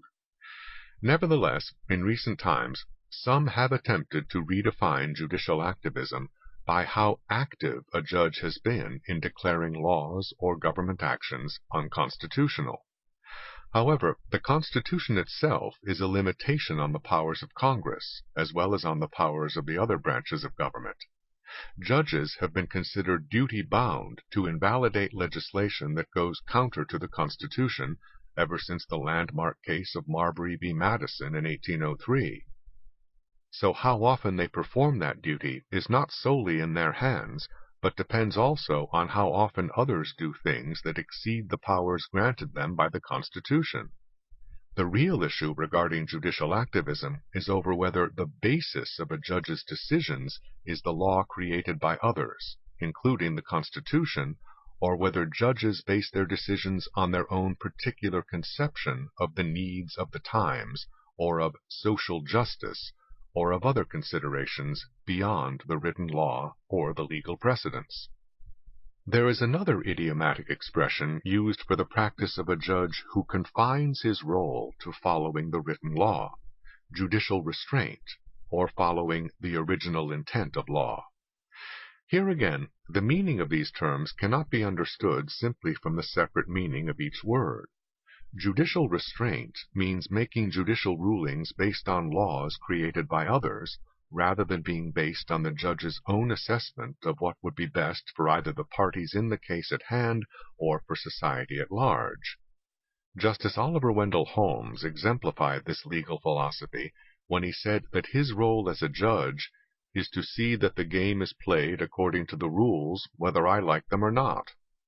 He also said, "The criterion of constitutionality is not whether we believe the law to be for the public good." But, since the judge who believes in judicial restraint makes the existing law the paramount consideration in deciding cases, That often means that such a judge must be active in striking down new laws which violate the restrictions of the Constitution, which is the supreme law of the land. In short, activity is not what distinguishes the judicial activist from the practitioner of judicial restraint, since these are just idiomatic expressions for different philosophies of carrying out a judge's function. Judges who base their decisions on the kinds of social, economic, or other considerations of the sort urged by Roscoe Pound or Louis Brandeis are judicial activists in the sense that has stirred controversy, whether they declare many laws or few laws unconstitutional. Although Justice William O. Douglas was a classic judicial activist in the sense of paying only the most token attention to the Constitution and making rulings based on his own policy preferences, the most famous example being basing his ruling in Griswold v. Connecticut on emanations from the penumbras of the Constitution, he nevertheless deferred to legislators who passed liberal social legislation, using language dear to the heart of advocates of judicial restraint, saying that the court should not be a super legislature, but leave social policy to Congress and state legislators. But when the existing law represented social policy that he disapproved, Justice Douglas did not hesitate to intervene and declare it unconstitutional, as he did in Griswold v. Connecticut, even if he had nothing more on which to base his ruling than emanations that he somehow discerned coming from the penumbras of the Constitution, which not even the greatest legal minds, on or off the court, had ever discerned before. The high tide of judicial activism was the Warren Court of the 1950s and 1960s, when Chief Justice Earl Warren and a like-minded majority on the Supreme Court decided to remake social policy in both civil and criminal areas, almost invariably to the applause of the intelligentsia in the media and in academia. However, as justices with a more judicially restrained view of their role later went on the court, beginning with the Warren Burger Court in 1969, many among the intelligentsia sought to turn the previous complaints about judicial activism against the new judges by measuring how active these judges were in declaring laws unconstitutional or in amending the precedents established by judicial activists such as those of the Warren Court era. Liberal journalist Michael Kinsley accused Antonin Scalia of judicial activism when Scalia wrote an opinion as a Circuit Court of Appeals judge, which, in Kinsley's words, overruled a major piece of legislation passed by large majorities in both houses of Congress and signed with a flourish by a popular president, as if these were things that make a law constitutional. Linda Greenhouse of the New York Times called the decision that carrying a gun near a school was not interstate commerce an exercise of raw power by the Supreme Court, because in U.S. v. Lopez it invalidated a law that two houses of Congress and the President of the United States approved, as if other laws overruled by the Supreme Court as unconstitutional ever since Marbury v. Madison in 1803 were not also duly passed laws. Under the title Dissing Congress, a Michigan Law Review article said that the court in Lopez had taken an important step in developing its new version of judicial activism, under which Congress was accorded less respect for its handiwork. Senator Herb Kohl likewise denounced the Lopez decision as a piece of judicial activism that ignores children's safety for the sake of legal nitpicking. However, the Washington Post took a more measured view in its editorial on the case. One would never guess from the senator's comment, for example, that most states already prohibit the carrying of weapons in schools. In fact, Alfonso Lopez, the San Antonio teenager whose conviction was reversed in this case, was initially arrested on state charges that were dropped only when the federal government took over the prosecution. Clearly, the invalidation of this statute does not leave the nation's children vulnerable at their desks, and it may cause federal legislators to think twice about rushing into every problem area without even considering nitpicking questions of federalism. Senator Kohl was by no means the only lawmaker to argue in results-oriented terms, rather than in terms of constitutional limitations on federal power. Senator Arlen Specter said, "I think that crime is a national problem, and guns and drugs are the principal instrumentalities of crime."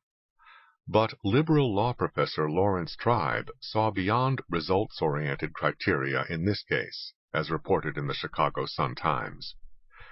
"Congress has pushed the outer edge of the envelope rather carelessly," said Harvard Law School professor Lawrence H. Tribe, who noted that lawmakers did not present findings of a link between interstate commerce and the dangers of guns on school grounds. He said the ruling revealed that this court takes structural limits to Congress's power more seriously than people had thought, which liberals and pragmatists find dismaying. The new definition of judicial activism included not only failing to defer to Congress, but also the overturning of judicial precedents. In Linda Greenhouse's words, the Lopez case was the first time in 60 years that the court had invalidated a federal law on the ground that Congress had exceeded its constitutional authority to regulate interstate commerce. But judges take an oath to uphold the Constitution, not an oath to uphold precedents. Otherwise, Dred Scott and Plessy v. Ferguson would have been set in concrete forever. The Lopez case was by no means the only one that caused many among the intelligentsia to denounce the later Supreme Court for judicial activism on the basis of its having declared some law or policy unconstitutional. Professor Cass Sunstein of the University of Chicago lamented in 2001, "We are now in the midst of a remarkable period of right-wing judicial activism.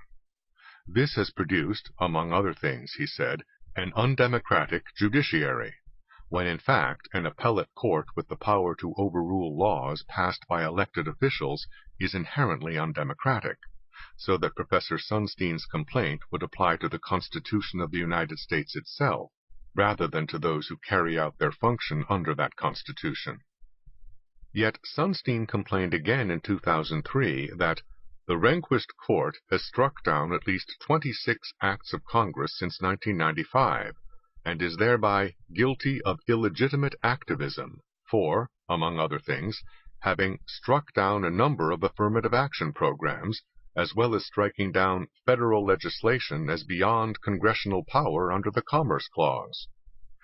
According to Professor Sunstein, the Supreme Court has forbidden Congress from legislating on the basis of its own views of what the 14th Amendment means. But if Congress can determine the extent of its own powers under the 14th Amendment, or any other provision of the Constitution, then the Constitution becomes meaningless as a limit on congressional power or on government power in general.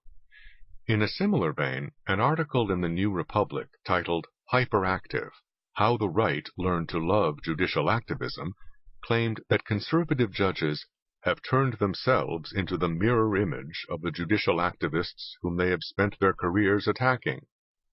Using this new redefinition of judicial activism, a New York Times writer charged Chief Justice John Roberts with sometimes supporting judicial action even if it meant trampling on Congress and the states. A later New York Times editorial declared a willingness to strike down congressional laws to be the most common objective criteria of judicial activism. This redefinition sidesteps the whole crucial question whether the laws overruled were in fact consistent or inconsistent with the Constitution of the United States. But this key issue is repeatedly left out of claims that the Supreme Court is activist when it fails to uphold legislation or particular precedents. The new definition of judicial activism lends itself to a purely numerical basis for deciding who is and who is not a judicial activist. Professor Sunstein, for example, basing his charges on how many federal laws per year the Supreme Court has declared unconstitutional. That notion has spread from the intelligentsia into politics.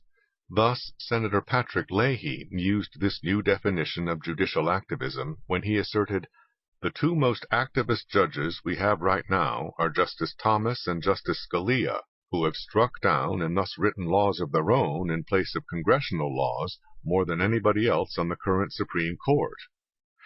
Since these are the two justices most identified with judicial restraint, it was a verbal coup to turn the tables and label them conservative activists.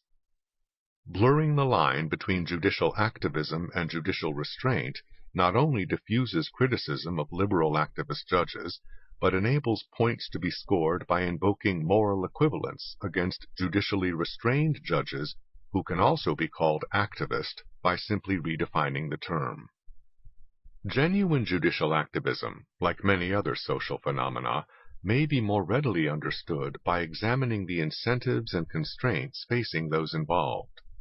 One constraint on judges' actions that has clearly weakened over the years is the disapproval of peers, whether in the judiciary or among legal scholars in the law schools. Judicial activism for litigants or causes favored by the prevailing vision of the intellectuals can expect acceptance, at a minimum, and in many cases celebration or lionizing of activist judges. In short, incentives favor judicial activism.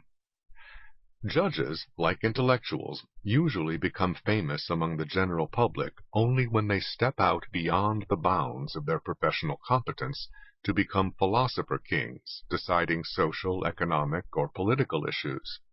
Not even Chief Justice Earl Warren's admirers tried to portray him as a great legal scholar. Both he and Chief Justice Roger Taney a century earlier became famous for making sweeping pronouncements about society on a sociological rather than a legal basis for their landmark rulings, with pronouncements going beyond the range of their expertise or competence being virtually a prerequisite for popular prominence. It is hardly surprising that so many judges, like so many intellectuals, have said so many things that make no sense. Judicial restraint and original intent. Judicial restraint has sometimes been summed up in another idiomatic expression, namely following the original intent of the law. Many among the intelligentsia have seized upon the word intent to claim that it is difficult or impossible to discern exactly what those who wrote the Constitution, or legislation for that matter, actually intended, especially after the passing of many years. Thus, Professor Jack Rakove of Stanford University said, "Establishing the intention behind any action is a tricky business, and the task grows geometrically more complex when we try to ascribe intent to groups of people, especially men who were acting 2 centuries ago, who left us incomplete records of their motives and concerns, and who reached their decisions through a process that fused principled debate with hard-driven bargains." The key word in all of this, and the key fallacy in this common line of reasoning, is the word behind. Practitioners of judicial restraint are seeking to understand and apply the written law as it stands, as instructions for both judges and the citizenry, not discover the motivations, beliefs, hopes, or fears that might have been behind the writing of the law. Judicial restraint means undertaking an inherently less complicated task. Even the simplest law, such as a 65 miles an hour speed limit, can be expanded into a complex question of unanswerable dimensions if looked at in terms of the attitudes, values, etc., behind the intentions of those who created that law, rather than being looked at as an explicit instruction readily understood. Looking at laws in terms of the subjective intentions of those who wrote them is not only a more complicated approach, it is an approach that seeks or claims to discern the value judgments or the spirit behind the laws, which gives judges far greater latitude for interpretation, and thus far more opportunities to adjust the laws to meet the needs of the time, social justice, or whatever other synonym for the individual predilections of particular judges. But critics of judicial restraint project such difficulties onto others who are not looking behind laws, but undertaking a far more straightforward task of reading laws as explicit instructions, rather than as general statements of values. As Justice Antonin Scalia put it, despite frequent statements to the contrary, we do not really look for subjective legislative intent. What he is seeking is the original meaning of the text, adding, often, indeed I dare say usually, that is easy to discern and simple to apply. Nor is Justice Scalia unique in this. From William Blackstone in 18th century England to Oliver Wendell Holmes and Robert Bork in 20th century America, those seeking to stick to the original meaning of laws have made it very clear that they were not talking about events taking place within the inner recesses of the minds of those who write laws. For one thing, the votes which provide the political, legal, and moral authority of laws are votes on what is publicly set before those who vote. In other words, nobody voted on what was in the back of somebody else's mind. Moreover, nobody can obey or disobey what is in the back of somebody else's mind. It was the publicly known meaning of the words of the laws, to be understood in their usual and most known signification, as of the time they were used, according to Blackstone, that determines how a judge should interpret them. For Holmes as well, legal interpretation of what the lawmaker said did not mean trying to get into his mind. Holmes said, "We do not inquire what the legislature meant. We ask only what the statute means." In a letter to British jurist Sir Frederick Pollock, Holmes said, "We don't care a damn for the meaning of the writer." The judge's job, according to Holmes, is to read English intelligently, and a consideration of consequences comes into play, if at all, only when the meaning of the words used is open to reasonable doubt. Judge Robert H. Bork has likewise argued that judges should render decisions according to the historical Constitution. Despite such plain statements by advocates and practitioners of judicial restraint over a long span of years, much verbal virtuosity has been deployed by others to expand the task to unachievable dimensions by turning the question into one of discerning subjective motives, beliefs, hopes, and fears behind the creation of the law. Professor Rakove, for example, said at the time of the Constitutional Convention in 1787, James Madison approached the convention in the grip of a great intellectual passion, that he had fear of certain policies regarding property and religion, and that he privately described constitutional amendments in a particular way.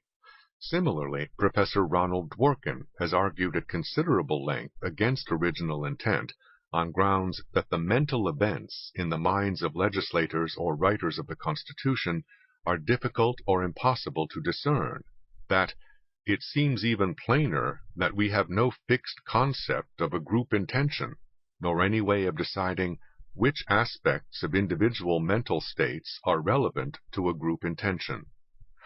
Justice William J. Brennan likewise spoke of the sparse or ambiguous evidence of the original intention of the framers of the Constitution. In a similar vein, others point out that public statements often do not reflect actual intentions. Such attempts to change the question from the plain meaning of a law to an esoteric quest for discovering what was behind the creation of the law are often used by those who espouse judicial interpretations that go beyond what the law explicitly says, and sometimes even directly counter to the written law, as Justice William J. Brennan did in the Weber case. Professor Ronald Dworkin defended the Weber decision on grounds that the question of how Title VII should be interpreted cannot be answered simply by staring at the words Congress used. The verbal virtuosity of referring to simply staring at words, apparently as the only alternative to adventurous reinterpretations, contrasts sharply with Holmes' statement about simply reading English intelligently. To Dworkin, the significance of the Weber decision was that it was another step in the court's efforts to develop a new conception of what equality requires in the search for racial justice. Why judges are to preempt such decisions and rule on the basis of their own new conceptions of social issues under the guise of interpreting the law while going directly counter to what the law says was a question not raised, much less answered. Saying that it is hard or impossible to discern what was meant by a law has often been a prelude to making decisions that ignore even the plainest meanings, as in the Weber case, in order to impose notions currently in vogue in elite circles as the law of the land. Dworkin and others have openly advocated as much, which makes their tactical agnosticism about intent a red herring. For those who do not intend to follow the original meaning of laws, the ease or difficulty of discovering that meaning is irrelevant, except as a distracting talking point. The Constitution was a very plainly written document, and when it used phrases like an establishment of religion, for example, it referred to something well known to people who had already lived under an established church, the Church of England. The prohibition against an establishment of religion had nothing to do with a wall of separation between church and state, which appears nowhere in the Constitution, but was a phrase from Thomas Jefferson, who was not even in the country when the Constitution was written. There was nothing esoteric about the phrase an establishment of religion. For more than 100 years after the Constitution was written, it never meant that it was illegal to display religious symbols on government property, however much some people in later times might wish that this was what it meant, and however much some modern judges might be willing to accommodate that wish. Similarly with phrases like due process or freedom of speech, which had a long history in British law before those same phrases were placed in the Constitution of the United States by people who had only recently ceased to be British subjects. They were not coining new phrases for new or esoteric concepts whose meanings judges would have to divine de novo. Judicial restraint involves not only upholding constitutional provisions and the provisions of legislation that are within the authority of Congress or the states. It also involves a reluctance to overrule prior court decisions. Without such a reluctance, laws could become so changeable with the changing personnel of courts that citizens would find it difficult to plan economic or other endeavors that take time to come to fruition, for it would be impossible to predict what the turnover of judges and their changing of laws would be in the meantime. Needless to say, this reluctance to overturn prior court decisions cannot be absolute, but must be a matter of cautious judgment. If some legal scholar today should publish an article or book showing convincingly that Marbury v. Madison was wrongly decided in 1803, no court today would be likely to overrule that decision, on which 2 centuries of precedents have been built, and under which all sorts of endeavors and commitments have been undertaken during those centuries, relying on the legal system that evolved in the wake of Marbury v. Madison. Yet, ironically, many of the same intellectuals who heartily supported the Warren Court's overturning of long-standing precedents during the 1950s and 1960s also bitterly condemned later and more conservative courts which cut back on some of the precedents established by liberal justices, especially in decisions during the Warren Court era. Thus, under the headline, "The High Court Loses Restraint," a New York Times editorial reacted to the Lopez decision by saying, "In deciding that Congress lacks the power to outlaw gun possession within 1,000 feet of a school, the Supreme Court has taken an unfortunate historical turn and needlessly questioned previously settled law." Citing Justice Stephen Breyer, the Times emphasized the value of judicial restraint, defined by them as deferring to Congress when Congress showed a rational basis for finding an interstate commercial impact in its law. But to defer to those whose powers the Constitution specifically limited would be to make a mockery of those limitations.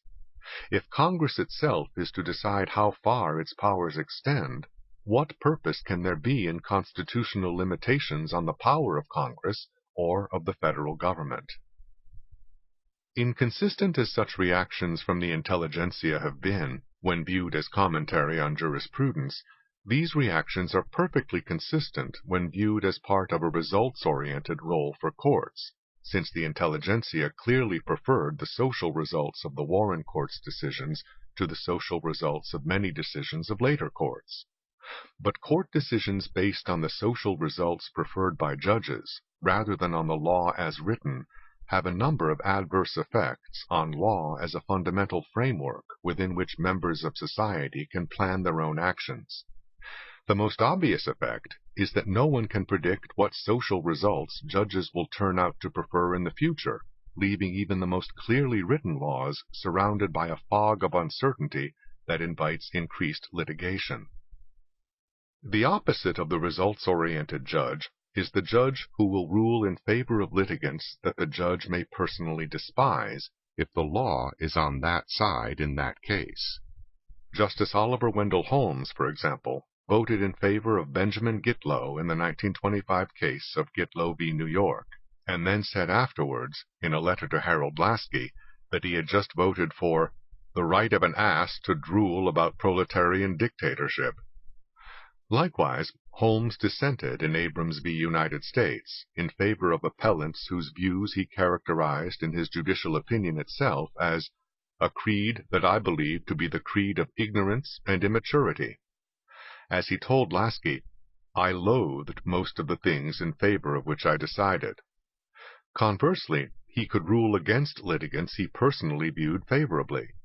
In another letter to Laski, Holmes said that he had to write a decision against a very thorough and really well-expressed argument by two colored men, one very black, that even in intonations was better than, I should say, the majority of white discourses that we hear. Holmes was not taking sides or seeking results, but applying the law.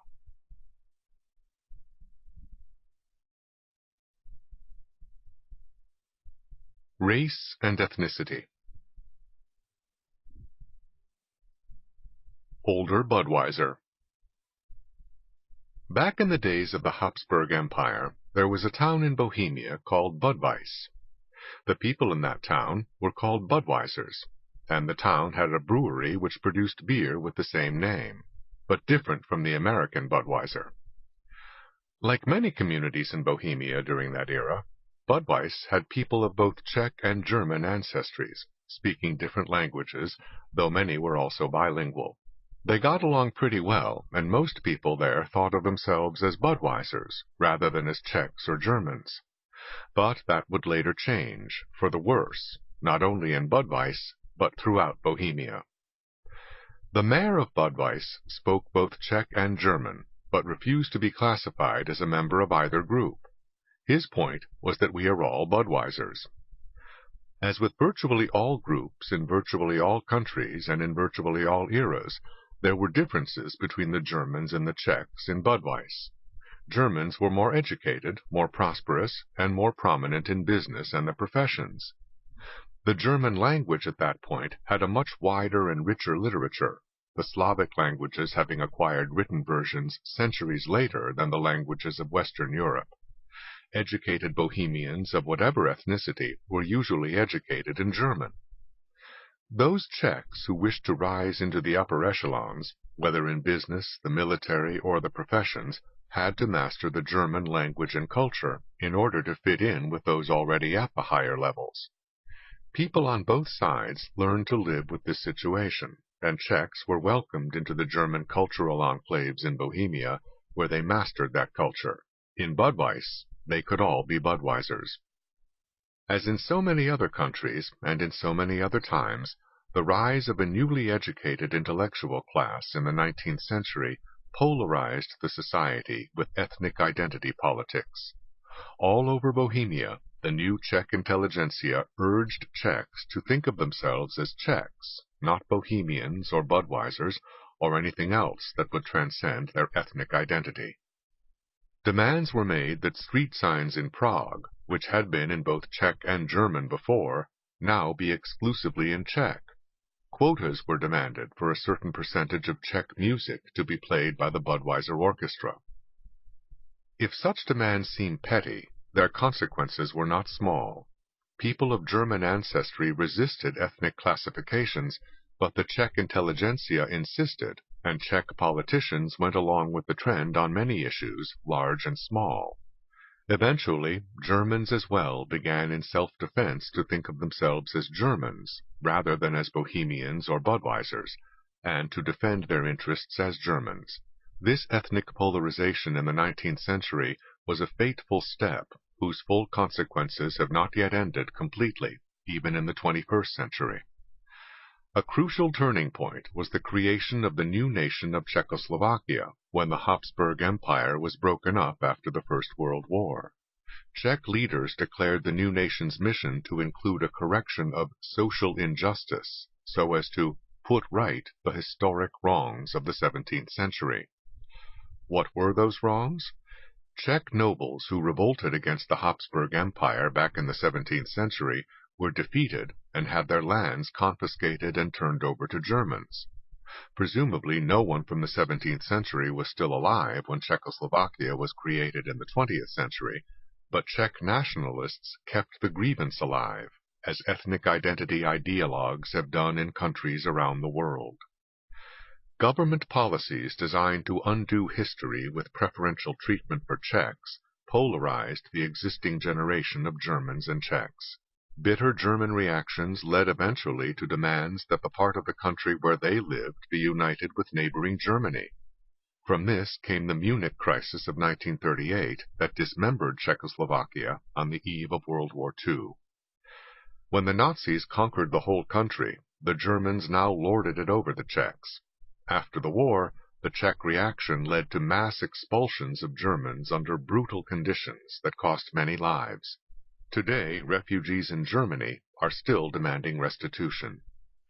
If only the grievances of past centuries had been left in the past. If only they had all remained Budweisers or Bohemians.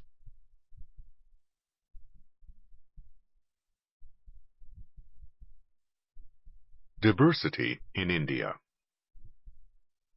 If facts carried some weight with those who are politically correct, the recent outbreak of savage and lethal violence in India's state of Gujarat might cause some reassessments of both India and diversity. This is only the latest round in a cycle of violence and revenge between the Hindus and the Muslims in that country. The death toll has reached 489 people in a few days. That includes the Hindu activists who were firebombed while on a train returning from the site of a razed mosque, where they planned to build a Hindu temple, and many Muslims then slaughtered by Indian mobs in retaliation. These mobs have burned Muslim women and children alive in their homes. Nor is such savagery new in India, or limited to clashes between Hindus and Muslims. At other times and places, it has been one caste against another, locals versus outsiders, or the stormtrooper organization Shiv Sena against anybody who gets in their way. In some places, thugs resentful of Western influence attack shops that sell Valentine cards. None of this fits the pious picture of peaceful and spiritual India that so captivates many Americans. India has served as one of the foreign Edens to which those Americans turn in order to show their disdain for the United States. At one time, the Soviet Union played that role, then China, then Cuba, and for some, India. What happens in the real India doesn't matter. It is the symbolic India of their dreams to which they impute all the virtues they declare to be lacking in the USA. It is not India's fault that we have some fatuous Americans who want to put Indians up on a pedestal in order to score points against their fellow Americans, but we need to be aware of the truth as well. Those who are constantly gushing about the supposed benefits of diversity never want to put their beliefs to the test of looking at the facts about countries where people are divided by language, culture, religion, and in other ways, such as caste in India. Such countries are all too often riddled with strife and violence. India is one of the most diverse nations on earth. No more than 1/3 of its people speak any given language, and the population is divided innumerable ways by caste, ethnicity, religion, and numerous localisms. Lethal riots have marked its history from the beginning. When India gained its independence in 1947, the number of Hindus and Muslims who killed each other in 1 year exceeded the total number of blacks lynched in the entire history of the United States. Yet we are told that we should be like those gentle people, as if India were a nation of Gandhis. In reality, Gandhi was assassinated for trying to stop internecine strife in India.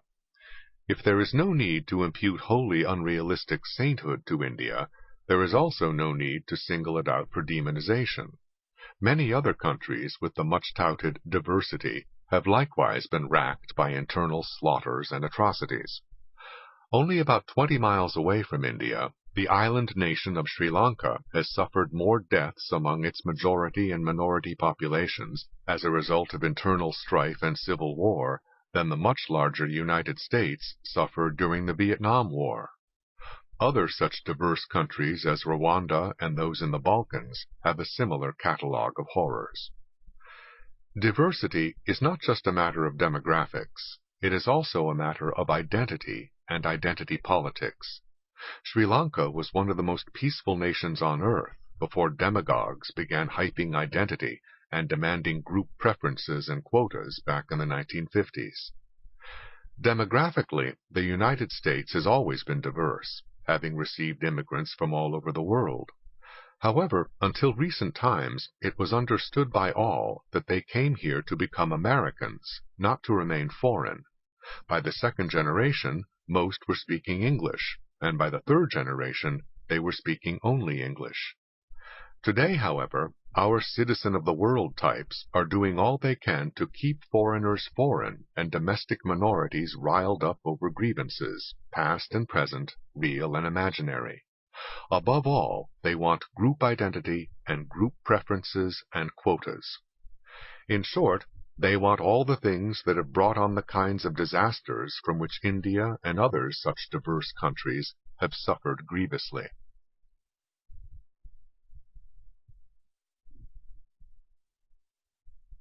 The Slavery Card. One of the many sad signs of our times is that people are not only playing the race card, they are playing the slavery card, which is supposedly the biggest trump of all. At the so-called Million Man March in Washington, poet Maya Angelou rang all the changes on slavery, at a rally billed as forward-looking and as being about black independence rather than white guilt. Meanwhile, best-selling author Dinesh D'Souza was being denounced in the media for having said that slavery was not a racist institution. First of all, anyone familiar with the history of slavery around the world knows that its origins go back thousands of years, and that slaves and slave owners were very often of the same race. Those who are ignorant of all this, or who think of slavery in the United States as if it were the only slavery, go ballistic when anyone tells them that this institution was not based on race. Blacks were not enslaved because they were black, but because they were available at the time. Whites enslaved other whites in Europe for centuries before the first black slave was brought to the Western Hemisphere. Only late in history were human beings even capable of crossing an ocean to get millions of other human beings of a different race.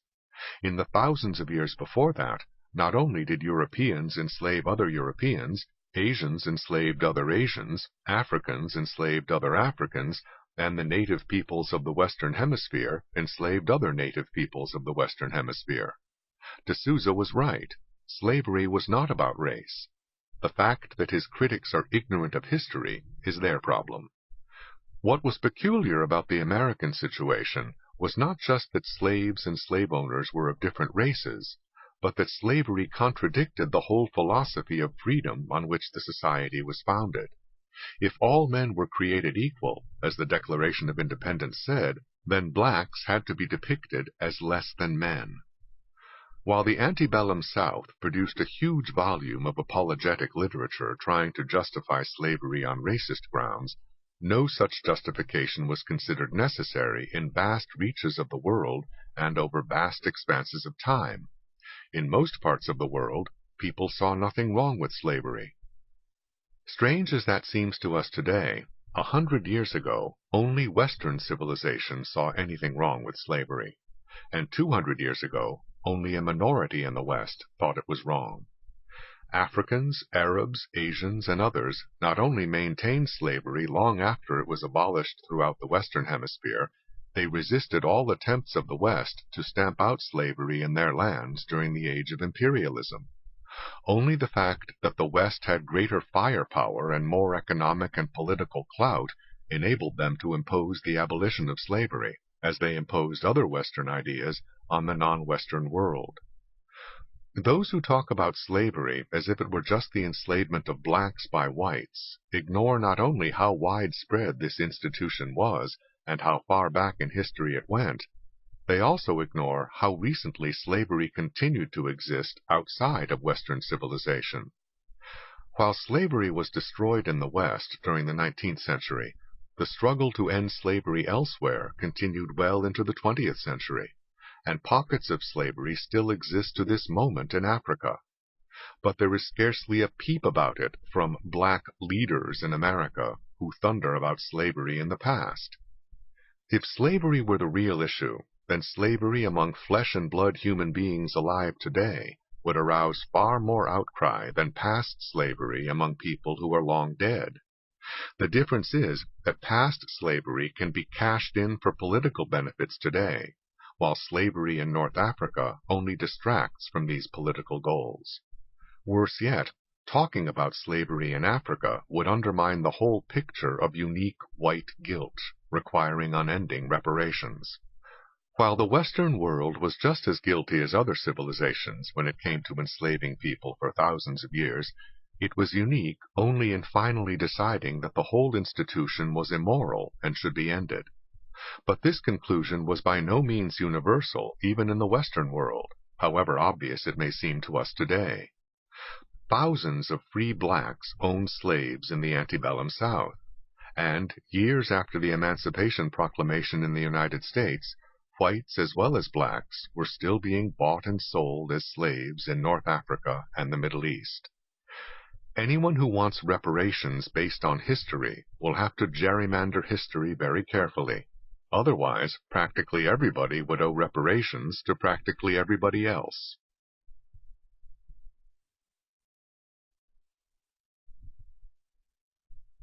Minorities. Years ago, when I was running a research project in Washington, a memorandum came down from on high, telling us that there was money available to hire minority professionals for the summer, without having to take it out of the regular project budget. "Wonderful," I said. "There's a Jewish lady up at Princeton who wants to come down here and help me out, but I don't have any money to pay her." This idea was shot down immediately. Jews are not a minority, I was told, and Jews from Princeton are definitely not a minority. It did no good to point out that Jews are only 3% of the population, and so must be a minority. Nor did it do any good to say that Jews were defined as an ethnic minority in the research project itself. The powers that be turned a deaf ear to all such arguments. In a sense, they were right. The word minority had already become one of the many politically corrupted words. It no longer meant a statistically smaller part of the population. It meant people you feel sorry for. After all their achievements, nobody felt sorry for Jews anymore. Therefore, they were not a minority. Nobody feels sorry for Asian Americans anymore, after so many success stories. Therefore, they are increasingly excluded from minority status in programs and policies at some colleges and universities. A few years ago, a memorandum from the U.S. Air Force Academy gave lower cutoff scores for minority applicants being recruited, but Asian Americans had to meet the same standards as whites. Few institutions are so impolitic as to put such policies in writing, or so unfortunate as to have them leak out. But there is growing evidence that this practice extends well beyond the Air Force Academy. When Berkeley used verbal test score cutoffs to eliminate applicants in 1984 and 1986, minority students were exempted, but Asian American students were not. Many Asians were wiped out by the verbal cutoff scores because their strong suit tends to be math. At Harvard, the test scores of Asian American applicants were virtually the same as those of white applicants, but the Asian Americans actually admitted had test scores substantially higher than those of whites who were admitted. In terms of test scores, Asians had to be better to get in. It is not just Asians and Jews who lose their minority status because of outstanding performance. Some financial aid programs have also passed over those blacks who score above a certain level, in favor of those blacks who did poorly, who really need help. They want people they can feel sorry for. Academic smoothies are never at a loss to explain away whatever they do. At MIT, for example, the director of admissions has responded to criticisms of large test score disparities among people admitted from different racial and sex backgrounds by downgrading the importance of test scores. Differences in test scores have only a modest correlation with later academic performance, he said. This familiar argument is clever but phony. The average MIT student scores in the top 1% in math. Just where in that top 1% probably doesn't matter a lot, as the director of admissions says, but it does matter that he is in the top 1%. By the same token, the difference of a few $1 million between one Rockefeller and another probably doesn't matter that much, but that doesn't mean that it makes no difference how much money you have. It makes a very real difference that 90% of the white MIT students score higher in math than the average black MIT student. A substantially higher percentage of the black students fail to finish MIT, and those who do graduate have substantially lower grade point averages. The tragedy is that this waste, more than 1/4 of the black students don't graduate at MIT, is completely unnecessary. The average black student at MIT is well above the national average on math tests. He is just not in the stratospheric level of other MIT students. At most colleges, universities, or technical institutes, these same black students would be on the dean's list. In short, black students with every prospect of success are artificially turned into failures by being mismatched with their college. This is not peculiar to MIT. It is a nationwide phenomenon among elite schools, who are more interested in having a good-looking body count from every group than they are in the price that has to be paid.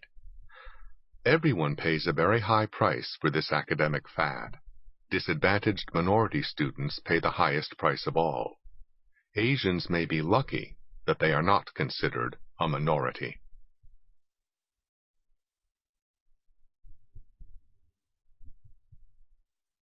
Race, Romance, and Reality. During one of the ghetto riots of the 1960s, my brother was out in the streets asking the rioters, "Where are you going to shop after you burn down this man's store?" Although a riot is not the best place for a Socratic dialogue, my brother somehow returned home safely. Today, more than 30 years later, no one has yet answered his question. Reality, however, has answered it decisively and painfully. Low-income and minority neighborhoods across the country are sadly lacking in stores, and the stores they have charge higher prices for substandard goods, sold in dirtier surroundings by less polite clerks and owners. The title of a study by the New York City Department of Consumer Affairs, "The Poor Pay More for Less," summed it up. Some residents of low-income areas have to go far from where they live to shop in more upscale neighborhoods and pay for a ride back home with their groceries. An organization for the elderly in some upper Manhattan low-income neighborhoods has arranged for bus trips to New Jersey for them to do their shopping. It was not like this when I grew up in Harlem in the 1940s. It was less than half a block to a drugstore, no more than half a block to a grocery store, and there was a supermarket across the street from that store. You didn't have to go 2 blocks to find a butcher shop or a stationery store or an optician. There was a dentist across the street. I can't remember any of these people being rude to me when I was a kid. There were too many alternatives around for that. There was not enough difference in prices to make it worth spending a nickel to ride a subway to another neighborhood for shopping. People who live in low-income and minority neighborhoods today are still paying the price for the riots of the past, as well as numerous other counterproductive social trends that began in the 1960s. The same romanticism that turned mob violence and looting into an uprising of the oppressed still insists on seeing the problems of these neighborhoods in similar terms. When black economist Walter Williams wrote an article explaining the higher costs behind higher prices in ghetto stores a quarter of a century ago, he was denounced as a white racist by people who obviously had never seen him.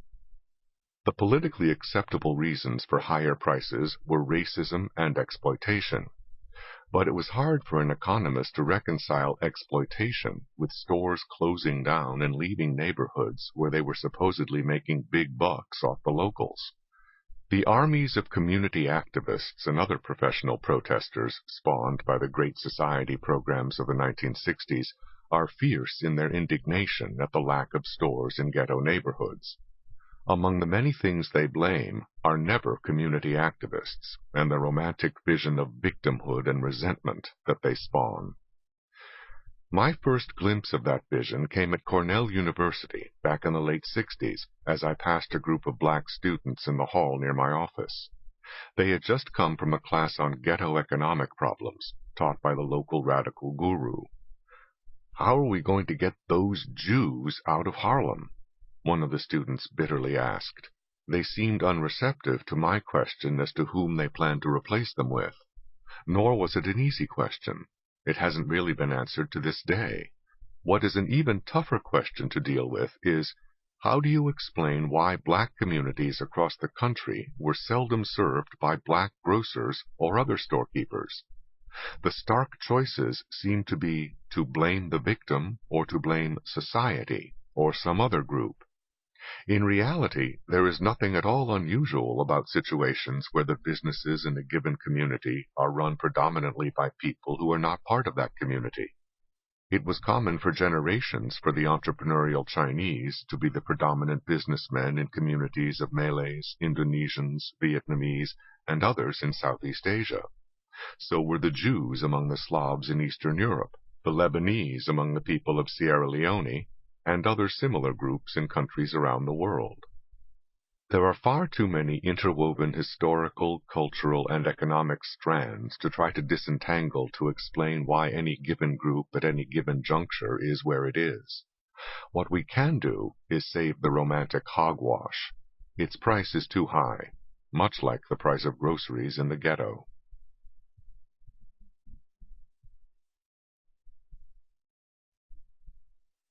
Dog-in-the-Manger Politics. A plastic surgeon of Chinese ancestry in Sydney, Australia, may not sound like an average individual, but the moral of his story is all too common in countries around the world. Born in Malaysia, this plastic surgeon was in one of many high-level positions occupied by the Chinese minority and coveted by the Malay majority. Moreover, under the country's affirmative action policies, he understood that his days as a plastic surgeon were numbered. He took it all without bitterness, offering to stay on to treat disfigured children and others until a Malay plastic surgeon was available to replace him. But he missed the point. They wanted him out of there, whether or not there was a Malay to replace him, and whether or not disfigured people had anyone else to turn to. The surgeon relocated to Australia, where he was apparently doing quite well by the time I encountered him. The real victims of the Malaysian government's policies were still in Malaysia. This dog-in-the-manger approach is by no means peculiar to Malaysia. Envy of others' success and embarrassment at being visibly unable to match their performance have been political driving forces behind many programs of preferences and quotas. When Romania acquired additional territory from the defeated Central Powers after the First World War, it also acquired universities which were culturally either German or Hungarian. One of their top priorities was to get rid of the Germans and the Hungarians on the faculties and transform the universities into Romanian bastions. At that point, roughly 3/4 of all Romanians were still illiterate, so replacing these foreign professors with Romanians of comparable caliber was very unlikely.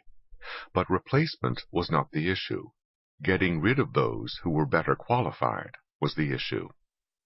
Despite all the zeal expended in converting German and Hungarian universities in the new provinces of Bukovina and Transylvania into Romanian universities, there was no urgency at all about creating a university in the province of Bessarabia, where none existed.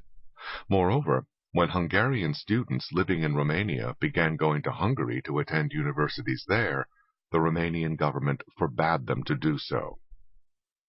What is involved is not just envy. It is the threat to one's ego that is crucial in promoting dog-in-the-manger policies. When Nigeria became an independent nation back in the 1960s, many of the educated, skilled business and professional people in northern Nigeria were from tribes in southern Nigeria. One of the top priorities of northern Nigerian politicians was to get rid of such people.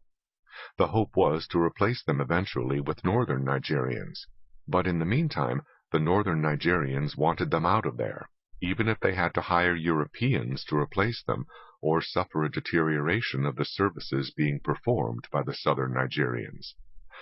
Having Europeans in these occupations was far less of a threat to the ego than having fellow Africans so dramatically outperforming the locals.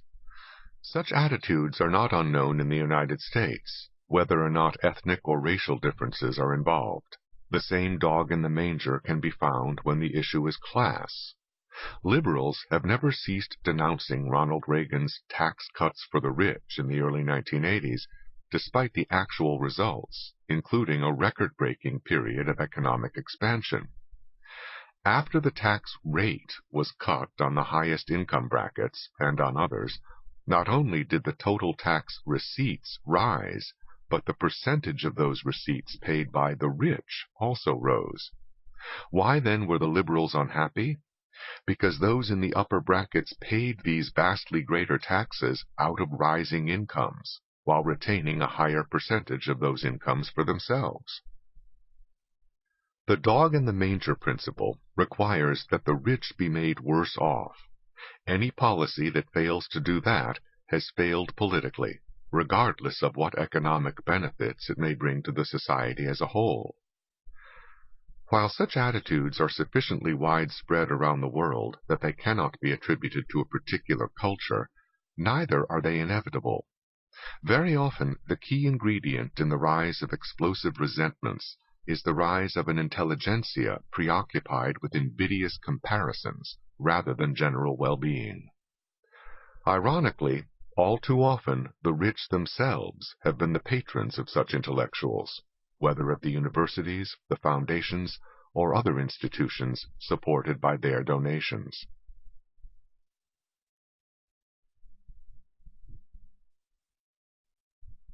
Friends of blacks. Who was it who said, "If the Negro cannot stand on his own legs, let him fall"? Ronald Reagan, Newt Gingrich, Charles Murray? Not even close. It was Frederick Douglass. This was part of a speech in which Douglass also said, "Everybody has asked the question, what shall we do with the Negro? I have had but one answer from the beginning. Do nothing with us. Your doing with us has already played the mischief with us. Do nothing with us." Frederick Douglass had achieved a deeper understanding in the 19th century than any of the black leaders of today. Those whites who feel a need to do something with blacks and for blacks have been some of the most dangerous friends of blacks. Academia is the home of many such friends, which is why there are not only double standards of admissions to colleges, but also in some places double standards in grading. The late David Reisman called it affirmative grading. A professor at one of California's state universities, where black students are allowed to graduate on the basis of easier standards, put it bluntly, "We are just lying to these black students when we give them degrees." That lie is particularly deadly when the degree is a medical degree, authorizing someone to treat sick people or perform surgery on children. For years, Dr. Patrick Chavis was held up as a shining example of the success of affirmative action, for he was admitted to medical school as a result of minority preferences and went back to the black community to practice medicine. In fact, he was publicly praised by the Lawyers' Committee for Civil Rights, just 2 weeks before his license was suspended after his patients died under conditions that brought the matter to the attention of the Medical Board of California. An administrative law judge referred to Chavis's inability to perform some of the most basic duties required of a physician. A year later, after a fuller investigation, his license was revoked. Those who had for years been using Chavis as a shining example of the success of affirmative action suddenly changed tactics and claimed that an isolated example of failure proved nothing. Sadly, Chavis was not an isolated example. When a professor at the Harvard Medical School declared publicly, back in the 1970s, that black students were being allowed to graduate from that institution without meeting the same standards as others, he was denounced as a racist for saying that it was cruel to allow trusting patients to pay for our irresponsibility, trusting black patients in many cases. Why do supposedly responsible people create such dangerous double standards? Some imagine that they are being friends to blacks by lowering the standards for them. Some don't think that blacks have what it takes to meet real standards, and that colleges and universities will lose their diversity, and perhaps federal money with it, if they don't lower the standards in order to get an acceptable racial body count. My own experience as a teacher was that black students would meet higher standards if you refused to lower the standards for them. This was not the royal road to popularity, either with the students themselves or with the friends of blacks on the faculty and in the administration. But when the dust finally settled, the students met the standards. We have gotten so used to abysmal performances from black students, beginning in failing ghetto schools, that it is hard for some to believe that black students once did a lot better than they do today, at least in places and times with good schools. As far back as the First World War, black soldiers from New York, Pennsylvania, Illinois, and Ohio scored higher on mental tests than white soldiers from Georgia, Arkansas, Kentucky, and Mississippi. During the 1940s, black students in Harlem schools had test scores very similar to those of white working-class students on the Lower East Side of New York. Sometimes the Harlem scores were a little higher or a little lower, but they were never miles behind, the way they are today in many ghetto schools. If blacks could do better back when their opportunities were worse, why can't today's ghetto students do better? Perhaps blacks have too many friends today.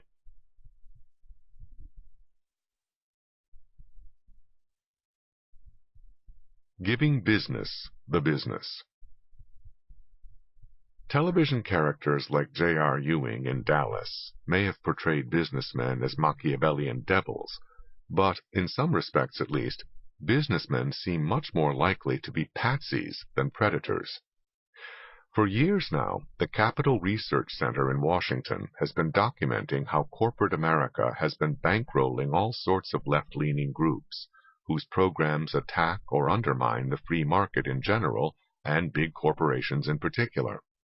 When developers subsidize environmental extremists, and employers contribute money to groups seeking to have government deny those employers the right to hire whatever individuals can do the job best, then something very strange is going on.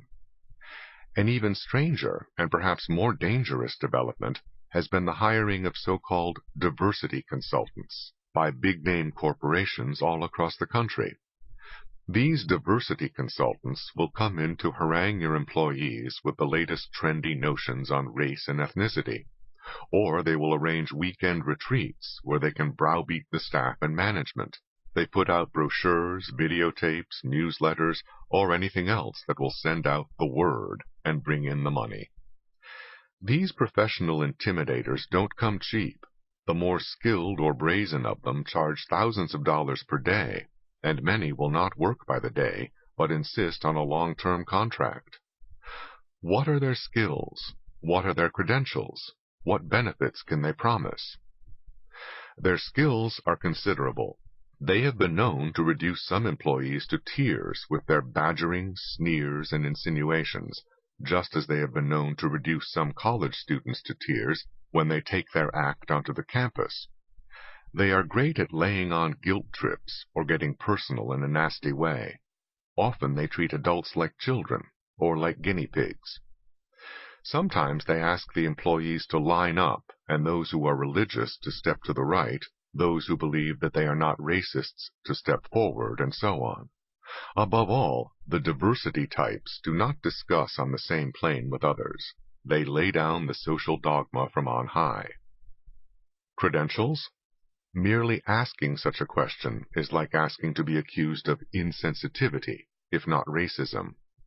There are no formal credentials required to be known as a diversity consultant. Effrontery and gall are pretty much the essentials. They are the secular versions of Elmer Gantry. What benefits do they promise to employers? Usually nothing tangible that you can see anytime soon. That would be simplistic and not very profitable to the consultants. The relationship between employees of different racial and ethnic backgrounds is supposed to be a great mystery whose unraveling will require much time and much re-education. Black and white employees who were watching the same TV programs at home the previous night and perhaps eating the same junk food at the mall during lunchtime are taught to think of each other as exotic creatures from different worlds, unable to understand each other except with the painful and expensive help of diversity consultants.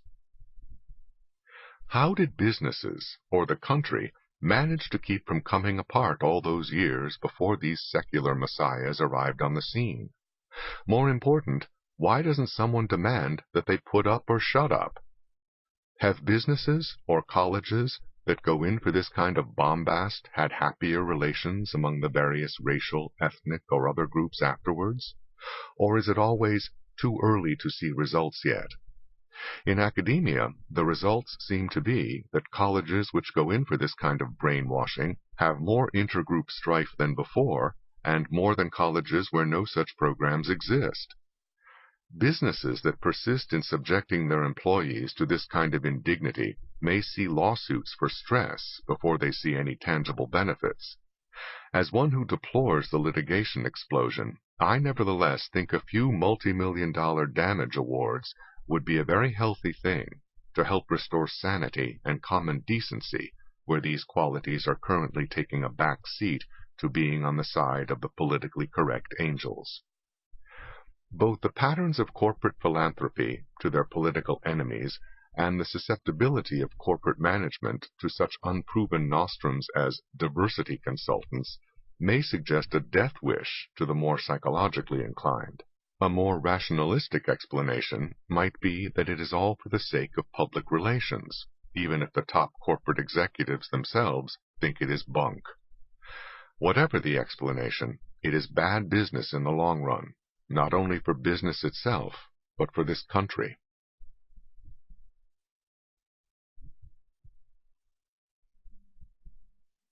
Stereotypes versus the market.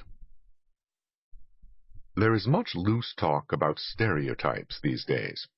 Often, it makes me think back to an episode many years ago. Back during the Korean War, a young Marine named Albert Gruner graduated from the photography school at Pensacola Naval Air Station and was ordered to report for duty as a photographer at the photo lab at Camp Lejeune, North Carolina. Yet, when he arrived at Camp Lejeune, he discovered that his orders had been changed. He was now told to report instead to the supply depot, where he was assigned to handle photographic supplies. Baffled and disappointed by the sudden change, Gruner told me his story, and was further taken aback when I burst out laughing. In reality, I was part of the reason for his misfortune. Some months earlier, the photo lab received its first group of graduates from the photography school at the Pensacola Naval Air Station. By and large, we were better photographers than those they had. However, we were also young draftees with attitudes wholly different from those of career Marines. We saw the Marine Corps as just an unwelcome interlude in our lives, and we were less than awed by our superiors or by their rules or orders. We hung out together and became known, not always affectionately, as the Pensacola Gang. When the captain in charge of the photo lab had had about as much of us as he could stand, he cleaned out the lot of us, breaking up the Pensacola Gang and scattering us individually to various other places around the base. When he later received word that another photographer from Pensacola had been assigned to his lab, the captain had him transferred sight unseen. It so happened that Gruner was a different sort of fellow, and would probably have gotten along very well in the photo lab, but he never got the chance, because of the behavior of his predecessors. Today, that would be called stereotyping, and the captain would be criticized for not judging Gruner as an individual.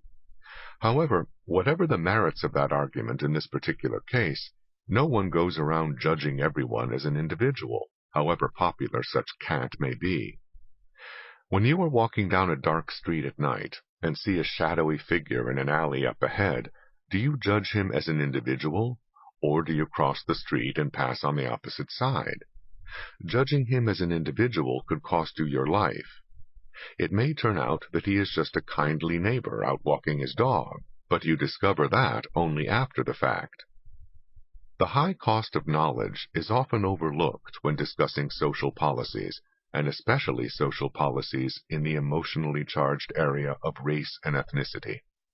In real life, decisions are based on imperfect knowledge, simply because there is no other kind.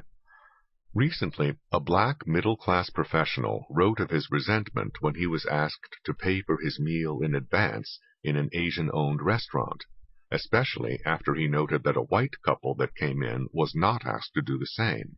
Was this arbitrary racism or self-protection based on experience in this neighborhood? That was the key question he did not ask, nor do most journalistic stories or even scholarly studies.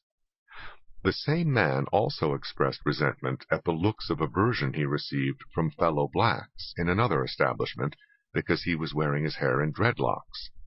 Clearly, this was not a question of racism, but of repugnance toward the kind of people who make a statement with that kind of hairstyle.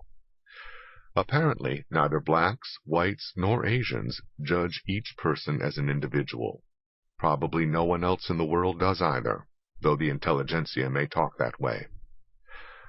Fortunately, the marketplace puts a price on incorrect generalizations, as it does on all sorts of other incorrect assumptions behind economic decisions. Even the most racist owner of a professional basketball team could not refuse to hire blacks unless he were willing to face bankruptcy and thereby cease to be a basketball owner. Theoretically, racists could simply absorb the losses created by their own discrimination. Empirically, it is very hard to find people who are willing to lose hard cash in order to discriminate. Racists may prefer their own group to others, but they prefer themselves most of all.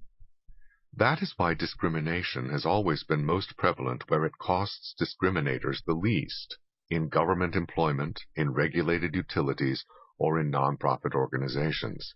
That was true throughout the pre-civil rights era, just as reverse discrimination is generally strongest in such organizations today. This is not an American pattern, but a worldwide pattern. Yet those who wish to fight against discrimination often try to move employment decisions and other decisions out of the marketplace and into the hands of people who pay no price: politicians, bureaucrats, and judges.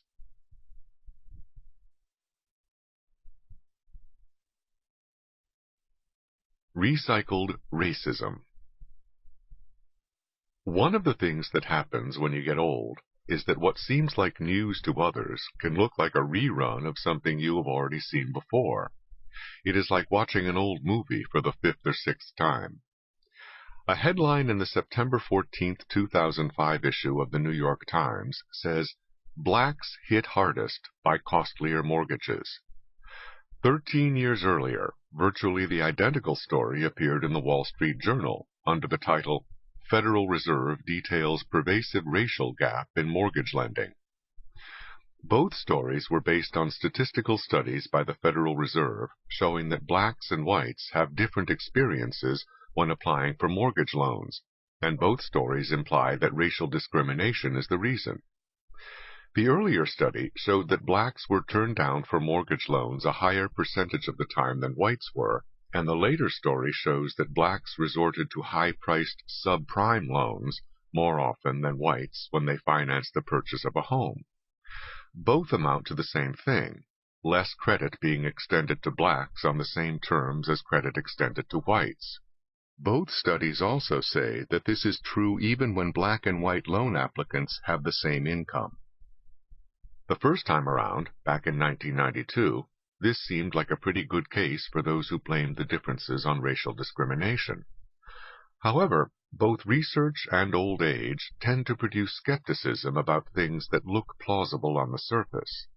Just scratching the surface a little often makes a plausible case collapse like a house of cards. For example, neither study took credit histories into account. People with lower credit ratings tend to get turned down for loans more often than people with higher credit ratings, or else they have to go where loans have higher interest rates. This is not rocket science. It is Economics 1. Blacks in the earlier study turned out to have poor credit histories more often than whites. But the more recent news story did not even look into that. Anyone who has ever taken out a mortgage loan knows that the lenders not only want to know what your current income is, they also want to know what your net worth is.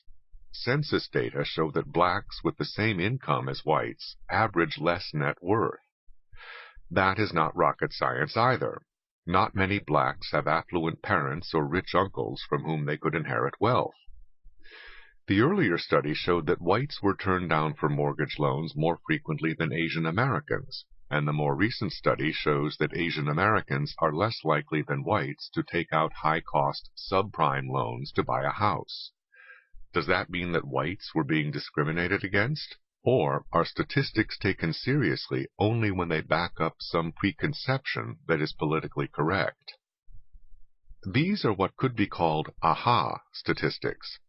If you start out with a preconception and find numbers that fit that preconception, you say, aha.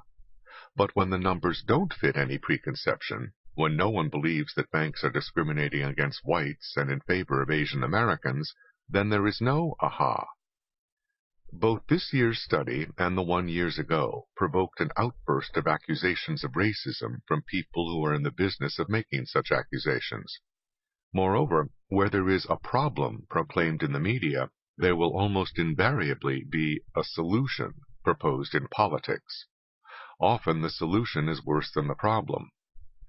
The older study showed that most blacks and most whites who applied for mortgage loans got them. 72% of blacks and 89% of whites. So it is not as if most blacks can't get loans.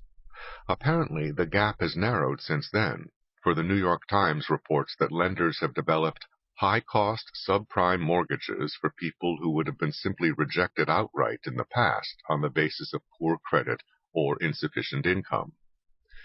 Of course, the government can always step in and put a stop to these high-cost loans, which will probably mean that people with lower credit ratings can't buy a home at all.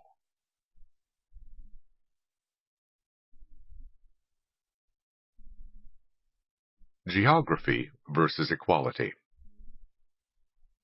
One of the seemingly invincible notions of our times is that great disparities in income and wealth are strange, suspicious, and probably sinister.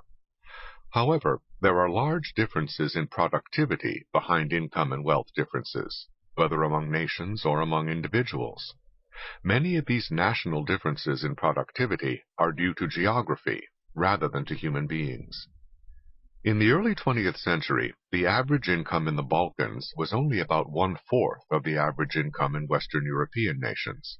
Much of this was a result of geography.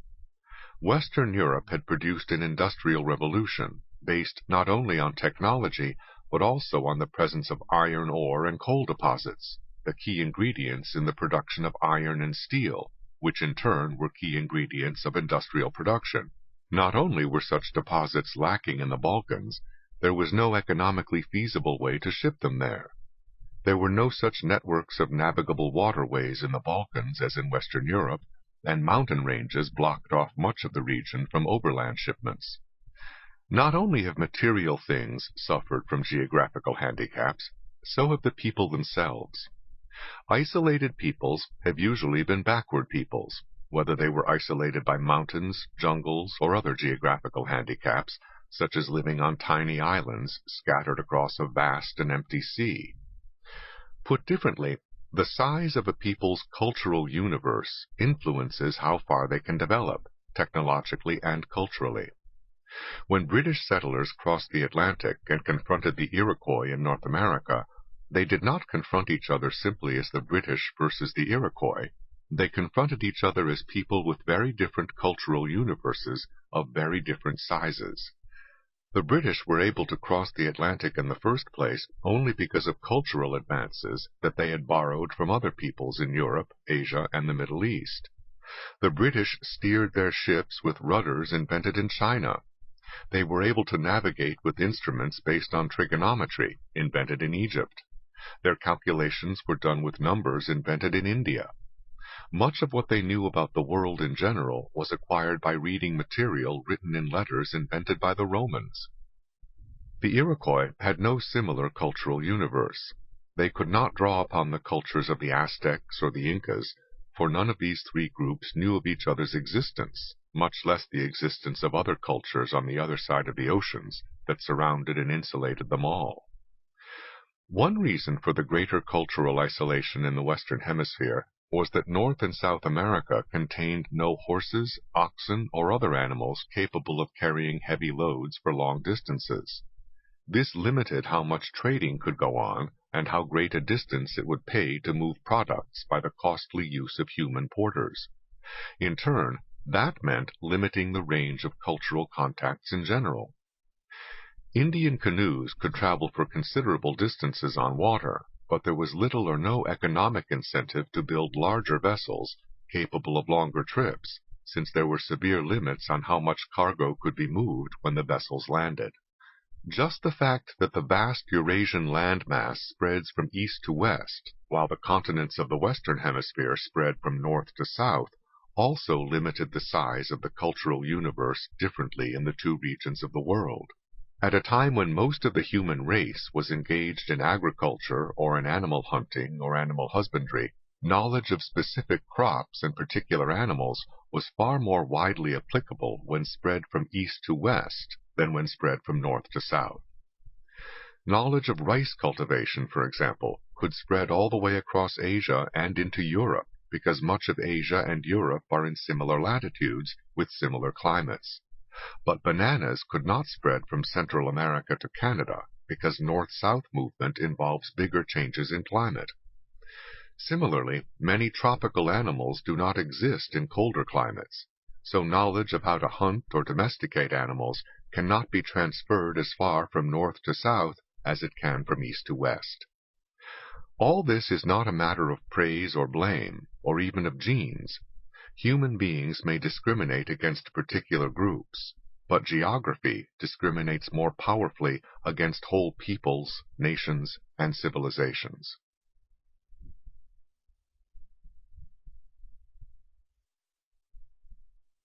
Assumptions behind affirmative action.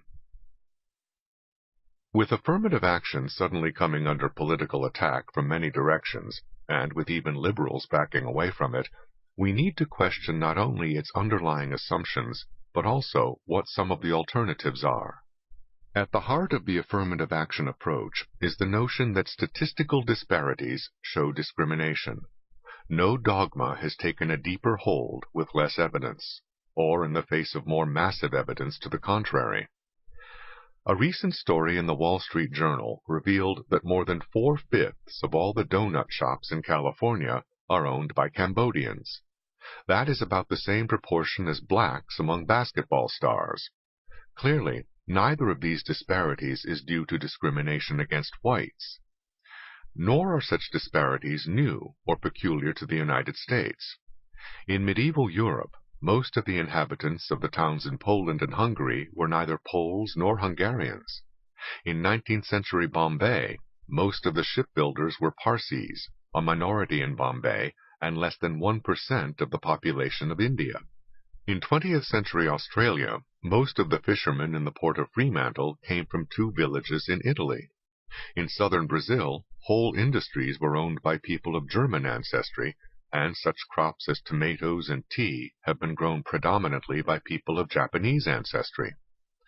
Page after page, if not book after book, could be filled with similar statistical disparities from around the world and down through history. Such disparities have been the rule, not the exception. Yet our courts have turned reality upside down and treated what happens all over this planet as an anomaly, and what is seldom found anywhere, proportional representation, as a norm. Why are such disparities so common? Because all kinds of work require particular skills, particular experience, particular locations, and particular orientations, and none of these things is randomly distributed. Local demagogues who thunder against the fact that Koreans run so many stores in black ghettos merely betray their ignorance when they act as if this were something strange or unusual. For most of the merchants in an area to be of a different race or ethnicity from their customers has been common for centuries in Southeast Asia, Eastern Europe, West Africa, the Caribbean, Fiji, the Ottoman Empire, and numerous other places. When German and Jewish merchants moved into Eastern Europe in the Middle Ages, they brought with them much more experience in that occupation than that possessed by local Eastern European merchants, who were often wiped out by the new competition. Even when the competition takes place between people who are racially and ethnically identical, all kinds of historical, geographical, and other circumstances can make one set of these people far more effective in some activities than the others. Mountain people have often lagged behind those on the plains below, whether Highland Scots versus Lowland Scots, or the Sinhalese in the highlands of Sri Lanka versus the Sinhalese on the plains. The Slavs living along the Adriatic coast in ports like Dubrovnik were for centuries far more advanced than Slavs living in the interior, just as coastal peoples have tended to be more advanced than peoples of the interior hinterlands in Africa or Asia. Some disparities, of course, have their roots in discrimination, but the fatal mistake is to infer discrimination whenever the statistical disparities exceed what can be accounted for by random chance. Human beings are not random. They have very pronounced and complex cultural patterns. These patterns are not unchanging, but changing them for the better requires first acknowledging that human capital is crucial to economic advancement. Those who make careers out of attributing disparities to the wickedness of other people are an obstacle to the development of more human capital among the poor. There was a time, as late as the mid-19th century, when Japan lagged far behind the Western industrial nations because it was lacking in the kind of human capital needed in a modern economy. Importing Western technology was not enough, for the Japanese lacked the knowledge and experience required to operate it effectively. Japanese workmen damaged or ruined machinery when they tried to use it. Fabrics were also ruined when the Japanese tried to dye them without understanding chemistry. Whole factories were badly designed and had to be reconstructed at great cost. What saved the Japanese was that they recognized their own backwardness and worked for generations to overcome it. They did not have cultural relativists to tell them that all cultures are equally valid, or political activists to tell them that their troubles were all somebody else's fault. Nor were there guilt-ridden outsiders offering them largesse. Affirmative action has been one of the great distractions from the real task of self-development.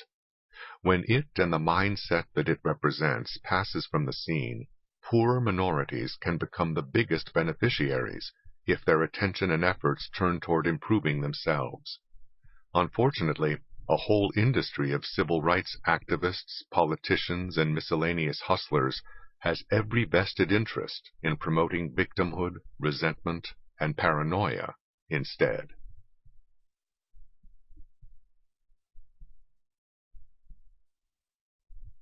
The Multiculturalism Cult. The world has been multicultural for centuries before this word was coined. Moreover, it has been multicultural in a very real and practical way, directly the opposite of the way being urged by today's multiculturalism cult. The very paper on which these words are written was invented in China, as was the art of printing. The letters come from ancient Rome, and the numbers from India, via the Arabs. All this is being written by a man whose ancestors came from Africa, while listening to music by a Russian composer. Even leaders of nations are not necessarily from those nations themselves. Napoleon was not French, Stalin was not Russian, and Hitler was not German. Crops have been as multicultural as people. Much of the world's rubber comes from Malaysia, but the Malaysian rubber trees themselves came from seeds brought from Brazil. The cocoa grown in Nigeria and the potatoes grown in Ireland likewise both originated in the Western Hemisphere before Columbus arrived. A list of all the crops, technology, and ideas that have spread from one people or one nation to another would be a list of most of the crops, technologies, or ideas in the world. The reason why all these things spread was, quite simply, that some things were considered better than others, and people wanted the best they could get. This is completely the contrary to the philosophy of the multiculturalism cult, where things are not better or worse, but just different. Yet people around the world do not simply celebrate diversity. They pick and choose which of their own cultural features they want to keep and which they want to dump in favor of something better from somebody else. When Europeans first discovered paper and printing from China, they did not celebrate diversity. They stopped giving themselves writer's cramp from copying scrolls and started letting the printing presses do the work. When American Indians saw horses for the first time after Europeans brought them here, they did not celebrate diversity. They started riding off to hunt instead of walking. Everything from automobiles to antibiotics has spread around the world because people wanted the best they could get, not the inefficient ways that the multiculturalist cult calls living in harmony with nature. Too often, before modern medicine was accepted, that meant dying young instead of living to a healthy old age. People preferred to live, even if it wasn't in harmony with nature. The issue is not what I say or what the multiculturalists say. The issue is what millions of human beings actually do when they have a choice. Around the world, they treat cultural features as things that help them cope with life, not museum pieces to ooh and ah over. When they find their own ways of doing some things better, they keep them.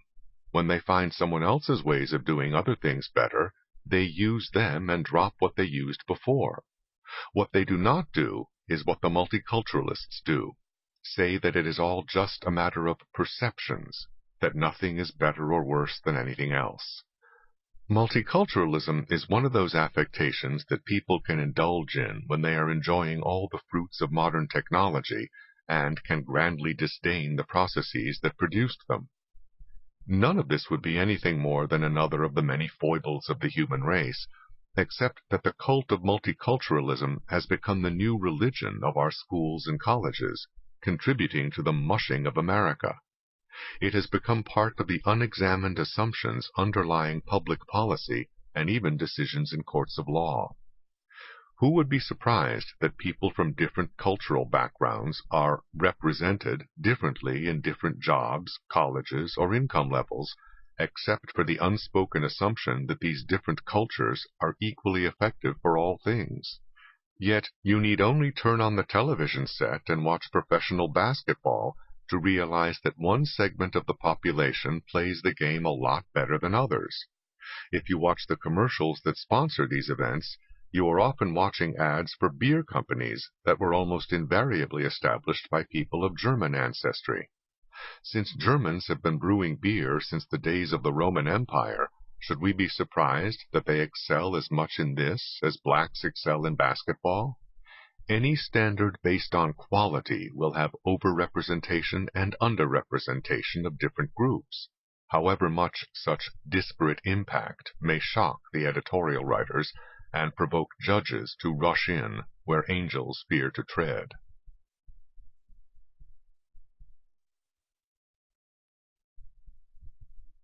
Life is culturally biased.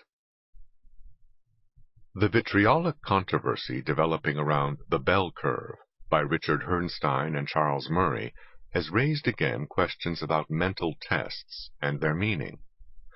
One of the charges made is that the tests are themselves unfair. But, long before the present controversy, someone replied to similar charges by pointing out, "The tests are not unfair, life is unfair, and tests measure the results." The same could be said of the charge that tests are culturally biased. Life is culturally biased. We live twice as long as people in some of the poorer parts of the world, not because we are more deserving, individually smarter, or otherwise more meritorious, but simply because we had the dumb luck to be born into a culture which produces cures and preventions for deadly diseases that have ravaged the human race for centuries. The cultural features which advance medical science have by no means been universal. Indeed, they have been fairly recent, as history is measured, even in the civilizations where they now exist. Any test which tests for those kinds of features must be culturally biased. Indeed, should be culturally biased. There may well have been individuals born into ignorant and primitive backwaters of the world who had brain cells fully as well functioning as those of Pasteur, Salk, or other medical pioneers, but who never developed the same capabilities and never left a trace of their existence to benefit the rest of mankind. If tested by our culturally biased tests, those individuals would undoubtedly have scored low, and should have, if our purpose was the practical one of picking people actually able to do the kinds of things that needed doing in medical science. What would have happened under other cultural circumstances is a cosmic question, a question for God, perhaps, but not for intellectuals who act as if they are God. As limited human beings, we must make our choices among the alternatives actually available. A culture-free society has never been one of those alternatives. Any test designed to predict future performances in any field or in any society is trying to predict what will happen in a given cultural context. There is nothing inherently sinister about this. These are the conditions we face, or should face. Few things are discussed as unintelligently as intelligence. Seldom do those who talk or shout about this subject bother to define their terms. Is intelligence the abstract potentiality that exists at the moment of conception? The developed capabilities with which the same individual faces the world 2 decades later? In between, all sorts of things have happened, and happen differently for different individuals and groups. An alcoholic or drug-addicted mother begins damaging her child even before birth. Her irresponsibility, brutality, or stupidity is almost certain to do more damage to the child in the years that follow. What good would it do us to know that child's innate potential at the moment of conception? It certainly would not enable us to predict what is likely to happen now that he is what he is. Suppose that we had such a miraculous test, and discovered that we started out with an Einstein and ended up with an idiot. Would that mean that the test was unfair because it showed that he was an idiot? Or would it mean that life itself was tragically unfair, not only to him, but to the whole society that now has to contend with him as he is? Maybe such a test would have some social value as a means of shocking us into a realization of what enormities result from subsidizing teenage pregnancy, for example. Yes, it would be hard on all concerned, including the public, to deny welfare to the teenager. But would it be worse than what happens because we cannot bring ourselves to deny it? Such questions could at least be asked if we had the kind of miraculous test hoped for by some. But there is no sign that we are even close to developing such a test. The much-vexed question of heredity versus environment, and of possible intergroup differences in inherited potential, are better able to produce heated controversies than enlightened reasoning. Does anyone seriously doubt that heredity plays some role in some differences, or that it is seldom the whole story? The bell curve itself says, it should be no surprise to see, as one does every day, blacks functioning at high levels in every intellectually challenging field. But that did not stop the shouts of those who are in the business of shouting. Anyone who actually reads the book, which may not include all of its critics, will discover that race is not even considered in the first 12 chapters.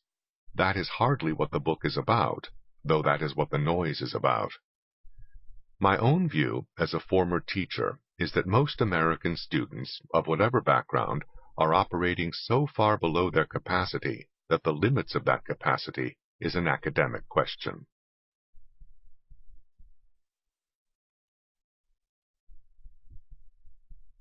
Booker T. Washington, after 100 years. I felt a good deal as I suppose a man feels when he is on his way to the gallows. Booker T. Washington wrote of his state of mind when he was on his way to make the historic speech at the Atlanta Exposition of 1895 that would mark the turning point in his life, and in the life of race relations in America.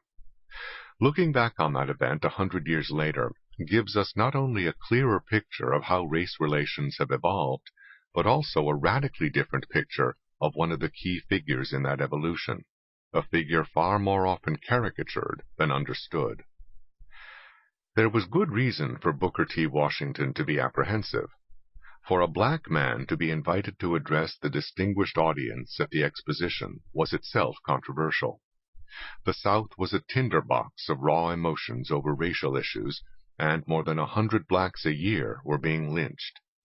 Voting rights, the right to serve in public office or on juries, and even basic personal security against violence were rights that Southern blacks once enjoyed during the U.S. Army's occupation of the South for 2 decades after the Civil War, but these and other rights were now eroding throughout the South after that army had long since gone home and had been disbanded.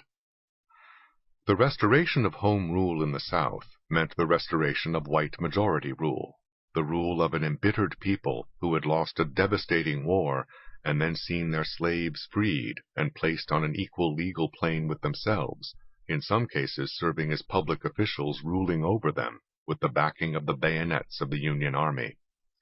In the angry backlash that followed, blacks were increasingly barred from public office and from the ballot box, and laws were being passed segregating the races in public transportation and other public accommodations. The right to a fair trial became a mockery for blacks, and the shadow of the Ku Klux Klan and other white terrorist night riders fell over black communities across the South. It was in this atmosphere that Washington rose to address the dignitaries and common folk of both races at the Atlanta Exposition.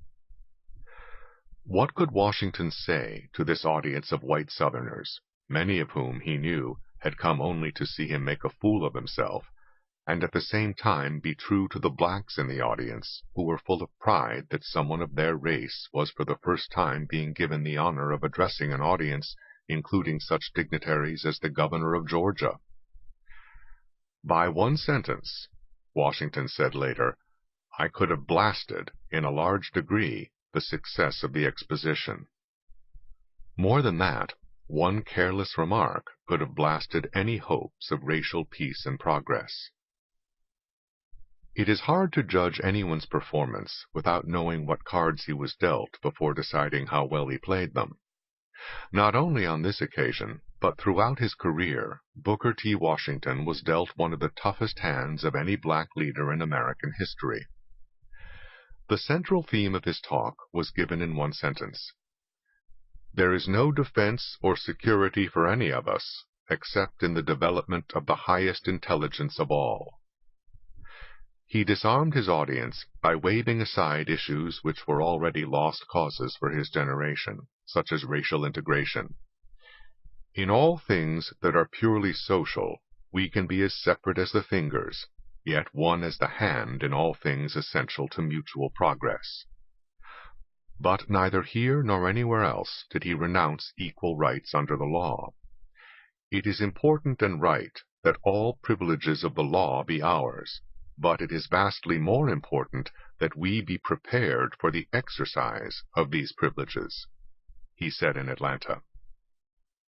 By linking rights and responsibilities, Washington was able to address both the blacks and the whites in the audience on common ground, and by linking the fates of the two races, he was able to enlist the support of some whites by arguing that blacks would either help lift up the South or help to drag it down.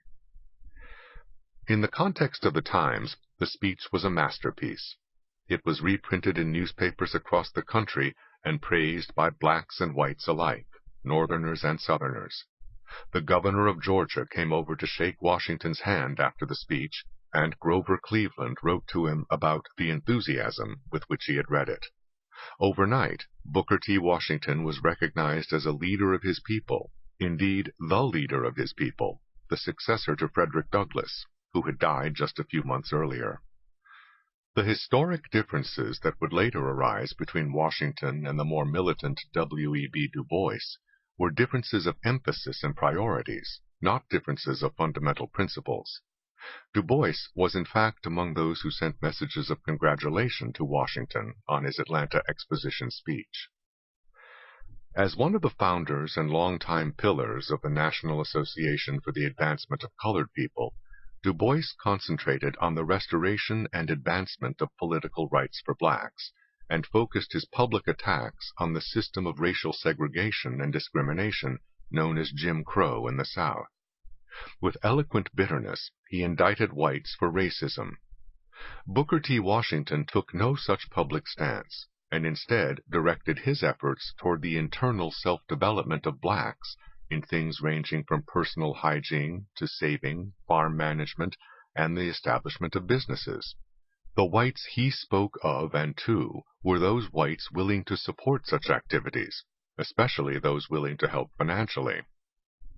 The net result was that Washington was often praising whites of goodwill, while Du Bois was attacking whites of ill will. Washington was promoting a kind of vocational education with a heavy moral and self-disciplinary component at Tuskegee Institute, while Du Bois promoted academic education designed to produce militant fighters for their rights against oppressors. However, this historic dichotomy was less sharp at the time than it later became in retrospect, after a new generation of more militant black intellectuals condemned Washington as an Uncle Tom. At the time, during the early years of the 20th century, Du Bois was, like Washington, also painfully aware not only of the external dangers from white racists, but also of the internal problems of a recently freed people, among whom illiteracy was widespread and experience in the ordinary business of life was still new, uncertain, and errant. Du Bois, during this stage of his own development, spoke of the great lack which faces our race in the modern world, lack of energy, which he attributed to indolence, growing out of tropical origins, and which had now become a kind of social heredity. If white people lost all their racial prejudices overnight, Du Bois said, this would make very little immediate difference in the economic condition of most blacks. While some few would be promoted, some few would get new places. Nevertheless, the mass would remain as they are, until the younger generation began to try harder as the race lost the omnipresent excuse for failure, prejudice. Du Bois's assessment of the black masses at that time was not very different from that of Booker T. Washington, who characterized many of them as sunk into listless indifference or shiftlessness or reckless bravado. In short, at this particular juncture in history, both Du Bois and Washington saw a great need for the self-development of black Americans. Du Bois would later champion the talented tenth of the race, who were already prepared for higher education and a more advanced way of life, many of these being people like Du Bois, descended from the antebellum free persons of color, whose cultural development began while most of their brothers were still in bondage on cotton plantations. By contrast, Booker T. Washington's lifelong preoccupation would be with those like himself who were up from slavery, and who needed training in the basics of manual skills, work habits, personal hygiene, and moral character. Washington's concern was with the promotion of progress among the many, and not the special culture of the few. To some extent, the differences between Du Bois and Washington came from their addressing different constituencies living in very different economic and social circumstances, and having correspondingly different priorities. The vocational education that Washington promoted would have been a step backward for Du Bois' constituency. However, Du Bois conceded that vocational education has accomplishments of which it has a right to be proud, and conversely, Washington declared, "I would say to the black boy what I would say to the white boy. Get all the mental development that your time and pocketbook will allow of," though he saw most blacks of his time as needing to acquire practical work skills first. Even in the present, Booker Washington said, "We need professional men and women. and he looked forward to a time when there would be more successful black lawyers, congressmen, and music teachers. That was not the whole story, however. Washington operated in the Deep South, where he founded Tuskegee Institute in rural Alabama. Du Bois was a Northerner who grew up in Massachusetts and whose following was largely Northern, even when he himself taught at Atlanta University. Moreover, Washington had an institution to safeguard and promote, using money largely from white philanthropists who were willing to see blacks trained in mechanical skills, but some of whom might have had serious reservations about providing them with academic education. Du Bois could be, and was, far more outspoken than Washington on civil rights issues.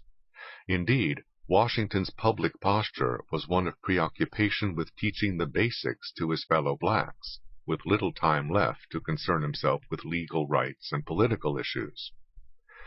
This posture was central to his ability to raise money among many wealthy whites and to exert influence behind the scenes in defense of blacks with federal and state political leaders. In reality, however, when Booker T. Washington's papers were opened after his death, it became clear that privately Washington was not only concerned with civil rights, but goaded other blacks into similar concerns, and himself secretly financed some of their legal challenges to Jim Crow laws. In at least one case, even the black plaintiffs themselves did not know why their lawyer accepted such a pittance for his work. He was being paid under the table by Booker T. Washington. While publicly turning aside questions about political issues during the era of systematic disenfranchising of blacks, Washington privately not only supported efforts to safeguard civil rights, but also wrote anonymous newspaper articles protesting the violation of those rights, as did his trusted agents. He also worked behind the scenes to get federal appointments for blacks in Washington and postmaster appointments in Alabama, as well as to get presidents to appoint federal judges who would give blacks a fairer hearing. What was utterly lacking in Booker T. Washington, however, was the ringing rhetoric of protest, so much beloved of intellectuals, however futile it might be in practice at the time. Washington practiced what militants of a later era would only preach, to advance the interests of blacks by all means necessary. Booker T. Washington was, among other things, a master of duplicity and intrigue, but unlike some others who used such talents to line their own pockets while boasting of their concerns for the rights of fellow blacks, he was untouched by any hint of financial scandal, and did not even let his fellow blacks know of many of his legal and political efforts in their behalf, for the chances of success in these efforts depended on their being conducted behind the scenes. In his running of Tuskegee Institute as well, even a critical biographer noted, because of its strictness, Tuskegee Institute was almost entirely free of the scandals that racked many other boarding schools. A Southern white editor of that era confessed his amazement at how carefully Washington accounted for every dollar that passed through his hands at Tuskegee Institute. Yet Booker T. Washington was by no means a Sunday school paragon. He was ruthless in the building and maintenance of his power, and in the advancement of the causes he believed in. He maintained a network of people around the country who did his bidding in the press, the foundations, and in the political back rooms. He headed what was aptly called the Tuskegee Machine, though it was in fact a nationwide operation. He himself was called the Wizard by those who worked with him. His whole career was, in a sense, a juggling act on a high wire, and no one was more aware than he that one misstep could bring everything crashing down. Washington had a clear sense of his own mission and great confidence in his own abilities. He wrote in his autobiography, Up from Slavery, "As for my individual self, it seemed to me to be reasonably certain that I could succeed in political life, but I had a feeling that it would be a rather selfish kind of success, individual success at the cost of failing to do my duty in assisting in laying a foundation for the masses." He seems to have been a man at peace with himself. As his biographer Lewis R. Harlan points out, most photographs of Booker T. Washington show him relaxed, even when others in the picture are stiffly posed. His general bearing was, in Professor Harlan's words, modest but too dignified to be humble. Washington neither grinned nor shuffled for white folks, and he was hated by racist bigots in the South. When he had dinner in the White House with President Theodore Roosevelt, there were cries of outrage from across the South, and echoes reverberated for years afterward. On some occasions, a Pinkerton guard accompanied Washington through redneck territory, and once 2 black men who had gone to hear him speak were lynched, and their bodies hung where the whites thought Booker T. Washington would be sure to see them. He had a tough hand to play, and he played it like a master. Washington and Du Bois were much closer than their public postures would indicate, though Du Bois may not have known how much common ground there was between them. Just as the private Booker T. Washington must be taken into account along with the public image he projected, so it must be noted that W.E.B. Du Bois was, during Washington's lifetime, not yet the far-left radical of his later Stalinist years. Nevertheless, the rivalry between the 2 men, and between their partisans, was both real and sometimes bitter. In part, this mirrored a social division within the black community, between the freed plantation slaves and their descendants on the one hand, and the more polished descendants of the free persons of color who had been educated for generations. A disproportionate share of the black leadership came from this small elite, and continued to do so on past the middle of the 20th century. Moreover, there were skin color differences between the 2 groups, of which both were acutely aware, for many of the free persons of color became free because they were the offspring of white slave masters and black slave women. The social snobbishness of this lighter-complexioned elite was as real as the racism of whites, and was sometimes more deeply resented by the black masses, some of whom referred to the NAACP as the National Association for the Advancement of Certain People. In a sense, Du Bois and Washington epitomized these differences. Du Bois, with his Ph.D. from Harvard, was aloof and of aristocratic bearing, and had little to do socially with the black masses in whose name he spoke. Nor was this a purely personal foible. Washington described other contemporaries as members of the Upper Ten who very seldom mingled with the masses. Washington himself had much more of the common touch, and mingled easily with other blacks in the cities and backwoods of the South. His talk and his writings were plain and straightforward, lacking the erudition and rhetorical flourishes of Du Bois, but full of tough-minded common sense. While Du Bois was an intellectual, Washington was shrewd, perhaps the shrewdest of all the black leaders in American history. While Du Bois discussed racial issues on a high moral plane of abstract rights, Washington put his emphasis on developing skills within the black community for a very down-to-earth reason. In the long run, the world is going to have the best, and any difference in race, religion, or previous history will not long keep the world from what it wants. The self-interest of whites, rather than any moral commitment on their part to the rights of blacks, was what Washington depended on for the advancement of his people. Although caricatured by some as an Uncle Tom, this complex man was seen very differently by those who actually knew him.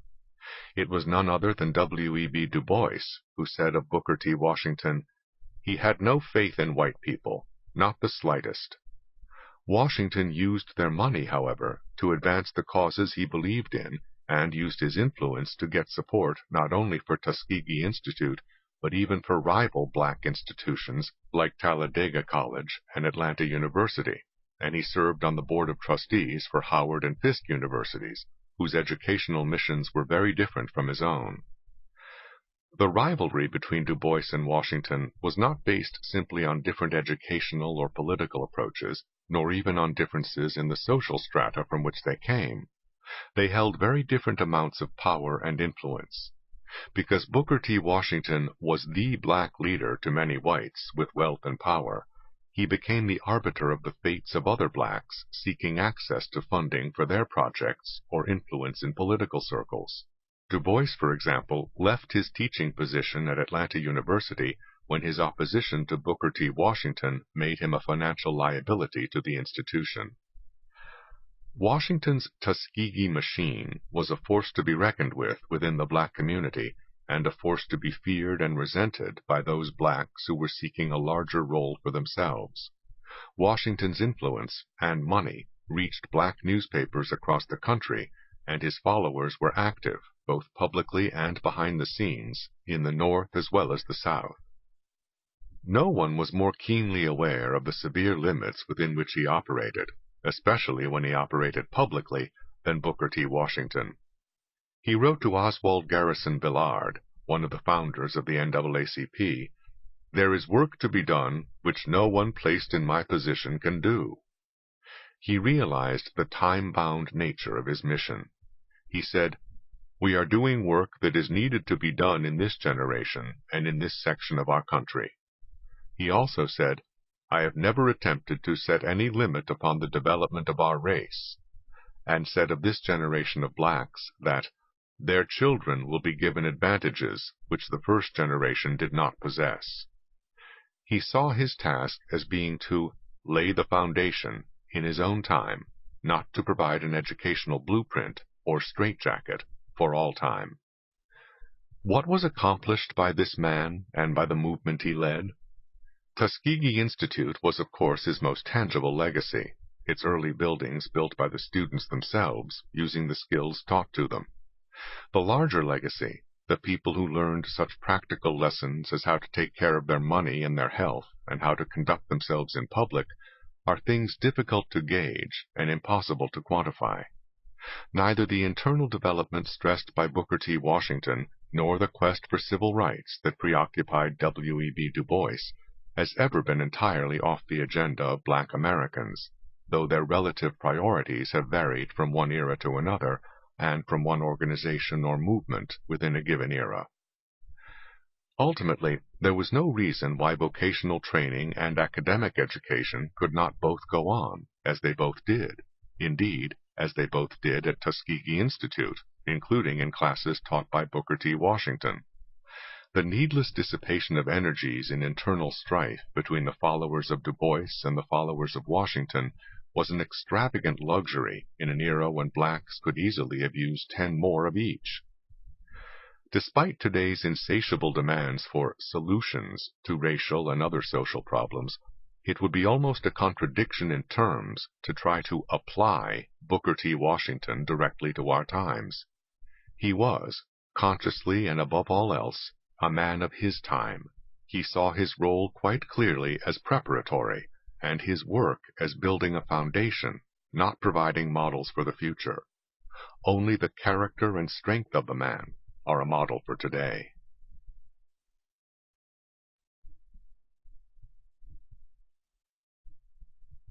Affirmative action around the world. While controversies rage over affirmative action policies in the United States, few Americans seem to notice the existence or relevance of similar policies in other countries around the world. Instead, the arguments pro and con both tend to invoke history and traditions that are distinctively American. Yet group preferences and quotas have existed in other countries with wholly different histories and traditions, and in some countries such policies have existed much longer than in the United States. What can the experiences of these other countries tell us? Are there common patterns, common rationales, common results? Or is the American situation unique? Ironically, a claim or assumption of national uniqueness is one of the most common patterns found in numerous countries where group preferences and quotas have existed under a variety of names. The special situation of the Maoris in New Zealand, based on the 1840 Treaty of Waitangi, is invoked as passionately in defense of preferential treatment there as the unique position of untouchables in India or of blacks in the United States. Highly disparate rationales have been used in different societies for programs which share very similar features and often lead to very similar results. Some group preferences have existed for minorities, some for majorities, some for the less fortunate and some for the more fortunate who feel entitled to maintain their existing advantages over other members of the same society. Today, it is programs for the less fortunate which are called affirmative action in the United States, or by such other names as positive discrimination in Britain and in India, standardization in Sri Lanka, reflecting the federal character of the country in Nigeria, and sons of the soil preferences in Malaysia and Indonesia, as well as in some states in India. Group preferences and quotas have also existed in Israel, China, Australia, Brazil, Fiji, Canada, Pakistan, New Zealand, and the Soviet Union and its successor states. Despite how widespread affirmative action programs have become, even the promoters of such programs have seldom been bold enough to proclaim preferences and quotas to be desirable on principle or as permanent features of society. On the contrary, considerable effort has been made to depict such policies as temporary, even when in fact these preferences turn out not only to persist, but to grow. Official affirmative action or group preference policies must be distinguished from whatever purely subjective preferences or prejudices may exist among individuals and groups. These subjective feelings may of course influence policies, but the primary focus here is on concrete government policies and their empirical consequences, not on their rationales, hopes, or promises, though these latter considerations will not be wholly ignored. Fundamentally, however, this is a study of what actually happens, rather than a philosophical exploration of issues that have been amply, if not more than amply, explored elsewhere. Limited and transient preferences. The resurgence of group preferences in societies committed to the equality of individuals before the law has been accomplished by claims not only that these preferences would be temporary, but also that they would be limited rather than pervasive. That is, these programs would supposedly be limited not only in time, but also in scope, with equal treatment policies prevailing outside the limited domain where members of particular groups would be given special help.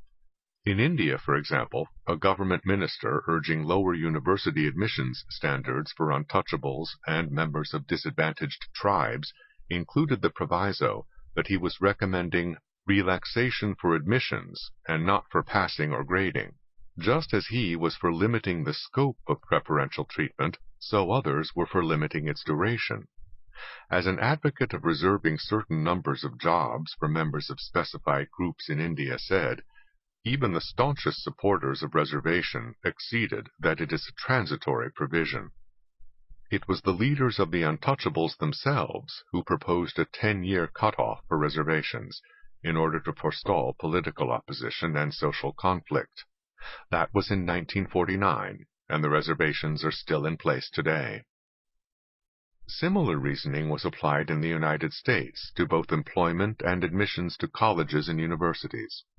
Initially, it was proposed that there would be special outreach efforts to contact minority individuals with information and encouragement to apply for jobs or college admissions in places where they might not have felt welcome before, but with the proviso that they would not be given special preferences throughout the whole subsequent processes of acceptance and advancement. Much the same rationale appeared in Malaysia, and so did the further extension of preferential treatment which developed despite this rationale. Although grading is supposed to be without reference to ethnicity, all grades must be submitted to an evaluation review committee having heavy Malay representation. Individual faculty members report various instances when grades were unilaterally raised, apparently for purposes of ethnic balance. Similar policies and results have also been achieved in less blatant ways. During the era of the Soviet Union, professors were pressured to give preferential grading to Central Asian students, and what has been called affirmative grading has also occurred in the United States in order to prevent excessive failure rates among minority students admitted under lower academic standards. In India, such practices have been referred to as grace marks. Similar results can be achieved indirectly by providing ethnic studies courses that give easy grades and attract disproportionately the members of one ethnic group. This, too, is not peculiar to the United States. There are Maori studies programs in New Zealand and special studies for Malays in Singapore. In the job market as well, the belief that special concerns for particular groups could be confined to an initial stage proved untenable in practice. Initially, the term affirmative action arose in the United States from an executive order by President John F. Kennedy, who called for affirmative action to ensure that the applicants are employed and that employees are treated during employment without regard to race, color, creed, or national origin. In short, there were to be no preferences or quotas at all, just a special concern to make sure that those who had been discriminated against in the past would no longer be discriminated against in the future, and that concrete steps should be taken so that all and sundry would be made aware of this. However, just as academic preferences, initially limited in scope, continued to expand, so did the concept of affirmative action in the job market. A later executive order by President Lyndon Johnson in 1968 contained the fateful expressions goals and timetables and representation. These were not yet full-blown quotas, for the 1968 guidelines referred to goals and timetables for the prompt achievement of full and equal employment opportunity. Still later, another executive order in 1970 by President Richard Nixon spoke of results-oriented procedures. And finally, in December 1971, yet another Nixon executive order specified that goals and timetables were meant to increase materially the utilization of minorities and women, with underutilization being spelled out as having fewer minorities or women in a particular job classification than would reasonably be expected by their availability. Affirmative action was now a numerical concept, whether called goals or quotas. In a very different society and governmental system halfway around the world, in Pakistan, attempts to confine affirmative action policies within their initial limits proved equally futile. Here, preferential policies began in 1949 as an explicitly temporary measure to be phased out in 5 to 10 years. The principal beneficiaries were to be the very poor Bengalis of East Pakistan, who were underrepresented in business, the professions, and the military, while even the administration of East Pakistan was largely in the hands of West Pakistanis. However, the preferential policies continued decades past the initially specified cutoff time by repeated extensions. Even after East Pakistan seceded to become the independent nation of Bangladesh in 1971, the preferential policies in Pakistan had sufficient other political constituencies to continue on after their principal initial intended beneficiaries were gone. Britain's Lord Scarman expressed a view widely held by those initiating affirmative action in many countries, when he said, "We can and for the present must accept the loading of the law in favor of one group at the expense of others, defending it as a temporary expedient in the balancing process which has to be undertaken when and where there is social and economic inequality." This confident pronouncement, however, presupposed a degree of control which has proved illusory in country after country. Moreover, when and where there is social and economic inequality encompasses virtually the entire world and virtually the entire history of the human race. A temporary program to eliminate a centuries-old condition is almost a contradiction in terms. Equality of opportunity might be achieved within some feasible span of time, but that is wholly different from eliminating inequalities of results. Even an approximate equality of representation of different groups in different occupations, institutions, or income levels has been a very rare or non-existent phenomenon, except where such numerical results have been imposed artificially by quotas. As a massive scholarly study of ethnic groups around the world put it, when discussing proportional representation of ethnic groups, few, if any, societies have ever approximated this description. Another international study of multi-ethnic societies referred to the universality of ethnic inequality, and pointed out that these inequalities are multidimensional. All multi-ethnic societies exhibit a tendency for ethnic groups to engage in different occupations, have different levels, and often types of education, receive different incomes, and occupy a different place in the social hierarchy. A worldwide study of military forces likewise concluded that militaries fall far short of mirroring, even roughly, the multi-ethnic societies from which they come. At one time, nearly half the pilots in the Malaysian Air Force came from the Chinese minority. In Tsarist Russia, 40% of the Army's high command came from the German ethnic minority that was only 1% of the country's population. Similar gross disparities in ethnic representation in occupations, industries, and institutions can be found in country after country around the world, and in century after century. Often, those overrepresented in high-level occupations have been minorities with no power to exclude others, but simply possessing particular skills. Germans, for example, have predominated among those who created the leading beer companies in the United States, as they created China's famous Qingdao beer and established breweries in Argentina, Australia, Brazil, and other countries. Similarly, Jews have predominated in the manufacturing of clothing in medieval Spain, the Ottoman Empire, Argentina, the United States, and other countries. In short, the even representation of groups that is taken as a norm is difficult or impossible to find anywhere, while the uneven representation that is regarded as a special deviation to be corrected is pervasive across the most disparate societies. People differ, and have for centuries. It is hard to imagine how they could not differ, given the enormous range of differing historical, cultural, geographic, demographic, and other factors shaping the particular skills, habits, and attitudes of different groups.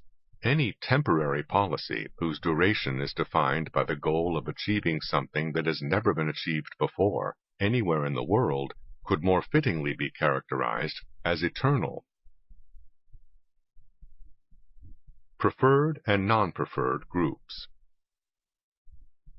Just as we cannot presuppose continuing control over the scope and duration of preferential policies, so we cannot simply assume what will actually happen to those designated as the preferred group or groups. Neither they nor the non-preferred groups are inert blocks of wood to be moved here and there according to someone else's grand design. Both confront laws and policies as incentives and constraints, not as predestination, and react in their own ways. These reactions include redesignating themselves, altering their own efforts and attitudes toward achievement, and altering their attitudes toward members of other groups. Designation and redesignation.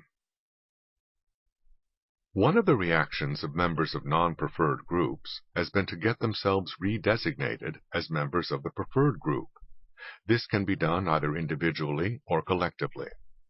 Some individuals of mixed ancestry who have been regarded and self-identified as members of Group A may choose to redesignate themselves as members of Group B, when Group B is entitled to preferential treatment and members of Group A are not.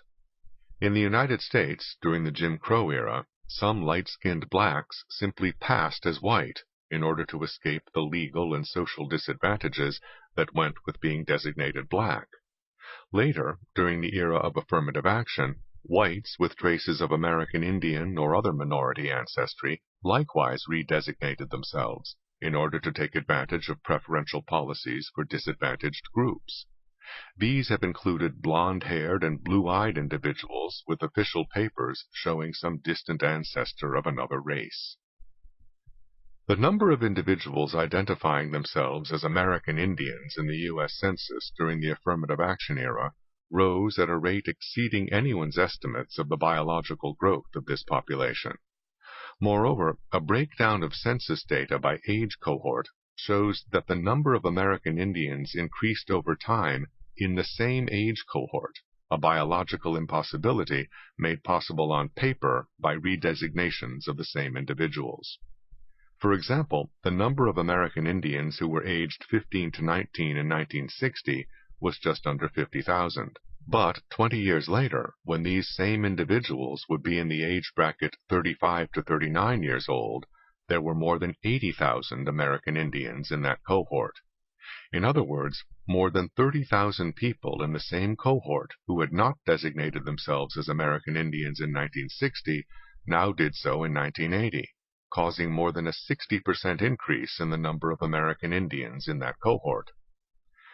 A similar pattern emerged among the Aborigines in Australia. A study in that country found that there was a 42% increase in the size of the Aboriginal population between the 1981 and the 1986 censuses, virtually a demographic impossibility in 5 years, except by redesignation of the same individuals with different ethnic labels. As an Australian scholar has noted, the dramatic increase in numbers has much to do with record-keeping, increasing intermarriage, and the growing availability of substantial subsidies to people of Aboriginal descent.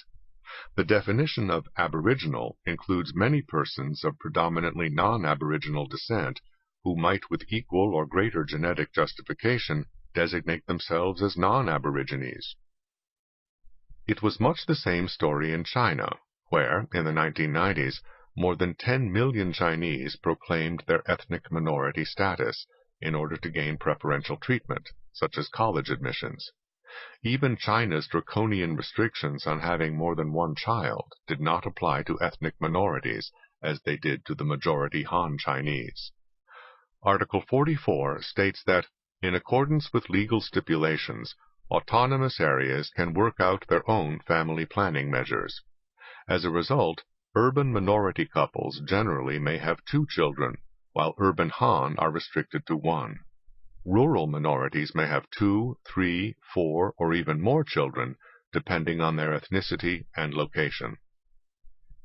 An official of China's State Nationality Affairs Committee commented, "Some people would try all means to change their nationality because they wanted to make themselves eligible to enter a university with lower scores or to stand a better chance than their colleagues when it comes to promotion." As in other countries, people with mixed ancestry had the option of choosing how to designate themselves. Some traced their ancestry back hundreds of years to prove minority blood and claim the benefits. Another individual response to preferential policies has been to use someone genuinely of the qualifying ancestry as a front for businesses seeking preferential treatment in the awarding of government contracts or other desired benefits. This practice has been so widespread in both Indonesia and Malaysia that it has acquired a name, Alibaba Enterprises, where Ali is the indigenous individual who ostensibly owns the business and is legally entitled to government benefits, while Baba is the non-indigenous person, usually Chinese in these countries, who actually controls the enterprise and essentially pays Ali for the use of his name and ancestry. Similar arrangements have been uncovered in the United States and elsewhere. Anti-Semitic policies in Poland during the years between the 2 world wars likewise led some Jewish businesses there to operate behind Gentile frontmen. Decades later, under preferential policies in Kenya, Africans served as fronts for Asian-owned businesses, as they likewise served as fronts for Lebanese-owned businesses in Sierra Leone. Members of some non-preferred groups can also get themselves redesignated collectively. The 14th Amendment to India's Constitution, like the 14th Amendment to the Constitution of the United States, provides for equal treatment of individuals, but India's Constitution provides explicit exceptions for benefits to the untouchables, disadvantaged tribal groups outside the Hindu caste system, and other backward classes. This last proviso especially has created opportunities for many other groups to get themselves collectively designated as being among the other backward classes. Eventually, this miscellaneous classification provided more individuals with the coveted rights to preferential treatment than were provided to the members of the untouchable and tribal groups for whom the preferences were created. In 1997, organized efforts were also begun to seek preferential treatment for India's 15 million eunuchs, though obviously they were not the descendants of other eunuchs, and so could not inherit historic group disadvantages. Redesignations of individuals and groups, like the spread of preferences from given groups to other groups, take preferential policies further and further away from the initial rationales on which they were based.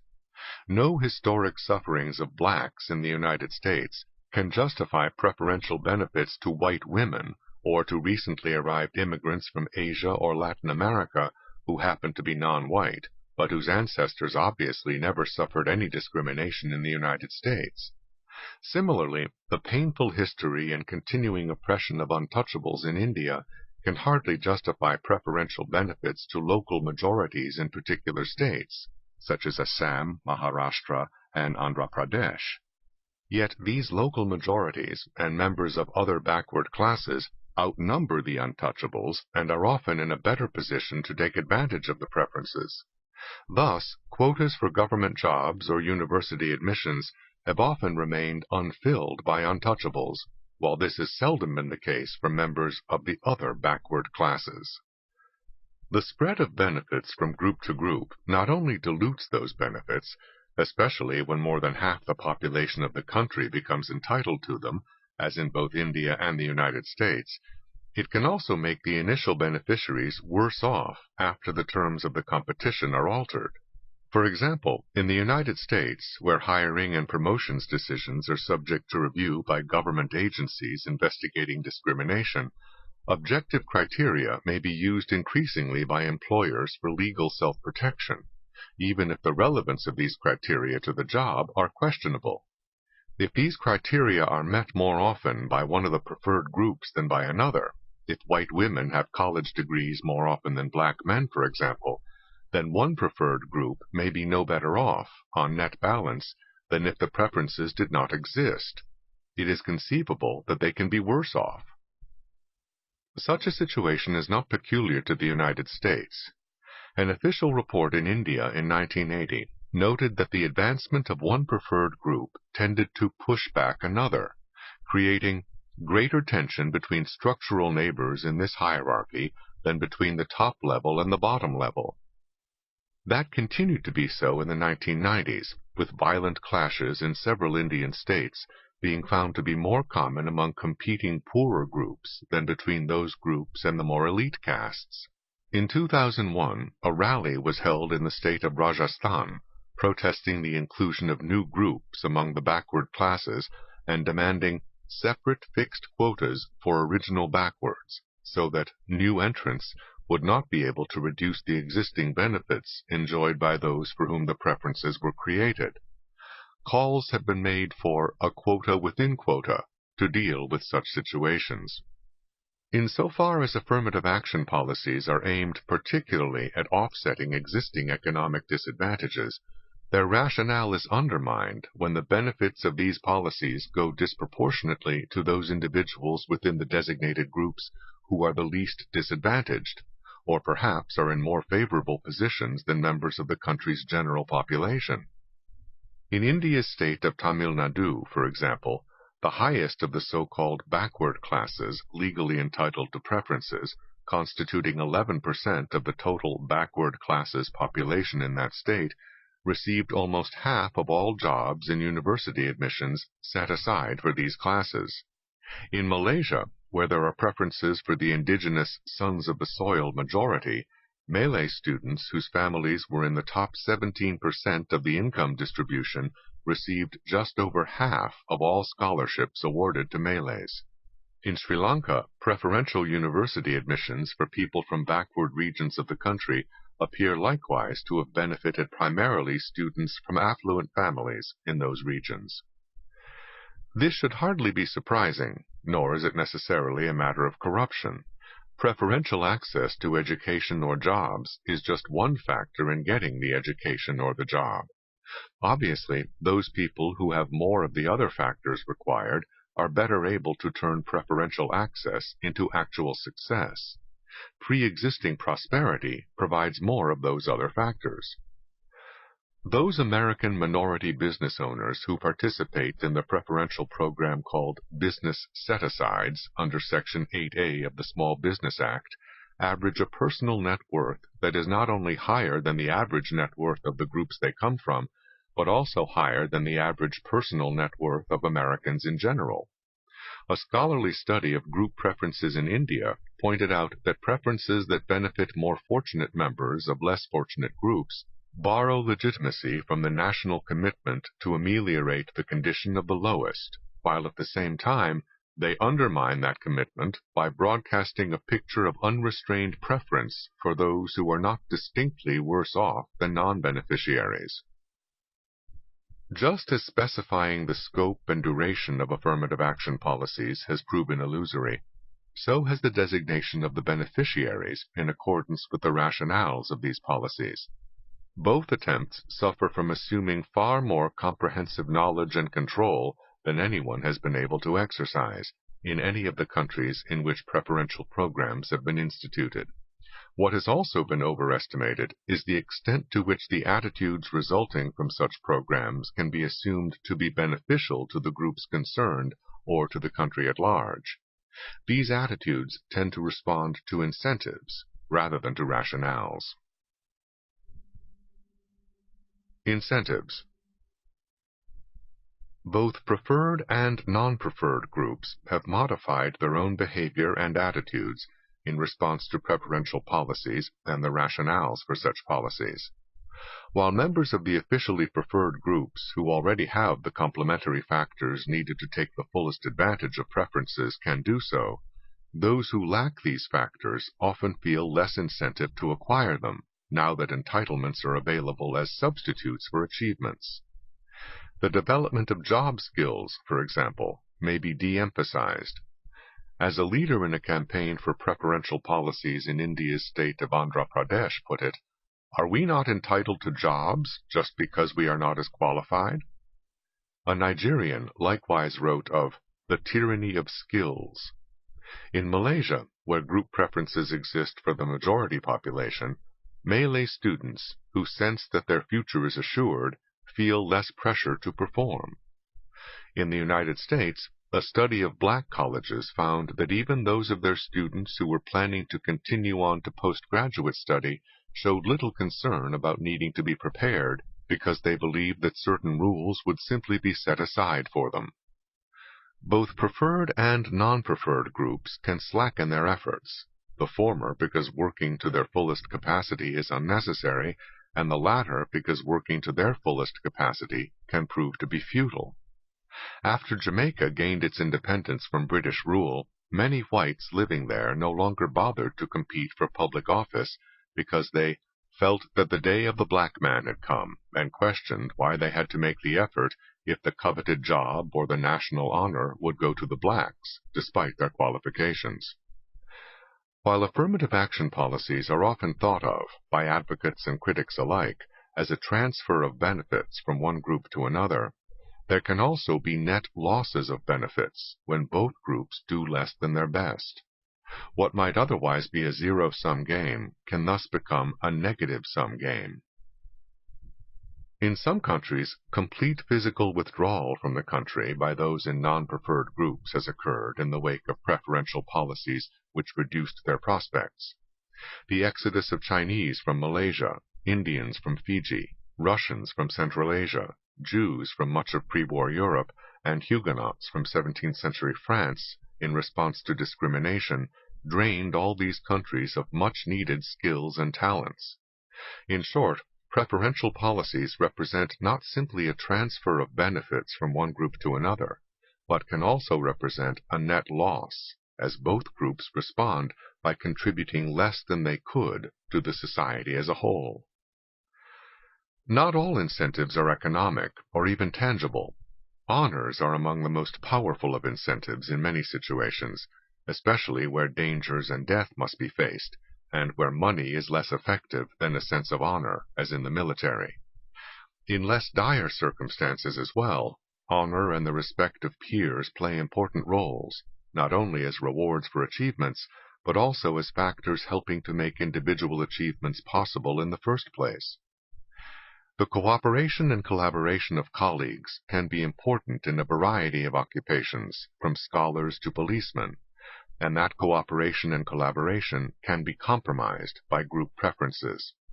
For example, minority professors on American campuses have complained that being thought of as affirmative action professors by their colleagues has led to less intellectual and research interaction, which in turn reduces the minority faculty's development as scholars. This can be a serious handicap in achieving one's potential. In life-and-death situations, such as those faced by the police, firefighters, and soldiers, mutual confidence is even more important.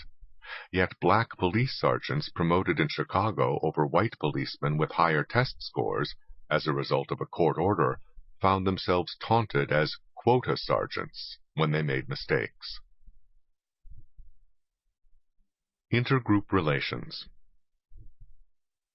Even aside from losses to the economy as a whole, because of disincentives created for both preferred and non-preferred groups, there are social losses due to intergroup resentments, which can be even more serious. Nor are these resentments due simply to the transfers of benefits. When a serious political backlash against affirmative action began in the United States, many in the media were quick to characterize it dismissively as due to angry white males, resentful of the losses of various benefits to blacks and other minorities. In other words, just an emotional reaction by people irked at losing a few of their many advantages. But this resentment was by no means proportional to intergroup transfers of benefits, or it would have been far greater against Asian Americans, who displaced more whites in prestigious universities and in many high-level professions, especially in science and technology. At many of the leading universities in the United States, whites lost more places to Asian Americans than to blacks, and yet there was seldom any backlash against Asian Americans. The outstanding academic and other achievements of Asian Americans were widely recognized and widely respected. It was not the intergroup transfer of benefits that was resented, but the basis for those transfers. Among Americans especially, the idea that some are to be treated as more equal than others is galling. It was this feeling in the general population which leaders of the civil rights movement of the 1960s were able to mobilize behind their efforts to destroy the Jim Crow laws of the South, so that a majority of the members in both houses of Congress from both political parties voted for the landmark Civil Rights Act of 1964 and the Voting Rights Act of 1965. It was this same American resentment of special privilege which responded so strongly to the historic words of the Reverend Martin Luther King, Jr. at the Lincoln Memorial in 1963, that his dream was of a country where people would be judged not by the color of their skin, but by the content of their character. It was after the civil rights movement itself began to move away from this concept of equal treatment of all individuals and toward the concept of equalized outcomes for groups that a backlash against affirmative action set in and grew over the years. There is yet another sense in which resentments against preferences for other groups are not proportional to the benefits transferred. An observer of preferential policies in India noted the disproportionate resentment of places reserved for scheduled castes, the official euphemism for untouchables. We hear innumerable tales of persons being deprived of appointments in favor of people who ranked lower than they did in the relevant examinations. No doubt this does happen, but if all these people were, in fact, paying the price for appointments to scheduled castes, there would be many more SC persons appointed than there actually are. To illustrate, supposing that 300 people qualify for 10 posts available. The top 9 are appointed on merit, but the 10th is reserved, so that the authorities go down the list to find an SC applicant. They find one at 140, and he is appointed, whereupon all 131 between him and the merit list feel aggrieved. He has not taken 131 posts, he has taken one, yet 131 people believe they have paid the price for it. Moreover, the remaining 159 often also resent the situation, believing that their chances were, somehow, lessened by the existence of SC reservations. In the United States as well, those who resent group preferences may be some multiple of those who have in fact actually lost anything that they would have had in the absence of these preferences. In the 1978 landmark Supreme Court challenge to affirmative action brought by Alan Bakke, a white student denied admission to a University of California medical school, Neither side to the dispute could state with confidence that Baki would or would not have been admitted in the absence of the affirmative action policies which admitted minority students with lower academic qualifications than his. The admissions process was sufficiently complicated that it was not clear whether some other white or Asian American students might have been admitted instead of Baki. In other words, it was not certain that Baki had in fact lost anything as a result of affirmative action, and yet his sense of being wronged was sufficient for him to pursue the case all the way up to the highest court in the land. One of the things that prevents affirmative action from being a zero-sum process is that minor transfers of benefits can cause major resentments among far more people than those who have actually lost anything. Moreover, these resentments do not end with political or legal actions. In India, where preferential policies have a longer history than in the United States, they have also had more bitter consequences. 42 people died in riots over places reserved for untouchables in a medical school in the state of Gujarat, just 7 places. This was part of a national trend of rising violence against untouchables amid adverse reactions against preferential policies in general. Meanwhile, less than 5% of the medical school places reserved for untouchables in Gujarat had actually been filled over a period of years. Studies of university admissions in general, in various parts of India, showed a similar pattern of many places reserved for untouchables going unfilled. Nevertheless, minor transfers of benefits led to major resentments, including resentments erupting repeatedly into lethal violence. Nowhere has this resentment led to more violence than in India's neighboring nation of Sri Lanka, which has been racked by decades of civil war in which the non-preferred group, the Tamils, have sought to secede and become an independent nation. It is clear that affirmative action in Sri Lanka has not been a zero-sum process. The material, political, economic, and social havoc created by that country's long civil war has undoubtedly left all segments of the population worse off than they would have been in the absence of group preferences and the reactions to which those preferences led. Trends.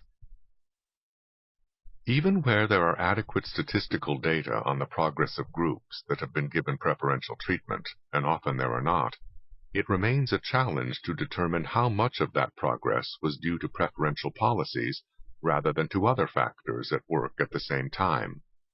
Simple before and after comparisons will not do, as that would be assuming that nothing else had changed, when in fact the very dynamics of establishing affirmative action programs often reflect changes that were already underway before group preferences began. Seldom is there a stationary situation to which a given change is added. Often it was precisely the rise of newly educated and upwardly mobile groups which led to demands for preferential policies. A study in Bombay, for example, found a marked advancement of the Maharashtrians occurred prior to the stringent policy measures adopted by the state government to promote preferential hiring of indigenous Maharashtrians. In part, this reflected a prior enormous growth in school enrollments in Maharashtra and a rapid expansion in college enrollment, also prior to preferences. In Malaysia as well, the number of children attending the government secondary schools increased by 73% in just 5 years, immediately preceding the new economic policy, which expanded preferences and quotas for Malays. In Sri Lanka, likewise, there was a rapid expansion of educational opportunities in the Sinhalese areas after independence, and before demands for preferential treatment of the Sinhalese. A similar growth of an indigenous, newly educated class in Poland, Czechoslovakia, and Lithuania during the years between the 2 world wars led to demands for preferential policies in the form of group quotas in order to relieve them from having to compete on an equal plane with Jews, who were already educated, experienced, and established in the positions to which the newly educated classes were aspiring. Likewise, in Nigeria, it was the recent growth of an educated class in the north that led to demands for preferential policies to relieve them from having to compete with southern Nigerians who had predominated in universities and in many desirable occupations.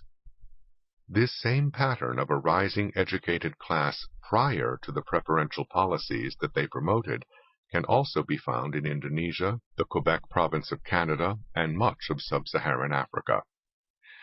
In the United States, the proportion of the black population going to college doubled in the 2 decades preceding the Civil Rights Revolution of the 1960s, and this was reflected in the occupational rise of blacks. While it is an often cited fact that the proportion of blacks in professional and other high-level occupations rose substantially in the years following passage of the Civil Rights Act of 1964, it is an almost totally ignored fact that the proportion of blacks in such occupations rose even more substantially in the years preceding passage of the Civil Rights Act of 1964. Dramatic progress was also evident during these same decades in the lower socioeconomic levels of the American black population. The percentage of black families with incomes below the official poverty line fell from 87% in 1940 to 47% by 1960, all of this before the civil rights legislation of that decade, much less the affirmative action policies of the 1970s. Between 1960 and 1970, the poverty rate among black families dropped an additional 17 percentage points, and, after the decade of the 1970s, in which affirmative action was established, the poverty rate among blacks fell 1 additional percentage point. This striking difference between the political myth and the economic reality has many implications.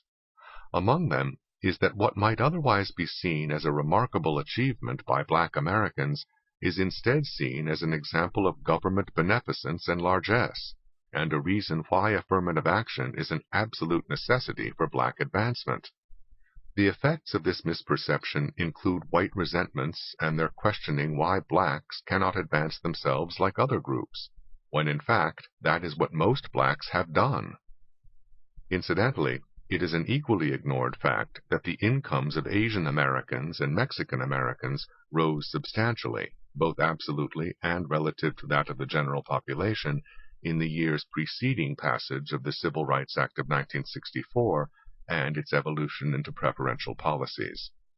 Any assessment of preferential policies must take account of pre-existing trends, rather than assume a static world to which change was added. Summary and implications. Despite the highly varied rationales for official group preferences and quotas in particular countries around the world, the logic of their incentives and constraints tends to produce similar consequences in very disparate societies. Moreover, both the incentives and the consequences tend to get ignored in political discussions of these policies, which focus on their justifications and presumed benefits, while ignoring actual empirical results. In the United States, mythical results, affirmative action as the basis for the economic rise of blacks, for example, have so completely supplanted facts that few who discuss this policy find it necessary to check historical evidence at all. For some supporters of affirmative action, it is just a matter of being in favor of helping the less fortunate, with the details being left for others to consider and work out. However, even a broad brush look at what affirmative action programs have actually done in various countries reveals that a failure to achieve their goals may be the least of the problems created by these programs. Poisonous intergroup relations and real dangers to the fabric of society have also been produced by affirmative action in some societies.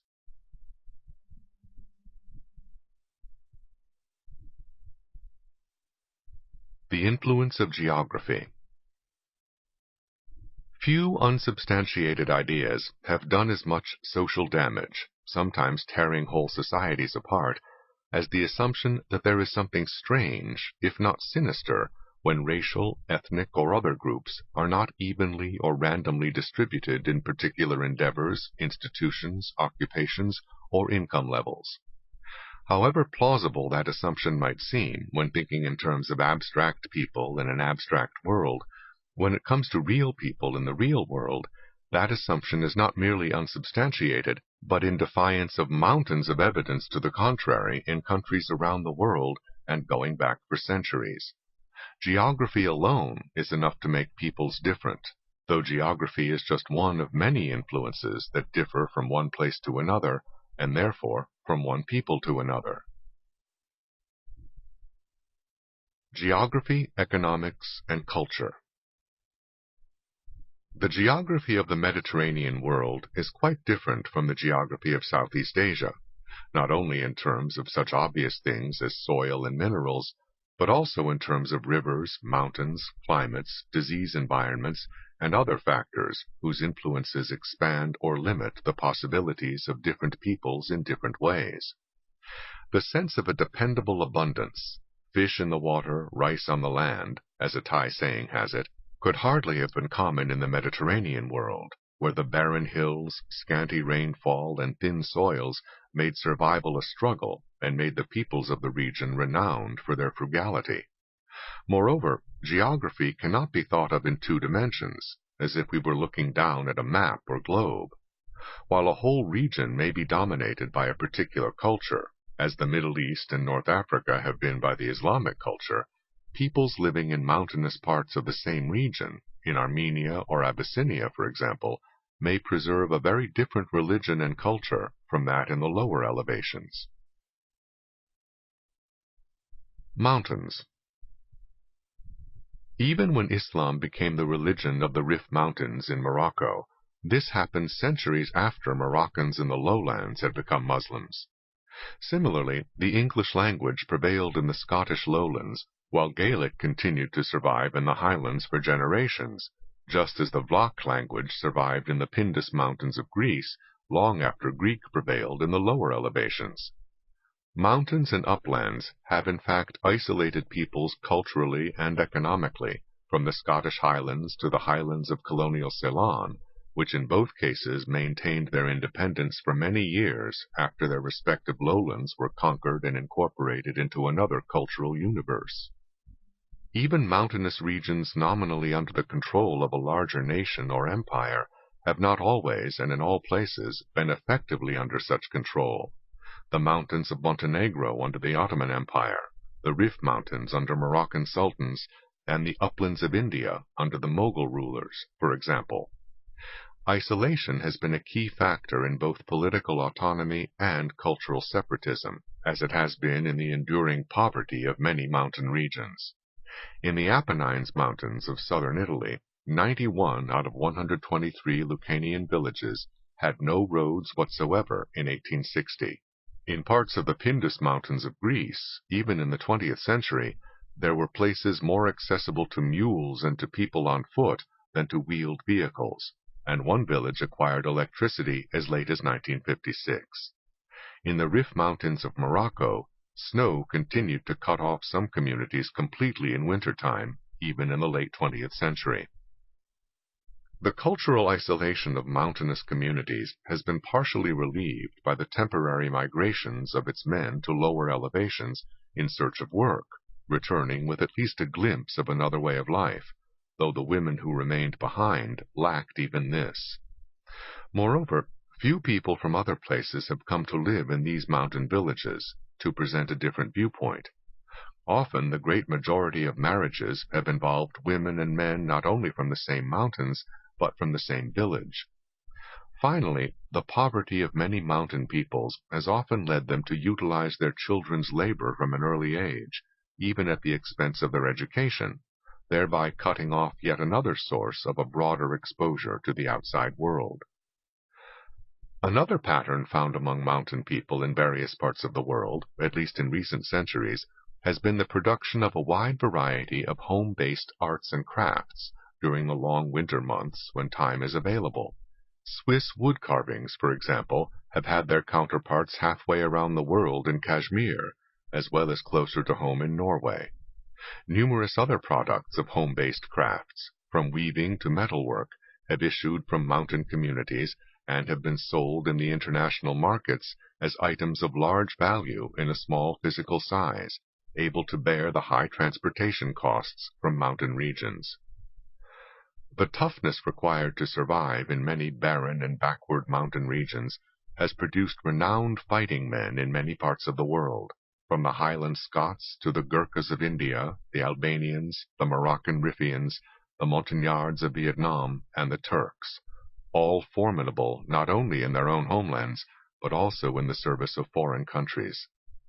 The elite Scottish Highland regiments and Gurkha units of the British military forces had as counterparts the Albanians and Riffians who fought in the Ottoman armies, as well as the 50,000 to 60,000 Riffians who fought on the side of Franco during the Spanish Civil War of the 1930s. It has been estimated that somewhere in the vicinity of 1 million Swiss soldiers were killed in other people's wars between the 15th and the 18th centuries. The fighting qualities of mountain men have also taken the form of local brigandage and blood feuds in their homelands. Marauders from the highlands have preyed on more prosperous communities in the lowlands for centuries, whether Kurds raiding Armenian villages, Scottish Highlanders raiding Scottish lowlanders, or similar activity in Italy, Spain, the Balkans, India, and Tibet. Feuds have also been outlets for the fighting ability of mountain men. The celebrated Hatfield and McCoy feud of the American Appalachian region was not only an example of a custom that went back to the parts of Britain from which so many Southerners came, it had its counterparts in similar tribal or clan feuds in the Rif Mountains of Morocco, in the Balkan Mountains of Montenegro, in the mountains of the Caucasus, and in the mountains of Taiwan. The minerals found in some mountains present opportunities for mining and for the development of skills connected with mining. Thus, the Germans in the Harz Mountains became renowned as miners, leading to a demand for Germans to work in the mines of other countries, whether in Bohemia, Norway, Spain, the Balkans, or Mexico.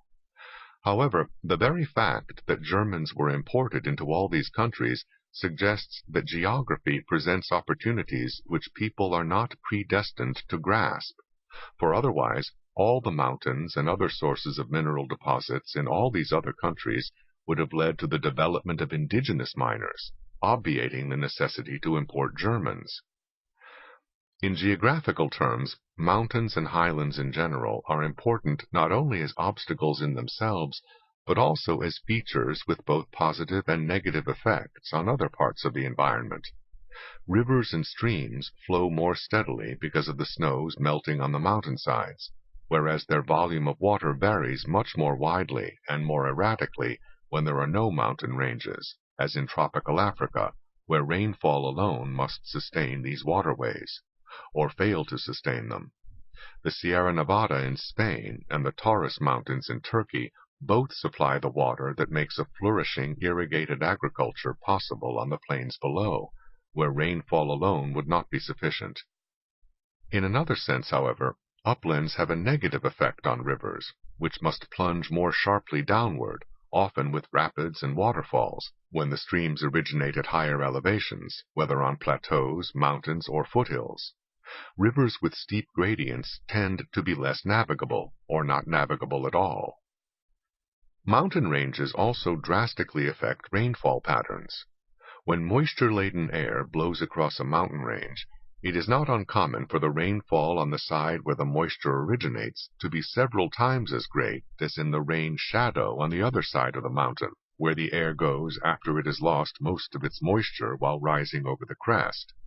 The net result is that people located on different sides of a range of mountains or foothills may have very different agricultural opportunities. On some western slopes of southern Italy's Apennines Mountains, for example, the annual rainfall reaches 2,000 millimeters, while parts of the eastern slopes get as little as 300 to 500 millimeters. Similarly, in the American Pacific Northwest, precipitation on parts of the west side of the Cascade Mountains averages up to 10 times as much as on parts of the Columbia Plateau to the east.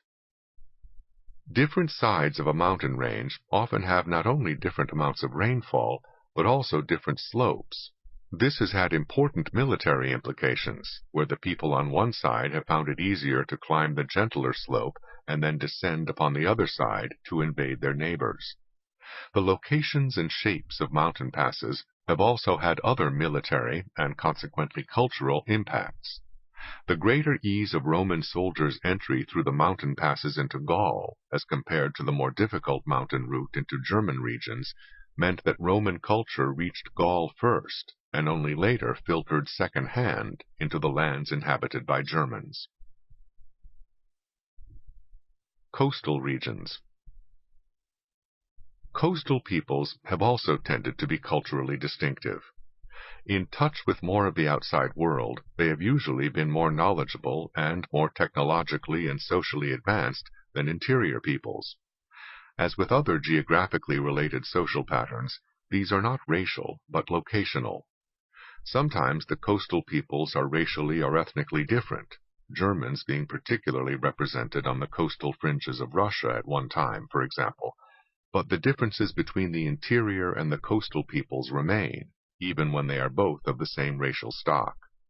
Thus, in the Middle Ages, the largely Slavic population of the Adriatic port city of Dubrovnik was culturally far more advanced in literature, architecture, and painting, as well as in modern business methods, than the Slavs of the interior hinterlands. In tropical Africa, likewise, the coastal peoples more in touch with outside influences were sufficiently more advanced technologically and organizationally to become enslavers of Africans farther inland. One symptom of the importance of coastal areas as cultural crossroads is that many of the lingua francas of the world have originated in such settings, whether in the Levant, on the Swahili coast of Africa, or in the ports of China and Southeast Asia.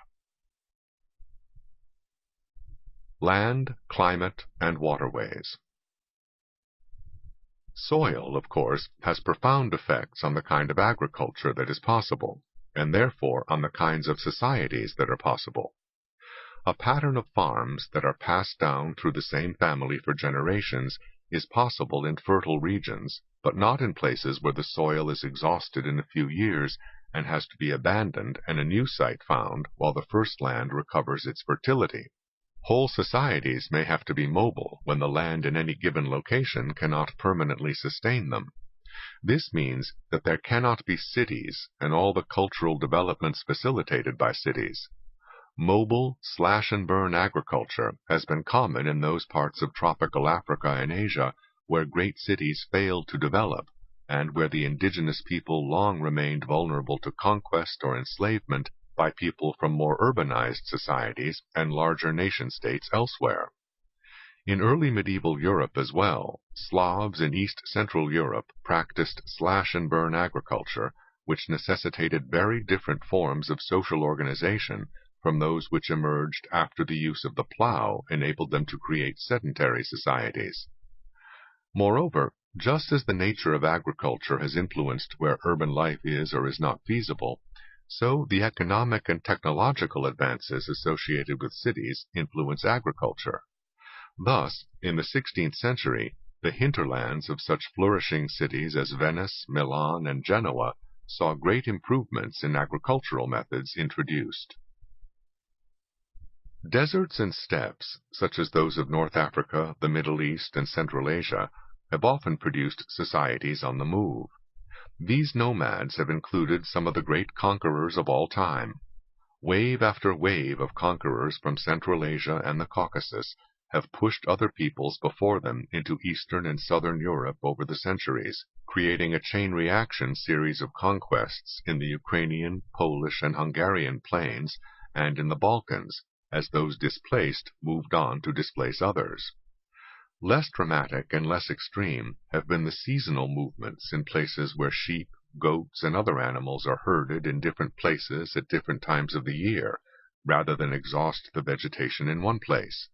Here there may be permanent dwellings where the women and children stay while the men migrate seasonally with their herds, as in the Balkans, for example. The significance of particular geographic features, mountains, rivers, climate, soil, etc., is even greater when these features are viewed in combination. For example, the effect of rainfall on agriculture depends not only on how much rainfall there is, but also on the ability of the soil to hold it. Thus, a modest amount of rainfall may be sufficient for a flourishing agriculture on the absorbent lowest soils of northern China, while rain falling on the limestone soils of the Balkans may disappear rapidly underground. Similarly, the economic value of navigable waterways depends on the lands adjacent to them. Navigable rivers which go through land without the resources for either industry or agriculture, the Amazon, for example, are of little economic value, even though navigable waterways in general have been crucial to the economic and cultural development of other regions more fully endowed with other resources. In Russia as well, waterways isolated from the major natural resources of the country, as well as from each other, cannot match the economic role of rivers which flow into one another and into the sea after passing through agriculturally or industrially productive regions. Conversely, harbors that are not as deep, not as wide, nor as well sheltered as other harbors may nevertheless become busy ports if they represent the only outlets for productive regions in the vicinity, as was the case of Genoa in northwestern Italy or Mombasa in East Africa.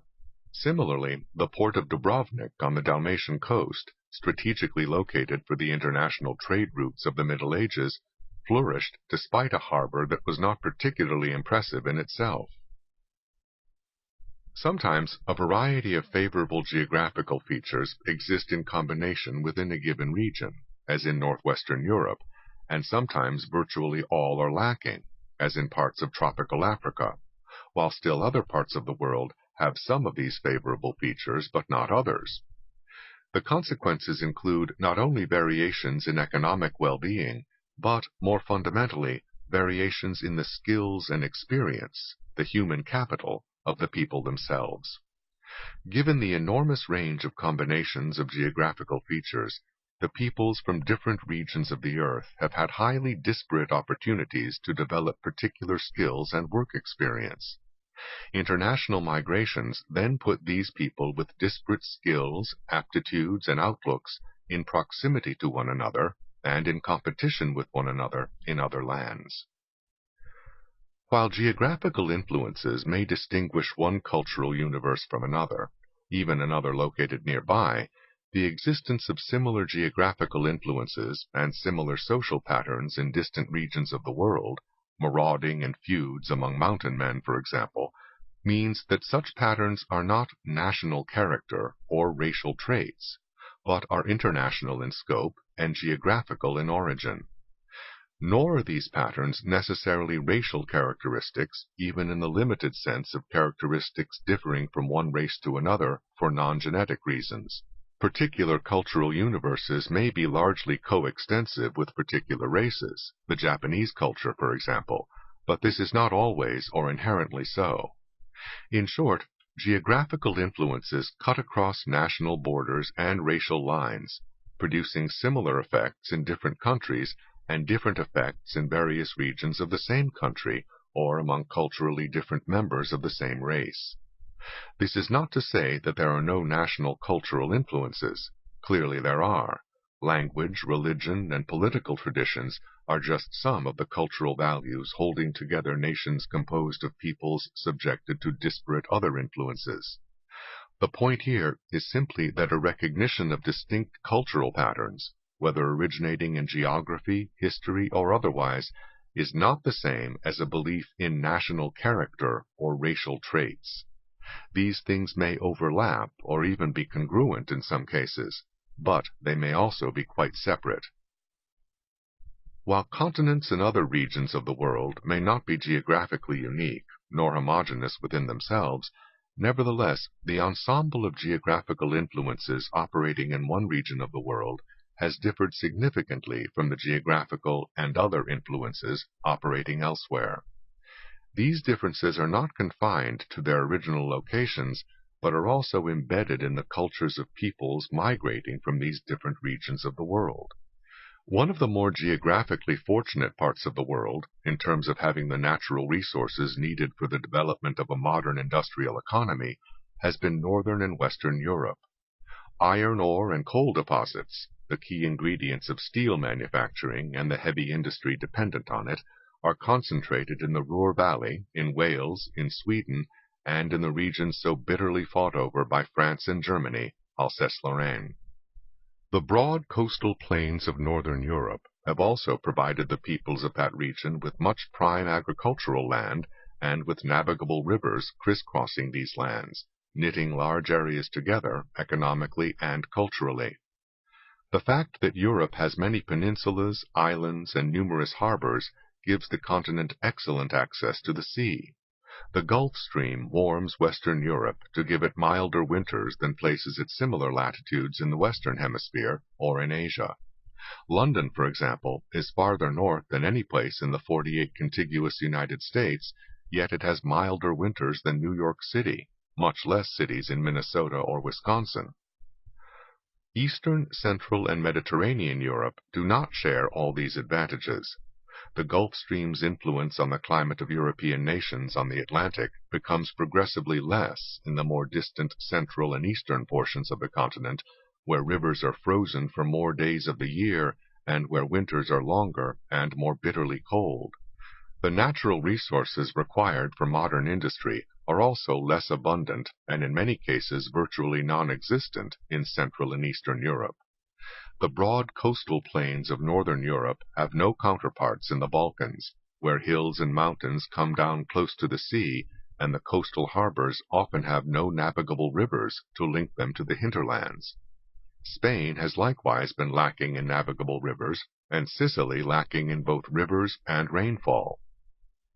These sharp differences in geographical advantages have been reflected not only in great disparities in wealth among the different regions of Europe, but also in similarly large differences in skills, industrial experience, and whole ways of life among the peoples of these regions. Thus, when the peoples of the Mediterranean migrated to the United States or to Australia, for example, they did not bring with them the industrial skills or the whole modern way of life found among German or English immigrants. What they did bring with them was a frugality born of centuries of struggle for survival in the less productive lands and waters of the Mediterranean, and a power of endurance and persistence born of the same circumstances. The ability of the Italian immigrants to endure poor and cramped living conditions and to save out of very low wages, which caused comment among those around them, whether in other European countries or in the Western Hemisphere or Australia, had both geographical and historical roots. Similar characteristics have marked various other Mediterranean peoples, but the Italians are a particularly interesting group to study because they include not only the Mediterranean people of the south, but also people from the industrial world of the Po River Valley in the north, whose geographical, economic, and cultural characteristics are much more similar to those found among northern and western Europeans. The enduring consequences of the different skills and experiences possessed by people from different parts of Europe can be seen in the fact that the average income of immigrants from southern and eastern Europe to the United States in the early 20th century was equal to what was earned by the bottom 15% among immigrants from England, Scotland, Holland, or Norway. Illiteracy was higher among immigrants from southern and eastern Europe. In school, their children tended to lag behind the children of either native-born Americans or the children of immigrants from northern and western Europe, and their IQ scores were often very similar to those of American blacks, and were sometimes lower. Nor was all this peculiar to American society. In pre-World War II Australia, immigrants from southern Italy, Dalmatia, Macedonia, and the Greek countryside were typically illiterate and spoke primarily their local dialects rather than the official languages of their respective home countries. More than 3/4 of these southern European immigrants to Australia were from the rugged hills or mountains, the steep coastlines or islands of the region, rather than from the urban areas or plains. Although these remote areas were eventually drawn into the modern world, the skills of their peoples continued to lag behind the skills of peoples in other parts of Europe that were more industrially advanced, and this was reflected in their earnings in Australia as in the United States. As late as the 1970s, the median earnings of immigrants to Australia from Greece, Italy, or Yugoslavia fell below the earnings of immigrants from West Germany or from English-speaking countries. Southern Europeans in Australia remained underrepresented in professional and technical occupations and from nearly half among the Italian immigrants to an absolute majority among the Greek and Yugoslavian immigrants, were unskilled laborers. Asia has likewise had sharp cultural divisions, many growing out of its geography. The world's highest mountain range, the Himalayas, separated Asia's two great ancient civilizations, those of China and India, which developed independently of one another to a greater extent than any of the civilizations of Europe or the Middle East. China in particular was a world of its own, and clearly the most advanced nation on earth for many centuries. One sign of its preeminence was that Chinese goods were for long in great demand in Europe, while Europe had nothing to offer in return except gold and silver. The compass was in use in China's maritime trade decades before it was introduced to Europeans by the Arabs, and books were printed in China centuries before the Gutenberg Bible was printed in Europe. Chinese silks and porcelain were in demand in Asia, Europe, and Africa. While Chinese culture had a major impact on the cultures of Korea and Japan, and an influence felt as far away as Persia and Russia, there were few external cultural influences on China itself from the 8th through the 13th centuries. Yet very little of China's culture was spread by migration, certainly nothing to compare with the later massive spread of European culture to the Western Hemisphere, not only by the movement of millions of Europeans, but also by the Europeanization of both the indigenous populations of the Western Hemisphere and the millions of descendants of Africans brought to the New World. The Japanese are a reminder that a meager natural resource base alone is not enough to prevent industrial development, though it may prevent such development from arising spontaneously from within the given society. Japan's industrialization was transplanted from Western Europe, notably England and Scotland, and from the United States, as a result of deliberate decisions made by the Japanese government amid a national fervor to catch up with the West. Why this happened in Japan, but not in India, Abyssinia, or the Balkans, is a profound question with few answers or even systematic explorations. Many centuries earlier, Japan was likewise very receptive to cultural and technological imports from China, which at that point represented the most advanced culture in the world. In short, geography is a major influence, but not a predestination. Otherwise, nations like Japan and Switzerland would be among the poorer nations of the world, instead of among the most prosperous.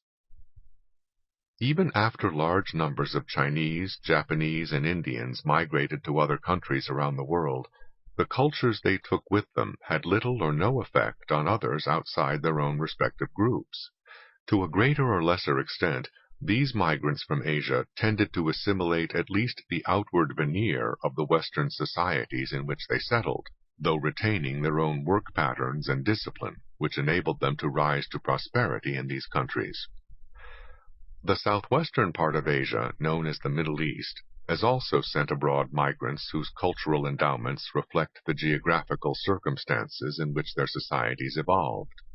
Lacking both the spontaneous abundance of food found in parts of the tropics and the natural resources for modern industry found in northern Europe, the peoples of the Middle East have historically had to struggle to make a living, whether in the nomadic pattern of the Bedouins of the desert or in the irrigated farming of others, or, perhaps most striking of all, in the middleman traders who originated in this region and spread throughout the world. The economically strategic location of the Middle East, for centuries a crossroads of trade between Europe and Asia, fostered the development of many trading ports and many trading peoples, of whom the Jews, the Armenians, and the Lebanese have been particularly prominent, not only in the Middle East itself, but also in other countries on every inhabited continent. These kinds of immigrants, middleman minorities, from this part of the world, have had patterns of skills and aptitudes strikingly similar to those of the overseas Chinese who originated in similarly demanding regions of southern China, where trade was part of their survival skills in a geographically unpromising region for industry, but which had trading ports. The geography of Africa. In understanding Black Africa, geography is more important than history. Fernand Braudel. In a strictly geographical sense, all the peoples on the continent of Africa are Africans, from the whites of South Africa to the Arabs of the Mediterranean states, but the term has in practice come to refer primarily to the indigenous peoples of Africa below the Sahara, to black Africans. The basis for this focus is not simply racial, but historic, cultural, and geographic as well. As with the British, the Slavs, and others, the influence of geography in Africa has not been simply in its effects primarily on things, natural resources or economic prosperity, for example, but on people. More specifically, the effect of geography in making cultural interactions more difficult has been particularly striking as between the peoples of sub-Saharan Africa and the outside world, as well as among themselves. To their north is a desert more vast than the continental United States, and to the east, west, and south are the Indian, Atlantic, and Antarctic Oceans.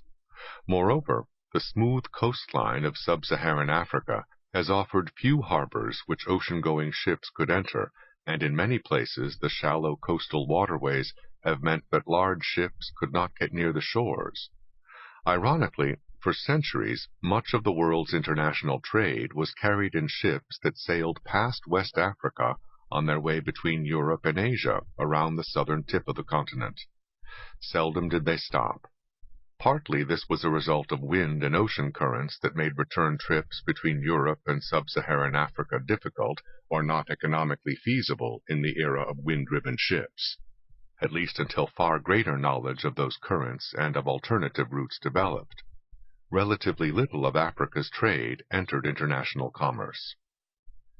In the era before the modern transportation revolution of railroads, automobiles, and planes, which is to say, throughout most of human history, the geographical barriers surrounding tropical Africa have been formidable, though not absolutely impenetrable. The consequences have been not only economic, but cultural. As the eminent French historian Fernand Braudel put it, external influence filtered only very slowly, drop by drop, into the vast African continent south of the Sahara. The geographic barriers to economic and cultural exchanges within various regions of sub-Saharan Africa have been formidable as well.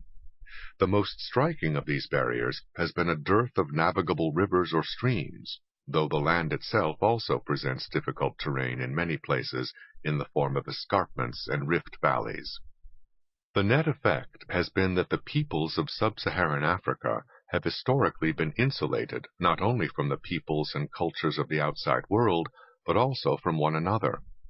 Among the cultural consequences has been a linguistic fragmentation of tropical Africa, which has made African languages 1/3 of all the languages in the world, even though African peoples are only about 10% of the world's population.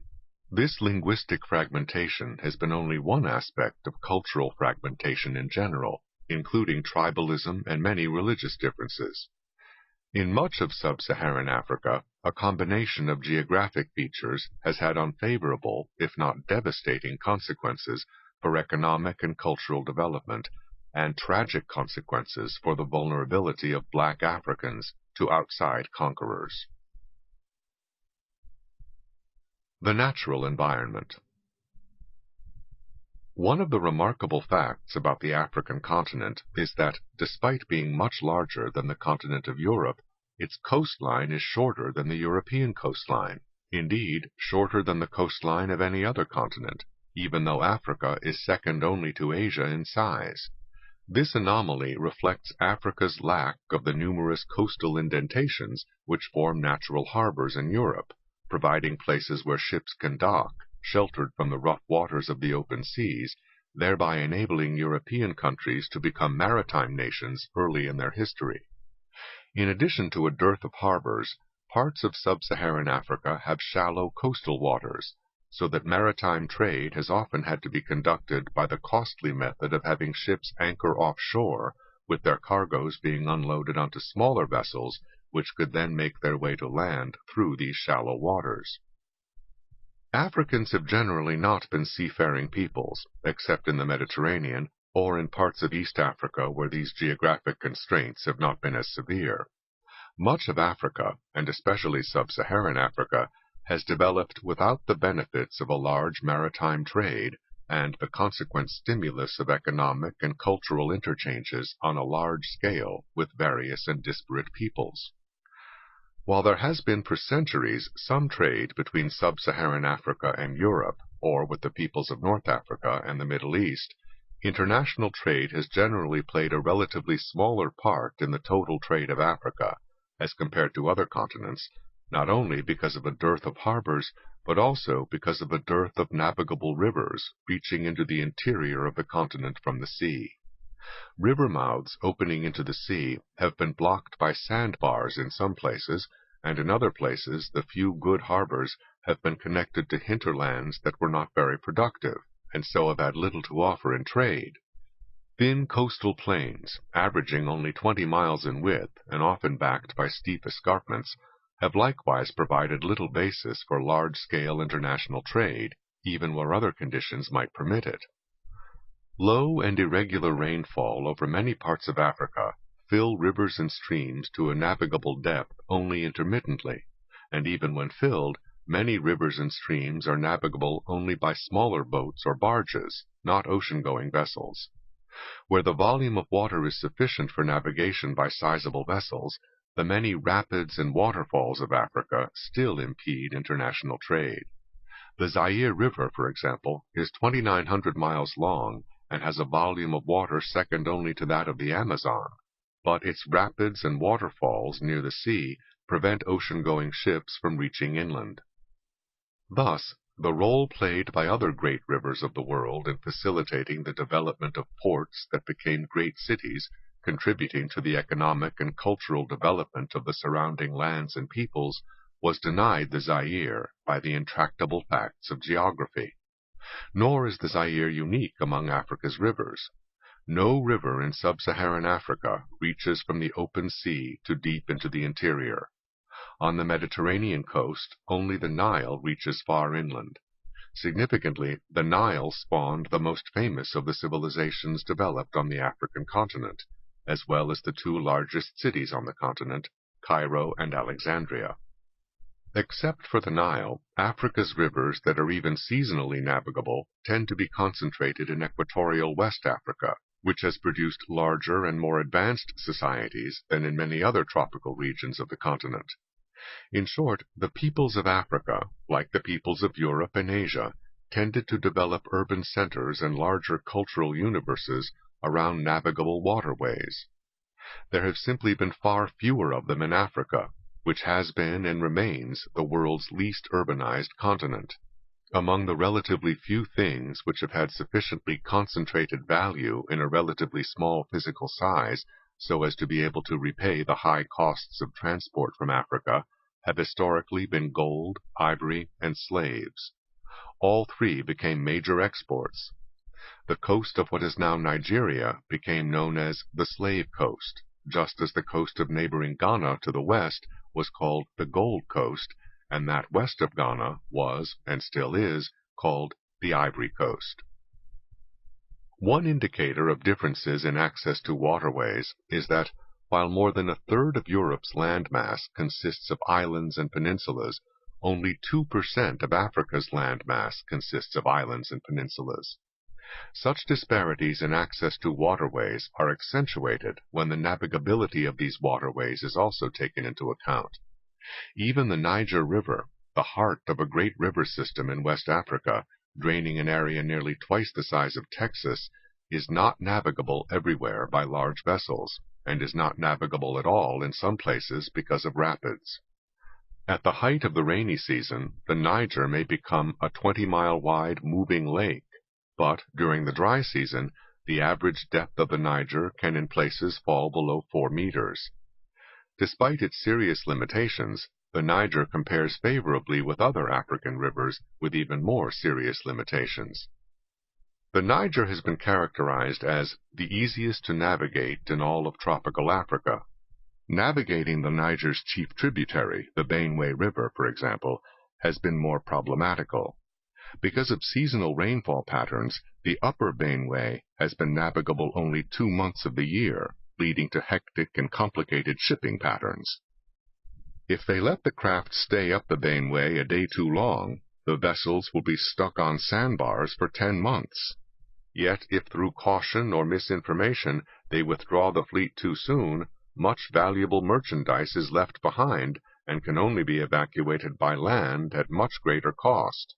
The first boats to go in are the commercial canoes, then follow the larger craft, and finally, when there is sufficient water at Lacoja, the largest power craft and their barges sail up the river as fast as possible.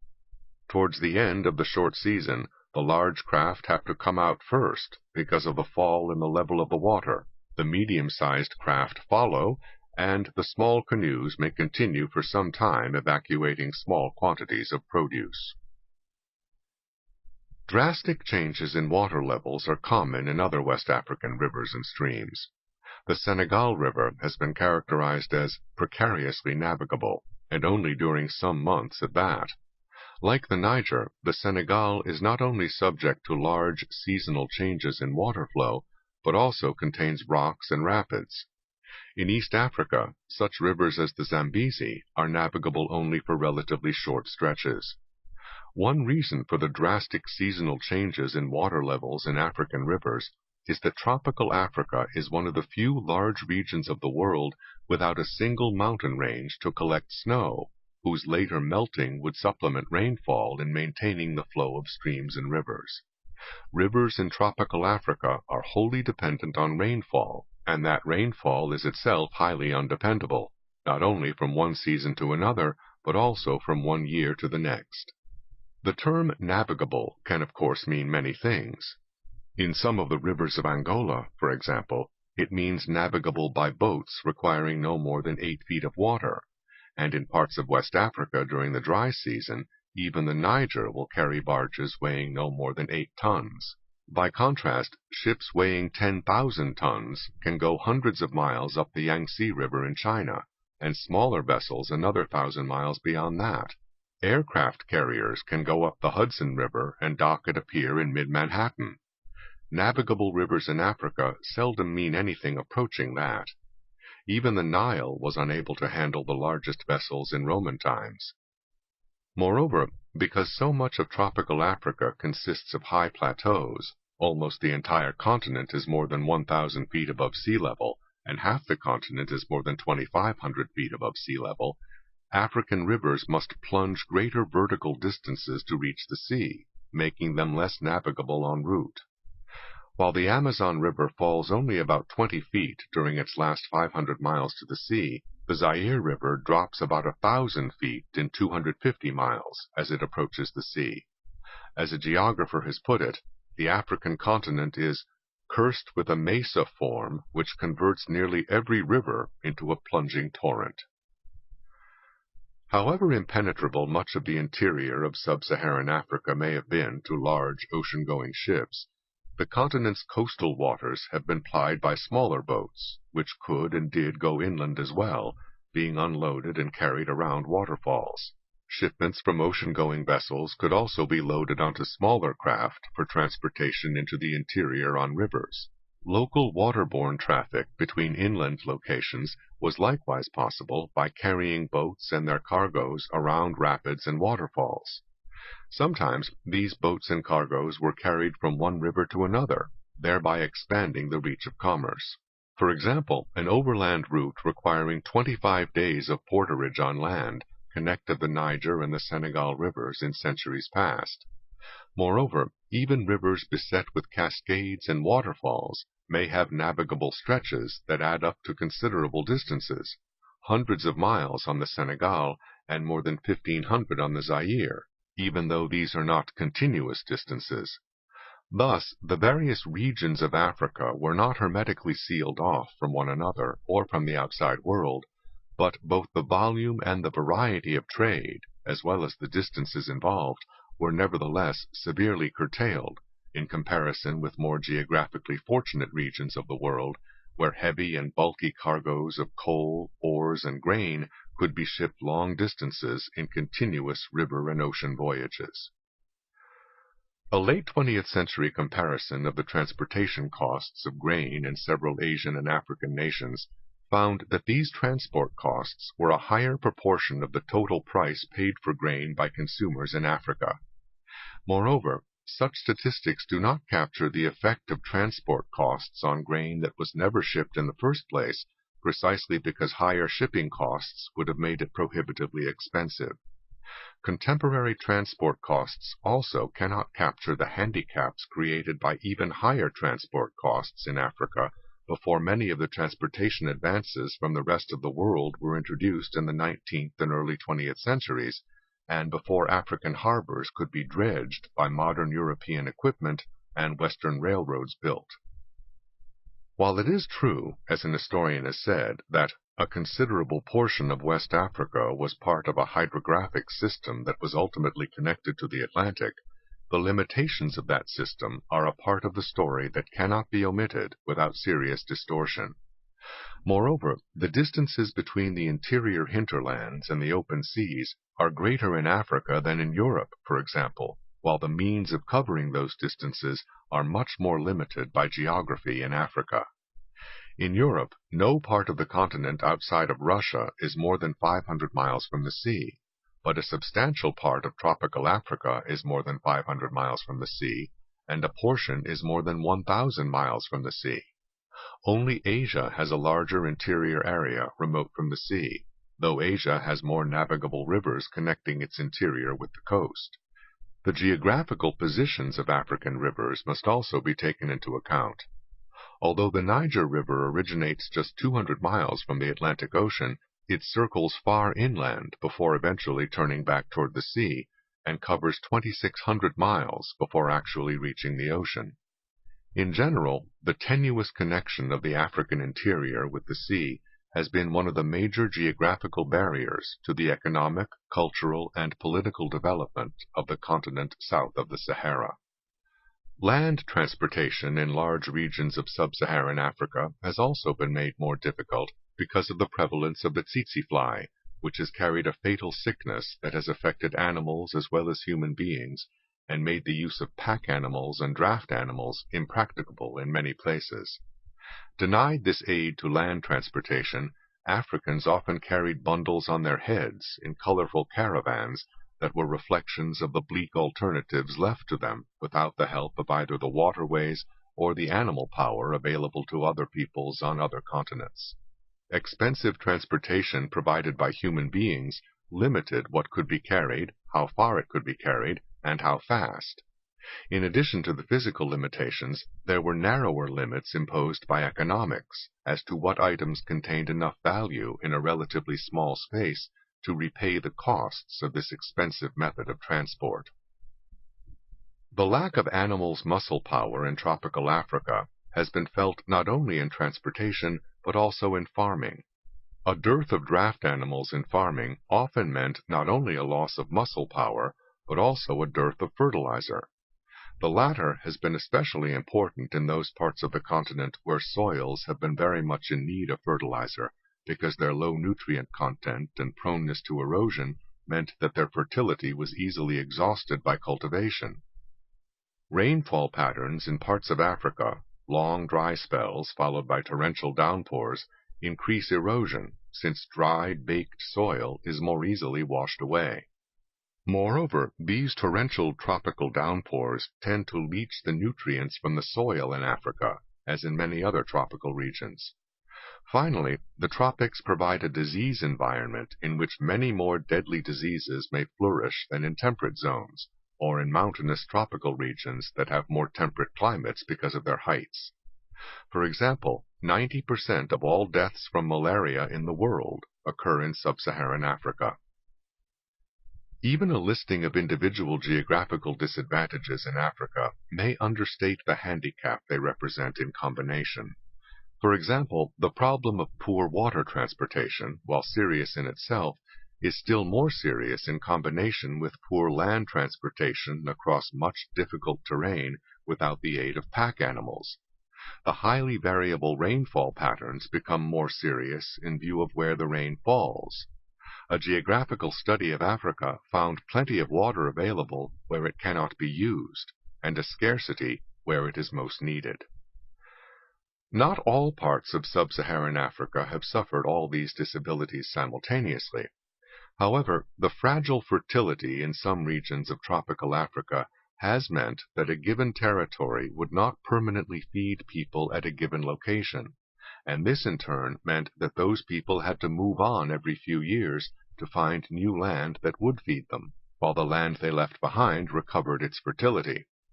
Therefore, whole societies had to be mobile, foregoing the opportunities to build territorially based communities with permanent structures, such as other Africans built in more geographically favored parts of the continent, and which were common in Europe, Asia, and the Western Hemisphere.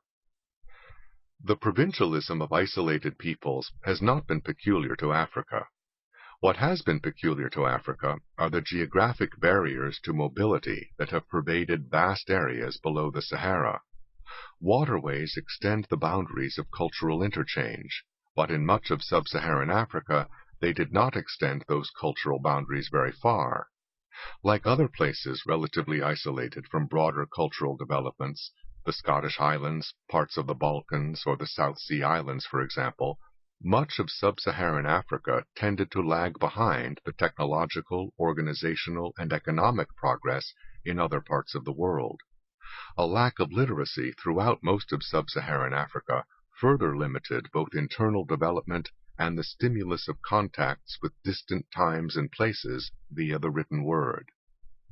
While similar retardation afflicted particular parts of Europe or Asia, or isolated island communities around the world, in Africa such cultural isolation characterized wide areas and many peoples. The degree of these cultural handicaps has varied in different parts of the continent, and has changed over time. Railroads, motor transport, and airplanes have all added to transportation possibilities, and electronic communication media, from cheap radios to television, have penetrated cultural isolation. But all this has happened within a recent, minute fraction of human history, long after great cultural differences had developed among peoples with geographically restricted cultures, and between them and others with more ample access to wider cultural worlds. Moreover, even in modern times, the sharp changes in altitude of the African landscape continued to make both roads and railroads difficult to build. The rail line from Djibouti to Addis Ababa, for example, rises more than 2,000 feet in its first 60 miles, and more than 4,600 feet in its last 180 miles. Given the multiple and formidable geographical obstacles to its economic and cultural development, Africa's poverty is hardly surprising. This poverty, over much of sub-Saharan Africa, is shown in many ways. Lower incomes per capita are an obvious indicator, though the complexities of international exchange rates make these statistics questionable as measures of relative standards of living. However, when the monetary value of output per capita in Nigeria is less than 2% of that in the United States, and in Tanzania less than 1%, that clearly cannot all be due to exchange rates. A more meaningful picture of differences in living standards is that average life expectancies are typically more than 70 years in Europe, Australia, the United States, Canada, and Japan, while average life expectancies in sub-Saharan Africa tend to be in the 50s or even the 40s. Moreover, even these life expectancies in Africa have been achieved only with the help of medical and public health measures originating elsewhere in the world. Within this general picture of lagging economic development in much of Africa, there have been historic and continuing variations in economic development and political organization among the various regions of the continent. One of the more fortunate regions of sub-Saharan Africa, from various perspectives, has been equatorial West Africa, what is today Nigeria, Ghana, and their neighboring states.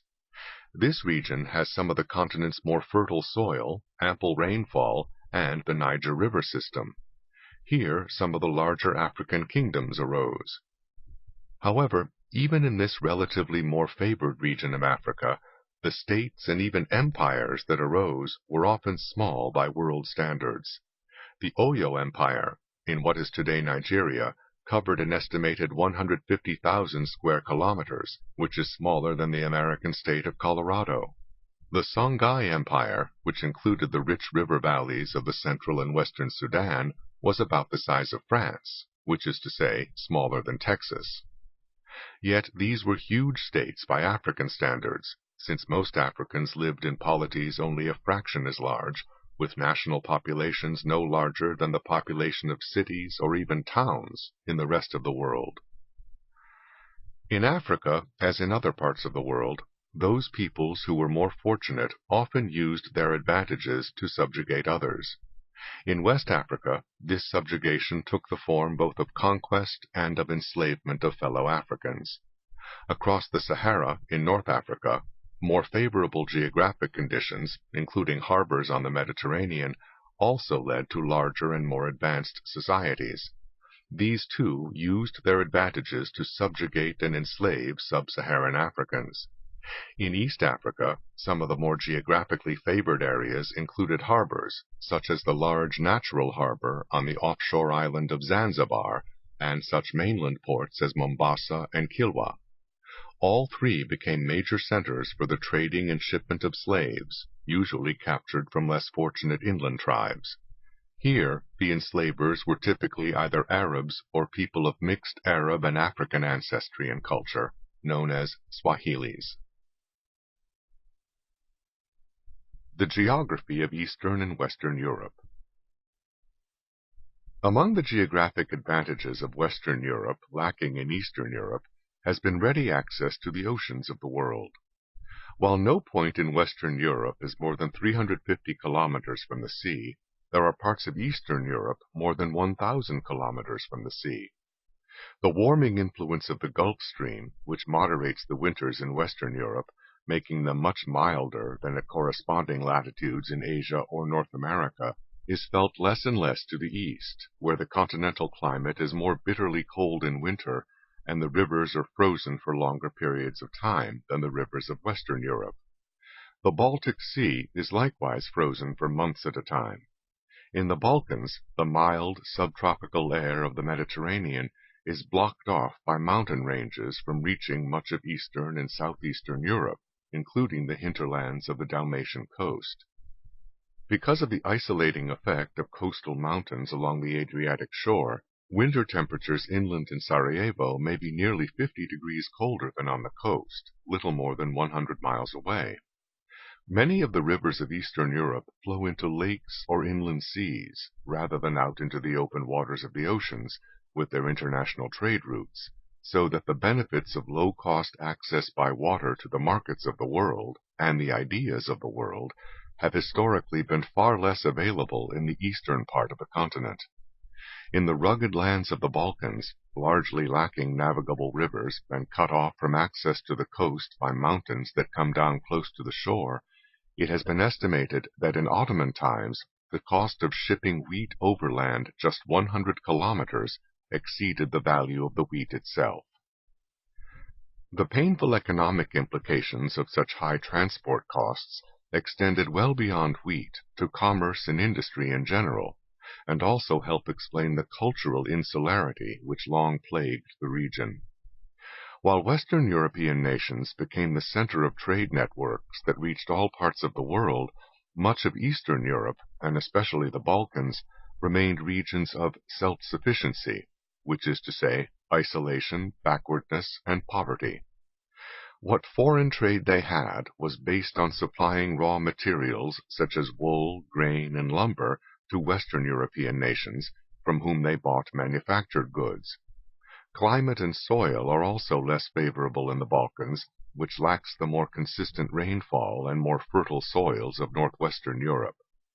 The fact that land capable of supporting human life often occurs in isolated patches in mountain valleys has meant that Balkan settlements have often developed in isolation from one another, as well as from the outside world.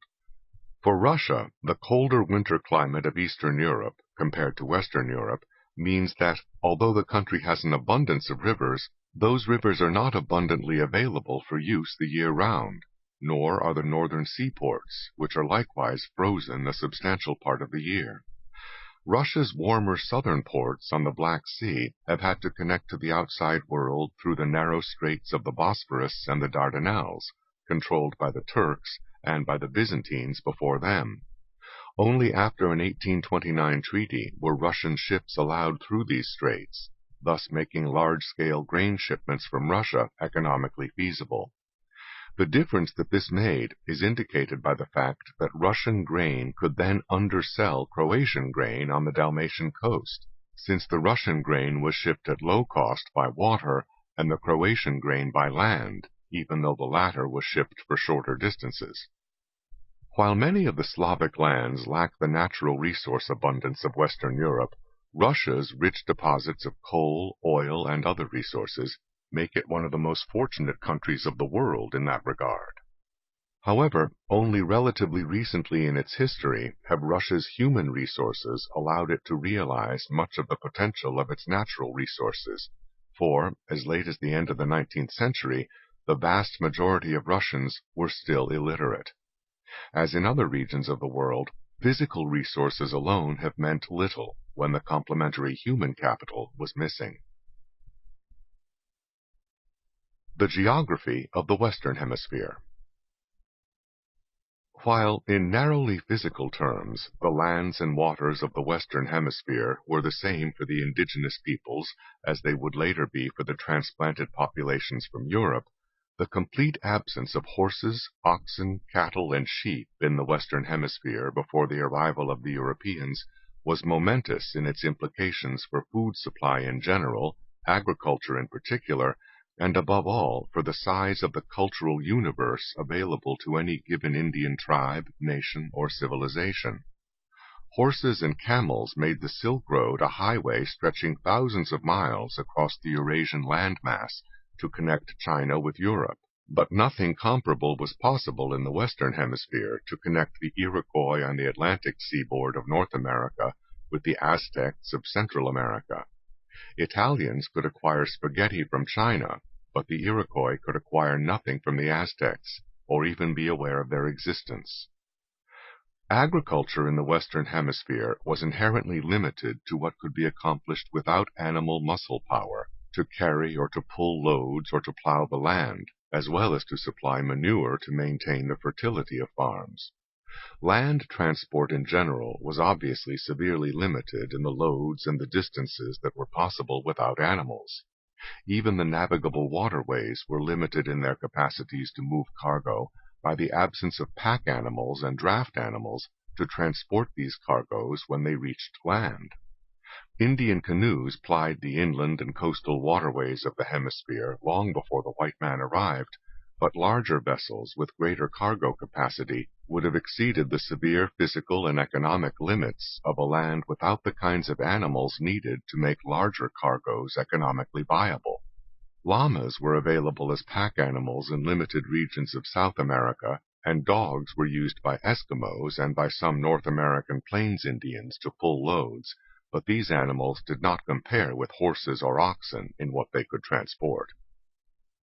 As in much of sub-Saharan Africa, not only were loads and distances limited physically in the Western Hemisphere by an absence of the needed animals, the particular kinds of things that would be economically feasible to trade at considerable distances were even more limited economically to those things whose concentrated value could repay high transport costs, often involving human porters. Tons of grain, for example, could be shipped for hundreds of miles in Europe, but not in the Western Hemisphere before the Europeans arrived and brought pack animals and draft animals. Even in those regions of the Western Hemisphere that had networks of waterways comparable to those in Western Europe, limitations on land transport limited cargoes transported by water. Moreover, limitations on the scope and range of trade were also limitations on the scope and range of cultural interchanges. Specific geographic barriers, the Amazon jungle, the Rocky Mountains, or the vast desert in what is today the southwestern United States, were of course major barriers to large-scale cultural interactions in pre-Columbian times, but the absence of animals for transport was a more general barrier to long-range cultural interactions throughout the Americas. While these barriers were not as severe as the geographic barriers in parts of sub-Saharan Africa, they were more formidable than those in much of Europe and Asia. The absence of herd animals like sheep and cattle, as well as the absence of load-bearing or load-pulling animals like horses and oxen, had another consequence: an absence of the many diseases carried by such animals and often acquired by human beings living in close proximity with these animals. While, in one sense, the absence of such diseases was of course a benefit, their absence also meant an absence of biological resistance to many potentially devastating diseases, such as smallpox. So long as such diseases did not exist in the Western Hemisphere, the Indians' lack of biological resistance to them was of no consequence. But once people from Europe began arriving with these diseases, the consequences were momentous, not only for those indigenous populations stricken and devastated by these diseases at the time, but also for the historic transfer of North and South America from the indigenous peoples to the European invaders. The most invincible of these invaders proved to be not the Europeans themselves, but the invisible carriers of their diseases, whose existence neither they nor the Indians suspected. The fact that the Eurasian landmass stretches predominantly east and west, while the Western Hemisphere land masses stretch predominantly north and south, means that advances in agriculture and animal husbandry could spread more readily over far more vast distances in the Old World than in the New. Plants and animals are more similar in the same latitudes, while more drastic climate changes accompany north-south movement. Thus, rice cultivation could spread across Asia to Europe and ultimately to North America, but bananas could not spread from Central America to Canada, nor could many of the animals adapted to the tropics survive in the colder climates to the north or south, so that knowledge of how to hunt or domesticate these animals was similarly restricted in how far it would be applicable, even if such knowledge could be transmitted over long distances. Moreover, the northern temperate zone and the southern temperate zone of the Western Hemisphere were too far apart to make any sharing of knowledge between them feasible in pre-Columbian times. In short, climate, like other aspects of geography, limited the size of the cultural universes of the indigenous peoples of the Western Hemisphere. The geographical environment of the Western Hemisphere itself changed with the European conquest. Vast herds of new animals were transplanted from Europe, along with the invisible transplanting of a whole new disease environment and a whole new technology from Europe. These transplantations changed the lives of the indigenous peoples, as well as allowing the European settlers to bring much of their cultural world to the Americas. Mounted Indian warriors with herds of cattle became a traditional way of life on the western plains of the United States, for example, while the gauchos who herded cattle for Spanish landowners on the Argentina pampas were often part or full-blooded Indians as well.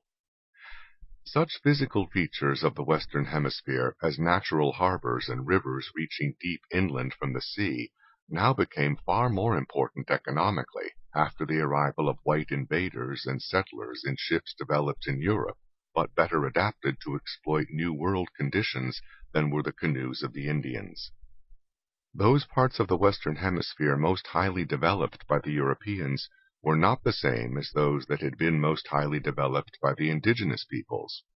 Whereas the most advanced Indian civilizations developed in Central America and in the Andes Mountains, the most advanced regions developed by Europeans were those regions whose geography was most like that of Western Europe, places with natural harbors and broad coastal plains, crisscrossed by rivers deep enough to carry large ships, and eventually places with the mineral deposits needed to build an industrial society. Only in the narrowest physical sense was the geographic setting of the Western Hemisphere the same for the indigenous peoples and for the Europeans. The flora, the fauna, and the disease environments were changed radically, and the natural features of the land and the waters acquired a much wider range of possibilities as a result of this, as well as because of the new technology brought from Europe. Moreover, the technology that the Europeans brought to the Western Hemisphere was not simply the technology of Europe. Because of the geography of the Eurasian landmass, Europeans were able to bring to bear in the Western Hemisphere the cultural features of lands extending far beyond Europe, but incorporated into their civilization. Europeans were able to cross the Atlantic Ocean in the first place because they could steer with rudders invented in China, calculate their position on the open sea through trigonometry invented in Egypt, using numbers created in India. The knowledge they had accumulated from around the world was preserved in letters invented by the Romans and written on paper invented in China. The military power they brought with them increasingly depended on weapons using gunpowder, also invented in Asia. The cultural confrontation in the Western Hemisphere was, in effect, a one-sided struggle between cultures acquired from vast regions of the earth against cultures from much more narrowly circumscribed regions of the New World. Never have the advantages of a wider cultural universe been more dramatically or more devastatingly demonstrated than in the conquests that followed.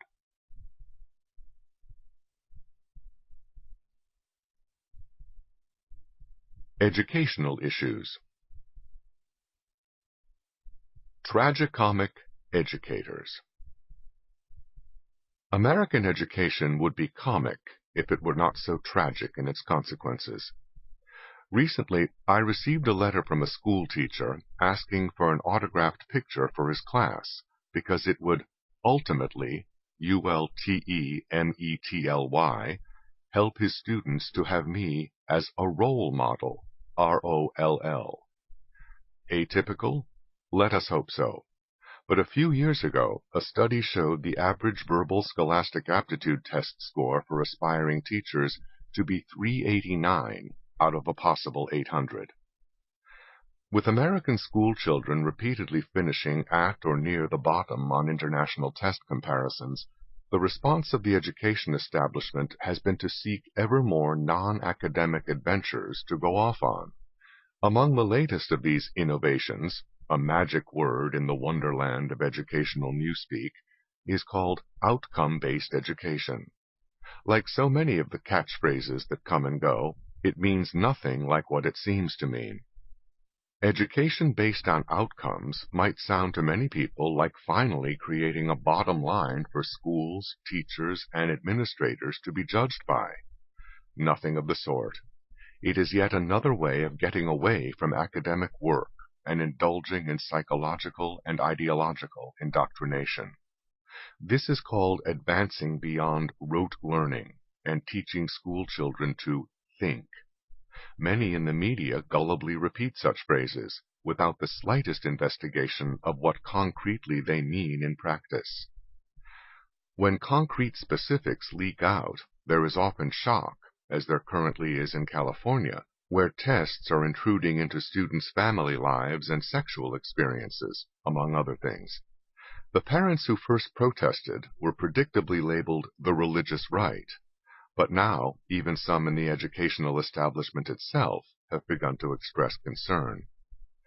Not long before, parents in Connecticut who objected to film strips of naked couples engaged in sex, both homosexual and heterosexual, being shown in the local junior high school, were labeled fundamentalists and right-wing extremists, even though they were in fact affluent Episcopalians. There are all sorts of prepackaged responses to critics of the public schools, of which this was just one. Recently, I got a first-hand dose of these stereotyped responses when addressing a class of students who were being trained for careers as teachers. They seemed disconcerted by the questions I put to them. Suppose you are wrong. How would you know? How would you test for that possibility? The very thought that the dogmas they were repeating with such fervor might be open to question or subject to evidence seemed never to have occurred to them. This was a far more ominous sign than their merely being wrong on particular beliefs. How can they teach anybody else to think if they themselves have not reached this elementary level of logic?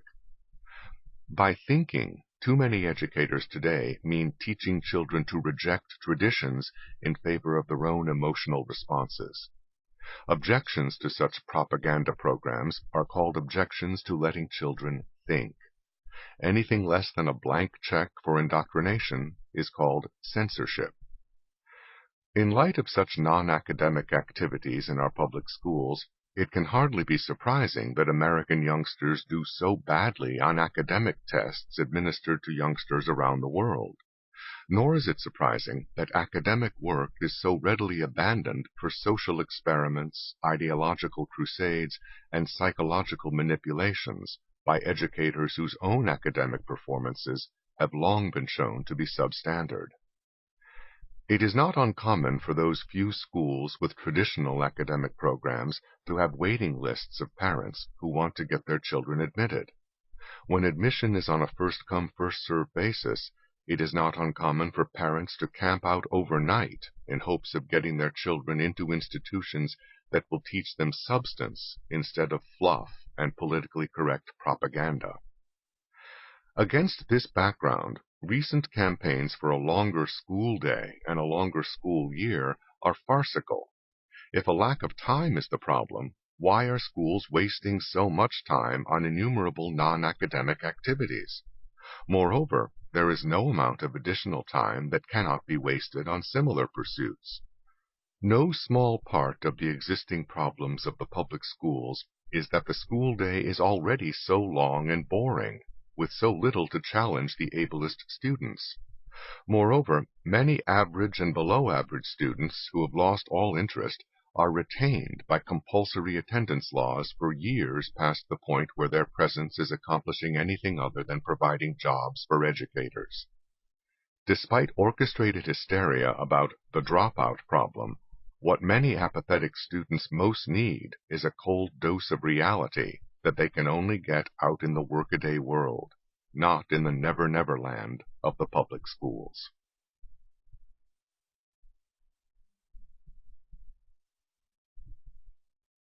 Scientists need not apply.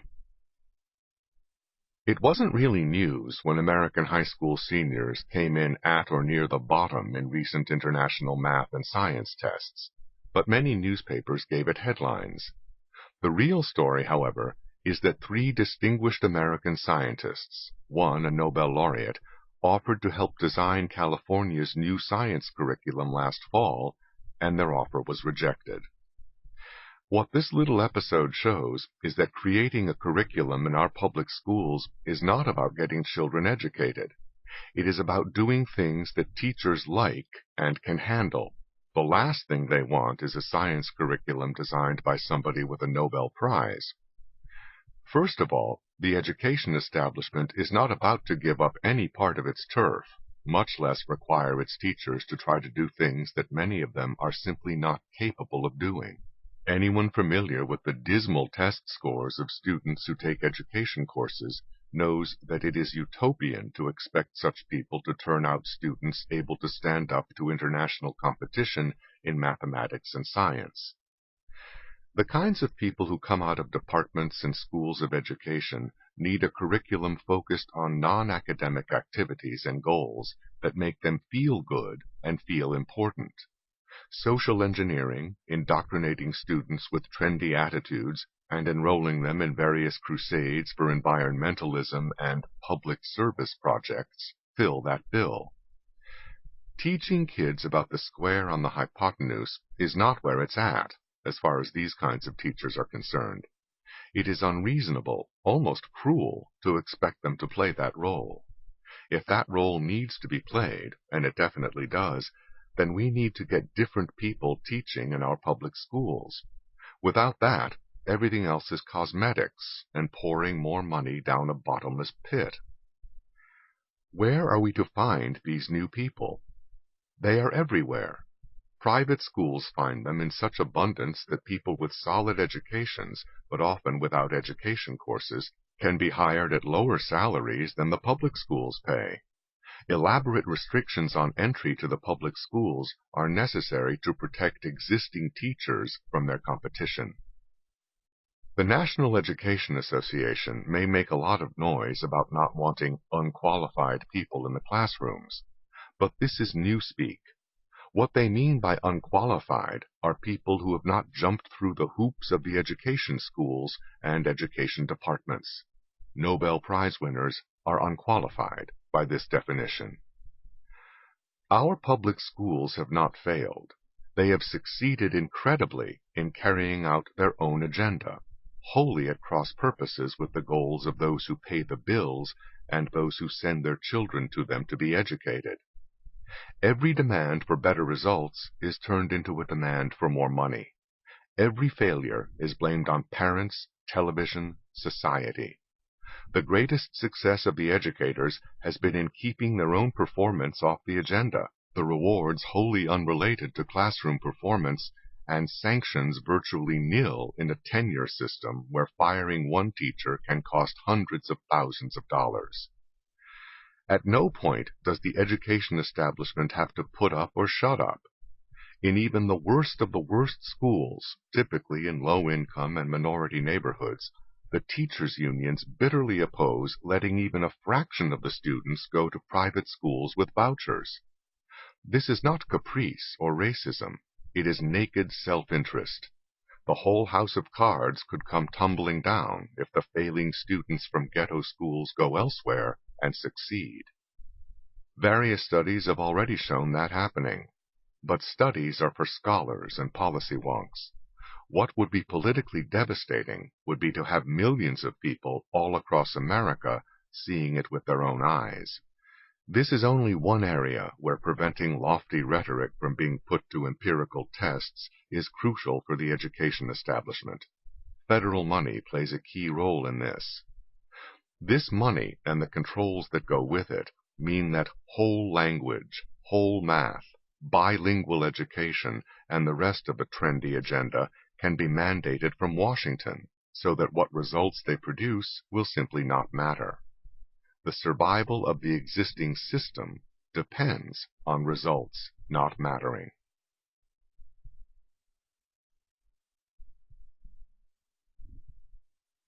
Higher education and low comedy.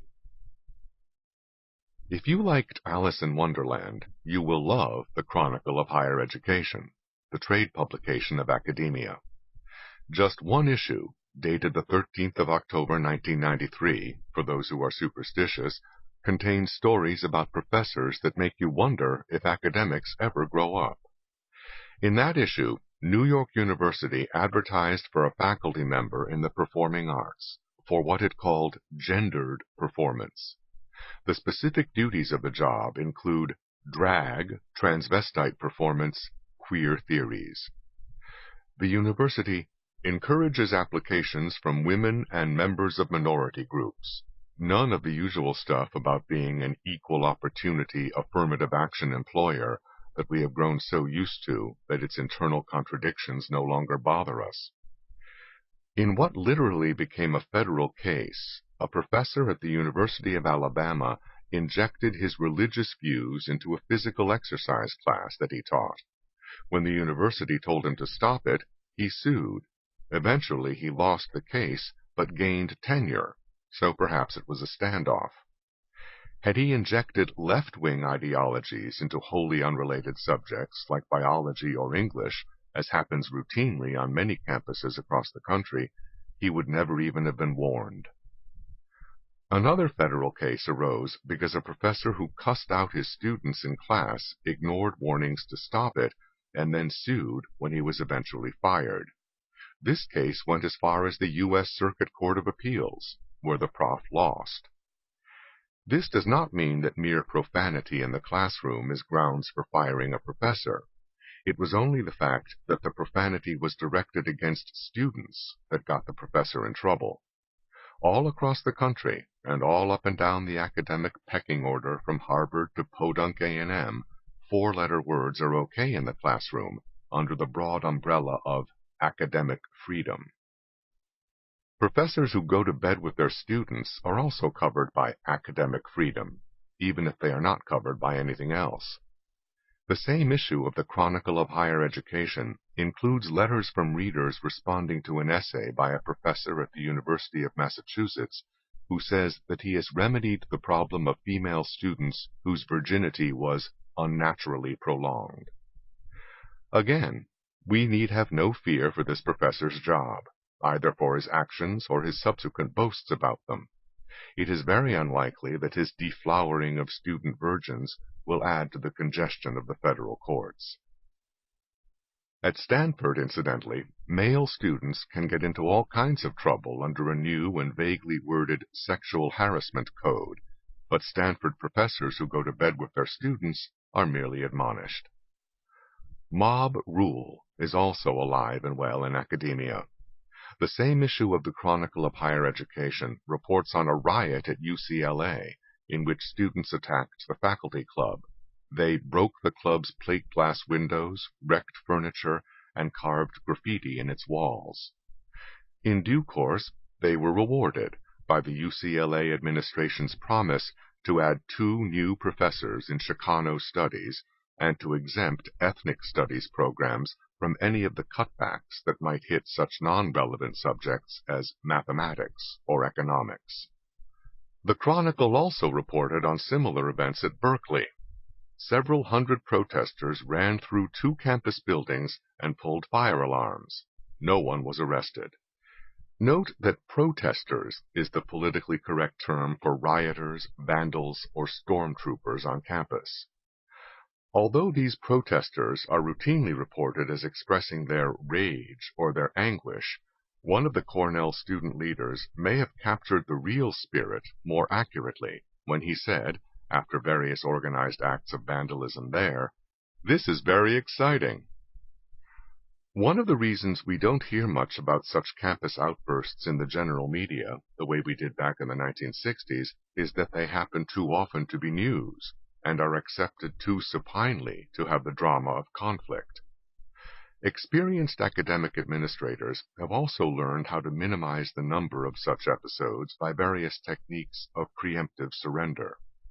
By staying constantly aware of what is most likely to set off the most volatile elements among the students and faculty, administrators know which way to bend academic policy and whose misconduct or outright crimes are to be overlooked.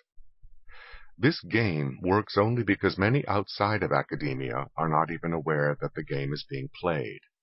But before deciding whether to contribute to dear old alma mater, it might be well worthwhile to subscribe to the Chronicle of Higher Education.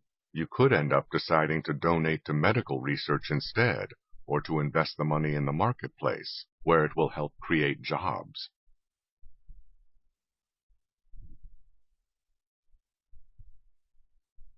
Success concealing failure. Among the many clever and misleading defenses of our failing educational system is the assertion that our universities are among the highest rated in the world, and Americans consistently win a disproportionate number of Nobel Prizes. Both these claims are accurate and irrelevant. While Americans won the lion's share of Nobel Prizes in 1999, not one of these winners was actually born in the United States. If people born and raised elsewhere choose to come here and use their talents, fine, but do not claim their achievements as some vindication of the American educational system. On the contrary, the painful question must be faced. Why were 250 million native-born Americans unable to win a single Nobel Prize in 1999, when a relative handful of naturalized Americans won so many? This is not a vindication, but an indictment of our educational system. The top-rated American universities owe much to the generosity of American donors and the largesse of the American government, which enable them to attract top scholars from around the world. It is research, rather than teaching, which determines world rankings, and our well-financed PhD-granting universities are unquestionably among the best at research. However, when you look at who gets degrees in what, again, the picture is very disturbing as regards the track record of the schools and colleges that prepare students to enter these top-rated institutions. Less than half the PhDs in engineering and mathematics awarded by American universities are received by Americans. Even more revealing, there is a systematic relationship between the difficulty of the subject and the percentage of American doctorates which go to Americans. In a mushy and undemanding field like education, more than 4 out of 5 of the doctorates go to Americans. It is when you start getting into the physical sciences that the proportion drops to barely half, and when you get into engineering and math that Americans become a minority among American university PhDs. Foreign graduate students predominate so heavily in difficult subjects that a common complaint across the country is that undergraduate math courses are being taught by people whose English is hard to understand, quite aside from the difficulty of learning the subject itself. Yes, our top universities are the cream of the crop. They are so good that people educated in American schools and colleges cannot hold their own with foreign students who go there. The period during which American public schools have had declining test scores has coincided with the period during which Americans were increasingly displaced by foreigners in the graduate programs of our top universities.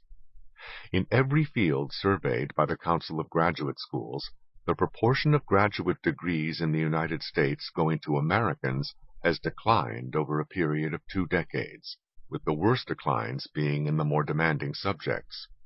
A closer look at those Americans who do still hold their own in difficult fields is also revealing. Nearly 22% of all PhDs in engineering received by Americans are received by Asian Americans. Here is the group that is most out of step with the prevailing easygoing education, with its emphasis on self-esteem and other mushy fads. Again, this is not a vindication, but an indictment of what is being done in our public schools. Ironically, people who go ballistic when minorities are underrepresented relative to their percentage of the population, whether among college degree recipients or in various professions, remain strangely silent when the whole American population is underrepresented among those receiving postgraduate degrees in science, math, and engineering in their own country. Such underrepresentation might be understandable if the United States were some third world country just entering the world of modern science and technology. It is staggering in a country whose people led the world in such things in the recent past. Clearly, something has gone very wrong in our educational system.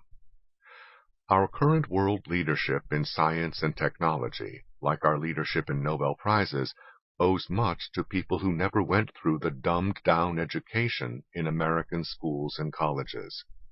Many come from countries which spend far less per pupil than we do, but get far better results for their money.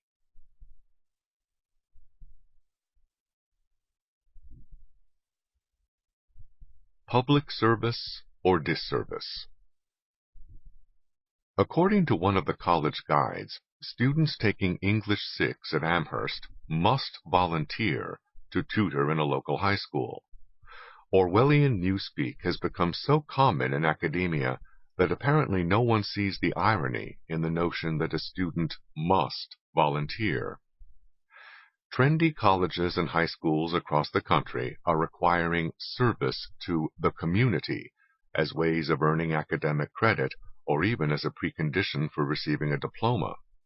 In Washington, national service is now in vogue, another feel-good idea financed with other people's money. What is truly frightening is the casual ease with which so many people believe that they can define what is and is not a service to the society. Stanford University's law school, for example, sends students and others over to the nearby ghetto in East Palo Alto to fight against the expulsion of hoodlums from the public school system there. It would be hard to imagine a greater disservice to the black community than allowing their children's education to be disrupted, undermined, or destroyed by troublemakers, thugs, and young drug dealers who want to remain classified as students only so that they can remain on campus and sell crack. We all know what road is paved with good intentions. Whether students working in a soup kitchen or a homeless shelter, or doing any of the other services being performed for academic credit, are in fact making society better or worse on net balance, is an open question, not a foregone conclusion. When weighing the immediate benefits against the promotion of dependency and the enlargement of an army of idle people on the streets, creating more than their share of mischief and crime, the net balance is at least debatable. But Even if we assume that every service performed by students is in fact a service, that still leaves the very large question as to why it should be performed by students. No doubt rescuing people from burning buildings would be a service, but do we want students to do it, or is this something we want left to professionally trained fire departments? Even where students have the necessary skills, is there no value to their time in doing what they are in schools and colleges to do, namely to develop their minds in preparation for a lifetime of contributing to society in a wide variety of ways? Why are parents making financial sacrifices to send their children to colleges and universities if the time they spend there is of so little value that it can be used to perform the chores of amateur social workers? Does an academic institution have so little dedication to its own mission that it must seek tangential activities to justify its existence? Much that is done in the name of service not only fails to advance the development of thinking skills, but positively hinders it by substituting emotionally indelible but superficial experiences. To call such activities an experience in real life is fraudulent, because real life is not prearranged for you by academic institutions. Nothing is more misleading than such phony realism. Like so much that is done under cover of academic pieties, service to others is all too often a means of propagandizing the students themselves with politically correct ideologies, getting them to feel sorry for those supposedly neglected or abused by society, and to see handouts and social engineering as the solution to social problems. It can hardly be coincidental that those pushing hardest for service requirements in schools and colleges are so often also those pushing for the politically correct agenda of the left in general. This is a cheap way of insinuating their ideologies into inexperienced and vulnerable young minds, without having to make a real case in an open way that could be challenged by others. Like so much else that is done by those who treat education as the continuation of politics by other means, the lasting damage that is done is not by insinuating a particular ideology, for people's ideologies change over time, regardless of what they were taught. The lasting damage is done to the development of critical thinking. Learning to think and to know what you are thinking about is a full-time occupation. Nowhere is this more true than in the formative years. Even naturally bright people can turn out to be nothing more than clever mushheads if the discipline of logic and the analytical dissection of many-sided empirical evidence is slighted for the sake of emotional experiences. Defining service and assigning it to others may be a big ego trip for some educators, but only to the extent that they are willing to sacrifice or prostitute education itself.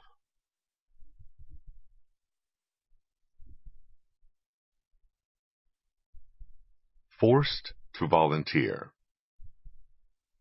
The term liberal originally referred politically to those who wanted to liberate people, mainly from the oppressive power of government. That is what it still means in various European countries or in Australia and New Zealand. It is the American meaning that is unusual. People who want to increase the power of government in order to accomplish various social goals. Typical of what liberalism has come to mean in the United States today is a proposal by California Governor Gray Davis that the state's colleges and universities make community service a graduation requirement. His plan immediately won the unconditional support of the state's largest newspaper, the liberal Los Angeles Times. There was no sense of irony in its editorial claiming beneficial effects for students who are forced to volunteer. Forced to volunteer. That is the Orwellian notion to which contemporary liberalism has sunk. What could be wrong, the LA Times asks, with teaching students, as the governor puts it, that a service ethic has lasting value in California? A community service requirement could reap a valuable return in a new generation of civically minded citizens. Here we get to the heart of the so-called community service idea. Its central purpose is to create a certain set of attitudes in the students. It is compulsory submission to state-sponsored propaganda for the liberals' vision of the world. That is what students must be forced to volunteer for. What is wrong with the idea of a free people using their own time as they see fit for those things that matter most to them, instead of being pawns in a propaganda program more in keeping with what happens in totalitarian societies? What is wrong with each individual defining for himself or herself what being civic-minded means, instead of having the government define it and impose it? In a country where more than 90 million people already volunteer for civic projects of their own choosing, why must students be drafted to become volunteers for environmentalism or other causes dear to the heart of the Los Angeles Times or Governor Davis? The casual arrogance of those who define for other people what is a community service is breathtaking. Environmentalism can and does reach extremes where it is a disservice to the community.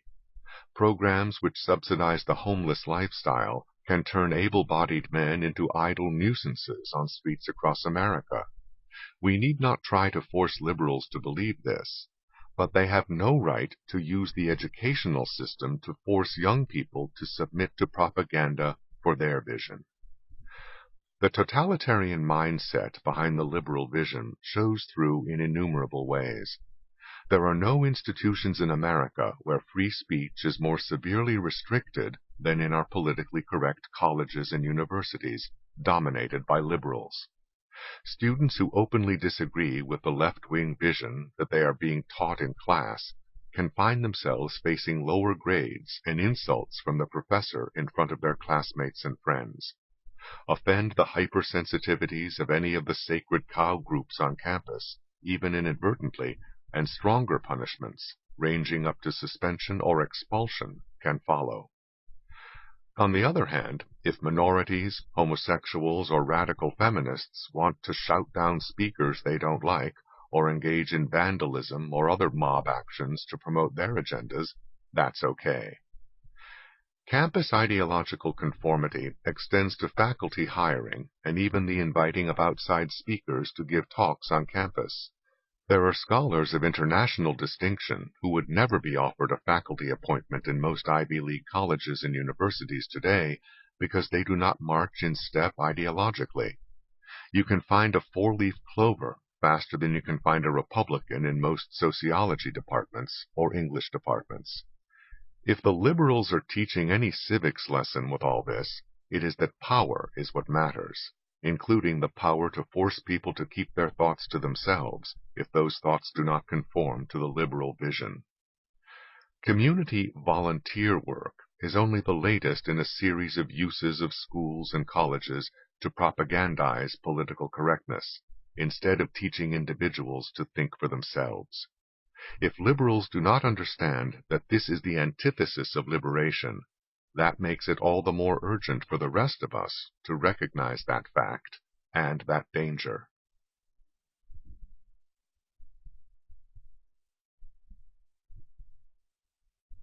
Goodbye to Sarah and Benjamin. Recently, a couple of dear friends visited us, bringing with them their 6-year-old twins, Sarah and Benjamin. These are some of the loveliest children you could meet, not just in appearance, but in their behavior. They are the kinds of kids you can see in Norman Rockwell paintings, but less and less in the real world. Now, Sarah and Benjamin are going off to public school, and it is painful to imagine what they might be like a year from now. Most people are unaware how much time and effort the public schools, and some private schools, are putting into undermining the values and understanding that children were taught by their parents and reorienting them toward the avant-garde vision of the world that is fashionable in the educational establishment.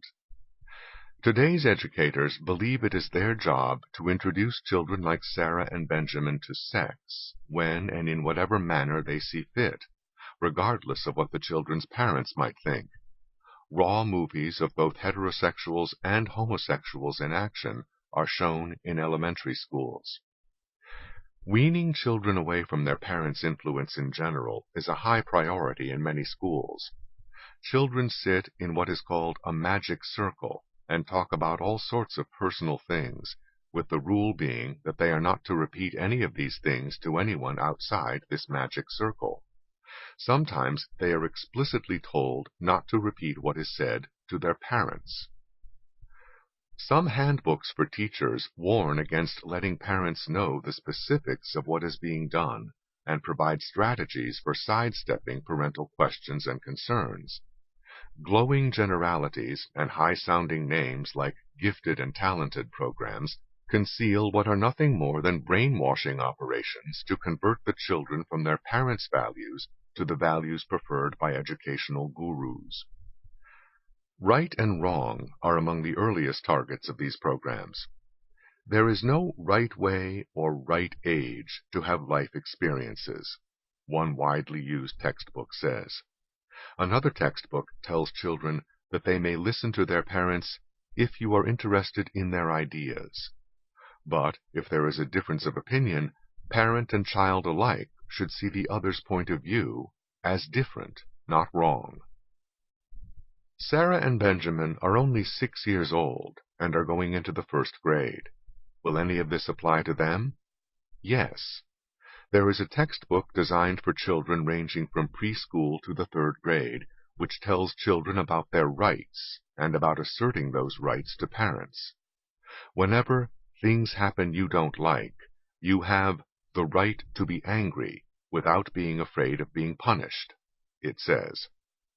In other words, don't take any guff off Mommy and Daddy. Who are they? As another textbook says, parents are just ordinary people with faults and weaknesses and insecurities and problems, just like everyone else. In many of the textbooks, movies, and other material used in schools, parents are depicted as old-fashioned people who are out of touch and full of hang-ups. What these smug underminers of parents fail to understand is that the relationship of a child to his or her parents is the most extraordinary relationship anyone is likely to have with another human being. No one else is likely to sacrifice so much for another person's well-being. If the avant-garde ideas taught to children in schools blow up in their faces, it is the parents who will be left to pick up the pieces, not the glib gurus. Most of the classroom teachers who carry out such educational fashions and fetishes have no idea where they originated or what their underlying purpose is. In reality, many of the techniques and strategies used to break down the child's values, personality, and modesty are straight out of totalitarian brainwashing practices from the days of Stalin and Mao. That is the origin, for example, of the personal journals that children are required to keep in schools all across the United States. These journals are not educational. Gross mistakes in spelling, grammar, and usage are ignored, not corrected. These journals are gateways to the psyche and the first step in manipulating little minds. As our friends departed and went off to enroll their children in the public schools, I could not help wondering if I had seen Sarah and Benjamin for the last time. Would they still be the same sweet children after they have been used as guinea pigs by those who claim to be trying to educate them?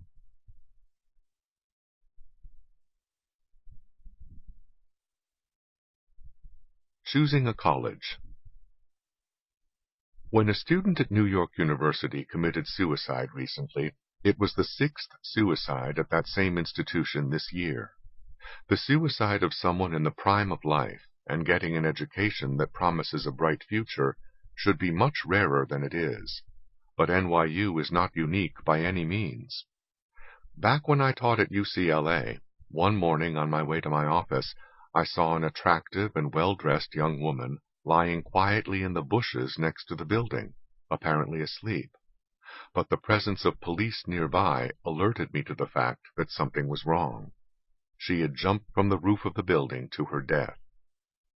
When I taught at Cornell, it averaged a suicide a year.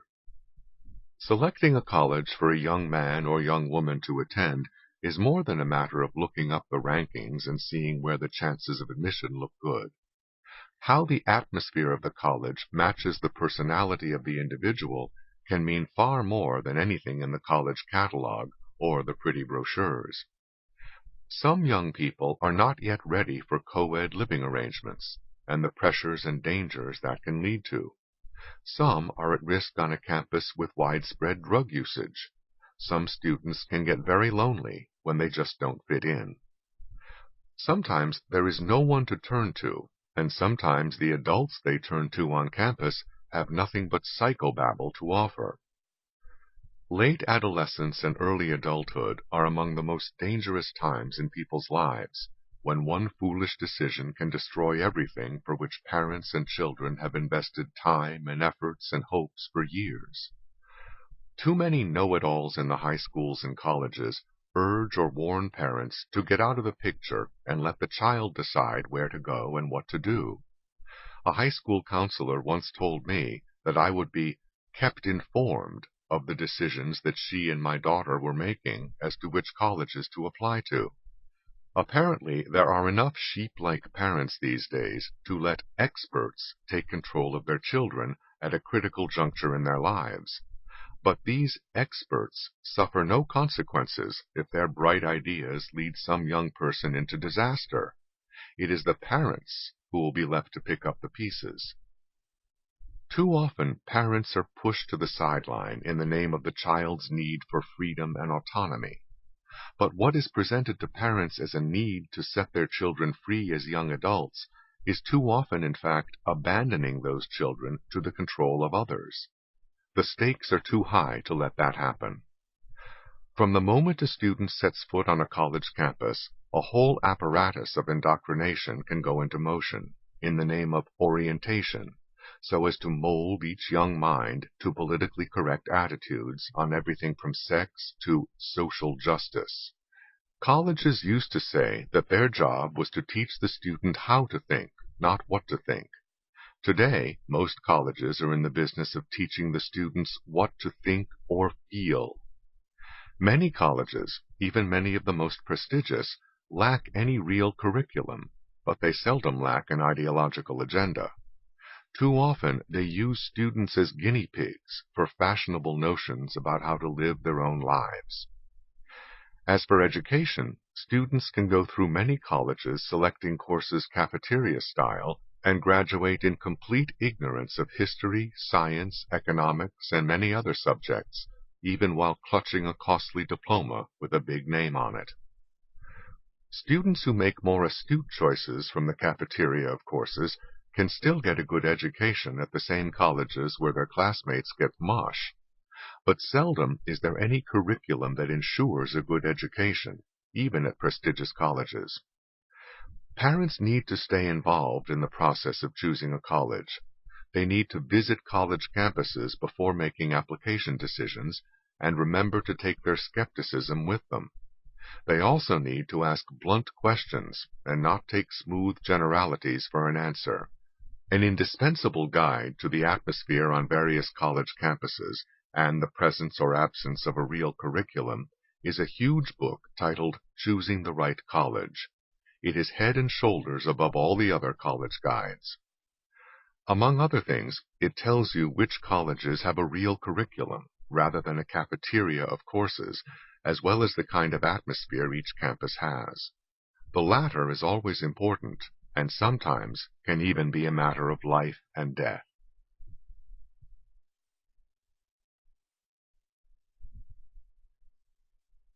The idiocy of relevance. One of the many fashionable idiocies that cause American schools to produce results inferior to those in other countries is the notion that education must be relevant to the students, and especially to minority students with a different subculture. It is absurd to imagine that students can determine in advance what will turn out to be relevant to their progress as adults. Relevance is not something you can predict.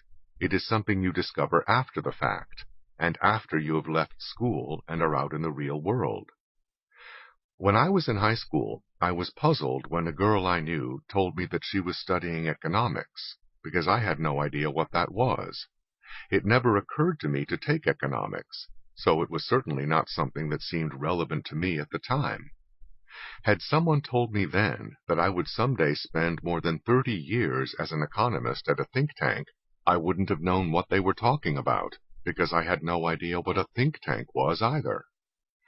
When students are going through medical school, they may not see the relevance of all the things they are taught there. But someday they may have a patient at death's door whose life may depend on how well the doctor remembers something he was taught in medical school, and whose relevance may not have been all that clear to him at the time. People who have already been out in the real world, practicing for years whatever their particular specialty might be, have some basis for determining which things are relevant enough to go into a curriculum to teach those who follow. The idea that students can determine relevance in advance is one of the many counterproductive notions to come out of the 1960s. The fetish of relevance has been particularly destructive in the education of minority students at all levels. If the students do not see immediately how what they are studying applies to their lives in the ghetto, then it is supposed to be irrelevant. How are these students ever going to get out of the poverty of the ghetto unless they learn to function in ways that are more economically productive?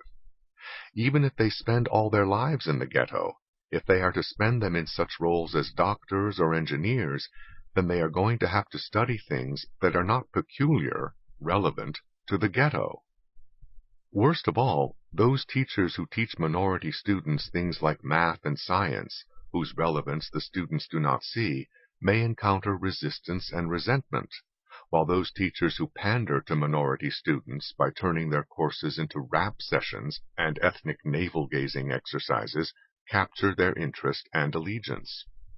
Some educators embrace relevance out of expediency, rather than conviction or confusion. It is the path of least resistance, though that path seldom leads upward. By the time minority students get out into the real world and discover the uselessness of what they were taught in relevant courses, it is too late for them. But they are no longer the teacher's responsibility. Even as a graduate student in economics, I did not see the relevance of a little article by Friedrich Hayek titled The Use of Knowledge in Society that was assigned reading in Milton Friedman's course at the University of Chicago. A few years later, however, I was beginning my own teaching career and had to teach a course on the Soviet economy, about which I knew nothing. As I read through many studies of the Soviet economy in preparation for teaching my course, and was puzzled by all the strange and counterproductive economic practices in the Soviet Union, it then began to dawn on me that what Hayek had said applied to these otherwise inexplicable Soviet actions. For the first time, years later, I saw the relevance of what he had written. Fast forward another 15 years. I was now writing a book that would be a landmark in my career. It was titled Knowledge and Decisions, a 400-page book building on what Hayek had said in a little essay. Just a few years ago, I was stopped on the streets of San Francisco by a young black man who shook my hand and told me that reading Knowledge and Decisions had changed his life. He had seen the relevance of these ideas at a younger age than I had.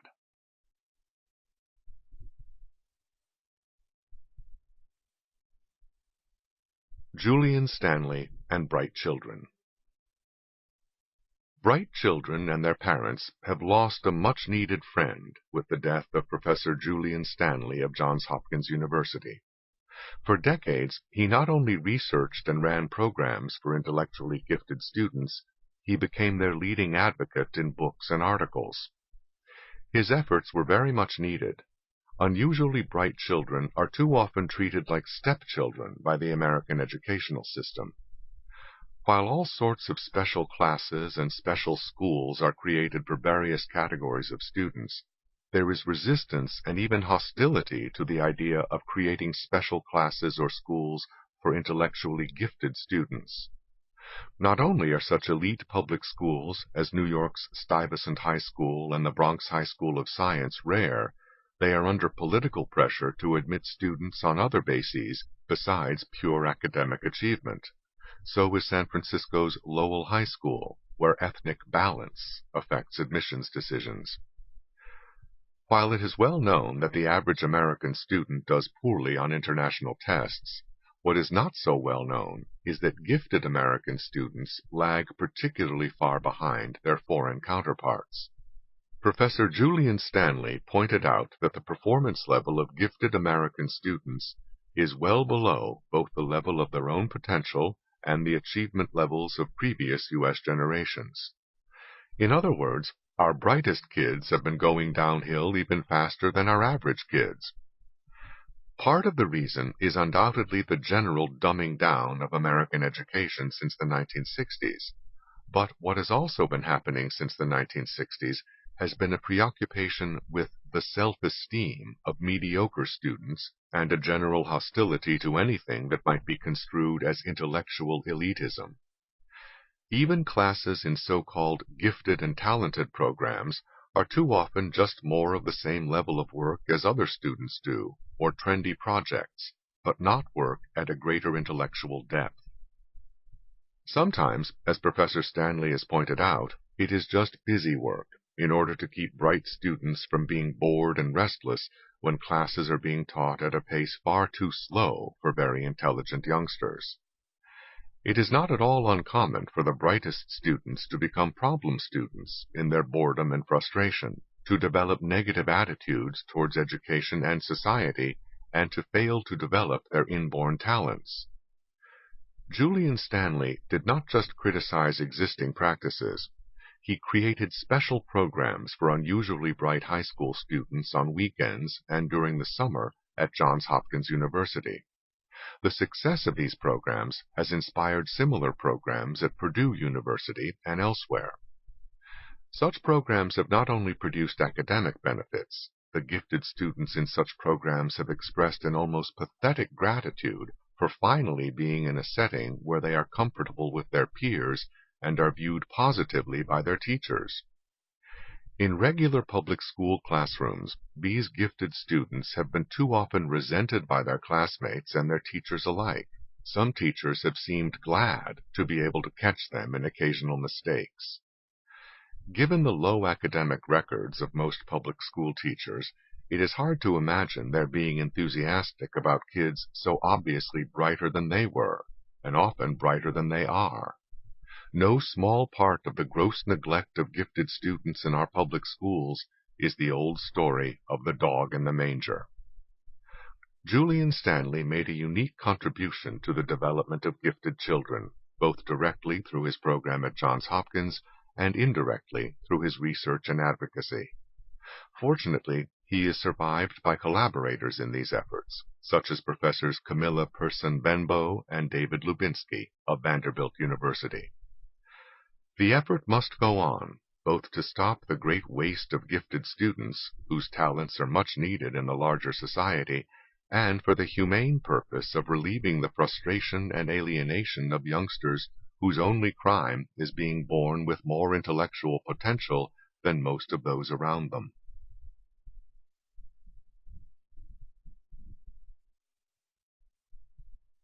Anti-elitism in education. It caused twinges of nostalgia when I read about Stuyvesant High School's classes of 1947 and 1948 holding a joint 50th year reunion. I went to New York's Stuyvesant High School, but by 1948 I had dropped out and was getting my education from the School of Hard Knocks. The most startling part of the story was that Stuyvesant High School now has an Olympic-sized swimming pool. No way could the old and battered school that I went to have such a thing. This was a new and palatial Stuyvesant at a new location overlooking the Hudson River. The school I went to overlooked the tenements on the Lower East Side. Stuyvesant is and was something very unusual in American public schools, a high school that you had to pass a test to get into. Back in my day, only about a third of those who took the test got in, and our junior high school in Upper Manhattan limited how many would even be allowed to go take the test. The Bronx High School of Science used the same test as Stuyvesant, while Brooklyn Tech used an even tougher one. While such schools have always been rare outside of New York, and have come under increasing political pressure to be more open even within the city, they provided both the poor and the society with golden opportunities. You could come from the poorest family in town and yet receive a high-quality education that would enable you to go anywhere and compete with the graduates of Exeter or Andover. The envy-laden concept of elitism has been thrown at these and other high-quality schools across the country, and political pressures have been put on them to admit more students without such high academic skills. Seldom do the people who push such notions stop to think that you cannot let everyone go to Stuyvesant without it ceasing to be the kind of school that makes them want to go there. You cannot teach everyone at the same pace, unless that pace is slowed down to accommodate the lowest common denominator. There are kids who can handle calculus in the 10th grade, and others who struggle with it in college. Ironically, many so-called minority leaders have led the charge to get top-level public schools to admit students on some basis other than academic achievement. Yet no one needs such schools more than poor and disadvantaged children who want to rise to higher levels in the economy and the society. There may not be a high percentage of minority students who are currently able to take advantage of outstanding high schools, but part of the reason is that the elementary schools in many minority communities have deteriorated so much since the days when I went to PS5 in Harlem. Kids in PS5 in the 1940s had test scores equal to those of white kids in the immigrant neighborhoods on the Lower East Side. One revealing statistic is that more black boys went to Stuyvesant in 1938 than in 1983, even though the black population of New York was much smaller in 1938. Moreover, those black kids who did not want to make the long trip from Harlem down to Stuyvesant had some decent high schools available to them closer to home. In Washington, D.C., the similarly old and battered Dunbar High School has likewise been replaced by a modern building. But the new Dunbar is not even in the same league with the old school that once housed the finest black high school in the nation. Back in the 1930s, Dunbar's all-black student body had test scores above the national average, while going to a rundown school with overcrowded classes. The old Dunbar turned out the first black general, the first black federal judge, the first black cabinet member, and on and on. More than 1/4 of the Dunbar graduates who later graduated from Amherst College during the period from 1892 to 1954 graduated Phi Beta Kappa. Of the few high-level black military officers in World War II, more than 24 with ranks of major to brigadier general were Dunbar graduates. You might think that black political leaders would move heaven and earth to preserve a school like this, but you would be wrong.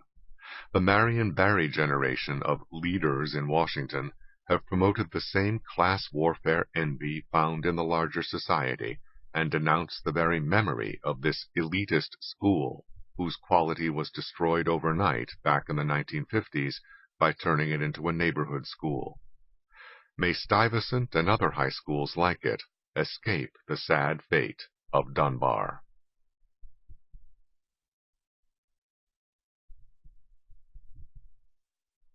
The Old Neighborhood. Recently, I got together with a guy who grew up in my old neighborhood in Harlem, around 145th Street and St. Nicholas Avenue. As we talked about the old days, the world that we discussed seemed like something from another planet compared to today. There have been many good changes, but on net balance, it is doubtful whether kids growing up in our old neighborhood today have as much chance of rising out of poverty as we did. That is not because poverty is worse today. It is not. My friend remembers times when his father would see that the children were fed, but would go to bed without eating dinner himself. There were other times when his father would walk to work in downtown Manhattan, several miles away, rather than spend the nickel it took to ride the subway in those days. Things were not quite that grim for me, but my family was by no means middle class. None of the adults had gotten as far as the 7th grade. Down south, before we moved to New York, most of the places where we lived did not come with frills like electricity or hot running water.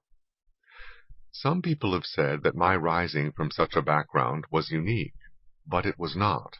Many people from that same neighborhood went on to have professional careers, and I am by no means either the best known or the most financially successful of them. Harry Belafonte came out of the same building where my old schoolmate lived. One of the guys from the neighborhood was listed in one of the business magazines as having a net worth of more than $200 million today.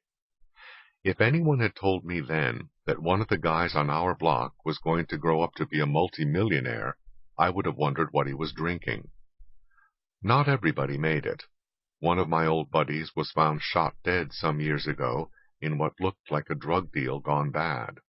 But many people from that neighborhood went on to become doctors, lawyers, and academics, at least one of whom became a dean and another a college president.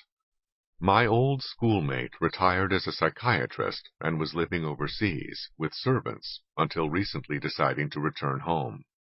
But home now is not Harlem. He lives out in the California wine country. Why are the kids in that neighborhood today not as likely to have such careers, especially after all the civil rights victories and all the billions of dollars worth of programs to get people out of poverty? What government programs gave was transient and superficial. What they destroyed was more fundamental. My old schoolmate recalls a teacher seeing him eating his brown-bagged lunch in our school lunchroom.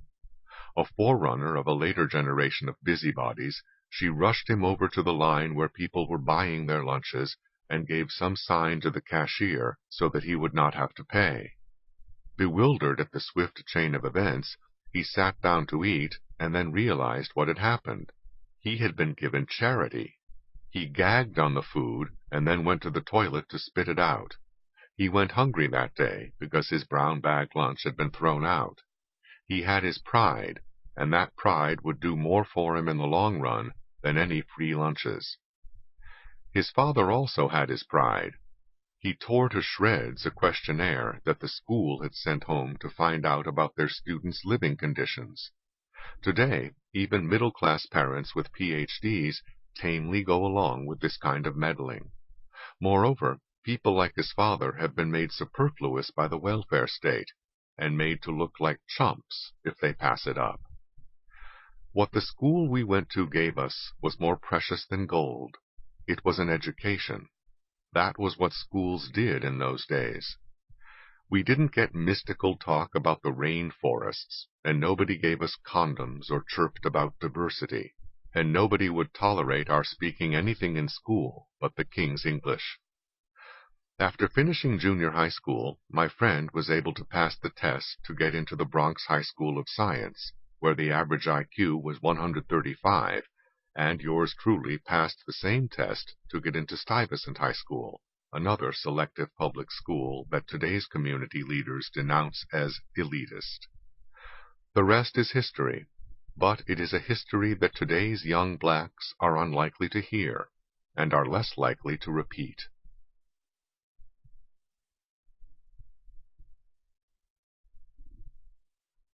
Wasting minds. Menlo Atherton High School, in an affluent California community, is considered to be very good academically, at least by current standards, in an era of dumbed-down education. Yet its problems are all too typical of what is wrong with American education today. A gushing account of the free breakfast program and other giveaways to lower-income students who attend this high school recently appeared in the San Francisco Chronicle, while the Wall Street Journal presented a sympathetic account of the school's attempt to teach science to students of very disparate abilities in the same classroom. Even more revealing, the villains in this story, as seen by both the educators and by the reporter for the Wall Street Journal, are those parents who want their children to get the best education they can, instead of being used as guinea pigs for social and educational experiments. Creating a science class that included students of very different levels of ability and motivation was one of these experiments. These disparities were especially great in this particular school, since its students come from both highly educated, high-income families in Silicon Valley and low-income Hispanic and other minority families from the wrong side of the local freeway. Moreover, they were fed into the high school from their respective neighborhood schools with very different standards. The science class turned out to be a disaster. While the principal admired the good intentions behind it, he also admitted it was almost impossible to pull off in real life. The disparity was too great. Yet the science teacher blamed the ending of this experiment on affluent parents who really didn't give it a chance, and the principal spoke of the heat he got from such parents who thought their kids were being held back by the other kids, that their children's chances for MIT or Stanford were being hampered. This was seen as a public relations problem, rather than as a perfectly legitimate complaint from parents who took their responsibilities for their children's education seriously, more seriously than the educators who tried to be social workers or world savers. In a school where 40% of the children are Hispanic and 38% are white, sharp income and cultural divisions translate into racial or ethnic divisions plainly visible to the naked eye. This also arouses the ideological juices and emotional expressions of resentment, both inside and outside the school. Stanford University's School of Education is reluctant to send its graduates to teach at Menlo Atherton High School because the latter doesn't make enough effort to overcome inequalities and uses politically incorrect tracking by ability to keep affluent kids protected from the other kids. In other words, a school that takes in 15-year-olds from radically different backgrounds is supposed to come up with some miracle that can make them all equal in ability, despite 15 years of prior inequality in education and upbringing. Somehow, there are always magic solutions out there just waiting to be found, like eggs at an Easter egg hunt. Make-believe equality at the high school level fools nobody, least of all the kids. White kids at Menlo Atherton refer to the non-honors courses as ghetto courses, while a black kid who enrolled in honors courses had his friends demand to know why he was taking that white boy course. If you are serious about education, then you need to start a lot earlier than 15 years old to give each child a decent shot at life in the real world, as distinguished from make-believe equality while in school. Ability grouping, or tracking, so hated by the ideological egalitarians, is one of the best ways of doing that. If you were a black kid in a Harlem school back in the 1940s, and you had both the desire and the ability to get a first-rate education, it was there for you in the top ability class. The kids who were not interested in education, or who preferred to spend their time fighting or clowning around, were in other classes, and did not hold back the ones who were ready to learn. Our egalitarian dogmas prevent that today, destroying low-income and minority youngsters' opportunities for real equality. A mind is indeed a terrible thing to waste, especially when it is the only avenue to a better life.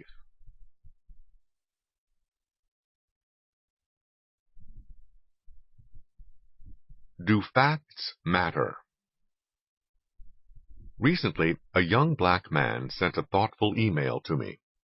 Among his kind comments was an expression of sympathy for the racism that he thought blacks of my generation must have experienced in going through college.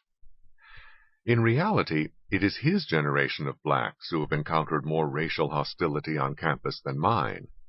But his was an understandable mistake, given how little attention is paid to accuracy in history, and how often history is used as just a propaganda tool in current controversies. My college and early postgraduate education took place during the 1950s, that decade before the political left brought its light into the supposed darkness of the world.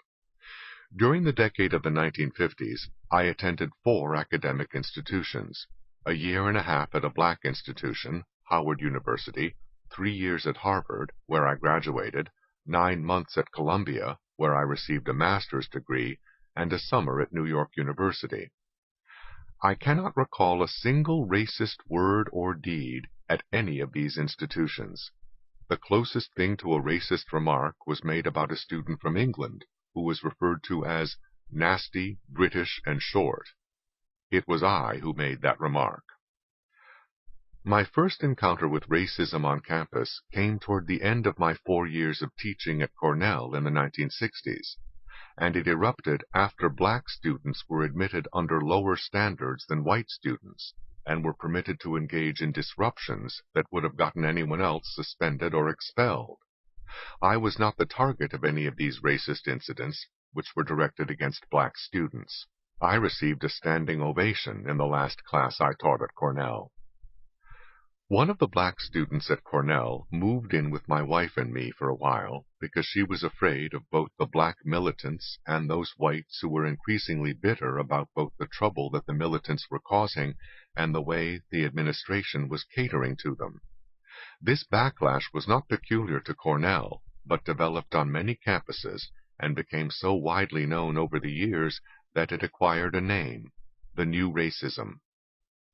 In the late 1980s, for example, a dean at Middlebury College reported that, for the first time in her 19 years at that institution, she was getting requests from white students not to be housed with black roommates. People who had taught at Berkeley for similar periods of time likewise reported that they were seeing racist graffiti and hate mail for the first time. More than 2/3 of graduating seniors at Stanford said that racial tensions had increased during their years on campus. All this is the direct opposite of what you might be led to believe by the politically correct history or theory of race in America. The endlessly repeated mantra of diversity implies that such things as group quotas and group identity programs improve race relations.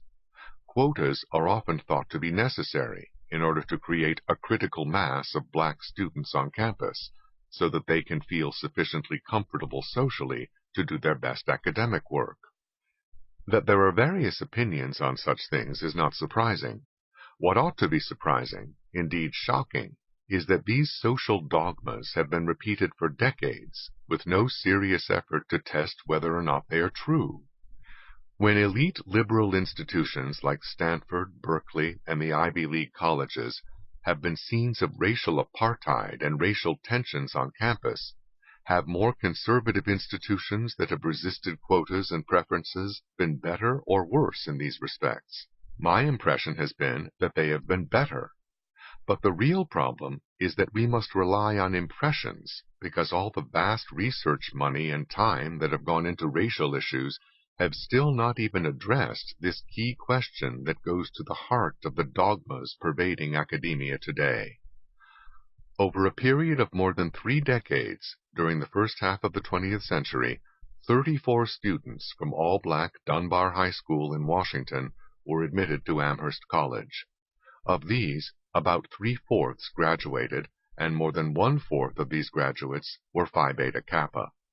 But there was never more than a handful of black students at Amherst during that era, nothing like a critical mass. Is this evidence conclusive? No, but it is evidence, and the political left avoids evidence like the plague.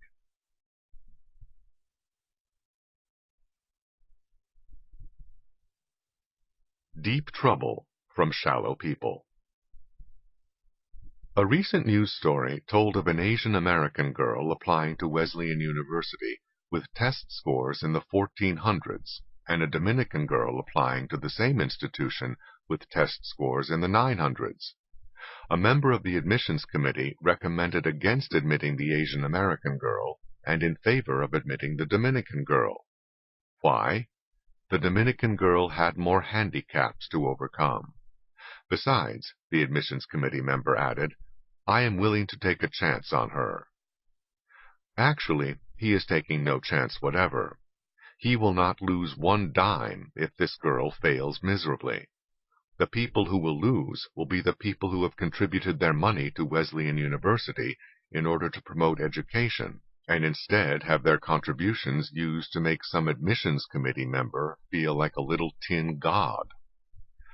The Dominican girl herself will also lose if she goes in unprepared and fails, when she could have gotten some additional preparation first and then applied to a less demanding college where she would have a better chance of success.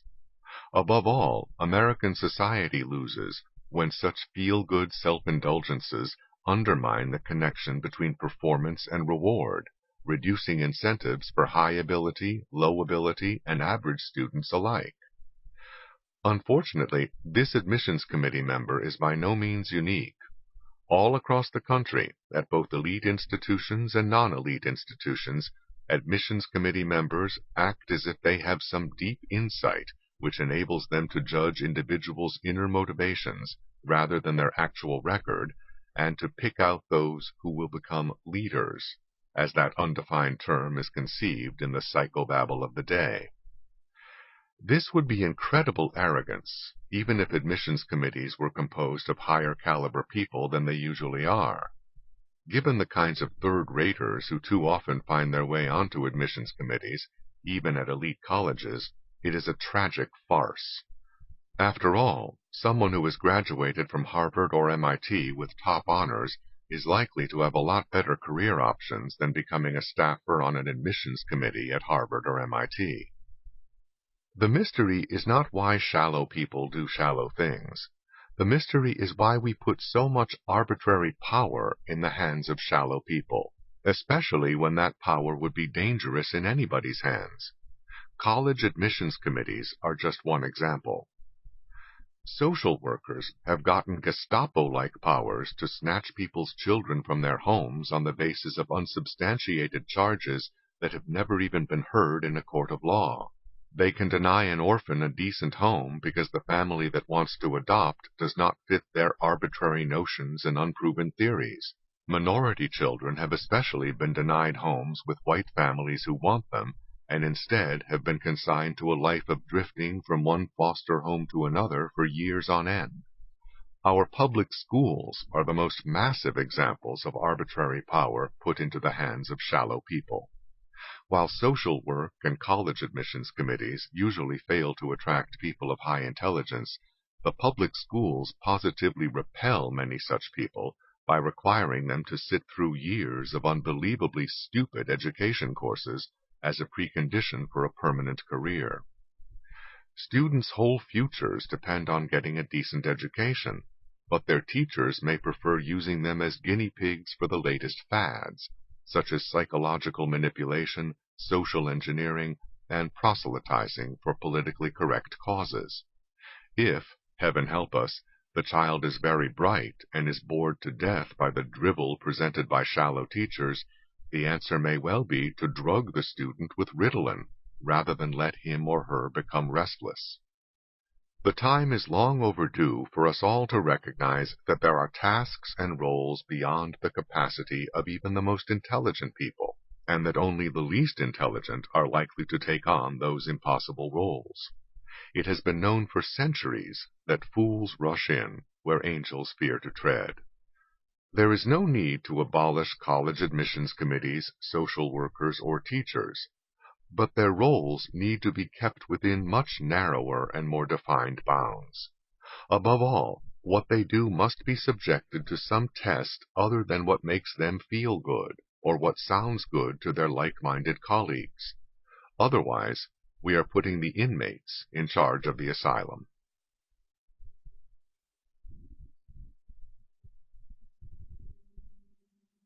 Good teachers. The next time someone receives an award as an outstanding teacher, take a close look at the reasons given for selecting that particular person. Seldom is it because his or her students did higher quality work in math or spoke better English, or in fact had any tangible accomplishments that were better than those of other students of teachers who did not get an award. A good teacher is not defined as a teacher whose students learn more. A good teacher is someone who exemplifies the prevailing dogmas of the educational establishment. The general public probably thinks of good teachers as people like Marva Collins or Jaime Escalante, whose minority students met and exceeded national standards. But such bottom-line criteria have long since disappeared from most public schools. If your criterion for judging teachers is how much their students learn, then you can end up with a wholly different list of who are the best teachers.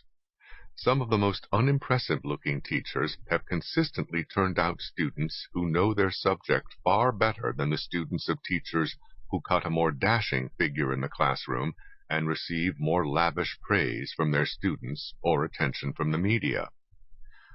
My own teaching career began at Douglas College, a small women's college in New Jersey, replacing a retiring professor of economics who was so revered that I made it a point never to say that I was replacing him, which would have been considered sacrilege. But it turned out that his worshipful students were a mass of confusion when it came to economics.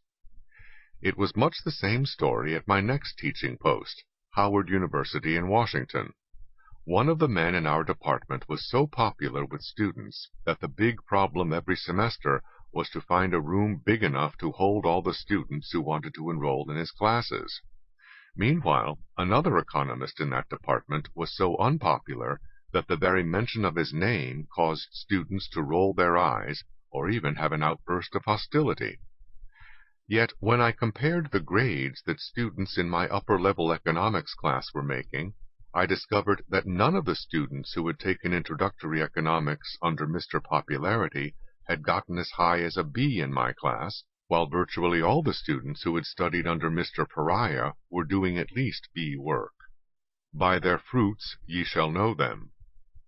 My own experience as an undergraduate student at Harvard was completely consistent with what I later learned as a teacher. One of my teachers, Professor Arthur Smithies, was a highly respected scholar, but was widely regarded as a terrible teacher. Yet what he taught me has stayed with me for more than 40 years, and his class determined the course of my future career. Nobody observing Professor Smithies in class was likely to be impressed by his performance. He sort of drifted into the room, almost as if he had arrived there by accident. During talks, lectures would be too strong a word, he often paused to look out the window and seemingly became fascinated by the traffic in Harvard Square. But Smithies not only taught us particular things, he got us to think, often by questioning us in a way that forced us to follow out the logic of what we were saying to its ultimate conclusion. Often some policy that sounded wonderful if you looked only at the immediate results would turn out to be counterproductive if you followed your own logic beyond stage one. In later years, I would realize that many disastrous policies had been created by thinking no further than stage one. Getting students to think systematically beyond stage one was a lifetime contribution to their understanding. Another lifetime contribution was a reading list that introduced us to the writings of top-notch minds. It takes one to know one, and Smithies had a top-notch mind himself. One of the articles on that reading list, by Professor George Stigler of Columbia University, was so impressive that I went to graduate school at Columbia expressly to study under him. After discovering, upon arrival, that Stigler had just left for the University of Chicago, I decided to go to the University of Chicago the next year and study under him there. Arthur Smithies would never get a teaching award by the standards of the education establishment today, but he rates a top award by a much older standard. By their fruits ye shall know them.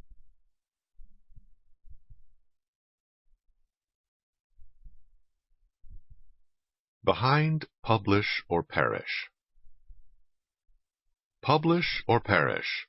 A well-liked professor is bumped by Rutgers. That was the headline in the New York Times.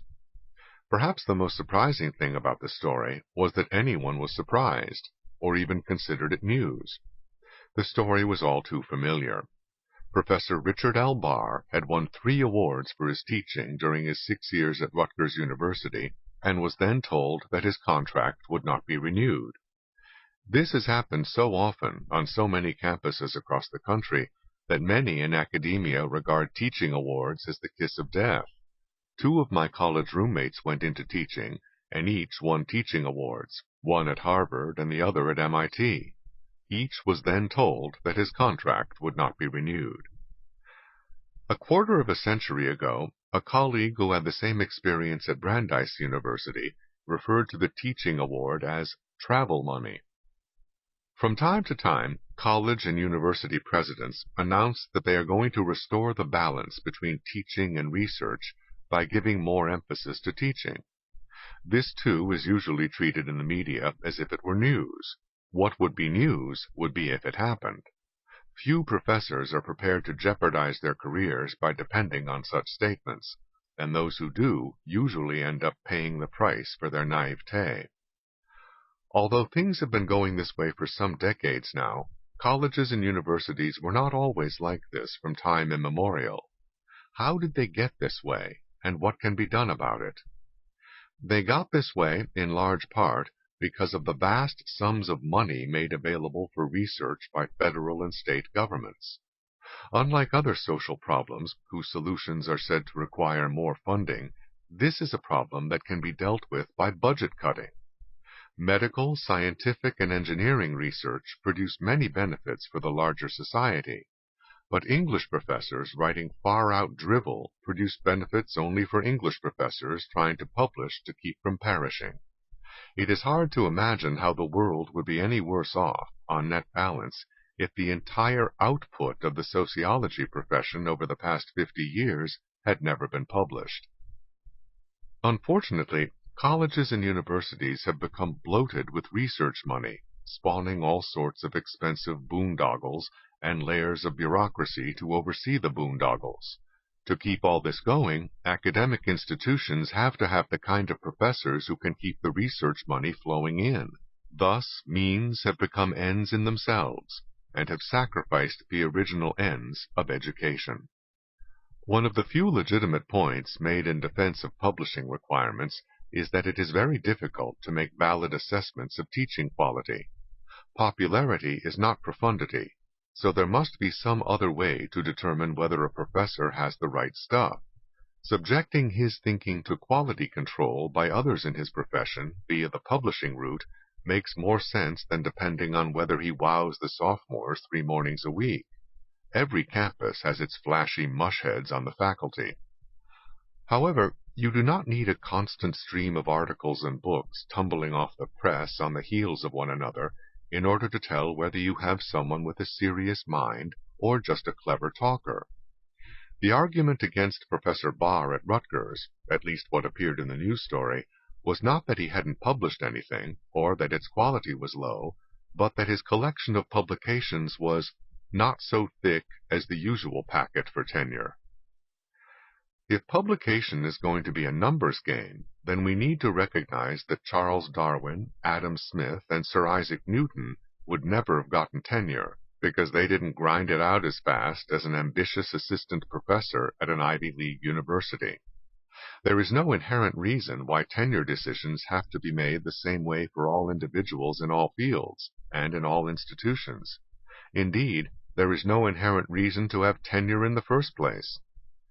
The academic freedom argument for tenure gets more and more threadbare as more and more scholars work in think tanks where there is no tenure. The research coming out of these think tanks is at least as independent as that coming out of universities operating under the stultifying conformity of political correctness. Can academia kick its research addiction cold turkey? Only if those who supply the money learn to just say no.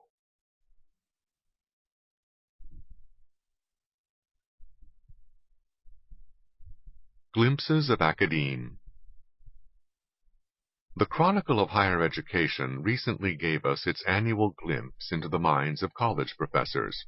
Perhaps the most salient item, for parents preparing to send their children off to college, was the professor's response to the statement, "The faculty are rewarded for good teaching." Only 13% agreed with that statement. There was no gender gap. It was 13% for both male and female professors. The professors surveyed were not just from big-name research universities. Research has become the golden idol across most of the academic spectrum. On many campuses, bringing in research money is a precondition for getting tenure. It is not just research, but research money that talks, especially to the academic administration, which gets its cut as overhead reimbursement. Although fewer professors declared that their own primary interest was in research as compared to teaching, they also know which side their bread is buttered on, so most have published in academic journals more than once, and 16% have published 20 or more times in such journals, not counting their books and monographs. The Chronicle of Higher Education's survey did not get into the quality or relevance of what is published, but editors of leading scholarly journals in various fields have said that much of the research that is done is a waste of time. However, the money received to finance time-wasting research is just as valuable to a college or university as money received to find a cure for fatal diseases. About 2/3 of all professors spend no more than 12 hours per week in the classroom. This includes 35% who spend no more than 9 hours per week in the classroom. A roughly comparable amount of time is spent preparing for classes, but these two activities put together add up to what most people would consider to be a part-time job. Not all the other time is spent in research. There are also committee meetings and work for clients, for those who are consultants. About 40% of the women and 48% of the men worked as paid consultants. Then there are off-campus meetings at various watering holes under the general heading of professional activities. A recent supplement to the Chronicle of Higher Education listed conventions, symposia, and conferences for academics for the coming year. This supplement was about the size of a tabloid newspaper, but with much smaller type, so that most of its 40 pages had 5 columns of listings of these academic get-togethers. Most were in places like the Caribbean or Hawaii, and the hotels were typically Hiltons, Sheratons, or Hyatt Regents. I did not notice any meetings being held in Gary, Indiana, or Newark, New Jersey, nor any meetings in the Motel 6 chain. As for the quality of students the colleges are getting these days, only 24% of professors agreed with the statement, "Faculty feel that most students are well prepared academically," and only 12% agreed that most of the students are very bright.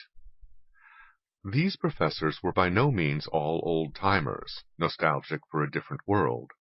Fewer than 10% of these faculty members received their highest degree before the 1960s. Most received their highest degree within the past 20 years. In other words, the professors consider the students ill-prepared even by the more lax standards of recent times. The least surprising finding from this survey is that liberalism reigns supreme in academe. 3/4 of the professors are for a national health care plan to cover everybody's medical costs. However, a statement that the undergraduate curriculum should be based on Western civilization gets only a 53% agreement. Only 28% thought it essential or very important to teach students the classic works of Western civilization, while 80% thought that colleges should encourage students to get involved in community service activities, and nearly a third thought that this should be a requirement for graduation. In other words, Plato and Shakespeare should be optional, but such things as working in a homeless shelter should be pushed or compelled. Perhaps the most encouraging statistic is that 31% of these professors are considering early retirement. On the other hand, it is by no means clear that their replacements will be any better.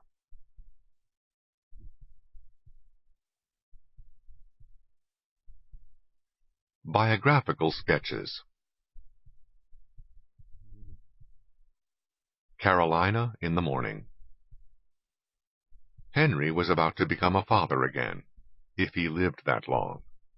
He probably knew he was dying, though he may not have known exactly what he was dying of. Black people in the South did not always go to doctors when they were sick, back in 1929. In any case, when Willie became pregnant, Henry went to his Aunt Molly to ask if she would take the baby to raise. There were 4 children to take care of already, and there was no way that Willie could take care of a new baby all by herself while trying to earn a living without Henry. Aunt Molly was the logical person to turn to.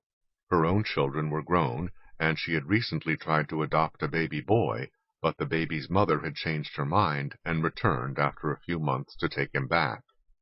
It was an experience that may have left a lasting mark on Aunt Molly, but she was willing to try again. Willie's new baby turned out also to be a boy, and Henry was dead before he was born. Willie had little choice but to go through with the arrangements that Henry had made with his aunt.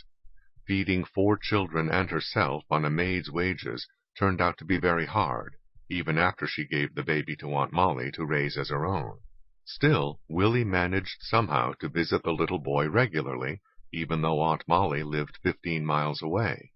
These visits had to be carefully managed, as if Willie were visiting Aunt Molly, so that the boy, little Buddy she called him, would never suspect that he was adopted, much less that Willie was his mother. This was in fact managed so well that he grew up to adulthood with no memory of the woman who came by unobtrusively in his early years, supposedly to visit with the adults. Willie could see that her son had a better material life than she could give him. He wore better clothes than her other children, and had toys that she could not buy them.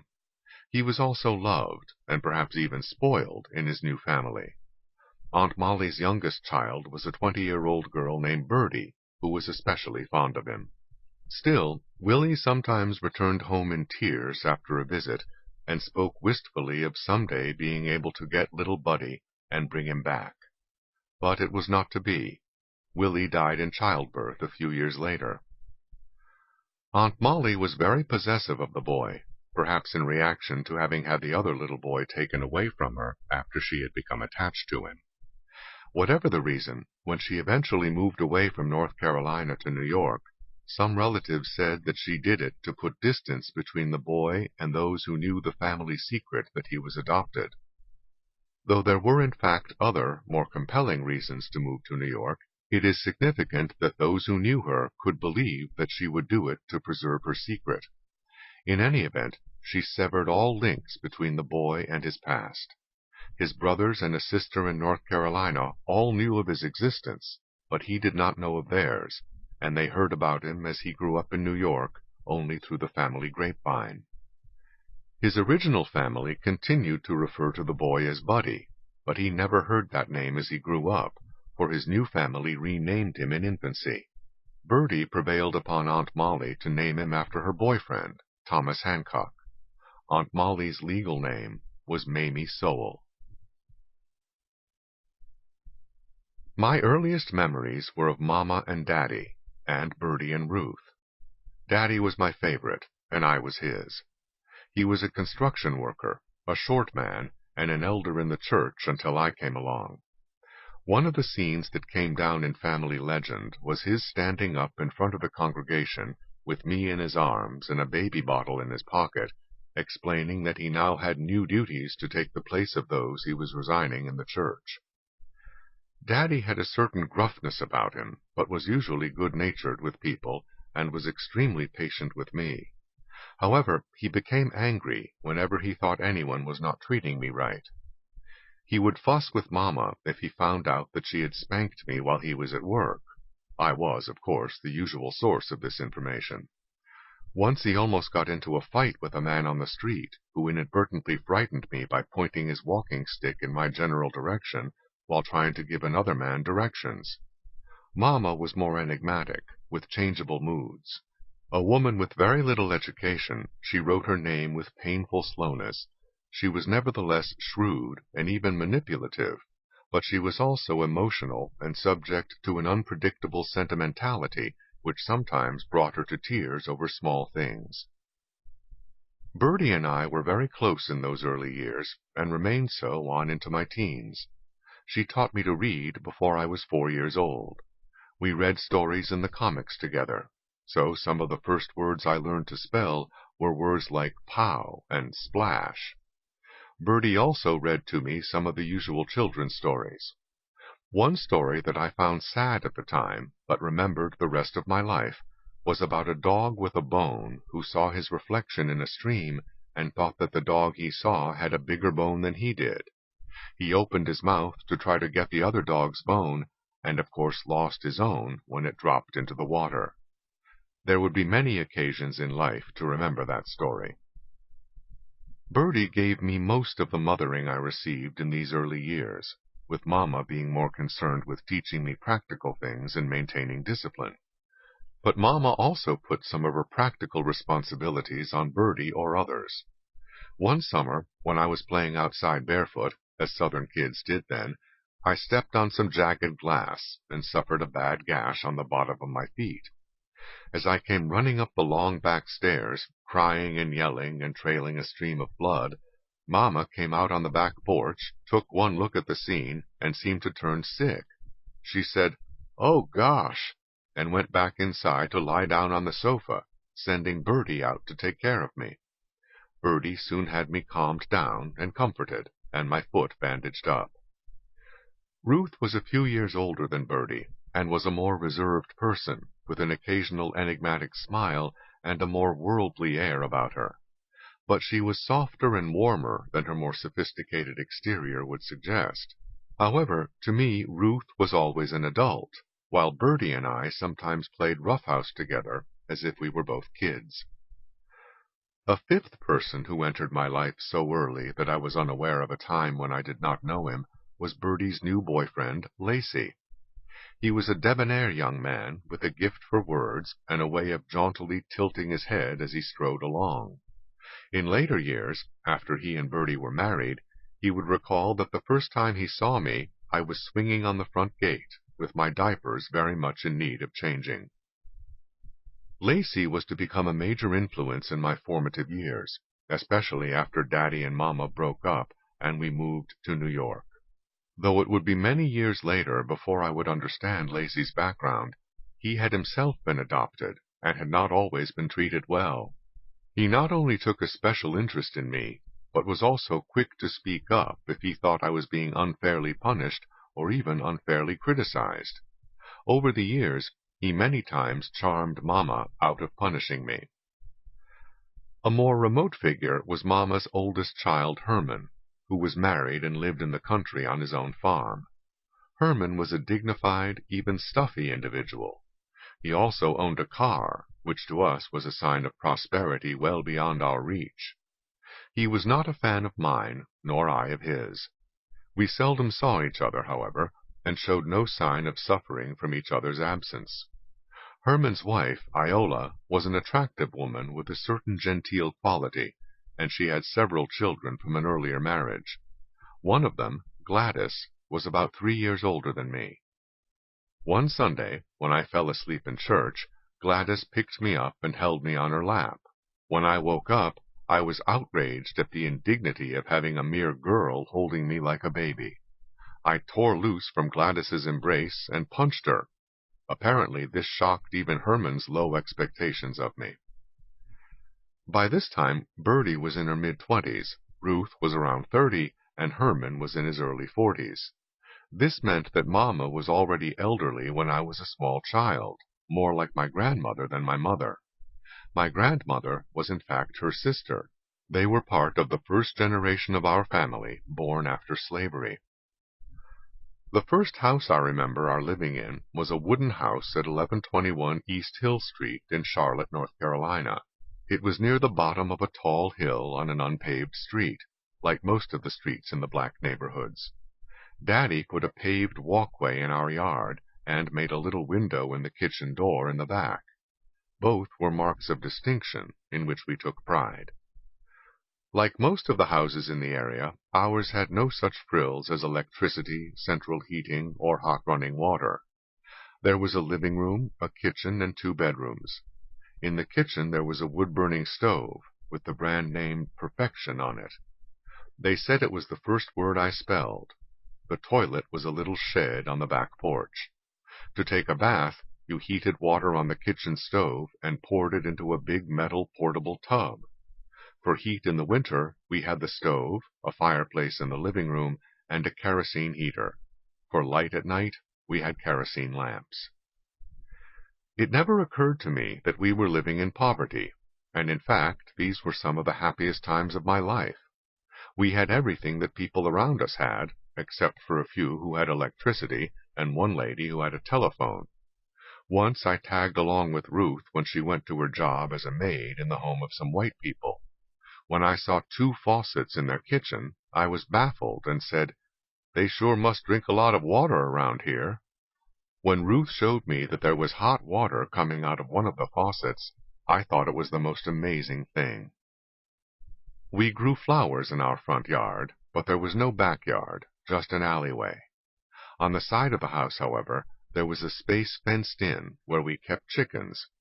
I can still remember the shock of seeing a chicken's head chopped off and watching the headless body running frantically around the yard until it collapsed in the convulsions of death.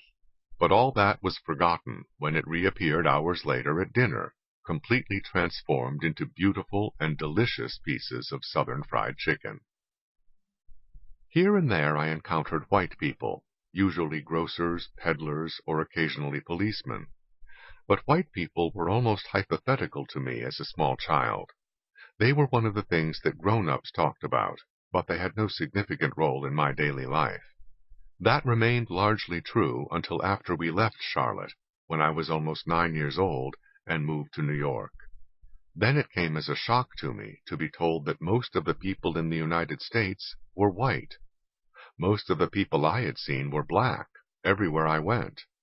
In reading the Sunday comics, I was not bothered by the fact that the characters were almost always white, but I could not understand why some of these characters had yellow hair. I had never seen anybody with yellow hair, and doubted that there were any such people. The only books I remember seeing in our home during those early years in North Carolina were the Bible and books of the children's stories from which Bertie read to me. Daddy read the newspaper, and the grown-ups sometimes talked about things that were happening in the world. There was a war going on between the Ethiopians and the Italians, and I knew that we were on the side of the Ethiopians, though I am not sure that I knew why or what color either of them were. However, I did know that there was a young black boxer coming along, and that we were all very proud of him, as a man as well as a fighter. Some said that he was going to be a champion someday. His name was Joe Louis. One news story that got Mama emotionally involved was the kidnapping of the Lindbergh baby. For reasons unknown, she became convinced that the convicted kidnapper, Bruno Richard Hauptmann, was innocent. She cried when he was executed. Some time later, after we had moved and Daddy and Mama had split up, we got a big white dog, who was given the name Bruno, even though it was a female dog. Later, Bruno had pups. Daddy did not stop seeing me after he and Mama broke up. He came back regularly and once took me to where he was now living. He asked me if I wanted to come and live with him, and I said yes, but nothing came of it. A couple of years later, he and Mama reunited for a while, but it was not to last. I have no idea what their differences were. Whenever I think of Daddy, I think of the joy of riding on his shoulders as a child. In fact, whenever I see a child riding on his father's shoulders, I still think of him. He was a good man, but it would be many years later before I would fully realize how good. When Bertie and Lacey were courting, they often sat in the swing out on the front porch in the evenings. It was very romantic, just the 3 of us. They often let me sit in the swing beside them. I was fond of Lacey and looked up to him, but somewhere I had heard that he would take Bertie away, so I had mixed feelings, and I think they let me sit with them for reassurance. Bertie and Lacey were high-spirited young people and even drank, despite Mama's disapproval. From then, I acquired an early taste for beer. One day, while Mama was away, I asked them for some beer. In order to discourage me, they said that I could have some only if I also drank some whiskey, which they knew I didn't like. However, I took them up on it, and quickly downed some whiskey, and then claimed my beer.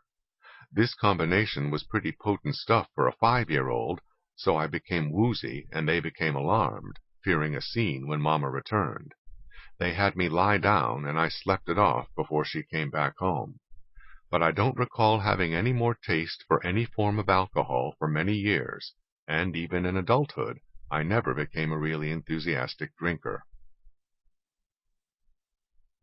Bruno's pups were growing, and I became very fond of them, as I was of Bruno. One day, however, I was puzzled as she began walking away from the pups when they wanted to nurse from her. She was, of course, starting to wean them, but I had no idea what she was doing. To me, it seemed like a mean way to treat the little puppies, who looked so pitiful as they ran after her, yelping and trying vainly to keep up, with their short legs scrambling. Finally, I pounced on Bruno and held her, so that the pups could catch up and get some milk. Fortunately, the grown-ups saw what was happening and explained to me one of the lessons of life, that pups must be weaned for their own good. That experience was also one that came back to me many times later in my adult years. Beginning about the age of 4 or 5, my world began to contract painfully. The first loss was when Daddy and Mama separated, for though he came back to see me, it wasn't the same as having him there all the time. Then Lacey went north to New York City to look for work and a better life. Once he had a foothold, he sent for Bertie, and they were married in 1934 in New York. They returned in 1935, but after a few months, they went back to New York again, for good. A year later, Ruth followed in their footsteps. By the time I was 6, only Mama and I were left, and we lived in a smaller place. To make matters worse, I came down with mumps and whooping cough, so that I couldn't go to school until I was 7. None of the kids my age were around anymore on school days, so it was a lonely time. There was a pretty little girl in our new neighborhood. She used to walk by our house around sunset and pat me on the back as she passed by, saying, "Hi, Tom." I was tongue-tied and flustered, but Mama told me that just meant that the little girl liked me. Since I liked her too, I decided to show her in the same way. One day, I turned and enthusiastically pounded her on the back as she passed. She collapsed like a house of cards, got up crying, and ran home. She never spoke to me again, and I was heartbroken. It was not the last time I was baffled by the opposite sex, nor perhaps they by me. Another unsettling episode of this period was the only time that Ruth ever spanked me. I cannot recall what it was for, but it had something to do with her being up on a ladder. I cannot believe that I would have tried to pull the ladder out from under her, but it is hard to imagine Ruth's spanking me for anything less. At the time, however, I was highly indignant. We moved again before I began school in September 1937. There was a house at 1212 East Brown Street, owned by some of our more prosperous relatives by marriage. It had acquired a reputation as a place where souls died shortly after moving in. They were usually of advanced years when they decided to settle down there to retire, so it is not all that surprising that they died there. However, in a place and time where superstition was a force to be reckoned with, not many souls wanted to move into that house, which was considered haunted. But we were too poor to be able to afford superstition, so that was where we went. It wasn't a bad house, and it even had electricity. I remember listening to Bing Crosby on the radio there. The backyard was large enough for us to grow a considerable amount of vegetables, and there was a large tree that gave us apples. Someone planted a cotton plant, apparently for my benefit, so that a Southern boy should not grow up without knowing what cotton looked like. I remember Ruth's living there for a while, and Daddy's living there for a while. Bruno got into the habit of going off by herself on long excursions by a stream in the area. We would watch from the house until she disappeared around a bend. She would usually return much later. But one day she didn't return at all. To me, it was as if someone had died. It was part of a melancholy time, when I seemed to be losing a whole happier world of earlier years. There was a knock on our door one day, but when Mama went to answer it, there was no one to be seen. Later, we learned that one of the young Sowell women had decided to brave the haunted house, after much teasing, and come to visit us. However, after she knocked on the door and saw Mama's silhouette coming down the hall, looking just like the silhouette of her dead Aunt Alma, she fled fast enough to be out of sight by the time the door was opened. We enjoyed many a laugh recounting this incident to others, and it had a lasting effect in making me consider all superstition ridiculous. A white fruit and vegetable peddler came by the neighborhood regularly in his horse-drawn wagon. One day he had his little girl, about my age, riding beside him. She decided to get down off the wagon and come join me where I was playing in the yard alone, while her father made his rounds on the street. We hit it off wonderfully, had a great time playing together, and waved happy goodbyes when the time came for her to leave. But when I turned to Mama to enthuse about my new playmate, I found her unsmiling and even grim. "You've just taken your first step toward the gallows," she said. From then on, whenever the girl and her father came around, there was always some excuse why I was not available to play with her. Another chapter of my life opened when I finally entered school in September 1937, a year older than the other kids in my class because of my year out with illness. Mama did not take me to school herself, but instead paid one of the older girls in the neighborhood to take me with her. Mama often tended to avoid confronting situations where she would feel awkward and out of place. I went along quietly enough with the girl until we were out of sight. Then I told her in no uncertain terms that there was no way I was going to have some girl bring me to school. She conscientiously insisted, but when I discovered that words were not enough, I resorted to throwing rocks, and arrived at school in splendid isolation. It was an attractive little building, and I was fortunate enough to have a pleasant teacher. My memories of the first grade include nothing that I learned. I already knew how to read and count before going to school. My only memories are of fights, being spanked by the teacher, having crushes on a couple of girls, and the long walk to and from school. The next year, in the second grade, I encountered one of those mindless educational routines, which happened to work to my advantage in this case. During the reading period, a child would be asked to read aloud until he or she made a mistake, after which the book would then be passed on to the next child. There was no such thing as issuing a book to each child. Because I had already been reading for some years, I could go straight through one of these books without making a mistake, and when I did so, I was simply handed the next book in the series and told to continue. Within a couple of weeks, I had done all the reading for the term. One day, when the rest of the kids were acting up, the teacher said in a pique that this was a silly bunch for me to be stuck with, and arranged to have me promoted immediately into the third grade, only a few weeks after the beginning of the term. Suddenly, I was with kids my own age. One of these kids was a boy named Henry, whom I knew from the days when we lived on East Hill Street. Henry and I looked so much alike that Mama had once mistakenly called to him to come to dinner. He was also the toughest kid in the class, which came in very handy. Apparently, I had rubbed one of the other boys in class the wrong way, and he decided to beat me up, but he jumped on Henry by mistake. It was not a mistake that anyone wanted to repeat, so I had relatively little fighting to contend with in the third grade. Academically, there were some difficulties at first, partly because I lacked everything that I was supposed to have learned in the second grade. For example, I had to learn division in the third grade without having stayed in the second grade long enough to learn addition and subtraction. However, I was soon at or near the top of the class. It was a nice feeling, but of course I had no inkling as to what it might mean for my future.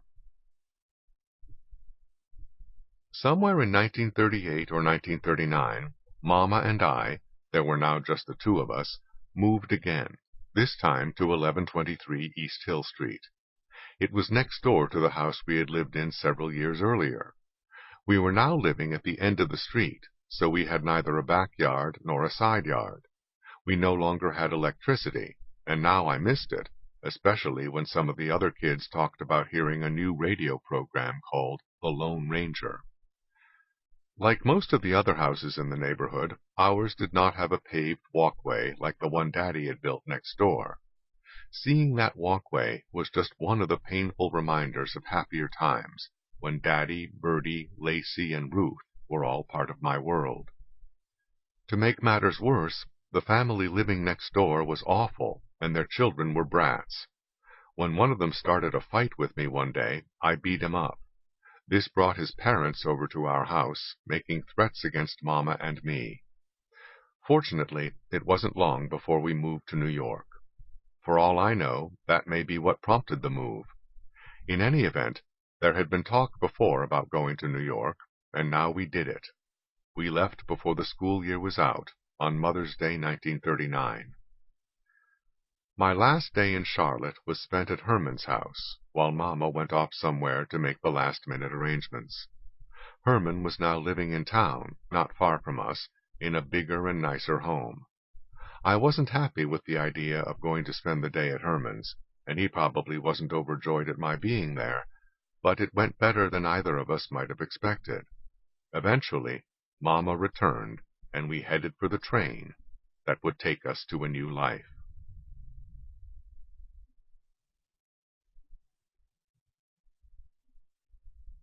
Memories. In some ways, my life was much like that of many other blacks growing up in New York during the 1930s and 1940s. In other ways, it was quite different. It was still more different from the lives of blacks growing up in urban ghettos during a later era. My life has been an even more radical contrast with the lives of many other black intellectuals, activists, and political leaders and spokesmen. Perhaps most important, I grew up with no fear of whites, either physically or intellectually. Had I remained in the South, such fear might have become necessary for survival in adulthood, assuming that I would have survived. But fear is all too often the enemy of rational thought. Many blacks during the 1960s and later were inordinately impressed with strident loudmouths whose chief claim to fame was that they stood up to the white man. As someone who first decked a white guy at age 12, and who last did it at age 35, I was never really impressed by such credentials, and certainly did not regard them as a substitute for knowing what you were talking about. With all the vicissitudes of my life, and the long years of living close to despair, nevertheless, in retrospect, I can see that I was lucky in many ways, not only in escaping permanent harm in many dicey situations, but also in more general ways, both genetically and environmentally. It was clear from meeting my brothers and my sister in adulthood that much of my ability was simply inherited. This was true not only of the general level of ability, but also of the particular type of ability, namely analytical reasoning of the sort found in mathematics, science, chess, and economics, as distinguished from the kind of ability required in poetry or politics, where my achievements have been virtually non-existent. My brother Charles, though valedictorian of his high school class, never had an opportunity to go on to college. Yet he trained himself in electronics sufficiently well to build his own ham radio transmitter and his own stereo systems. Later, after some small formal training in electronics, he became sufficiently knowledgeable about electronic mail sorting equipment to be made a supervisor in that department in the Washington Post Office, and to be sent around the country by the postal authorities to advise local post offices on the installation and operation of the new system. Of Charles's two sons, one became a mathematics teacher, and the other received a Ph.D. in mathematical economics at Princeton. One of Mary Frances's teenage granddaughters was tested for a program for mathematically precocious children at Johns Hopkins University, and also received a summer scholarship while in high school for a special program in computer science at Brandeis University.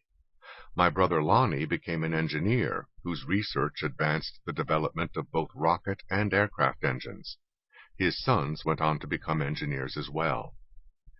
My own children have tested consistently higher for mathematical ability than for verbal ability.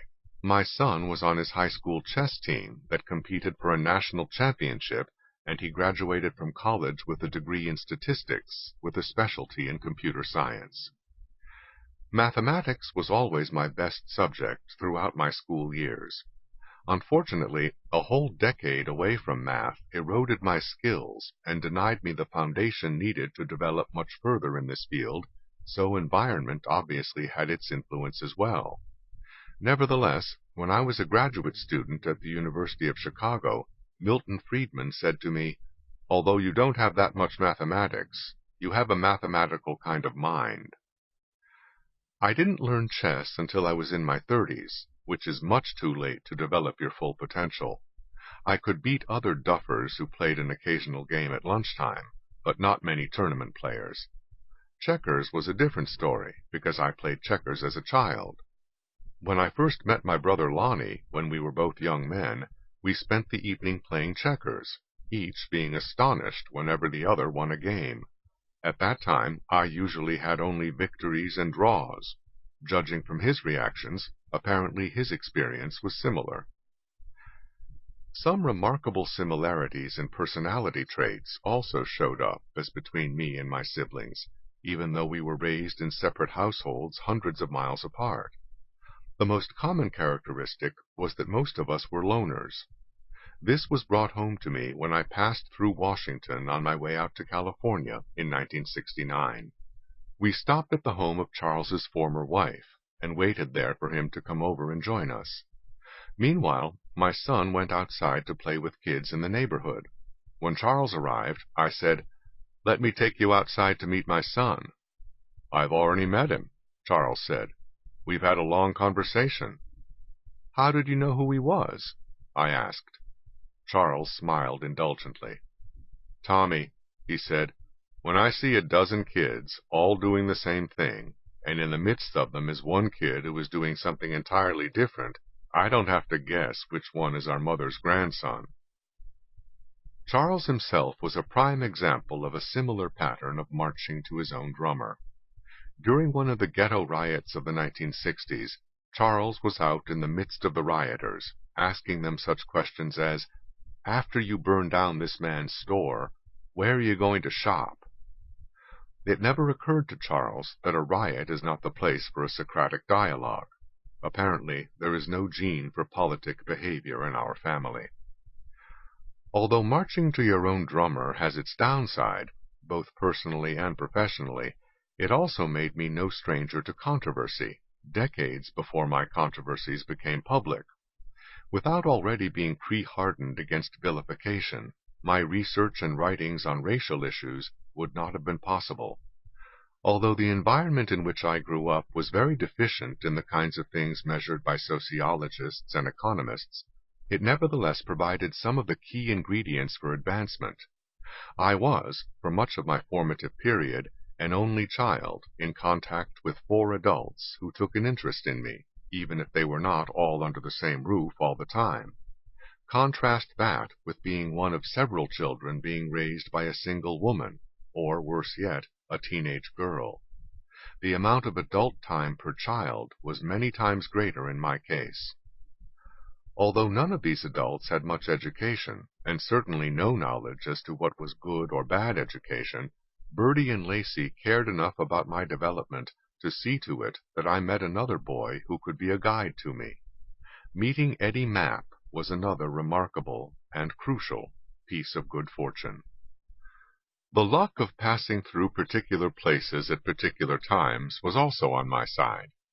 Some of my happiest times were spent in the South, though I was very fortunate to leave before I would have fallen irretrievably far behind in the inferior schools provided for Southern blacks, and before I would have had to confront the corrosive racism faced by black adults. In New York, I passed through the public schools at a time when they were better than they had been for the European immigrant children of a generation earlier, and far better than they would be for black children of a later era. Once, when my niece in New York was lamenting that she had not done more with her educational opportunities, she said, "I went to the same school you went to, Uncle Tommy." "No," I said, "you went to the same building I went to, but it was no longer the same school." The family in which she was raised was also no longer the same family that it was when I was growing up. Her parents were no longer a carefree young married couple with time and money to spare and an upbeat outlook on the new world of New York. They were now careworn parents, preoccupied with trying to cope with multiple hardships, punctuated by tragedy. Although my niece came ultimately to live in the same apartment in which I had grown up a decade before her, the life in that apartment was now even more bitter than that which had sent me out into the world at 17. My early struggle to make a new life for myself under precarious economic conditions put me in daily contact with people who were neither well-educated nor particularly genteel, but who had practical wisdom far beyond what I had, and I knew it. It gave me a lasting respect for the common sense of ordinary people, a factor routinely ignored by the intellectuals among whom I would later make my career. This was a blind spot in much of their social analysis, which I did not have to contend with. With all that I went through, it now seems in retrospect almost as if someone had decided that there should be a man with all the outward indications of disadvantage, who nevertheless had the key inner advantages needed to advance. The timing of that advance was also fortuitous. My academic career began 2 years before the Civil Rights Act of 1964, and I received tenure a year before federal goals and timetables were mandated under affirmative action policies.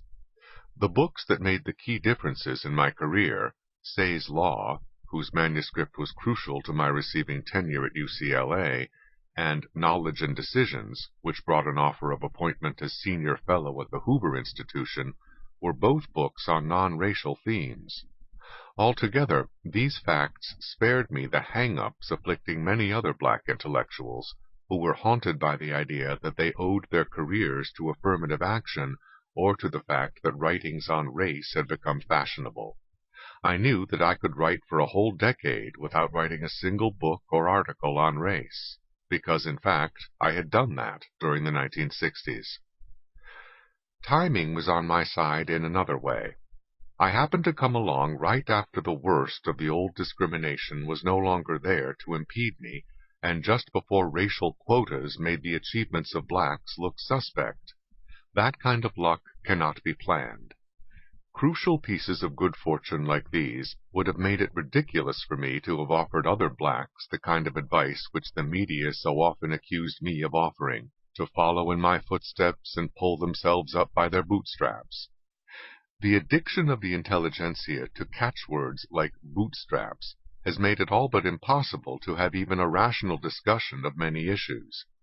As for following in my footsteps, many of the paths I took had since been destroyed by misguided social policy, so that the same quality of education was no longer available to most ghetto youngsters, though there was never a time in history when education was more important. Most of my writings on public policy issues in general, and on racial issues in particular, were directed toward the public or toward policymakers, and tried to show where one policy would be better than another. These writings were not advice directed toward less fortunate people as to how they could cope with their misfortunes. I am not Dear Abby. My hope was obviously that better policies would reduce those misfortunes. Nevertheless, clever media interviewers insisted on asking me such questions as, "But what do you say to the welfare mother or to the ghetto youth?" I cannot imagine what would have led anybody to think that I was writing handbooks for welfare mothers or ghetto youths, or that either would be reading them if I were. Even worse were suggestions that I thought that too many benefits were being given to minorities, whether by the government or by other institutions. Yet from the very beginning I have argued that many of these benefits were not in fact beneficial, except to a relative handful of middle-class people who ran the programs or who were otherwise in some special advantageous position. Whether or not I was correct in my analysis or conclusions, that was the issue raised, and the issue evaded by red herrings about bootstraps and the like. By and large, my books on racial controversies attracted more media attention and had larger sales than my books on economics, politics, or the history of ideas. However, the books on racial issues were not written as an intellectual outlet, but because there were things I thought needed saying, and I knew that other people were reluctant to say them. More than one colleague has suggested to me that I would be better off to stop writing about race and to return to the things in which I did my best professional work, books on economics, like Knowledge and Decisions, or books on ideas, like A Conflict of Visions and The Quest for Cosmic Justice. What, if anything, will endure from what I have written is of course something that I will never know, nor is what I have said and done enhanced or reduced by my personal life, however fashionable amateur psychology has become. What has been done stands or falls on its own merits or applicability. The whole point of looking back on my life, aside from the pleasure of sharing reminiscences, is to hope that others will find something useful for their own lives. Justice Oliver Wendell Holmes said it best: "If I could think that I had sent a spark to those who come after, I should be ready to say goodbye."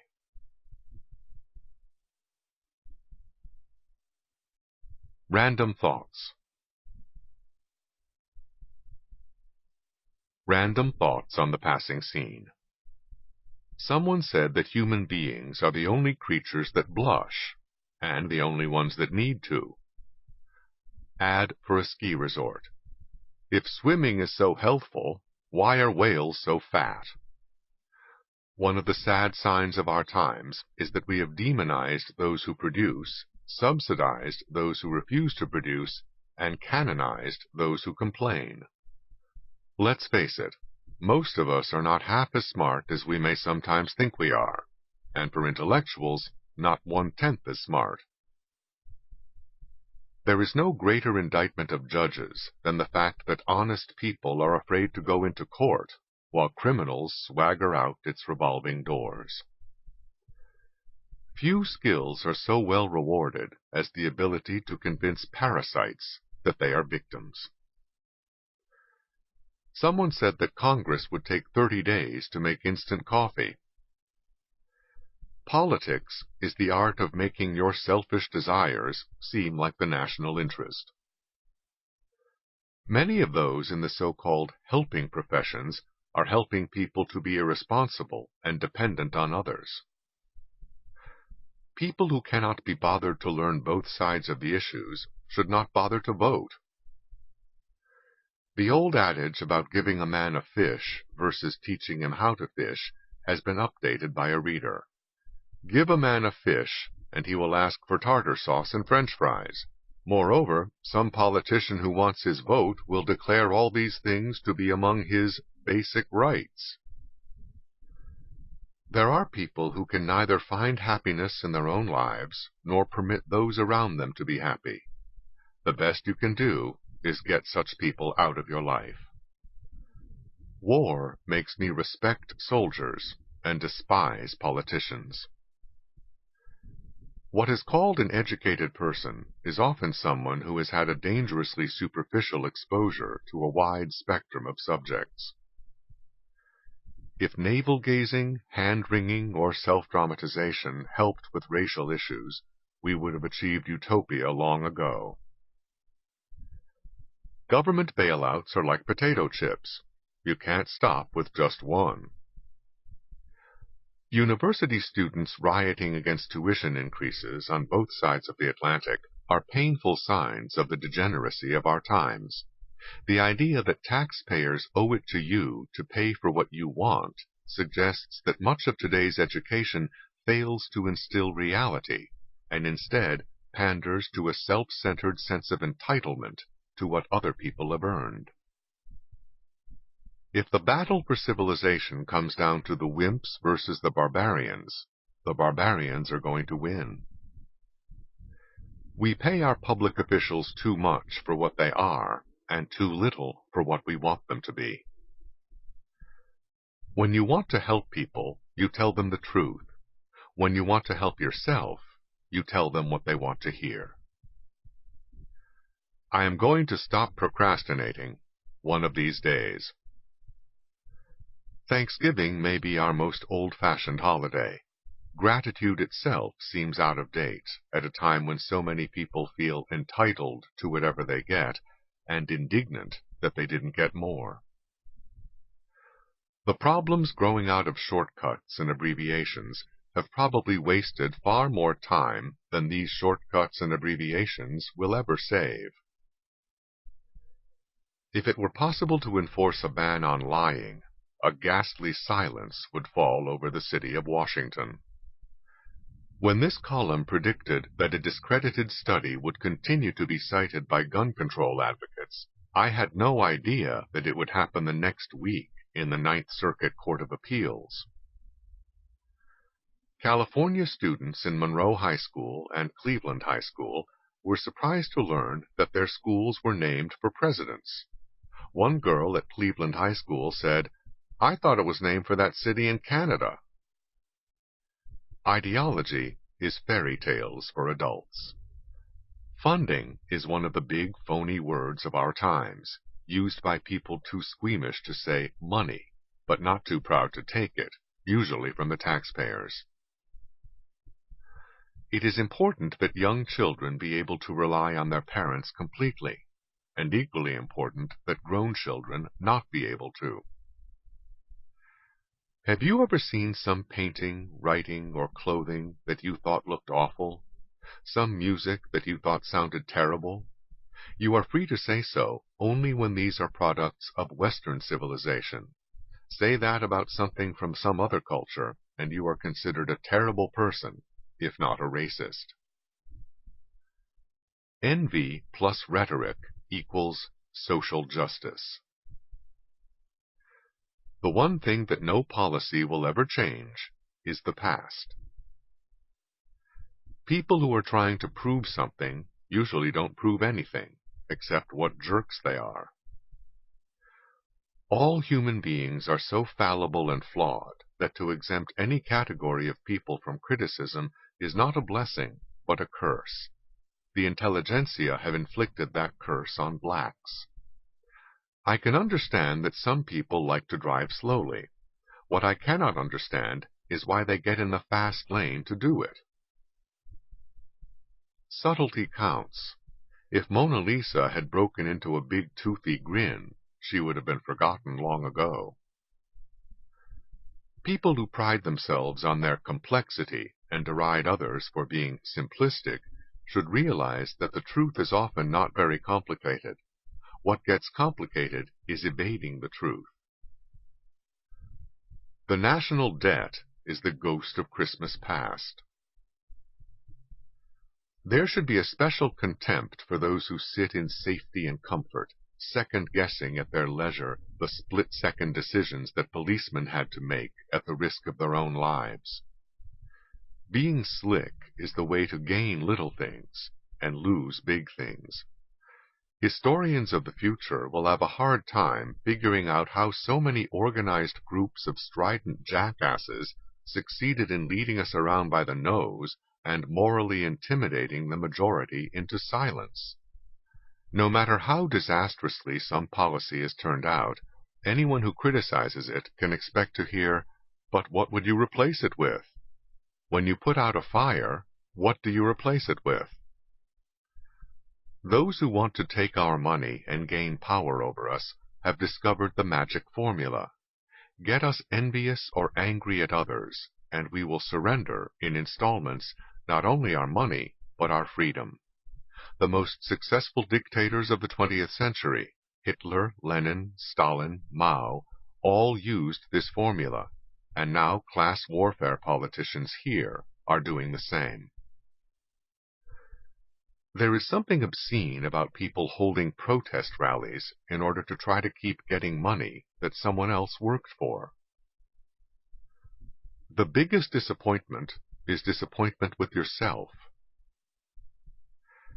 People who are very aware that they have more knowledge than the average person are often very unaware that they do not have 1/10 of the knowledge of all the average persons put together. I hate to think that someday Americans will be looking at the radioactive ruins of their cities and saying that this happened because their leaders were afraid of the word unilateral.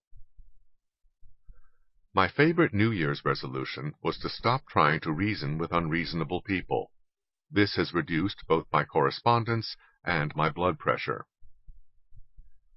No matter how much people on the left talk about compassion, they have no compassion for the taxpayers. People who send me letters or emails containing belligerent personal attacks probably have no idea how reassuring their messages are, for they show that critics seldom have any rational arguments to offer. Sometimes life seems like Italian opera music, beautiful but heartbreaking. While it is true that you learn with age, the downside is that what you learn is often what a damn fool you were before. If you talk to yourself, at least carry a cell phone, so that people won't think you are crazy. Judges should ask themselves, are we turning the law into a trap for honest people and a bonanza for charlatans? Why is there so much hand-wringing about how to keep track of violent sex offenders after they have been released from prison? If it is so dangerous to release them, then why are they being released when laws can be rewritten to keep them behind bars? Both the Sicilian Mafia and the criminal tongs in China began as movements to defend the oppressed, so perhaps we should not be so painfully surprised that venerable American civil rights organizations have begun to degenerate into extortion rackets. A reader writes, "I want to live in the country I grew up in. Where is it?" Too often, what are called educated people are simply people who have been sheltered from reality for years in ivy-covered buildings. Those whose whole careers have been spent in ivy-covered buildings, insulated by tenure, can remain adolescents on into their golden retirement years. Some ideas sound so plausible that they can fail 9 times in a row and still be believed the 10th time. Other ideas sound so implausible that they can succeed 9 times in a row and still not be believed the 10th time. Government controls in the economy are among the first kinds of ideas, and the operations of a free market are among the second kind. It is amazing how many people seem to think that the government exists to turn their prejudices into laws. Among the sad signs of our times are the twisted metal sculptures put in front of public buildings at the taxpayer's expense, obviously never intended to please the public, and in fact constituting a thumbing of the artist's nose at the public. Tell-all autobiographies sometimes tell more than all. Much of what are called social problems consist of the fact that intellectuals have theories that do not fit the real world. From this, they conclude that it is the real world which is wrong and needs changing. Thank heaven human beings are born with an ability to laugh at absurdity. Otherwise, we might go stark raving mad from all the absurd things we encounter in life. A recently reprinted memoir by Frederick Douglass has footnotes explaining what words like arraigned, curried, and exculpate meant, and explaining who Job was. In other words, this man who was born a slave and never went to school educated himself to the point where his words now have to be explained to today's expensively undereducated generation. Egalitarians create the most dangerous inequality of all, inequality of power. Allowing politicians to determine what all other human beings will be allowed to earn is one of the most reckless gambles imaginable. Great Predictions Department. I do not mind saying I think they are taking a gamble. That was what Red Sox owner Harry Frazee said after selling Babe Ruth to the Yankees. A magician was asked what had happened to the lady he used to saw in half in his act. "Oh, she's retired," he said. "Now she lives in Chicago and Denver." The people I feel sorry for are those who do 90% of what it takes to succeed. Trust is one of those things that is much easier to maintain than it is to repair. It is self-destructive for any society to create a situation where a baby who is born into the world today automatically has pre-existing grievances against another baby born at the same time because of what their ancestors did centuries ago. It is hard enough to solve our own problems without trying to solve our ancestors' problems. Have you ever heard a single hard fact to back up all the sweeping claims for the benefits of diversity? We seem to be getting closer and closer to a situation where nobody is responsible for what they did, but we are all responsible for what somebody else did. The people I feel sorry for are those who insist on continuing to do what they have always done, but want the results to be different from what they have always been. Alaska is much larger than France and Germany combined, yet its population is less than 1/10 that of New York City. Keep that in mind the next time you hear some environmentalist hysteria about the danger of spoiling Alaska by drilling for oil in an area smaller than Dulles Airport. Bad credit affects many things, including your chances of getting a job that requires responsibility. On the other hand, if your credit is too good, you get inundated with junk mail. I am so old that I can remember when other people's achievements were considered to be an inspiration rather than a grievance. Considering that we all enter the world the same way and leave in the same condition, we spend an awful lot of time in between trying to show that we are so different from other people. A careful definition of words would destroy half the agenda of the political left, and scrutinizing evidence would destroy the other half. How anyone can argue in favor of being non-judgmental is beyond me. To say that being non-judgmental is better than being judgmental is itself a judgment, and therefore a violation of the principle. As a rule of thumb, congressional legislation that is bipartisan is usually twice as bad as legislation that is partisan. How many other species members kill each other to the same extent as human beings? Nolan Ryan's baseball career was so long that he struck out 7 guys whose fathers he had also struck out, Barry Bonds and Bobby Bonds, for example. If people had been as mealy-mouthed in centuries past as they are today, Ivan the Terrible might have been called Ivan the Inappropriate. When my sister's children were teenagers, she told them that, if they got into trouble and ended up in jail, to remember that they had a right to make one phone call. She added, "Don't waste that call phoning me." We will never know whether they would have followed her advice, since none of them was ever in jail. Sign on a monument to people who served in the military. All gave some. Some gave all.